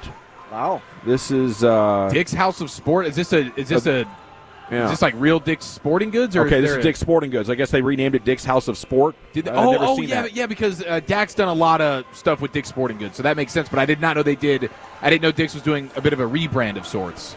I suppose they are. Yeah, I hadn't seen that, but I'm going to go ahead and retweet this at Gavin Dawson. And, pretty cool deal there tonight. Maybe get a Dak meet and greet opportunity, maybe a little autograph session. Not quite sure what's cooking, but I think people are going to like what George Pickens has going on as well. George is awesome. One of the coolest dudes in person, I think, on the Cowboys in a long time. No question, dude. He was my favorite player that we got to interact with at training camp. Okay, next thing in the C-Note. Are we back to Brandon Laurie again? We are. Because he has posted a next-gen stat on Solomon Thomas, who happens to lead all defensive tackles with a run-stop win rate of 71%. I think you were first on this when we were in Oxnard, how awesome Solomon Thomas has been. I think he was first on it when they signed him. You were like, Solomon Thomas is that dude. No, as wrong as you were about these edges, man, you nailed that Solomon Thomas. Crushing it. Can't have it all. Local DFW guy. Wrong about them edges, aren't I? I'm really wrong about them edges. Trust me, like I say, it's 2 weeks. It'll be all right. Hey, but it's all about Solomon Thomas right now. Did Okay, Stephen give Jones us the goods. make you feel any better about this defense? No. What? He make Stephen Jones make you feel? They're hoping to get healthy, and they believe in Matt Eberflus. Wait. He just said they had one of the best in the business in Matt Eberflus. That's an all-time ball sack. I don't think Shoddy's just going to let this coast, though. I hope not. What's your read on that? I think he's in there like, dude, we can't be doing this. I hope not. Like, sometimes coaches and their coordinators have, like, this distant sort of you do your thing, I'll do mine. Yeah. I think Shoddy's an elite communicator. It's going to pay off here. Yeah, I think he is as well. I just wonder how long does it take for him to feel like, okay, I really got to go in there. Will it be too late at that point? Because it's like right now we're talking 2 weeks into the season, but it was bad enough to where these conversations need to start happening, man. I don't think he lets this thing. I think he went in there this week. Yeah, I think he'd go in there this week and say, listen, the whole thing, Matt came in and was talking about Bears personnel, right? They kind of had that conversation. But if I'm Shoddy, I'm saying, listen, we've got to think about something different here. I mean, if you want to get in too deep, just know damn good and well that if we don't do this or we don't do this, and I'm sure, Shoddy doesn't want to step on any toes, but, man, you got to step on toes. You can't let this thing fester into week 5 and all of a sudden, remember how bad the offense was? And it took like an act of Congress at one time to get Mike McCarthy to change anything. 2023, yeah. And if I'm Eberflus, I saw that happen. Mm-hmm. Now you're the head coach. Hey, we can't be giving up chunk plays to the damn New York Giants, who hadn't done anything all week, all year so far. We can't do that. So whatever we're doing right now, we need to think about something differently here. Especially with the work our defensive tackles are putting in right now. Solomon Thomas. If this week looks as bad, I'll get into panic mode with you. I just find it hard to believe Matt Eberflus, who's had a top 10 defense when he's been a defensive coordinator, just doesn't all of a sudden know how to coach defense. Okay. If he's that stubborn, and this week it's the same exact crap, I'll be with you. But last year was the same thing the first half of the season with the defense. It was god-awful. We weren't calling to fire Mike Zimmer, and he got it corrected. I'm going to give him a little bit of grace to see, can you fix this? And if he can't, then I'll be with you. Okay, can I then ask you this question? How many years have you watched Donovan Wilson play safety? His entire career. Okay. At the end, you watched him at the collegiate level? At A&M, yeah. And at the NFL level? He's never been a good cover guy. Walchuk was scouting him out in gosh dang Pee-wee, man. So why does quality radio guy know how to play Donovan Wilson and the defensive coordinator of the Dallas Cowboys doesn't? Because the bad thing is they don't pay attention at all to how these players are until they get here. I don't know how you cannot watch tape. And Donovan Wilson is a sack guy around the last 5 sacks. I would bring him before I would bring Reedy Stewart. Brian, I'm with you. But when we sat down and we talked with Zim, and granted that's just one coach, but it really opened my eyes to just what did how, Zim say? He went back and said, I should have done things my ways at the jump. He did. You know? And maybe Flus is going to have some of this when he gets to the end of the season where he reflects back and says, man, at this point in the season, I should have done X, Y, Z too. But he I hope to God he learned last week because he got to see it firsthand. He was here. So there's no excuse now for not knowing that that's a weakness in Donovan Wilson's game. Right. If we're seeing the same thing on Sunday, then I'll 100% be on board. But right now it's like this is 2 games. Malik Neighbors is one of the best receivers in football. Wan'Dale Robinson, I said last week, could be a problem for you. He's an underrated player. I didn't think Russell Wilson's throwing 450 yards. Was that embarrassing? Is that something that is unforgivable? 100%. But he better correct it this week. If he doesn't, then we can have a conversation on Monday, and I'll be way more pitchfork in hand with you. Especially with, he wants to have something for Caleb Williams. Can I ask you a question, I mean, sir? he does not want Caleb Williams to absolutely dice him up. If they lose that game last week, you're not feeling this way right now, are you? Because you went crotch first on. I did. This is going to be an ass win. kicking. This is going to be that. And I'm not. I'm just saying. The fact that they escaped against a bad football team now, we should be questioning what they're doing over there. No, we should. All of that is fair to question. But I'm not just going to write him off that this dude's a bum and needs to be fired. I don't think anybody's called him a bum or anything. That I think where we're having problems is that coaches always like to sit there and tell us, I'm going to put my guys in the best position to make plays. Yeah, and he didn't do that. He did not do that. He didn't and do so that. if you in the last 2 games, experience for him. 98% zone coverage.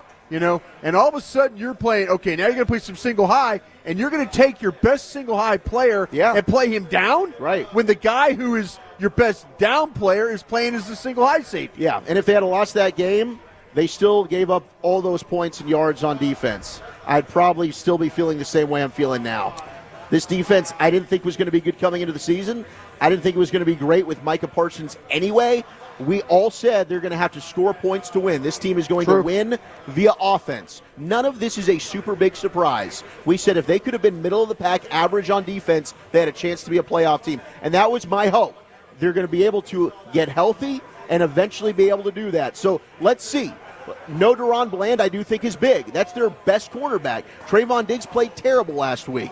And Diggs wants to complain and maybe talk with some people in the locker room about the scheme and certain stuff like that instead of taking accountability. Sometimes this is on the players. No. And I don't think Diggs and Elam did Eberflus any favors either. But, yes, from the Donovan Wilson aspect of it, I'm with you 100%. If he's going to continue to put him in a position to go out there and get burnt, then that's coaching malpractice. I don't think that's Donovan Wilson's fault. That's what I'm saying. Well, he can't do it. He's not capable of doing it. I mean, Did it on the pick. Well, it was a missed throw. Well, it was a bad throw.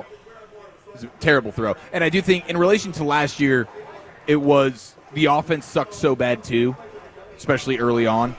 Whereas this time around, you're looking, hey, we got a legit offense. And so you're really putting more pressure to we got to fix this defense right now because you do have one side of the ball that's rocking.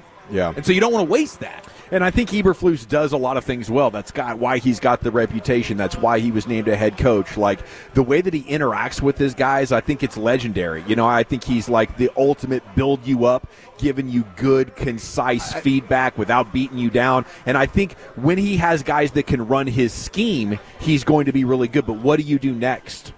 See, I think Matt Eberflus is a really good coach. I don't disagree with that.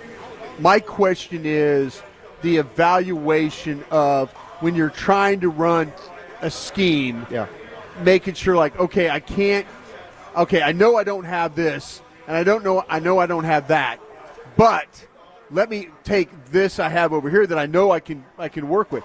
I just saying to me, if they go out there and get in cover 2 again, and they don't press anybody or redirect anybody, and we see the same thing, I'm gonna call out the head coach. I'm going to call out the defensive coordinator. And I'll be right there and I'm with going to call out the general manager for not stepping in and saying, like, listen, I'm trying to help you. I think I helped you with your run defense.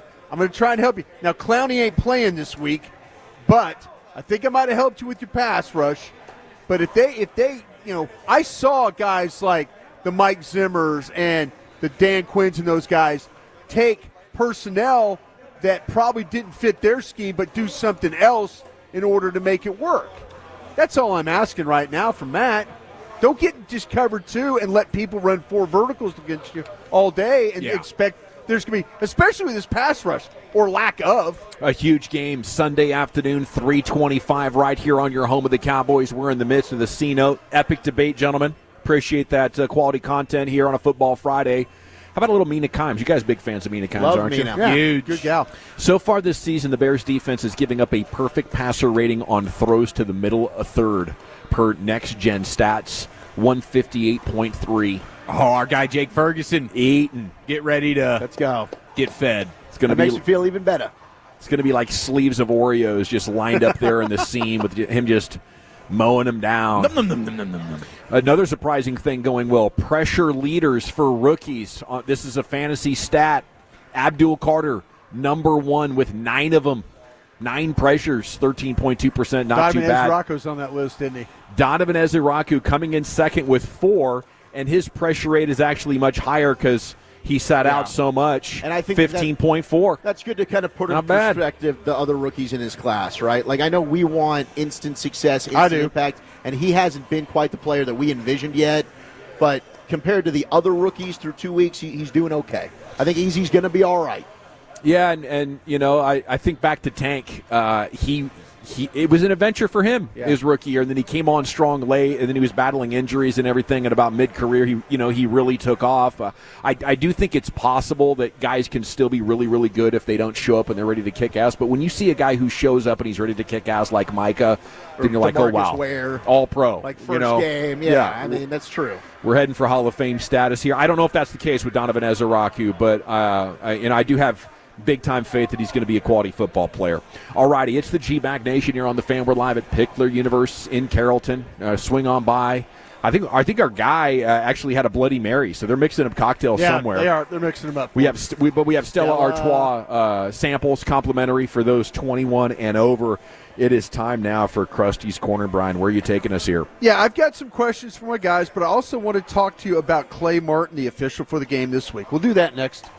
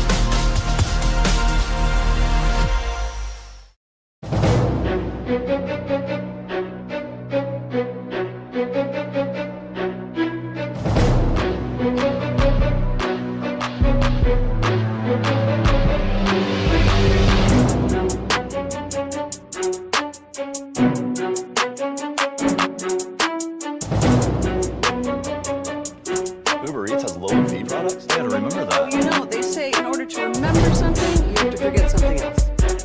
Okay, now that is a very cute haircut. That's like a little shag. I've never seen it before.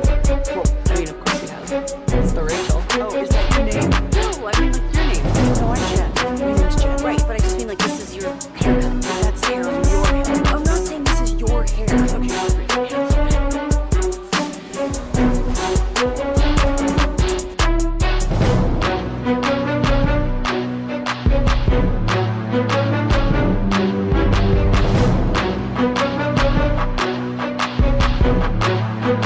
If you're in the market to upgrade your vehicle, get to Classic Chevrolet in Grapevine. Back-to-back #1 Chevy dealership in the world. They've got more new Chevys than anyone in their all-price sale. Silverados, Tahoes, Blazers, Malibus, Equinox, and more. Visit ClassicChevrolet.com. This is Texas. This is Classic Chevrolet. Together, let's drive, relax, and enjoy the difference. Based on new Chevrolet registrations 2023 and 2024. Thank you, Lucius, and thanks to Pickler Universe here in Carrollton for having us out. You can come play pickleball. Really filled up since we started broadcasting. I think we put the bat signal out there, and they were like, oh, sweet, they're back. We're having a great time hanging out with the Tolos here at the break. It is time now for Krusty's Corner with Brian Broaddus, brought to you by Reliant Air Conditioning, gimmick-free AC repair and replacement. Here he is. Brian. Thank you. Appreciate that, sir. You got it. Hey, Hankins. I was waiting for that. Okay, hey. And Broaddus. Yeah, and Broaddus. All right. We talked about the official for this weekend's game. It's going to be Clay Martin. I'm going to go into that first, if I could. Clay this will be his third game. He has refereed 2 previous games. The things you need to worry about with Clay Martin, as Wolchek told you, Clay Martin Dallas is 5-0 in games. Yeah, it's awesome that he is officiated in. So Cowboy fan, a big Cowboy fan, I guess. But that is a good sign after last week. By the way, believe it or not, there's a referee that is actually ahead of Bill Vinovich. No way. For the most calls. Impossible, sir. Yeah, how about that? Bill Vinovich is second in calls made after that last week's game where he had all those calls. He had to have. Was that some sort of record? I mean, we saw 5 flags get thrown. I think the only game that I've seen more was that Thanksgiving. With the Raiders? Yes. That was disgusting. That was Hockley. That was gosh. Sean Hockley. He's such a look-at-me ref. Is he still doing it? Yes. Yeah. I saw him out there the other night. Oh, no, not Sean. He still doesn't have biceps anywhere close to his pops. No. I appreciate him not letting stuff go, though. We should bring Pops back. I do feel like some refs are under a mandate to not over-officiate it. If you got a guy like out there, what was his name, Hudson? Yeah, Hudson. Hudson? Yeah, the left tackle. Oh, yes, yeah. Ring him up. Jordan Hudson II. You know, it's a tough spot to be because we had a story a couple of years ago where the NFL's like, no, we don't need any more than 3 flags a quarter. Let's keep it down. Yeah. So I think you're wondering, how's Micah Parsons going an entire season only getting 2 holding calls? It's that kind of nonsense. Yeah. You know? Now he's getting calls in Green Bay. I think some of these refs are like, I'm sick of it. I'm not letting this stuff go. And he put his foot down there. We'll probably get a memo here in a couple of weeks that Bill Vinovich is moving on from. Bill, I made the comment, Bill used to let you play.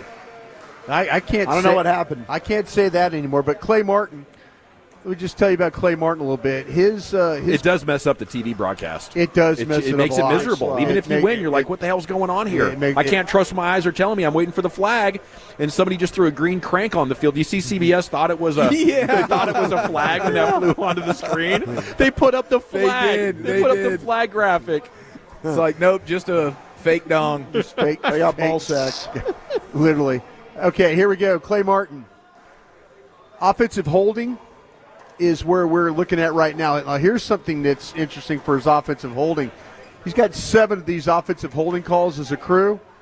6 against the home, 1 against the aways. There we go. So there we go. So you feel like maybe you're going to get some offensive holding calls for the pass rush that's sometimes non-existent? I don't think there's a good enough pass rusher on either team to garner a holding call. I would just say that to start the game. Hey, ref, Jones. just understand that none of these edge rushers on either team are good enough. So, I mean, maybe Osa could get him one. That'd be all I'd be looking for. It's a good point. Yeah, they turn into a puddle of ooze at the tackle's feet way too often. Hey, when you guys watch the games, especially on the Cowboys, they're talking about holdings on the edge, the Cowboys defense, edge rushers. Yeah. Do you feel like they're like explosive first step playing? No. The defensive tackles are. Sam Williams has no explosiveness. There's times I've seen it from Donovan Ezeraku, but it's too far. It's not often. It's not consistent. So mostly in Fowler, I haven't seen it at all. I don't feel like they're winning enough first step stuff. No, and Fowler, I don't know. Fowler doesn't look like the same player. Yeah. At first I was like, maybe it's just the 13 thing. I need to get used to this. Sure. But Dante Fowler just does not look like the same rusher. I just don't see the explosiveness, that first step. No, you're right. Putting guys in bad spots. All right, Clay Martin, false starts would be the second one. That's 4 to him. It's 2-2 there. Defensive holding. How about that? Defensive holding. I wonder if it's the defensive holding variety of not letting blockers get up on the second level.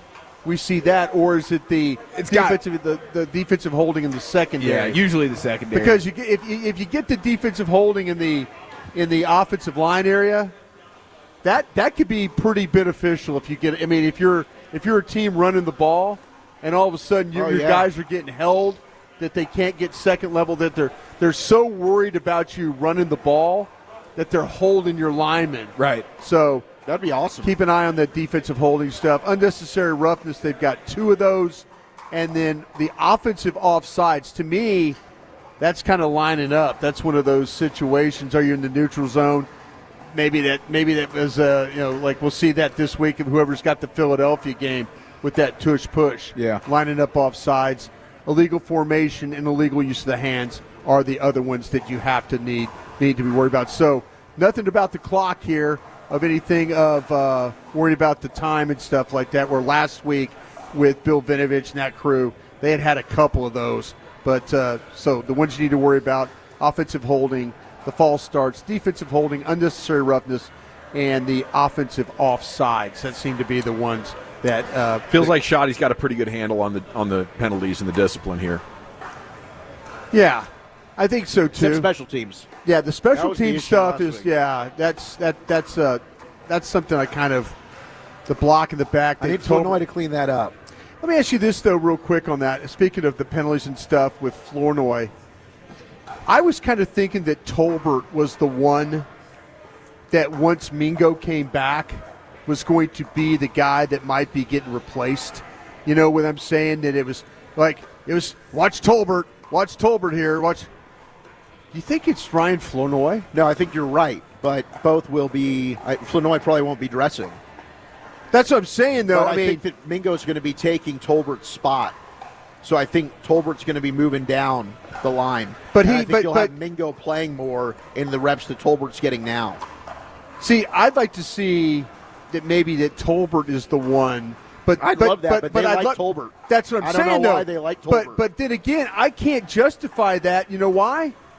Because Flournoy's not doing anything to make me think any differently. Well, he's not getting the opportunities, but if he keeps having penalties, like you're right, what you said on Monday, because I want Flournoy to be getting Tolbert's playing time right now. Yeah. But it's hard for a coach to give you that benefit when you're out there on special teams and you're getting flagged. So it's like, I need you to clean that up first before I can put you on offense, because you've said it. It's all about the trust. Right. How can I trust you on offense to not hold if you're getting penalties for blocking in the back on special teams? I love the idea of Mingo joining this group, though, and getting out there with Span Ford and Tyler Smith pulling. You're going to bring hell to that C gap on the right side, aren't you? No, absolutely, man. That's the one thing. I meant to ask Ferguson about that yesterday. That Span Ford is done. I mean, I'm sure he would talk very complimentary, but Span Ford has been noticeable on tape when it comes to running the football, where the ball's gone behind him and all that. All right. Let me ask you guys something. Last week, did you realize this? And this comes from the Giants game. And tell me, is there going to be a carryover from Giants game? This is Cowboys defense. How about this? And I didn't realize as the game was going on, sitting up there watching with you, Chief. Yeah. Do you realize that the Giants were 1 of 5 in the red zone last week? That was actually, yes, because that was like the one thing that you looked at defensively where they actually did a nice job. Yeah, because they were scoring on huge plays, so they were still able to score. Right. But once they got into the red zone, things just got a little wonky for them. So that was one tip of the cap for the Cowboys defense. That reminded me of the Marinelli days where it's like they stink 20-20. Right. But it's bend, don't break. Find a way to make them kick a field goal in the red zone. Dawson, were you surprised that the Cowboys were allowed the Giants to be 1-5 in the red zone? I guess not really, just because the Giants couldn't really run it in. But yes, I would have guessed they would have been at least 50%. And I do think that's a great point. It's your run defense helps you in a big way there. How about this? The Giants were 0 of 3 on third down in the red zone. That's why the 1 of 5. Yeah, and their one was on fourth down. And one of them was on fourth down. It was a huge play. Huge play in the game. Sure. And that's why I would push for trades right now if I'm in that front office. You know, Dawson, we're doing a lot of stuff good. You had me looking into that, and I was trying to look at corners and stuff like that. And I was looking at contracts. Actually, know who's available. Yeah. What are options for us? Yeah, but if you're going to give a 1, you make sure it's got to be like Derek Stingley. Yeah, it's got to be an A+ player. Well, I think if you're talking about Stingley, you're probably going to have. I'm just throwing out a name. I know you are. I know you are. A top corner like that. But if you're talking about Stingley, it's likely going to be your own pick. See, that's but honestly, I'd feel okay about that. I'm talking about a top 3 to 5 corner in football. I can part with that. That's fair to me. That's fair compensation. Because you got to give to get. If you're telling me I'm getting a number 1 corner and Stingley's one of those guys that's in the conversation as best in football at his position, I'm okay with that. Even with the guys coming back, you'd be interested in moving and getting a corner? Or does that or does the coming back guys not doing anything for you right now? They're not doing anything. Well, we've never seen Ravel play. Like you and I like Ravel. Yeah, we like him him a lot. Absolutely, yeah. But I will say we liked Kalen Carson. And it's different levels, right? Like Ravel was a first-round talent. Kalen Carson was drafted on day 3. So Ravel a much higher ceiling. I know you love the ceiling of the floor talk. I love that talk. But we don't know. Like Ravel might not end up being good. It is possible that we were wrong about him. I hope we're not, but we can't be putting all our eggs in Ravel's basket. It'd be unfair to him to even do that. Yeah, Bland coming back will obviously make a difference, but then you're still kind of down 1. And so if you were able to get a legit corner in a trade, now you got Bland playing the nickel, Diggs, and whoever you traded for. But I do think right now, like Trey Hendrickson, that's getting me excited. The thought of like, can I call Cincinnati? And again, I don't think it would take a 1.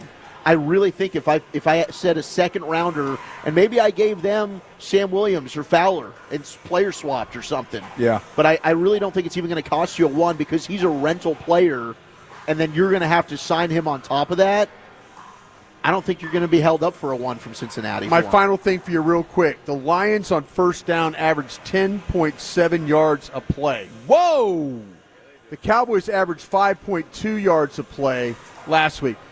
Cowboys capable of averaging 10 yards a play this week? Probably not. First down? Probably not. That's one of their bugaboos offensively right now. I think they got to start throwing the ball more on first down. And if they do that, they can get close to 10. But 10 is pretty otherworldly. I mean, my God. Dawson, you get 10 yards of play on first down against the Bears this week? I'm with Chief. I think they're too oriented for running on first down. They're going to need a couple of huge chunk plays if they want to average something like that. Wooly? Yeah, I can't say they're going to get 10+ on first. That's incredible. That speaks to just how good the Lions were last week. Lions were great last week. Thank you, guys. Appreciate that. Thank you. We're live Pickler Universe in Carrollton. Your guy Dan Graziano actually did this morning top trade candidates for early in the season chatter. Oh, sweet. And he did mention one defensive player I'd love your thoughts on, Chief. Jalen Phillips, the edge, Miami. Would you want to trade for him? 5th-year option, no deal beyond this year. The problem with him right now is he's off another injury, and he was a really, really good player. Really, really good edge rusher. He was a former first-round pick for a reason, but he's had so many injuries. And not to say that he won't get better as the season goes on, but right now, if you watch him today, he's not a guy you're trying to really trade for. Graziano looked at 5 teams most likely to add players, and he did not mention the Cowboys. I think that's a shame. I think it's the year to go for it. I really do. Looking around this NFC conference, we got 2 down, 2.5 to go. And Sands the man, Jared Sandler, joins you next year to preview this Rangers-Marlins series. Maybe we'll get some daily football fixed in as well here. It's the G-Bag Nation on 105.3 The Fan. I have to chat Men's T Clinic with you, though. Here we are at the weekend. Hopefully...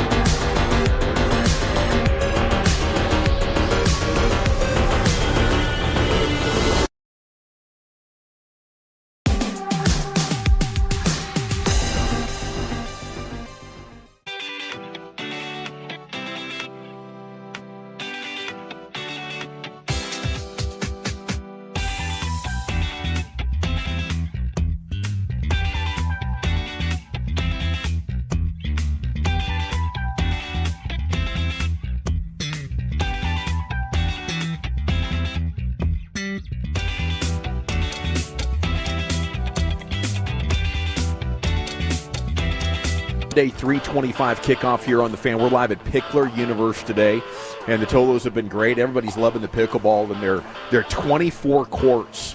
Just get up here on 35 and Bush if you want to play some pickleball. They have Stella Artois samples while they last if you're 21 and over. All right, it's time to chat with Jared Sandler here as the Rangers get set to host the Marlins. 3-game weekend series. Sands, how the heck are you? What's up, guys? Hanging in there. Hope you guys are having a good time out there. Are you a pickleball guy? I could imagine you getting after it pretty good. I hadn't played in a little over a year, but played the other day on the road trip. So I've played before. I enjoy it. It's a good time. What's our focus here with the remaining games, beyond hoping for the miracle, of course? Well, as far as just trying to get in and win, I mean, they got to figure out a way to score more. And that's kind of been the story of the season. The pitching, I know, it's not necessarily, it hasn't been lights out. I know Merrill Kelly struggled, and, it wasn't like the Rangers were losing games 3-2, 2-1 and whatnot, but they got to figure out a way to score and maybe score early. They gave up first inning runs to the Astros in all 3 of the games of that series. They were playing from behind, and, hopefully they can maybe play from ahead and then let their bullpen work. Cause it is a really good bullpen coming off an off day yesterday. It's a pretty well rested group. So, it's the odds to get in the postseason are pretty slim, but, they don't have the hardest schedule. We've talked about this several times before. It doesn't matter who's on your schedule. If you're playing well, you can win games. If you're not, then, you're going to struggle. But, if they can maybe take the off day, mentally reset and go on a run, I mean, may as well just play it out, see how it goes down. But, they're going to have to figure out a way to score runs. And, hopefully Corey Seager can come back sooner rather than later. I know he's working to try and, get back and get his body in position. But, they got to figure out a way to do it without him for now. It is exciting to get Tyler Mahle back. I mean, he was unbelievable prior to the injury. What's the plan for him tonight? I think it was 70 pitches, what I heard. Does that sound correct? Yeah, that sounds about right. He went 4 innings, around 60 pitches, his most recent rehab start. It's just, it's good for Tyler, right? He's dealt with injuries, and just to be able to work his way back after, like you said, Zach, such a great start to the season. He's a free agent to be. And so I think getting on the mound and just showing teams, hey, I'm healthy, and making a start or two before the year ends will be beneficial for him. And, hopefully he's able to take advantage of it this offseason. But, if the Rangers are to make a run, having him use up some innings, pitch some innings, and just add to their pitching depth will certainly help. But, I think 70 pitches, 4 or 5 innings, I mean, if it's incredibly efficient, maybe you could see him get out there for a 6, but I think the Rangers would be pumped if they got 5 innings out of him, and we're in a position to win when he left the game. Do you think Mahle and even Merrill Kelly, both impending free agents, are going to be priorities to try and bring back? That's a great question, Zach. I don't. It's tough for me to answer without knowing, financially what the Rangers are willing to do or what financial flexibility they have. I mean, I think the Rangers would love to, to bring back Merrill Kelly and Tyler Mahle if the price is right. I think that just generally speaking, the Rangers have a lot of decisions to make. I mean, we've talked all year about how the lineup hasn't produced at a level which, I guess they were expected to. And but there are a lot of guys in this lineup who are under contract for next year, or at least under team control. And so, my guess is just adding 1+1 there, second straight year, maybe the lineup hasn't produced, the way you wanted. You got a lot of guys who are under team control. There are going to be some changes made, and not just the linear, hey, this guy's a free agent, he's not going to come back. I'm sure that Chris Young and his team are going to work very intently on trying to put together the right type of lineup, and so they got a focus there. And then on the pitching side, they're going to have DeGrom and Eovaldi, they're going to have Leiter and Rocker, they're going to have Jacob Latz, but you need more than 5 guys. Who are those 6th, 7th, 8th, 9th guys going to be?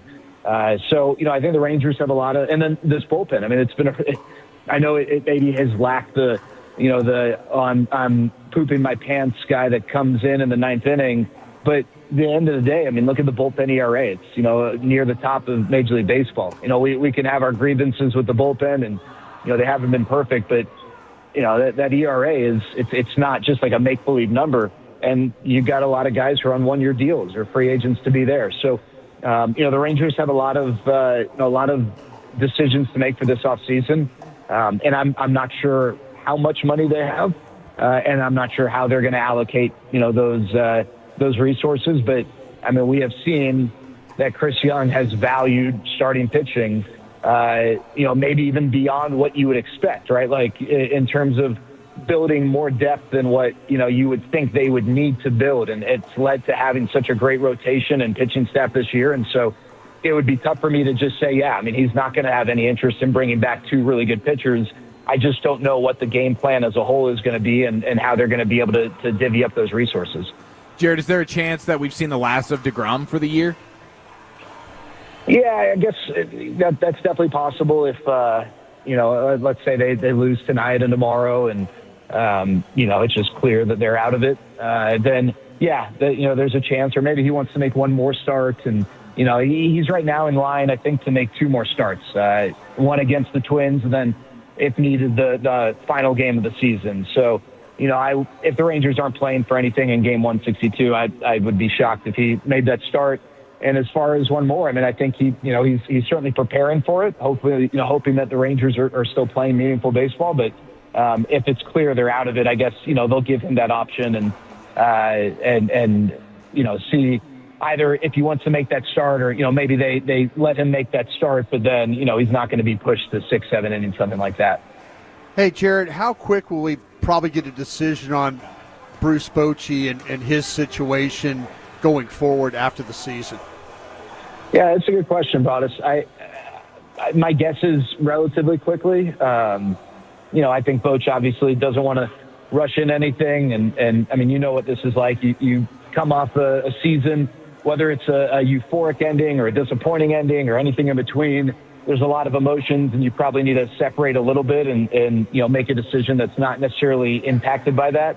And I think for Boch, he is going to be making a decision on, hey, do I want to come back or do I want to, am I done, right? Am I done managing, for good, or do I still want to manage and maybe take some time? I don't know. I'm sure there's all sorts of things that he's thinking about, but, for a guy like that, I don't get the sense that he's going to, not that I think anyone expected this. This is not going to be a Brett Favre, Aaron Rodgers, we're going to really draw this out situation. I think that you'll get a decision in relatively short order. And I think, that Boch is an incredible, he like I said, he's been around the block, but I think he also understands that there are a lot of decisions that will be impacted by his decision, whether guys, are going to be coming back or whether they're, not going to be given the opportunity to come back or, just the domino effect. So I can't imagine it will be too long after the season, relatively speaking.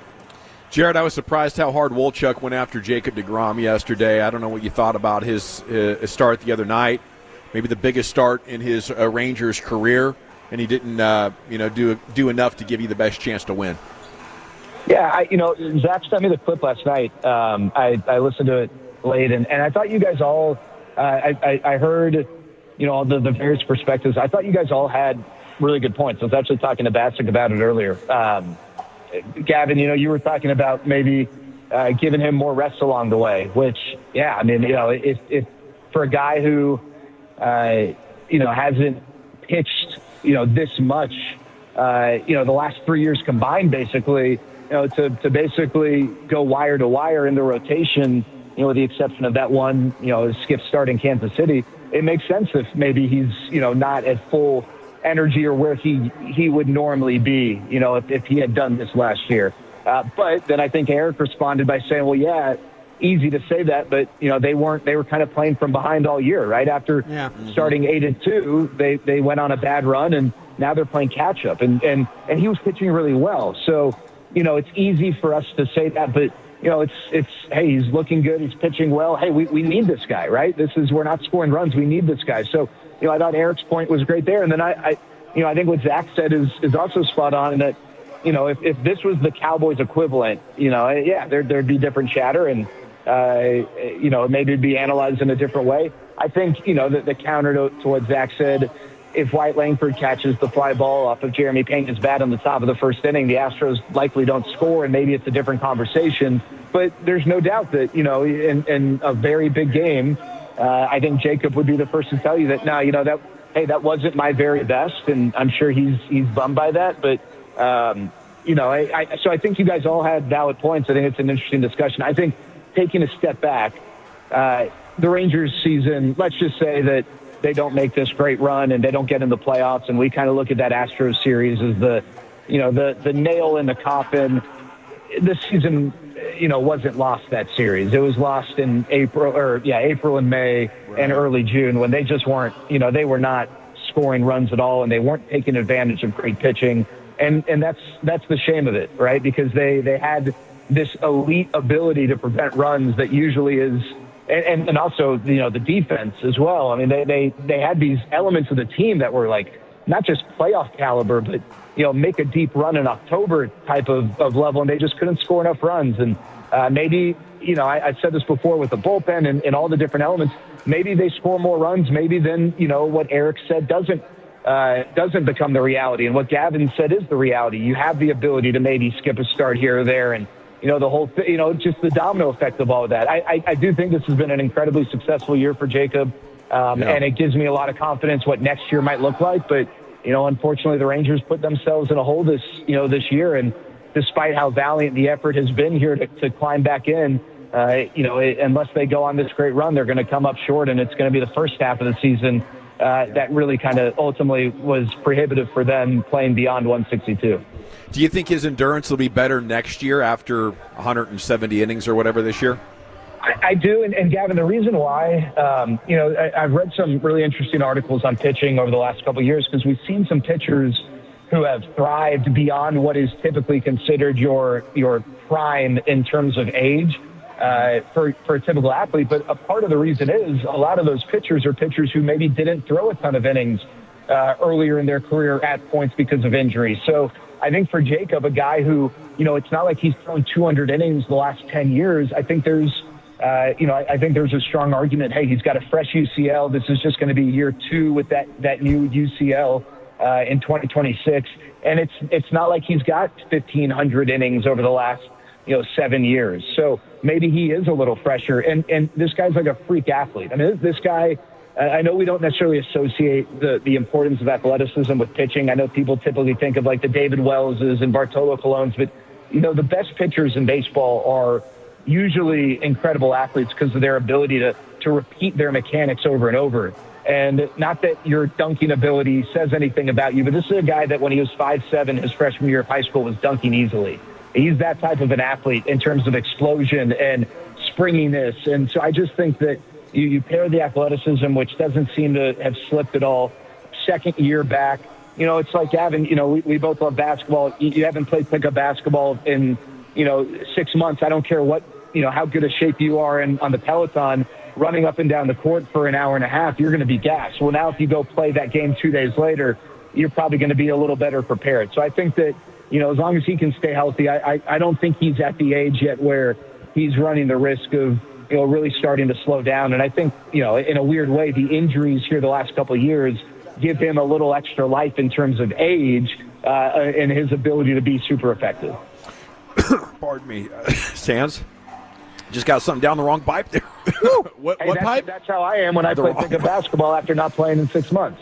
And your cardio is holding up a lot better than mine because I'd be cooked in a minute and a half, not an hour and a half, buddy. But appreciate your insights. You've done, and that was really interesting what you just gave us on DeGrom there. So thank you for that. Have a good week, and we'll catch up with you next week.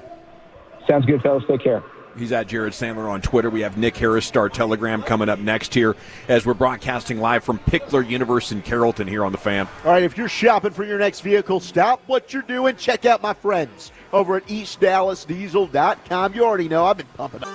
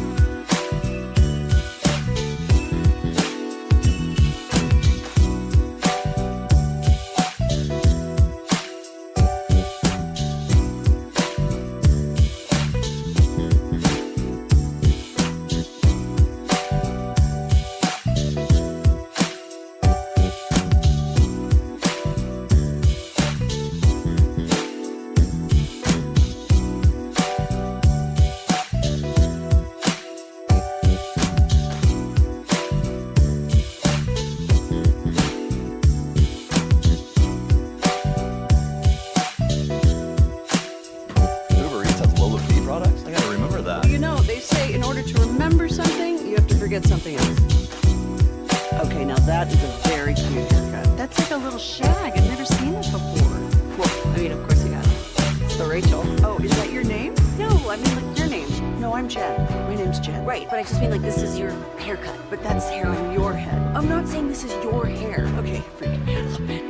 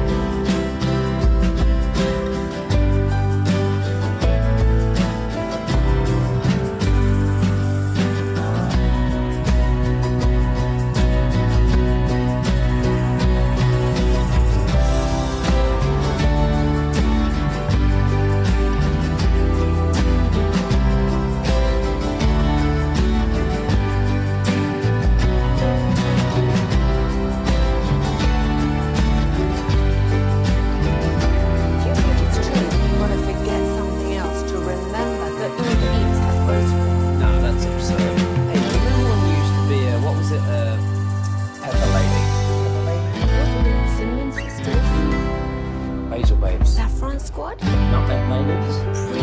No. Nutmeg mayonnaise. I just said that. Was it Spice Girls? Doesn't sound right. Was it Saffron Squad?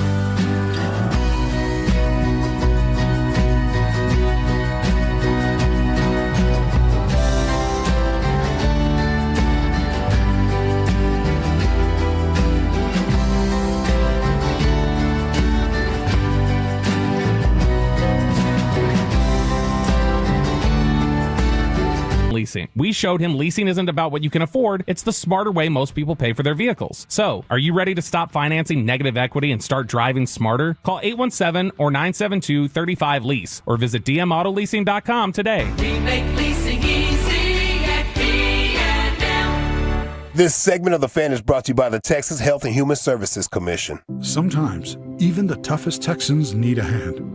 If you're having a mental health crisis, call or text 988 to reach the Suicide and Crisis Lifeline. Or to chat, visit texas988.org. In Texas, you're not alone. All right, welcome back. It's the G-Bag Nation on The Fan. We're live at Pickler Universe in Carrollton, where you can come play pickleball and enjoy some happy hour with Stella Artois.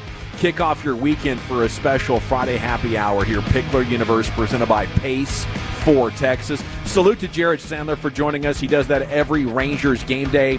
Brought to you by Blue Nail Roofing. And Nick Harris, Star Telegram, joining us now here on a Football Friday. Nick, how the heck are you? Hey, doing fantastic. I appreciate you fellas. I set my alarm this time around, so we're good to go. Yeah, man. Excited to have you on, and great job breaking down who all was responsible for the 7 busted coverages on Twitter actually the other night that resulted in those big plays. What all went into that, and did you get any feedback of note on it? Yeah, communication has been the big thing that's been coming out of this week, or at least out of that game on Sunday against the Giants, as the key cog as toward what exactly happened on the back end during that game. And, looking at those 7 plays, you can look at about 5 of them, and you see miscommunication between safeties and outside corners.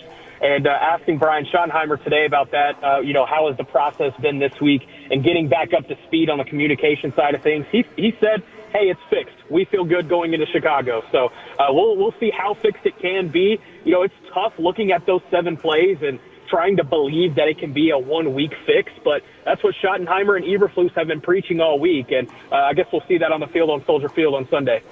Yeah, that was going to be my next question. Like, how confident are you they can turn it around? Is this a reminder thing, or is this more like into who your personnel is and what they're good at? I've seen some busted coverages in the past where it's multiple guys out of place and it's just all over the field. And I could really only point to one play where it got that drastic in the game against the Giants. It was that 52-yard reception by Darius Slayton down the right sideline. You had Kyer Elam thinking it's playing cover 2. You had Malik Hooker and the rest of the defense playing cover 3. But then Malik Hooker bites on the play action, and everybody is out of place. And it allows that 52-yard reception, and lucky that one didn't end up being a touchdown. So, aside from that one play, the rest of the 7 busted coverages were more so one guy issues or one communication piece that didn't get translated in time. And so, is that a 1-week fix? I don't know. I've never been in an NFL secondary, believe it or not. But I think with what they could do this week and the time that they've had allowed, I think, they have a good chance of being able to do it on Sunday. It's just, I don't know if I have a good pulse on if they actually can. Did they mention like the new pieces and the crowd noise maybe? Like just they're not familiar enough that they can do hand signals or a head nod? That's been the biggest thing that's been communicated this week was that the crowd at AT&T Stadium was loud and that they were having to communicate downfield and they weren't getting calls in downfield whenever that crowd noise is really starting to ramp up. You rarely hear the home crowd noise be an issue, but that is very much a reality for defense. And so they are hoping to be a little bit more cognizant of that, not only this week but next week against the Packers. That's going to be another crazy home crowd, but we're going to get another look at it this week. So what are you thinking about this edge group, Nick? I know you were Donovan Ezeraki was your guy on the draft show. I think we all liked him, but he was definitely your favorite, I think, amongst the group. We got numbers on him compared to the rest of the draft class. I think he's second in pressures to Abdul Carter. Is it just, hey, he needs to play? I mean, what stood out to you from him at Boston College to the version of Donovan Ezeraki we're seeing now through 2 weeks in the rest of that edge room?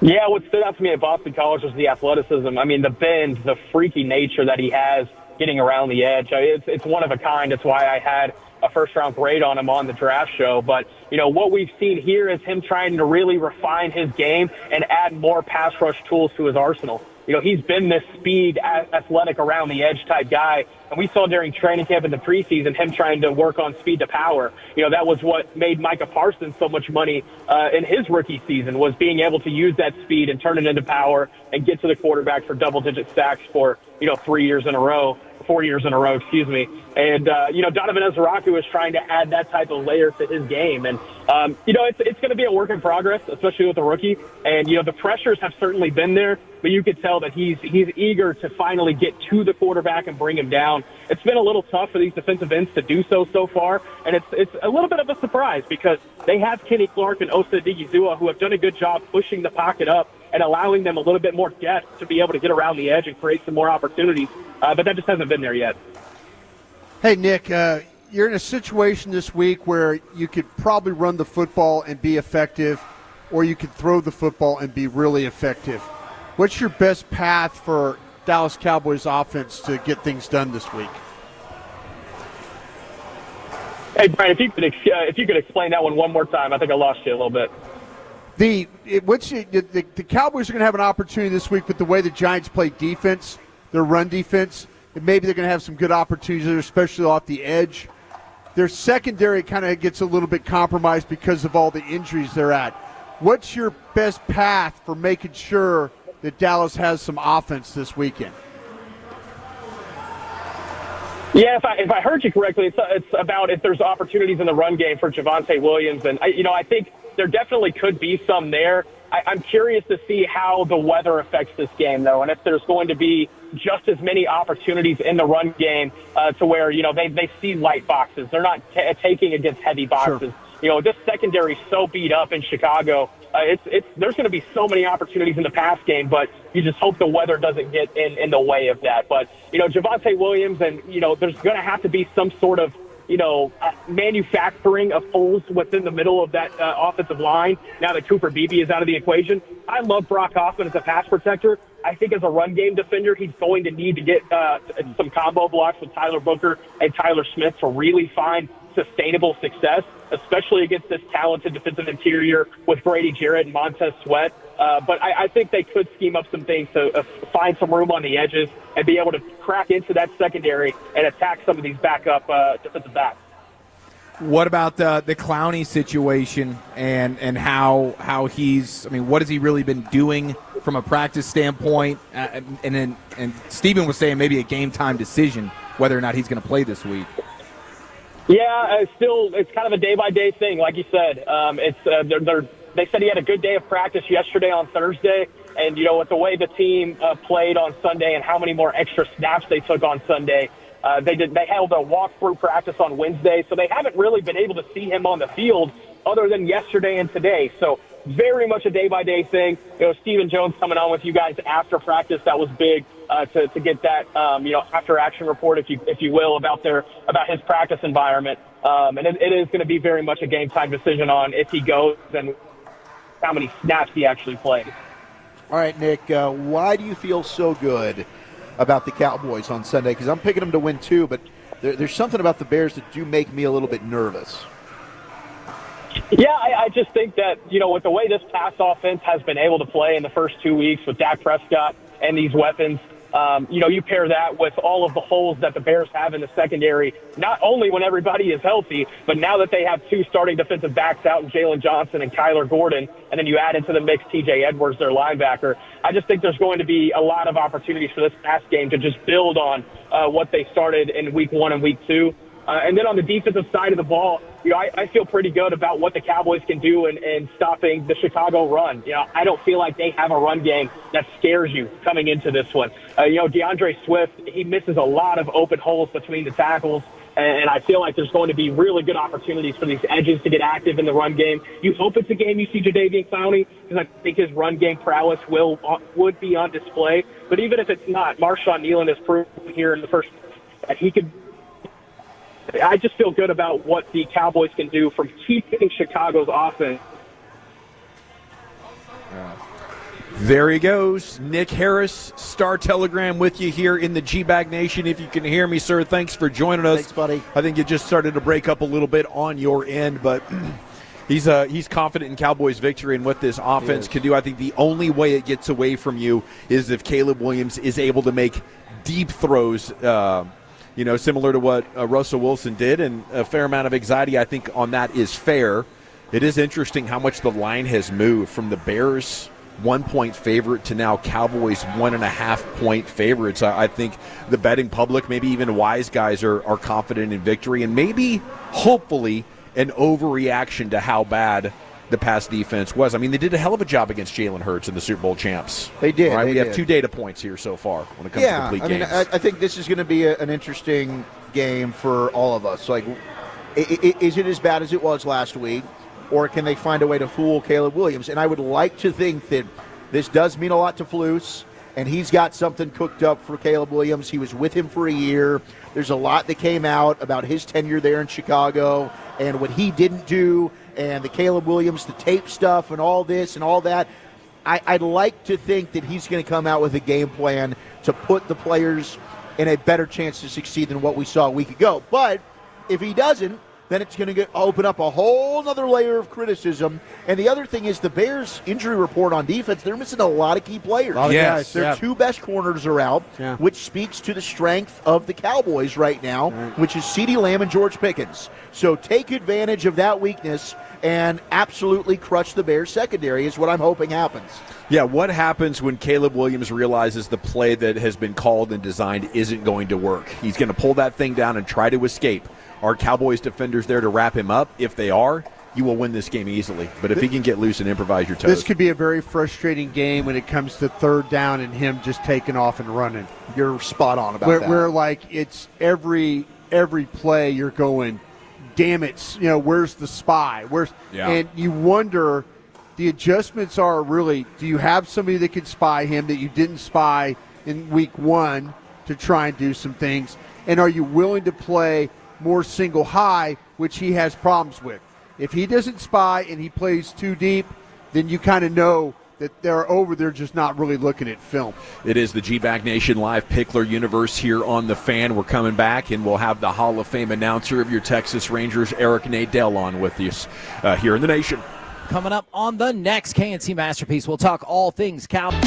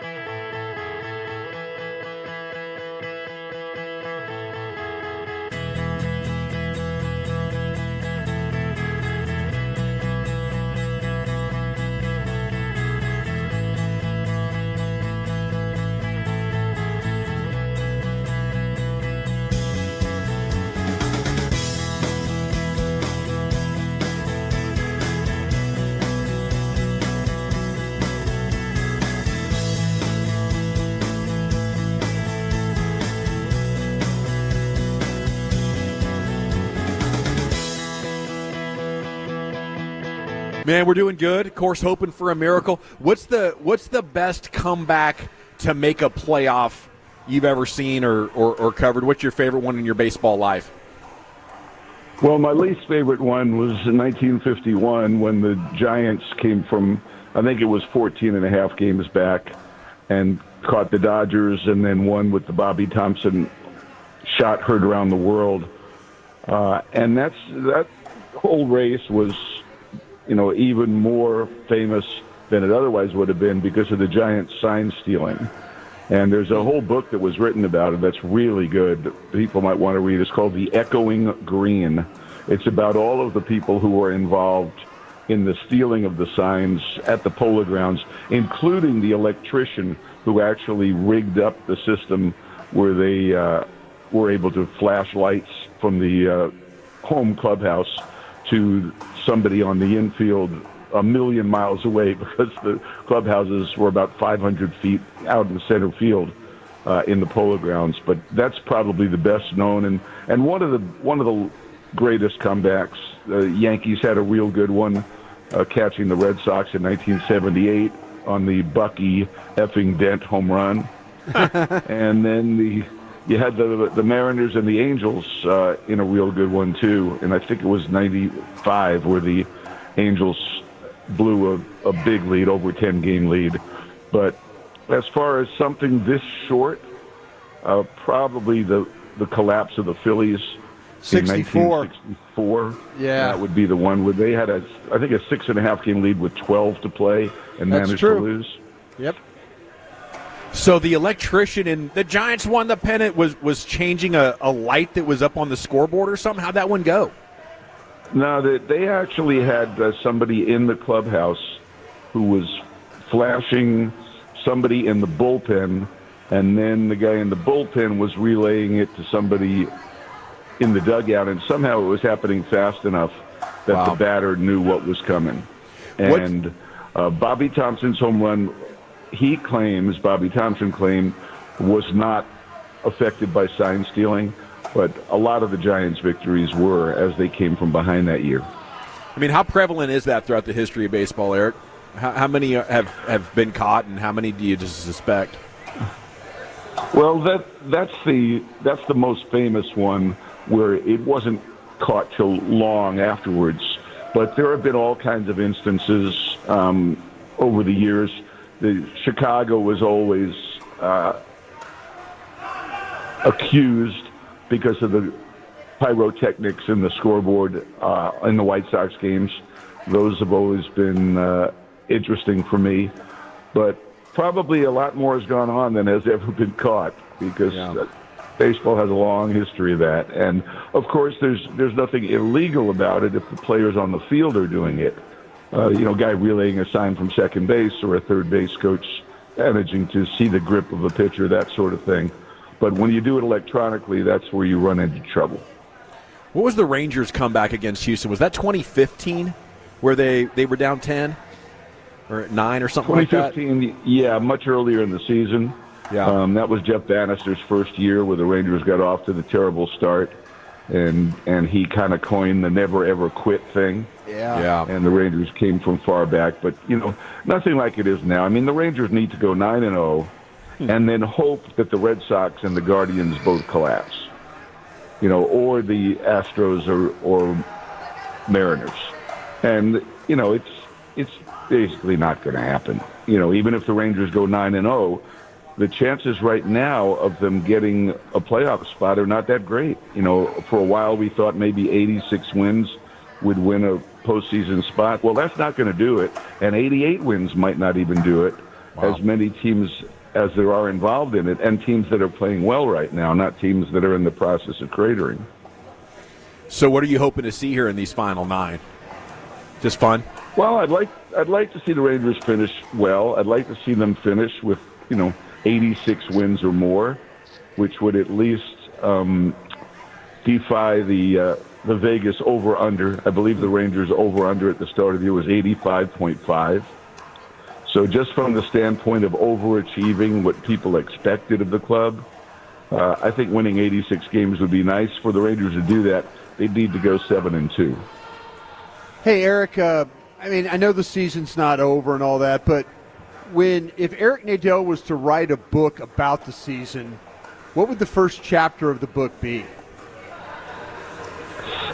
Oh, it'd be all about the inability of the Rangers to score over the first 4 months of the season, and would probably try to delve into why. And I have no idea what the answer is. Sure. But somehow get into that. Remember the Rangers hired Brett Boone about a month into the season, and it looked after a few months as if there were some very positive results, and maybe there have been more than seems evident now that the Rangers appear to be a lost cause.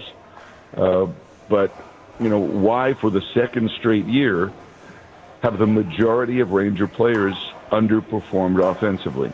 I don't know that there always is an answer to why. Right. But I'd be curious, and I'd be getting a whole lot of people's opinions on that.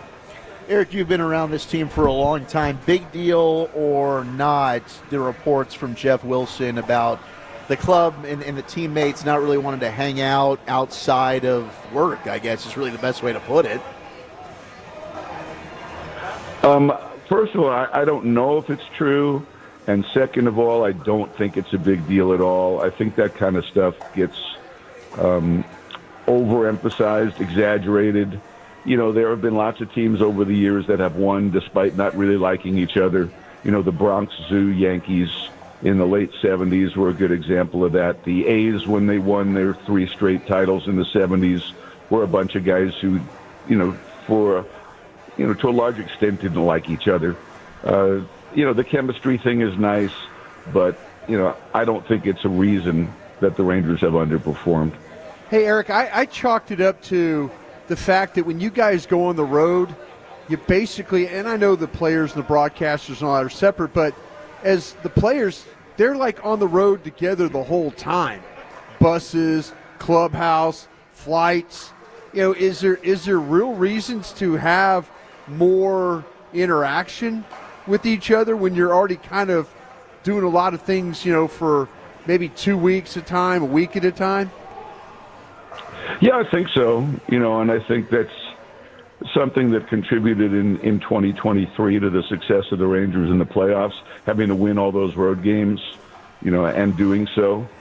But the interesting thing about the Rangers on the road this year, and everybody seems to be missing this point, is the Rangers have actually scored more runs on the road than the league average. Yeah. It's their pitching on the road that hasn't been outstanding. Their pitching on the road has been just average, whereas their pitching at home has been elite, by far the best in the major leagues. That's the difference between the Rangers home and road this year, although everybody seems to be under the impression that the Ranger hitters don't hit on the road. That's not the case. The Rangers are averaging over 4.5 runs a game on the road. At home, they're averaging down closer to 4 runs a game, and that's where the problems lie. What do you think about the math on the exit velo and the launch angle and stuff? The hits at the Globe falling like 8 feet shorter than they were when it first opened. How much has it changed into being more of a pitcher's friendly park since it opened? Well, that first year it opened, when we played without fans, we were under the impression this was an extreme pitcher's park. We were constantly saying, well, that would have been a home run across the street. That would have been a home run across the street. It seemed like there were 2 or 3 every game like that. Even the very first game at the Globe, people forget, was a 1-0 game. And that was an eye-opener right then and there. Then, once we started having fans in the building, it became not a hitter's park, but at least a neutral park. And then for some reason this year, and who knows what it is, it's become an extreme pitcher's park. The ball hasn't carried that well. And I don't know that anybody has any idea why. But, it certainly is one of the factors in explaining why the Rangers' ERA is so much lower at home than it is on the road. Well, thank you, Eric. Have a nice weekend. We'll catch up with you one final time for this 2025 season, probably, most likely, 99.9% chance next Friday. Till then, what you drinking and what you thinking, buddy? I've been drinking iced green tea today. You know, I love the green tea at Flower Child. They have really good iced green tea. And what I'm thinking is the Rangers have a day off on Thursday, and there's a fantastic concert at the Bomb Factory. One of my favorite bands, Haim, Haim, which is three sisters from Los Angeles doing incredible harmonies and really writing some great music. They're at the Bomb Factory on Thursday, and I urge music fans to get out and see them. You won't be disappointed. Well, thank you, sir. Have a great weekend. We'll catch you the next week. Thanks, guys. Let's go for the miracle. Let's go. Eric Nadel, brought to you by Anheuser-Busch and by PlayScore, and it is time now with that for that one segment of the week. You're encouraged to call in while intoxicated. It's what you drinking and what you thinking next year on The Fan. All right, if you're not feeling the sizzle with your current financial advisor, do what Eric and I did. Call Trajan Wealth today.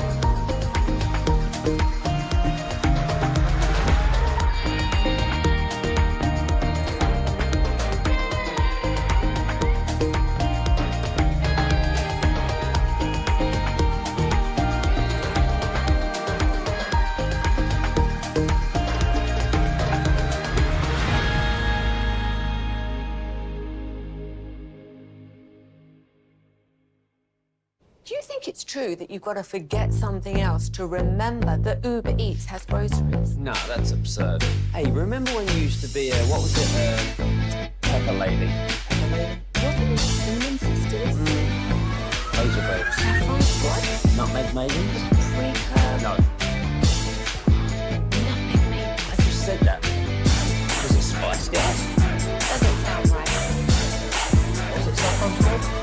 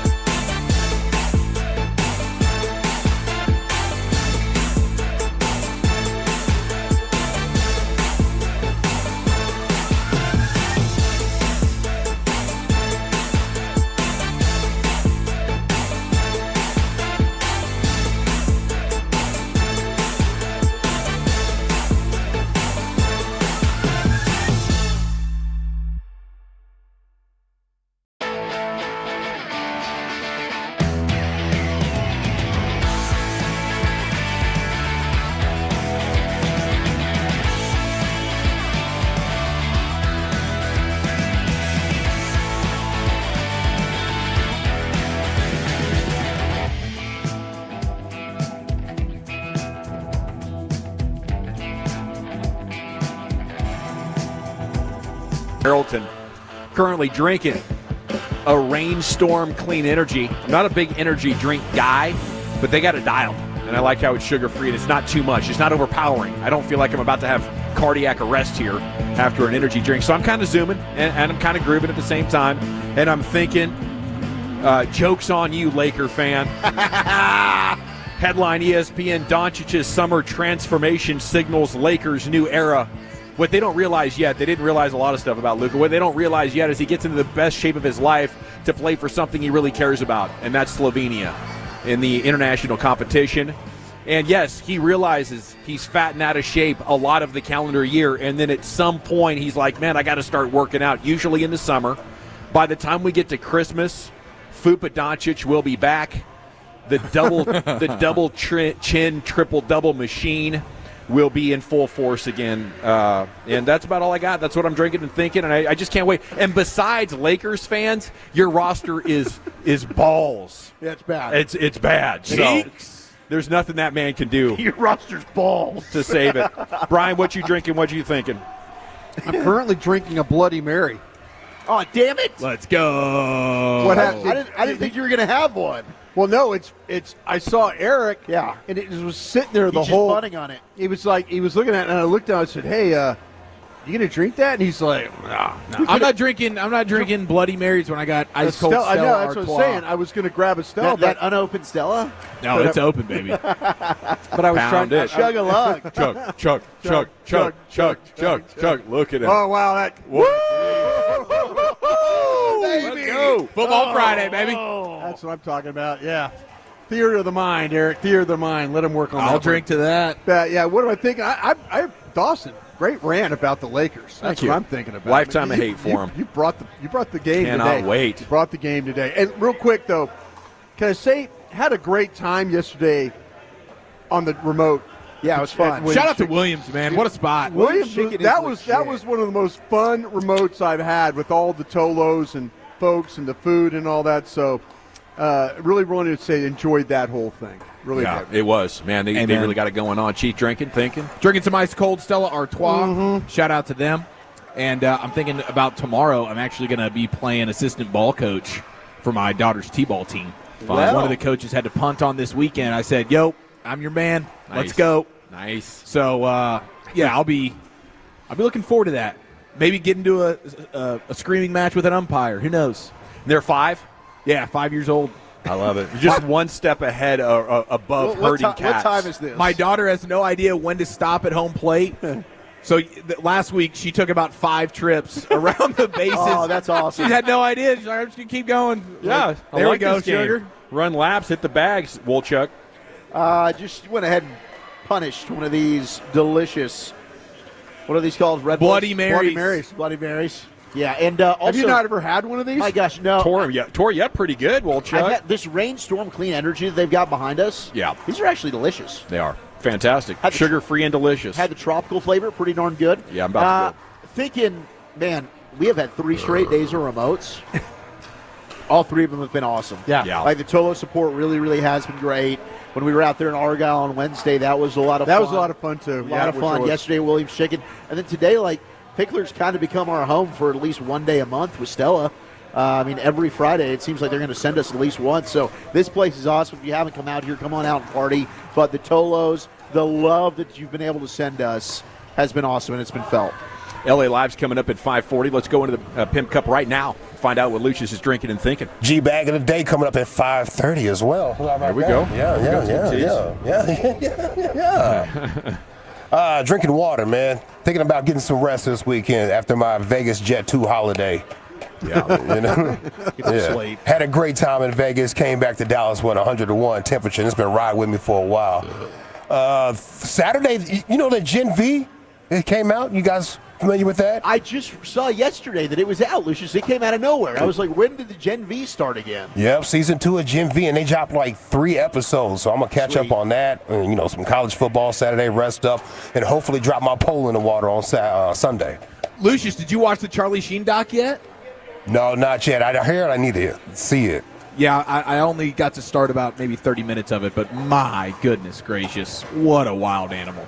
This is Gen V. Is this vampires? No, it's the Boys spin-off series. Oh, the on Boys Amazon spin-off. Prime. I love it. All righty, it's time to hit these phone lines, then find out what you guys are drinking and thinking. And who are we going to first, Lucius? Let's go to Rafa. What are you drinking? What are you thinking, bro? I'm drinking actually a coffee, and what I'm thinking is I still think Jerry made a mistake trading Micah Parsons, just because looking at the last 16 years of the first-round picks of the Green Bay Packers, they've only landed on the top 10 one time, and it was in 2009. The rest, they've always been like between pick 18 to pick 32. So I feel like we just traded him for like 2 second-round picks. And Jerry talked about draft and develop. Out of the last 16 picks from the first round, only 4 are still in the team. The rest are either gone or retired. So I still think that we made a mistake just trading Micah. And one quick question for Brian. Is it true that the Dallas Cowboys drafted Pat Riley? Thank you. Way back in the day, I think they absolutely did. Pat Riley. Pat really? Riley, yeah. That's incredible. Yeah, it sure did. That's a knowledge bomb back right in there. the 60s. Maybe a wide receiver? Yes. Maybe. Okay. Yep. Appreciate that call, Rafa. I think that's good stuff. I think that speaks to you should trade the picks now before you use them. I think they have more value as trade chips. First-round picks, where are they going to be? I mean, we think they're going to be 31 or 32, but a first-round pick is worth a lot more than the player drafted with it ahead of the draft, especially with 15 games to go in the season. And I think you put those first-round picks in play, you could build yourself a hell of a defense quickly. Lucius, where are we going next? Let's go to Smitty. Smitty, what are you drinking? What are you thinking, bro? Yo, I'm sipping on some E&JXO, man. A little Irving jerk today on this afternoon. And I'm thinking, man, Dak's been looking pretty good through the, these first 2 weeks. He's throwing the spot, fitting it right in tight windows. Do you guys think this could be like an MVP revenge year since, Lamar robbed him a couple years back? I know guys like, voices of the industry, Chase Daniels, Lewis Riddick, and company has been kind of hammering home how good he's been looking through the first 2 weeks. And my next point, the last time we saw Revel was the clip of him kind of hobbling around on the field doing some rehab work. Jerry's been pushing helps on the way. What have you guys have been seeing? What is the talk around, around the locker room about his rehab? How is he looking? Also with Josh Butler, what do you guys think about that when it comes to help on the way for our secondary? And last, man, for the general, Chiefs, Zach, sorry, Brothers, but I got to leave you out of this one, man. Guys, I need some help, man. What happened? Potty training, guys. I got a 2-year-old. I got a 2-year-old girl that, man, I'm talking about. It's just it's costly is what it is. Yeah, it's like $200 a month. I can't even fathom put the words together. So any tips you guys got for me would be greatly appreciated. I'll let you guys go. Man, I think Chief's the master of this. Well, my wife certainly is. The one thing I know she would do is just rub their nose in it periodically. She would just bad girl, bad. Just setting them on the toilet and getting them comfortable there, even if they don't go. Just experiencing the toilet situation, letting them know that's kind of where they need to do it. It is a process though, so I would ask the wife if she's willing to have that patience. What I did, I just went totally hands off and said, when you don't want to pee in your pants anymore, there's the toilet. And about 3.5 years old, they're like, I really don't like peeing in my pants anymore. There you go. So I didn't have a single headache over it. I'm nervous about that, but I got advice that we got was when the second baby comes, like Eliza might regress a little bit. Really? So we were told, like, wait until second baby comes before we really start it. Huh. But I don't know. Like, that might be bad advice. I'm with you, man. I'm about to have to start getting into that as well, and I've been dreading it. Okay, what you drinking, what you thinking rolls on. Opens the line at 877-881-1053. We'll get through as many of them as we can. G-Bag of the Day is coming up at 5:30, as Lucius mentioned. Where are we going next, buddy? Derek in Dallas. What are you drinking? What are you thinking? Man, I'm drinking on Coke Zero. Hey, I'm thinking them Rangers. Everybody keeps saying they underachieve, and I'm thinking that them Rangers offense is overrated. Them guys, they'll come through in the clutch. They never come through in the clutch for the last couple of years. So I'm thinking that they're a little overrated at this point of their careers right now. I like the young team. I like the youngsters that they got on their team, though. I see I see some hope in the future. Yeah, you're talking about guys that have had great careers and had big moments, but you had a number of role players have the best years of their careers up to this point when you needed it there in 2023, and that's why it's one of the greatest gifts that DFW Sports has ever received from the sports gods. And we thank those guys for being so clutch throughout that entire run, making history. Evan Carter being like an instant superstar, but just for 5 weeks. Now he just can't stay healthy. Who's next, Lucius? Tim and Carthage, what are you drinking? What are you thinking, sir?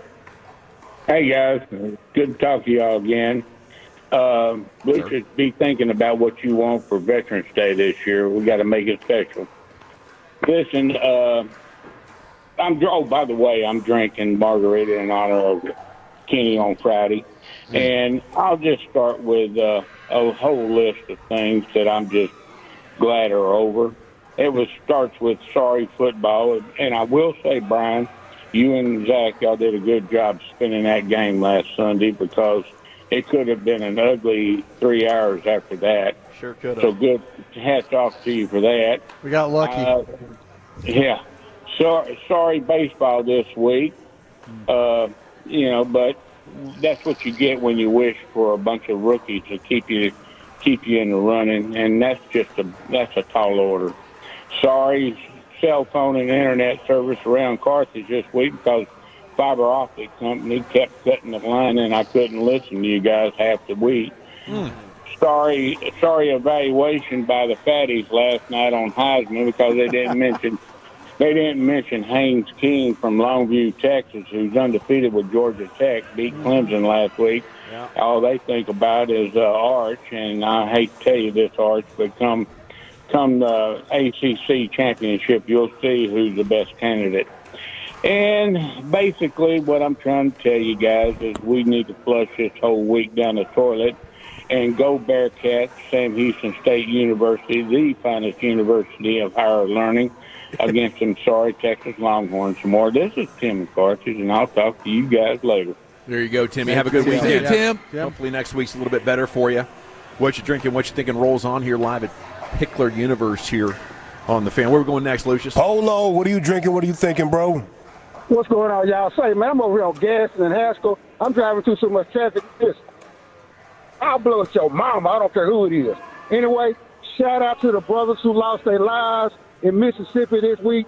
I'm going to be out there and say it. God bless our souls. God bless anybody who's anybody. I'm going to put it like that. What I'm thinking is two things I'm thinking, not two things.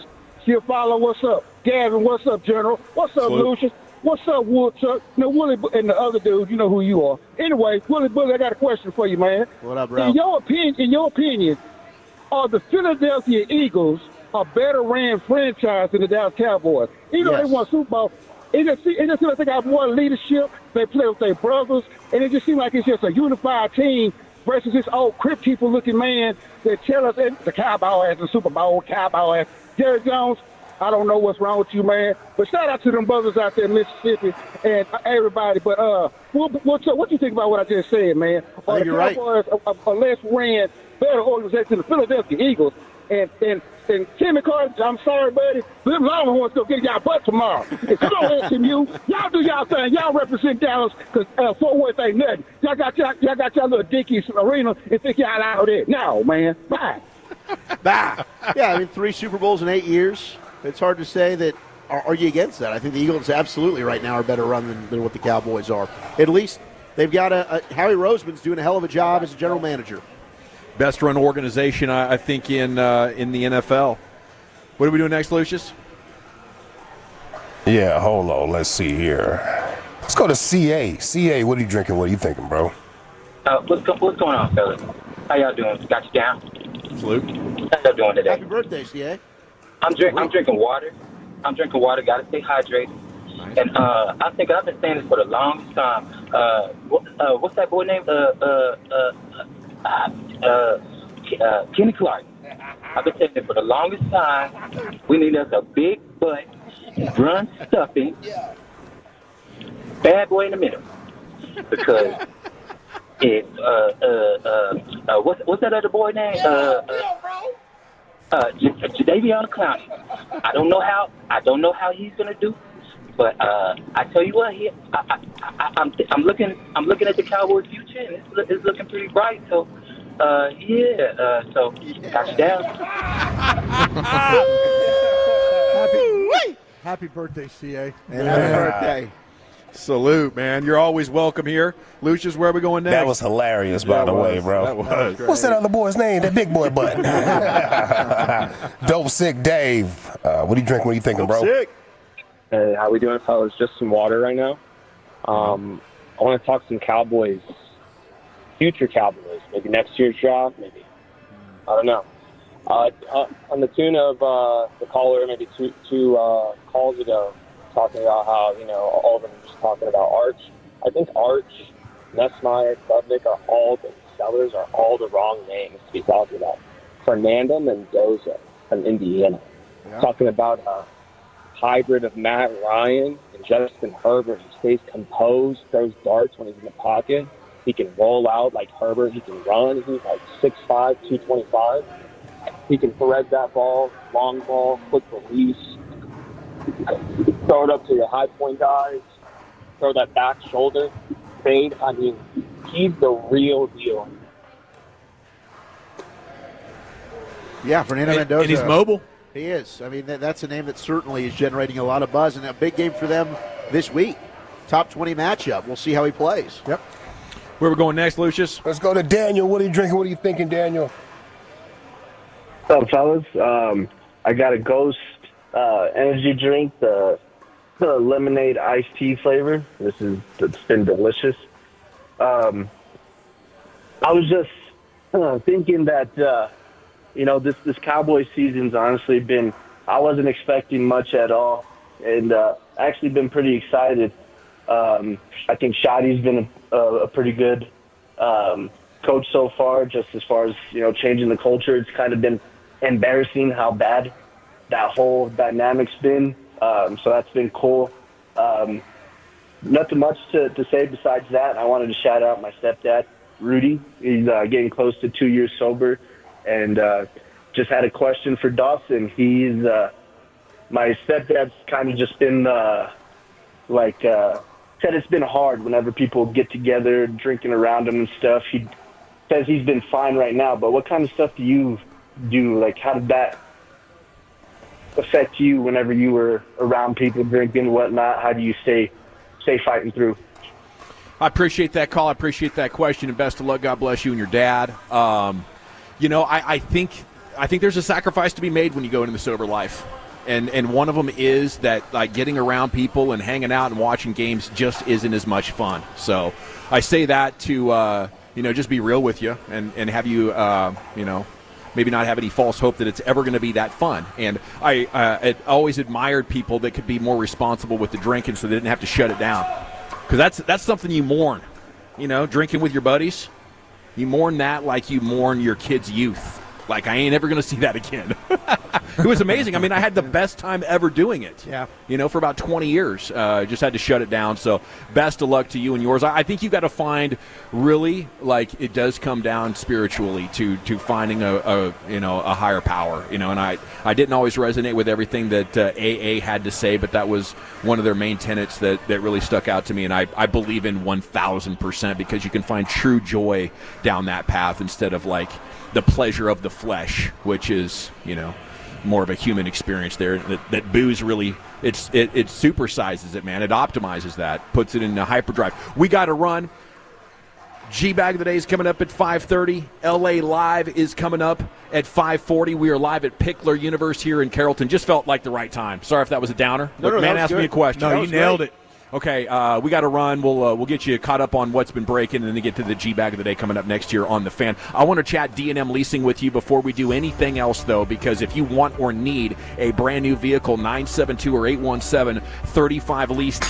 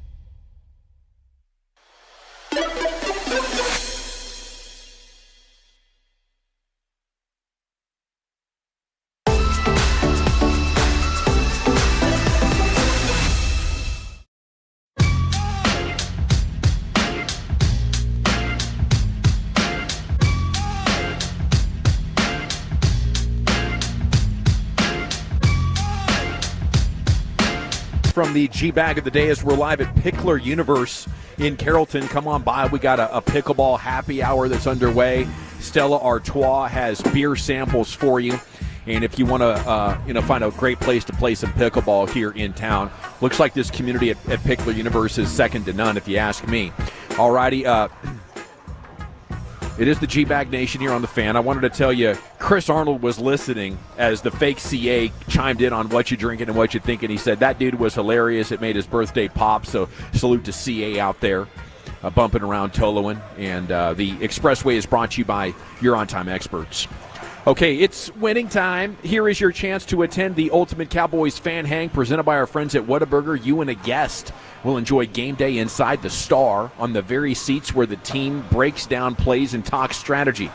You'll be joined by the Cowboys cheerleaders, a former Cowboys player. You'll be hanging out talking football and getting you an insider's perspective plus a delicious Whataburger lunch with some exclusive goodies to take home. Be caller number 10 right now at 877-881-1053. Brock Purdy's going to sit again. Mac Jones is the guy for San Francisco. In Baltimore, the story is DeAndre Hopkins is still pretty good. You guys been seeing that chatter on social media. Derrick Henry asked about it today, says, yeah, keep calling him washed. If DeAndre Hopkins is going to turn back the clock, I think Baltimore's pretty damn unbeatable. Let's just pencil it in there, Green Bay, Baltimore, if they stay healthy, right? How good are we talking here with Nuke? Yeah, I mean, he had a pretty nice one-handed snag that I saw. That was pretty sick. I mean, he was effective last year when Kansas City traded for him. Had a touchdown in the Super Bowl, was their best receiver down the stretch. So not necessarily a shocker that he's performing well. It's just like they run the ball so much. How many targets was he going to get? But it's, again, what we talked about yesterday with Lamar in the postseason. Can he find a way to get over that hurdle? I thought he played well enough to win it against Buffalo. It's a shame that Mark Andrews wasn't able to hold on to that two-point conversion, but I do think that Ravens roster, I still stand by it. I think they're the best in the league. DeAndre Hopkins, just 33 years old, but, man, it's been so many years since his last 1,000-yard season. 15, then 41 last year, and, now 4 catches for 100 yards. Maybe, he could put together an 900-yard season for him. 2 touchdowns as well. Somebody called him washed on Instagram, and he said, you smoke Black and Milds and sell drugs. Your life washed, bro. I'm like, damn, dog. Clap back, Hop. I love it. Okay, I've made it clear today Cowboys should trade their extra picks for players. Both Jerry and Steven sounded open to that idea. Of course, Steven going with the always interested. I need aggressive. I need, these picks are in play if you want to blow us away. I need pick up the phone, call every team, find out what good defensive players are available, and let's put these picks in play if you really are serious about winning a Super Bowl. Do you think they will? Do you think they will seriously consider this? No. I think they're going to hold on to those. At least the first rounders, I think they're holding on and they're going to draft them unless there's a player that – and again, I think it's probably going to be up to a team calling them. I just don't see them being super aggressive to try and get rid of those first-round picks. Could you see it happening, Brian? No, I think they're going to hold on to those picks. I think they're going to try and use them to, if they have to move up, I think they'll use that second one to go and use it as some collateral to try and make that work. I think this is one of the best supporting casts Dak has had. I think it's only going to get better as this coaching staff figures out more and more of what this offensive line can do well. They already have a pet running play that they're scoring multiple touchdowns with. Lamb and Pickens has made me eat crow because I didn't know if any wide receiver or tight end combination could really help Dak beat the clog and cover, shell coverage type of stuff, but he's proving – go ahead and play light box, drop as many as you want. I'm going to find somebody open between Lamb, Pickens, and our guy Jake Ferguson, who joins us Thursdays at 5:20. It's time to go back into the Pimp Cup where Lucius has your G-Bag of the day. All right, here we go on a Friday. Hey, y'all, for the last time this week, damn it. G-Bag of the day, we do it every weekday on the Fan, 5:30. Replay the champ at 2:30. You can catch it then. It is presented by Berkey's Plumbing, AC, and Electrical. Shout out to those folks right there doing good jobs. By the way, if you're an electrician, I have a friend that is an accountant. He said these electricians and these masons are making more money than these athletes sometimes. Wow. Yeah, I believe it. Yeah. He said they got the real type of cash. All right, if you see anything over the weekend that we should be playing right here, hit me up at Lucky Lucius, Plucious on social media. Damn near all the platforms is the same. tag. Or you can follow us at GBagNation on Twitter. And shout out to Tolo Kenneth. Tolo Kenneth in Vegas. Want to give you love all week, but I've been out, you know what I'm saying? So I haven't had the time to give you love, but he picked me up in Vegas. I think that was Friday night. We hit Fremont Street because he know I loves Fremont where the freaks at. I was hanging out there. My man picked me up a shirt, Canelo and Crawford shirt. So shout out to Tolo Kenneth, bro. Thanks for the memories. He's the man. Yeah, he is the man. All right, day number 4 for this champion audio. The great Teddy Atlas live from Vegas, post Crawford and Canelo. And he was feeling good about it. Bud Crawford came into Las Vegas, went up 2 weight classes to challenge Canelo Alvarez for the undisputed super middleweight championship, and he won it running away. Teddy, how impressed were you by his performance tonight? Are you kidding me? A beautiful display. That's the sweet science. That's what it is. That's what we talk about when we talk about the sweet science. All night long, Crawford made Canelo a day late, $1 short. All night, talking about the bigger man, the advantage of the bigger guy. How about the faster guy? How about the smarter guy? How about the quicker guy? How about the guy not only won on the outside, but even beat him at his own game on the inside? Yeah. Please, Timmy. I don't want to say no more. Please, Timmy. You can't stop God's plan. I told everybody at home that would listen. Anybody that was out there, I told you. I've been in the ring with Bud Crawford. He's a phenomenal fighter. He was something different years ago. He's a lot better fighter now. Ooh. What a damn performance he put on tonight. What a clinic. He beat Canelo in every avenue. Inside, we was talking about strength. He was stronger than Canelo. We talking about power. He took his power well. Canelo was very timid when he was approaching Crawford. You're damn right he was timid. You're damn right. Get in. Me at the worst, like, the best thing I can do is not throw. Put my hands in my pocket. I was on the phone with my cousin last night, and we were talking about Crawford's footwork was just so amazing in that fight. Yeah. He had Canelo just spinning like he took him for a dance. Spin. There were some points in the fight where Canelo had no idea what side of the ring he was on. Wow. He was just trying to find Crawford. If you look at it, he was getting frustrated, getting popped in the face, and the whole time Crawford is in front of him, but spinning him. Oh my God, that footwork was amazing. He cracked the code, dude. I mean, oh my God. What happened in his career? Was it a new coach? Was it no? He's stuck. Get married, have kids. Who are you talking about, Crawford? Yeah, like he's always been that guy. Just the other cats was running from him. I don't think they did a great job of promoting him. Yeah, they didn't give him any love. Like, all these boxing entities didn't just, hey, Crawford is that dude. They were scared of him. He was a boogeyman. Yeah. Lucius, you had him as one of your top 5 boxers of all time, right? No. That list was from Ring Magazine. Okay. And people were saying he's a GOAT now, so I was like, well, who's going to get bumped? Okay. If he's a GOAT. Yeah. There you go. Okay. Yeah, absolutely. Yeah, I got a lot of flack for that. so I'm glad you brought that up. Yeah. Hey! Never on Sunday, Monday's too soon. Tuesday and Wednesday just won't do. Thursday and Friday, weekend begin, but our Saturday love will never end. That's weed. That's weed. Hey, yesterday, Mr. Broadus, you did I titled this, Dat Boy Broadus. Why would I title this, Dat Boy Broadus? I don't know. What did I do? Dabo Sweeney? Dabo Sweeney! Oh, that's right. Oh, I did. Dat Boy. Yeah, apparently that Dabo comes from Dat Boy. Dat Boy, Yeah. that's right. And you did a little of that. Hold on. Dabo Sweeney, who's not very pleased with the criticisms. Hey, if you don't like winning, just get rid of me. I'm okay with that. You like making the playoffs? 8 out of the last 10 years, we've made the championship. If you don't like winning, get rid of me. Heck, is that good? Is that good? 8 out of the last 10 years, win the championship. Is that good? I'm asking. I'm just asking. Hey, what have you done for me lately? It's a fair question. That's what I'm asking back. We might not even have to play the sound now. I think Broad's pretty much nailed it up right there. I don't think I got the accent as much as he's got. He's got a good accent for these things. All right, here's Dabo Sweeney's message to the haters. If they want me gone, they tired of winning. They just send me on the way. You had the tone perfect. I did have the tone perfect. Oh, it works so well with that audio. Yeah. All right, let's see what else we got. I had these for a Toxic Tuesday, but of course my ass was toxic on Tuesday. So now I'm going to let it go. This gentleman is named Gus. He is from a podcast called Most Controversial. Oh. They just kind of like, they see Reddit topics and have a podcast about Reddit topics. Wow. Okay. Yeah. But he's also a Bears fan. Oh. And he went live after the Bears' last game to rant about their quarterback. Is their quarterback trash? At times. He's not trash. At times he is. Okay. Damn. Me too, bro. Me too. At times he is. All right, here we go. We fire the moron coaches, and we bring in the best offensive mind in football.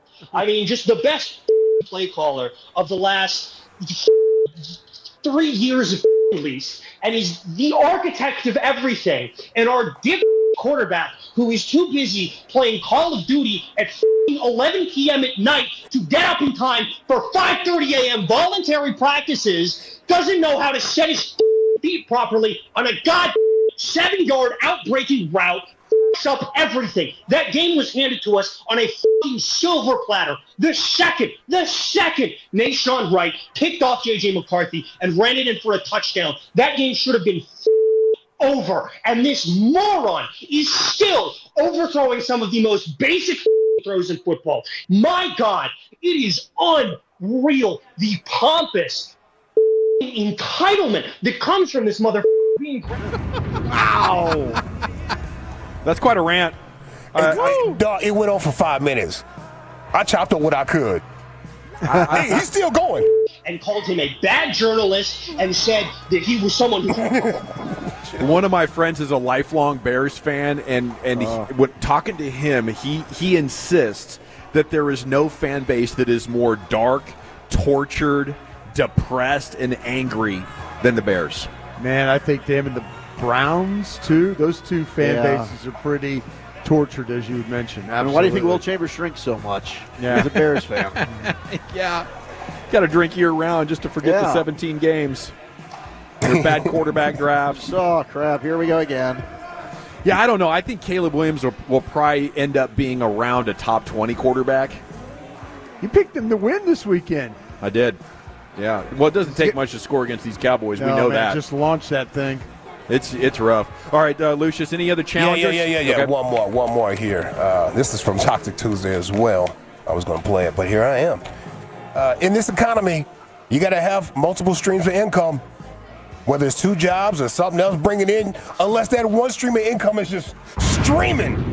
Unless it's streaming, fam. Not shrinking. Not shrinking. We have a Chili's worker right here, goes off because they will not give him the time off he needs to go to orientation for his other job. Oh. He's trying. I feel like I just went through a breakup, bro. I got the second job, which is better than this big-ass job right here. Dude. So, I try to get them to work with me, because I wanted to keep this job too, alright? But my training for my other job is going into the time for this job, which I've been here for months. I've been coming in on days that I don't even need to come in. They busted my f***ing ass, and they don't even want to give me just a few weeks or a week off to do my f***ing training, bro. Like, you then, Chili's. I really liked working here too, bro. It's f***ing nice, but no, they had. No, we can't work when you. You know what? I don't know. I lost one of my jobs. I did have 2, but now we have 1.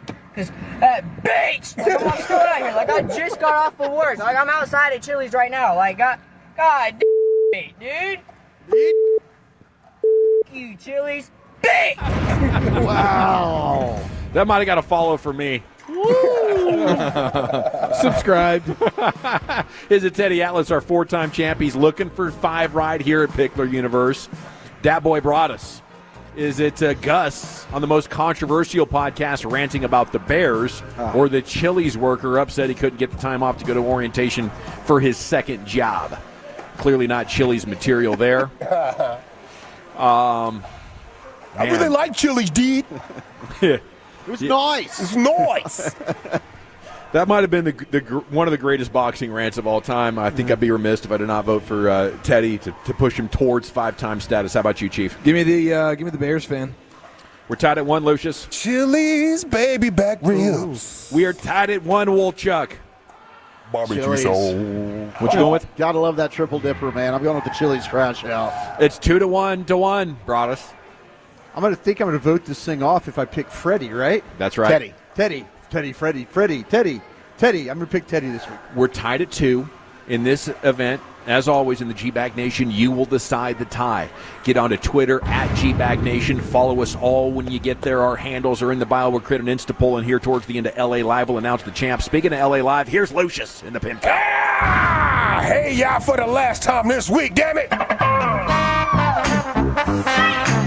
All right, you squares. Fire up this funk and let's have a toke. It'll make you dance to some of everything. You fine, Peggy. You fine, Peggy. Ooh, you fine, Peggy. Ooh, bow-legged Peggy and a booty kind of heavy. Yeah. Pin it on those girls, shoot it like a levy. Bow-legged Peggy, booty kind of heavy. Pin that ass over to it, shoot it like a levy. Hey. Lift that ass. Lift that ass. Lift that ass. Ooh. Peggy about to work, she about to rock, she about to move, she about to make it. Oh, Miss Peggy. Yeah, Miss Peggy. Hell yeah. Weekend, Miss Peggy, we made it. Oh, my God. Ooh, Peggy. This is LA Live for Friday, September 19th, 2025. It is a feel-good Friday here in LA Live. Another wild-ass week. Another wild-ass week of 2025 in the books. Boys, can you tell me something that's wild that happened this week? Kimmel getting fired / canceled. Kimmel suspended, yeah. Suspended, Luke. Kimmel suspended right there. You're right. No, 100%. I think it might have been his podcast rollout. You think so? Yeah. That's got to be the next logical step, right? Yeah. Or go to cable. Anything with the FCC is not involved. Go to cable. Let me be. Yeah. Might have been a blessing for him. He says he was going to quit after his contract was up in May. He was just going to retire. Maybe he just gets a jump start on it. I still have money on The View. They're next.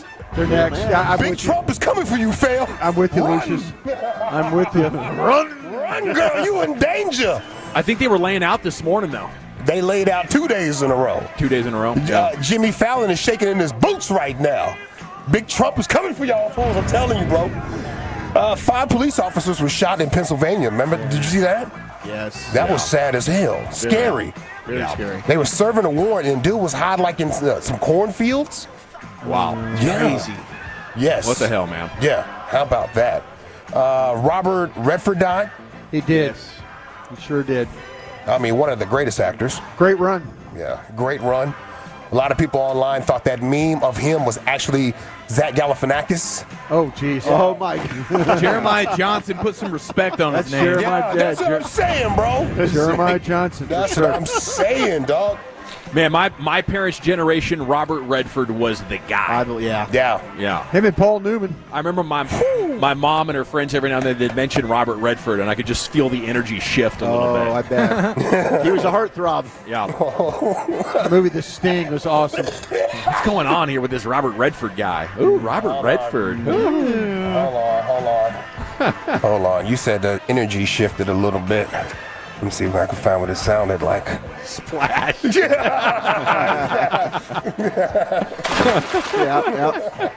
It was a wave. What else happened this week?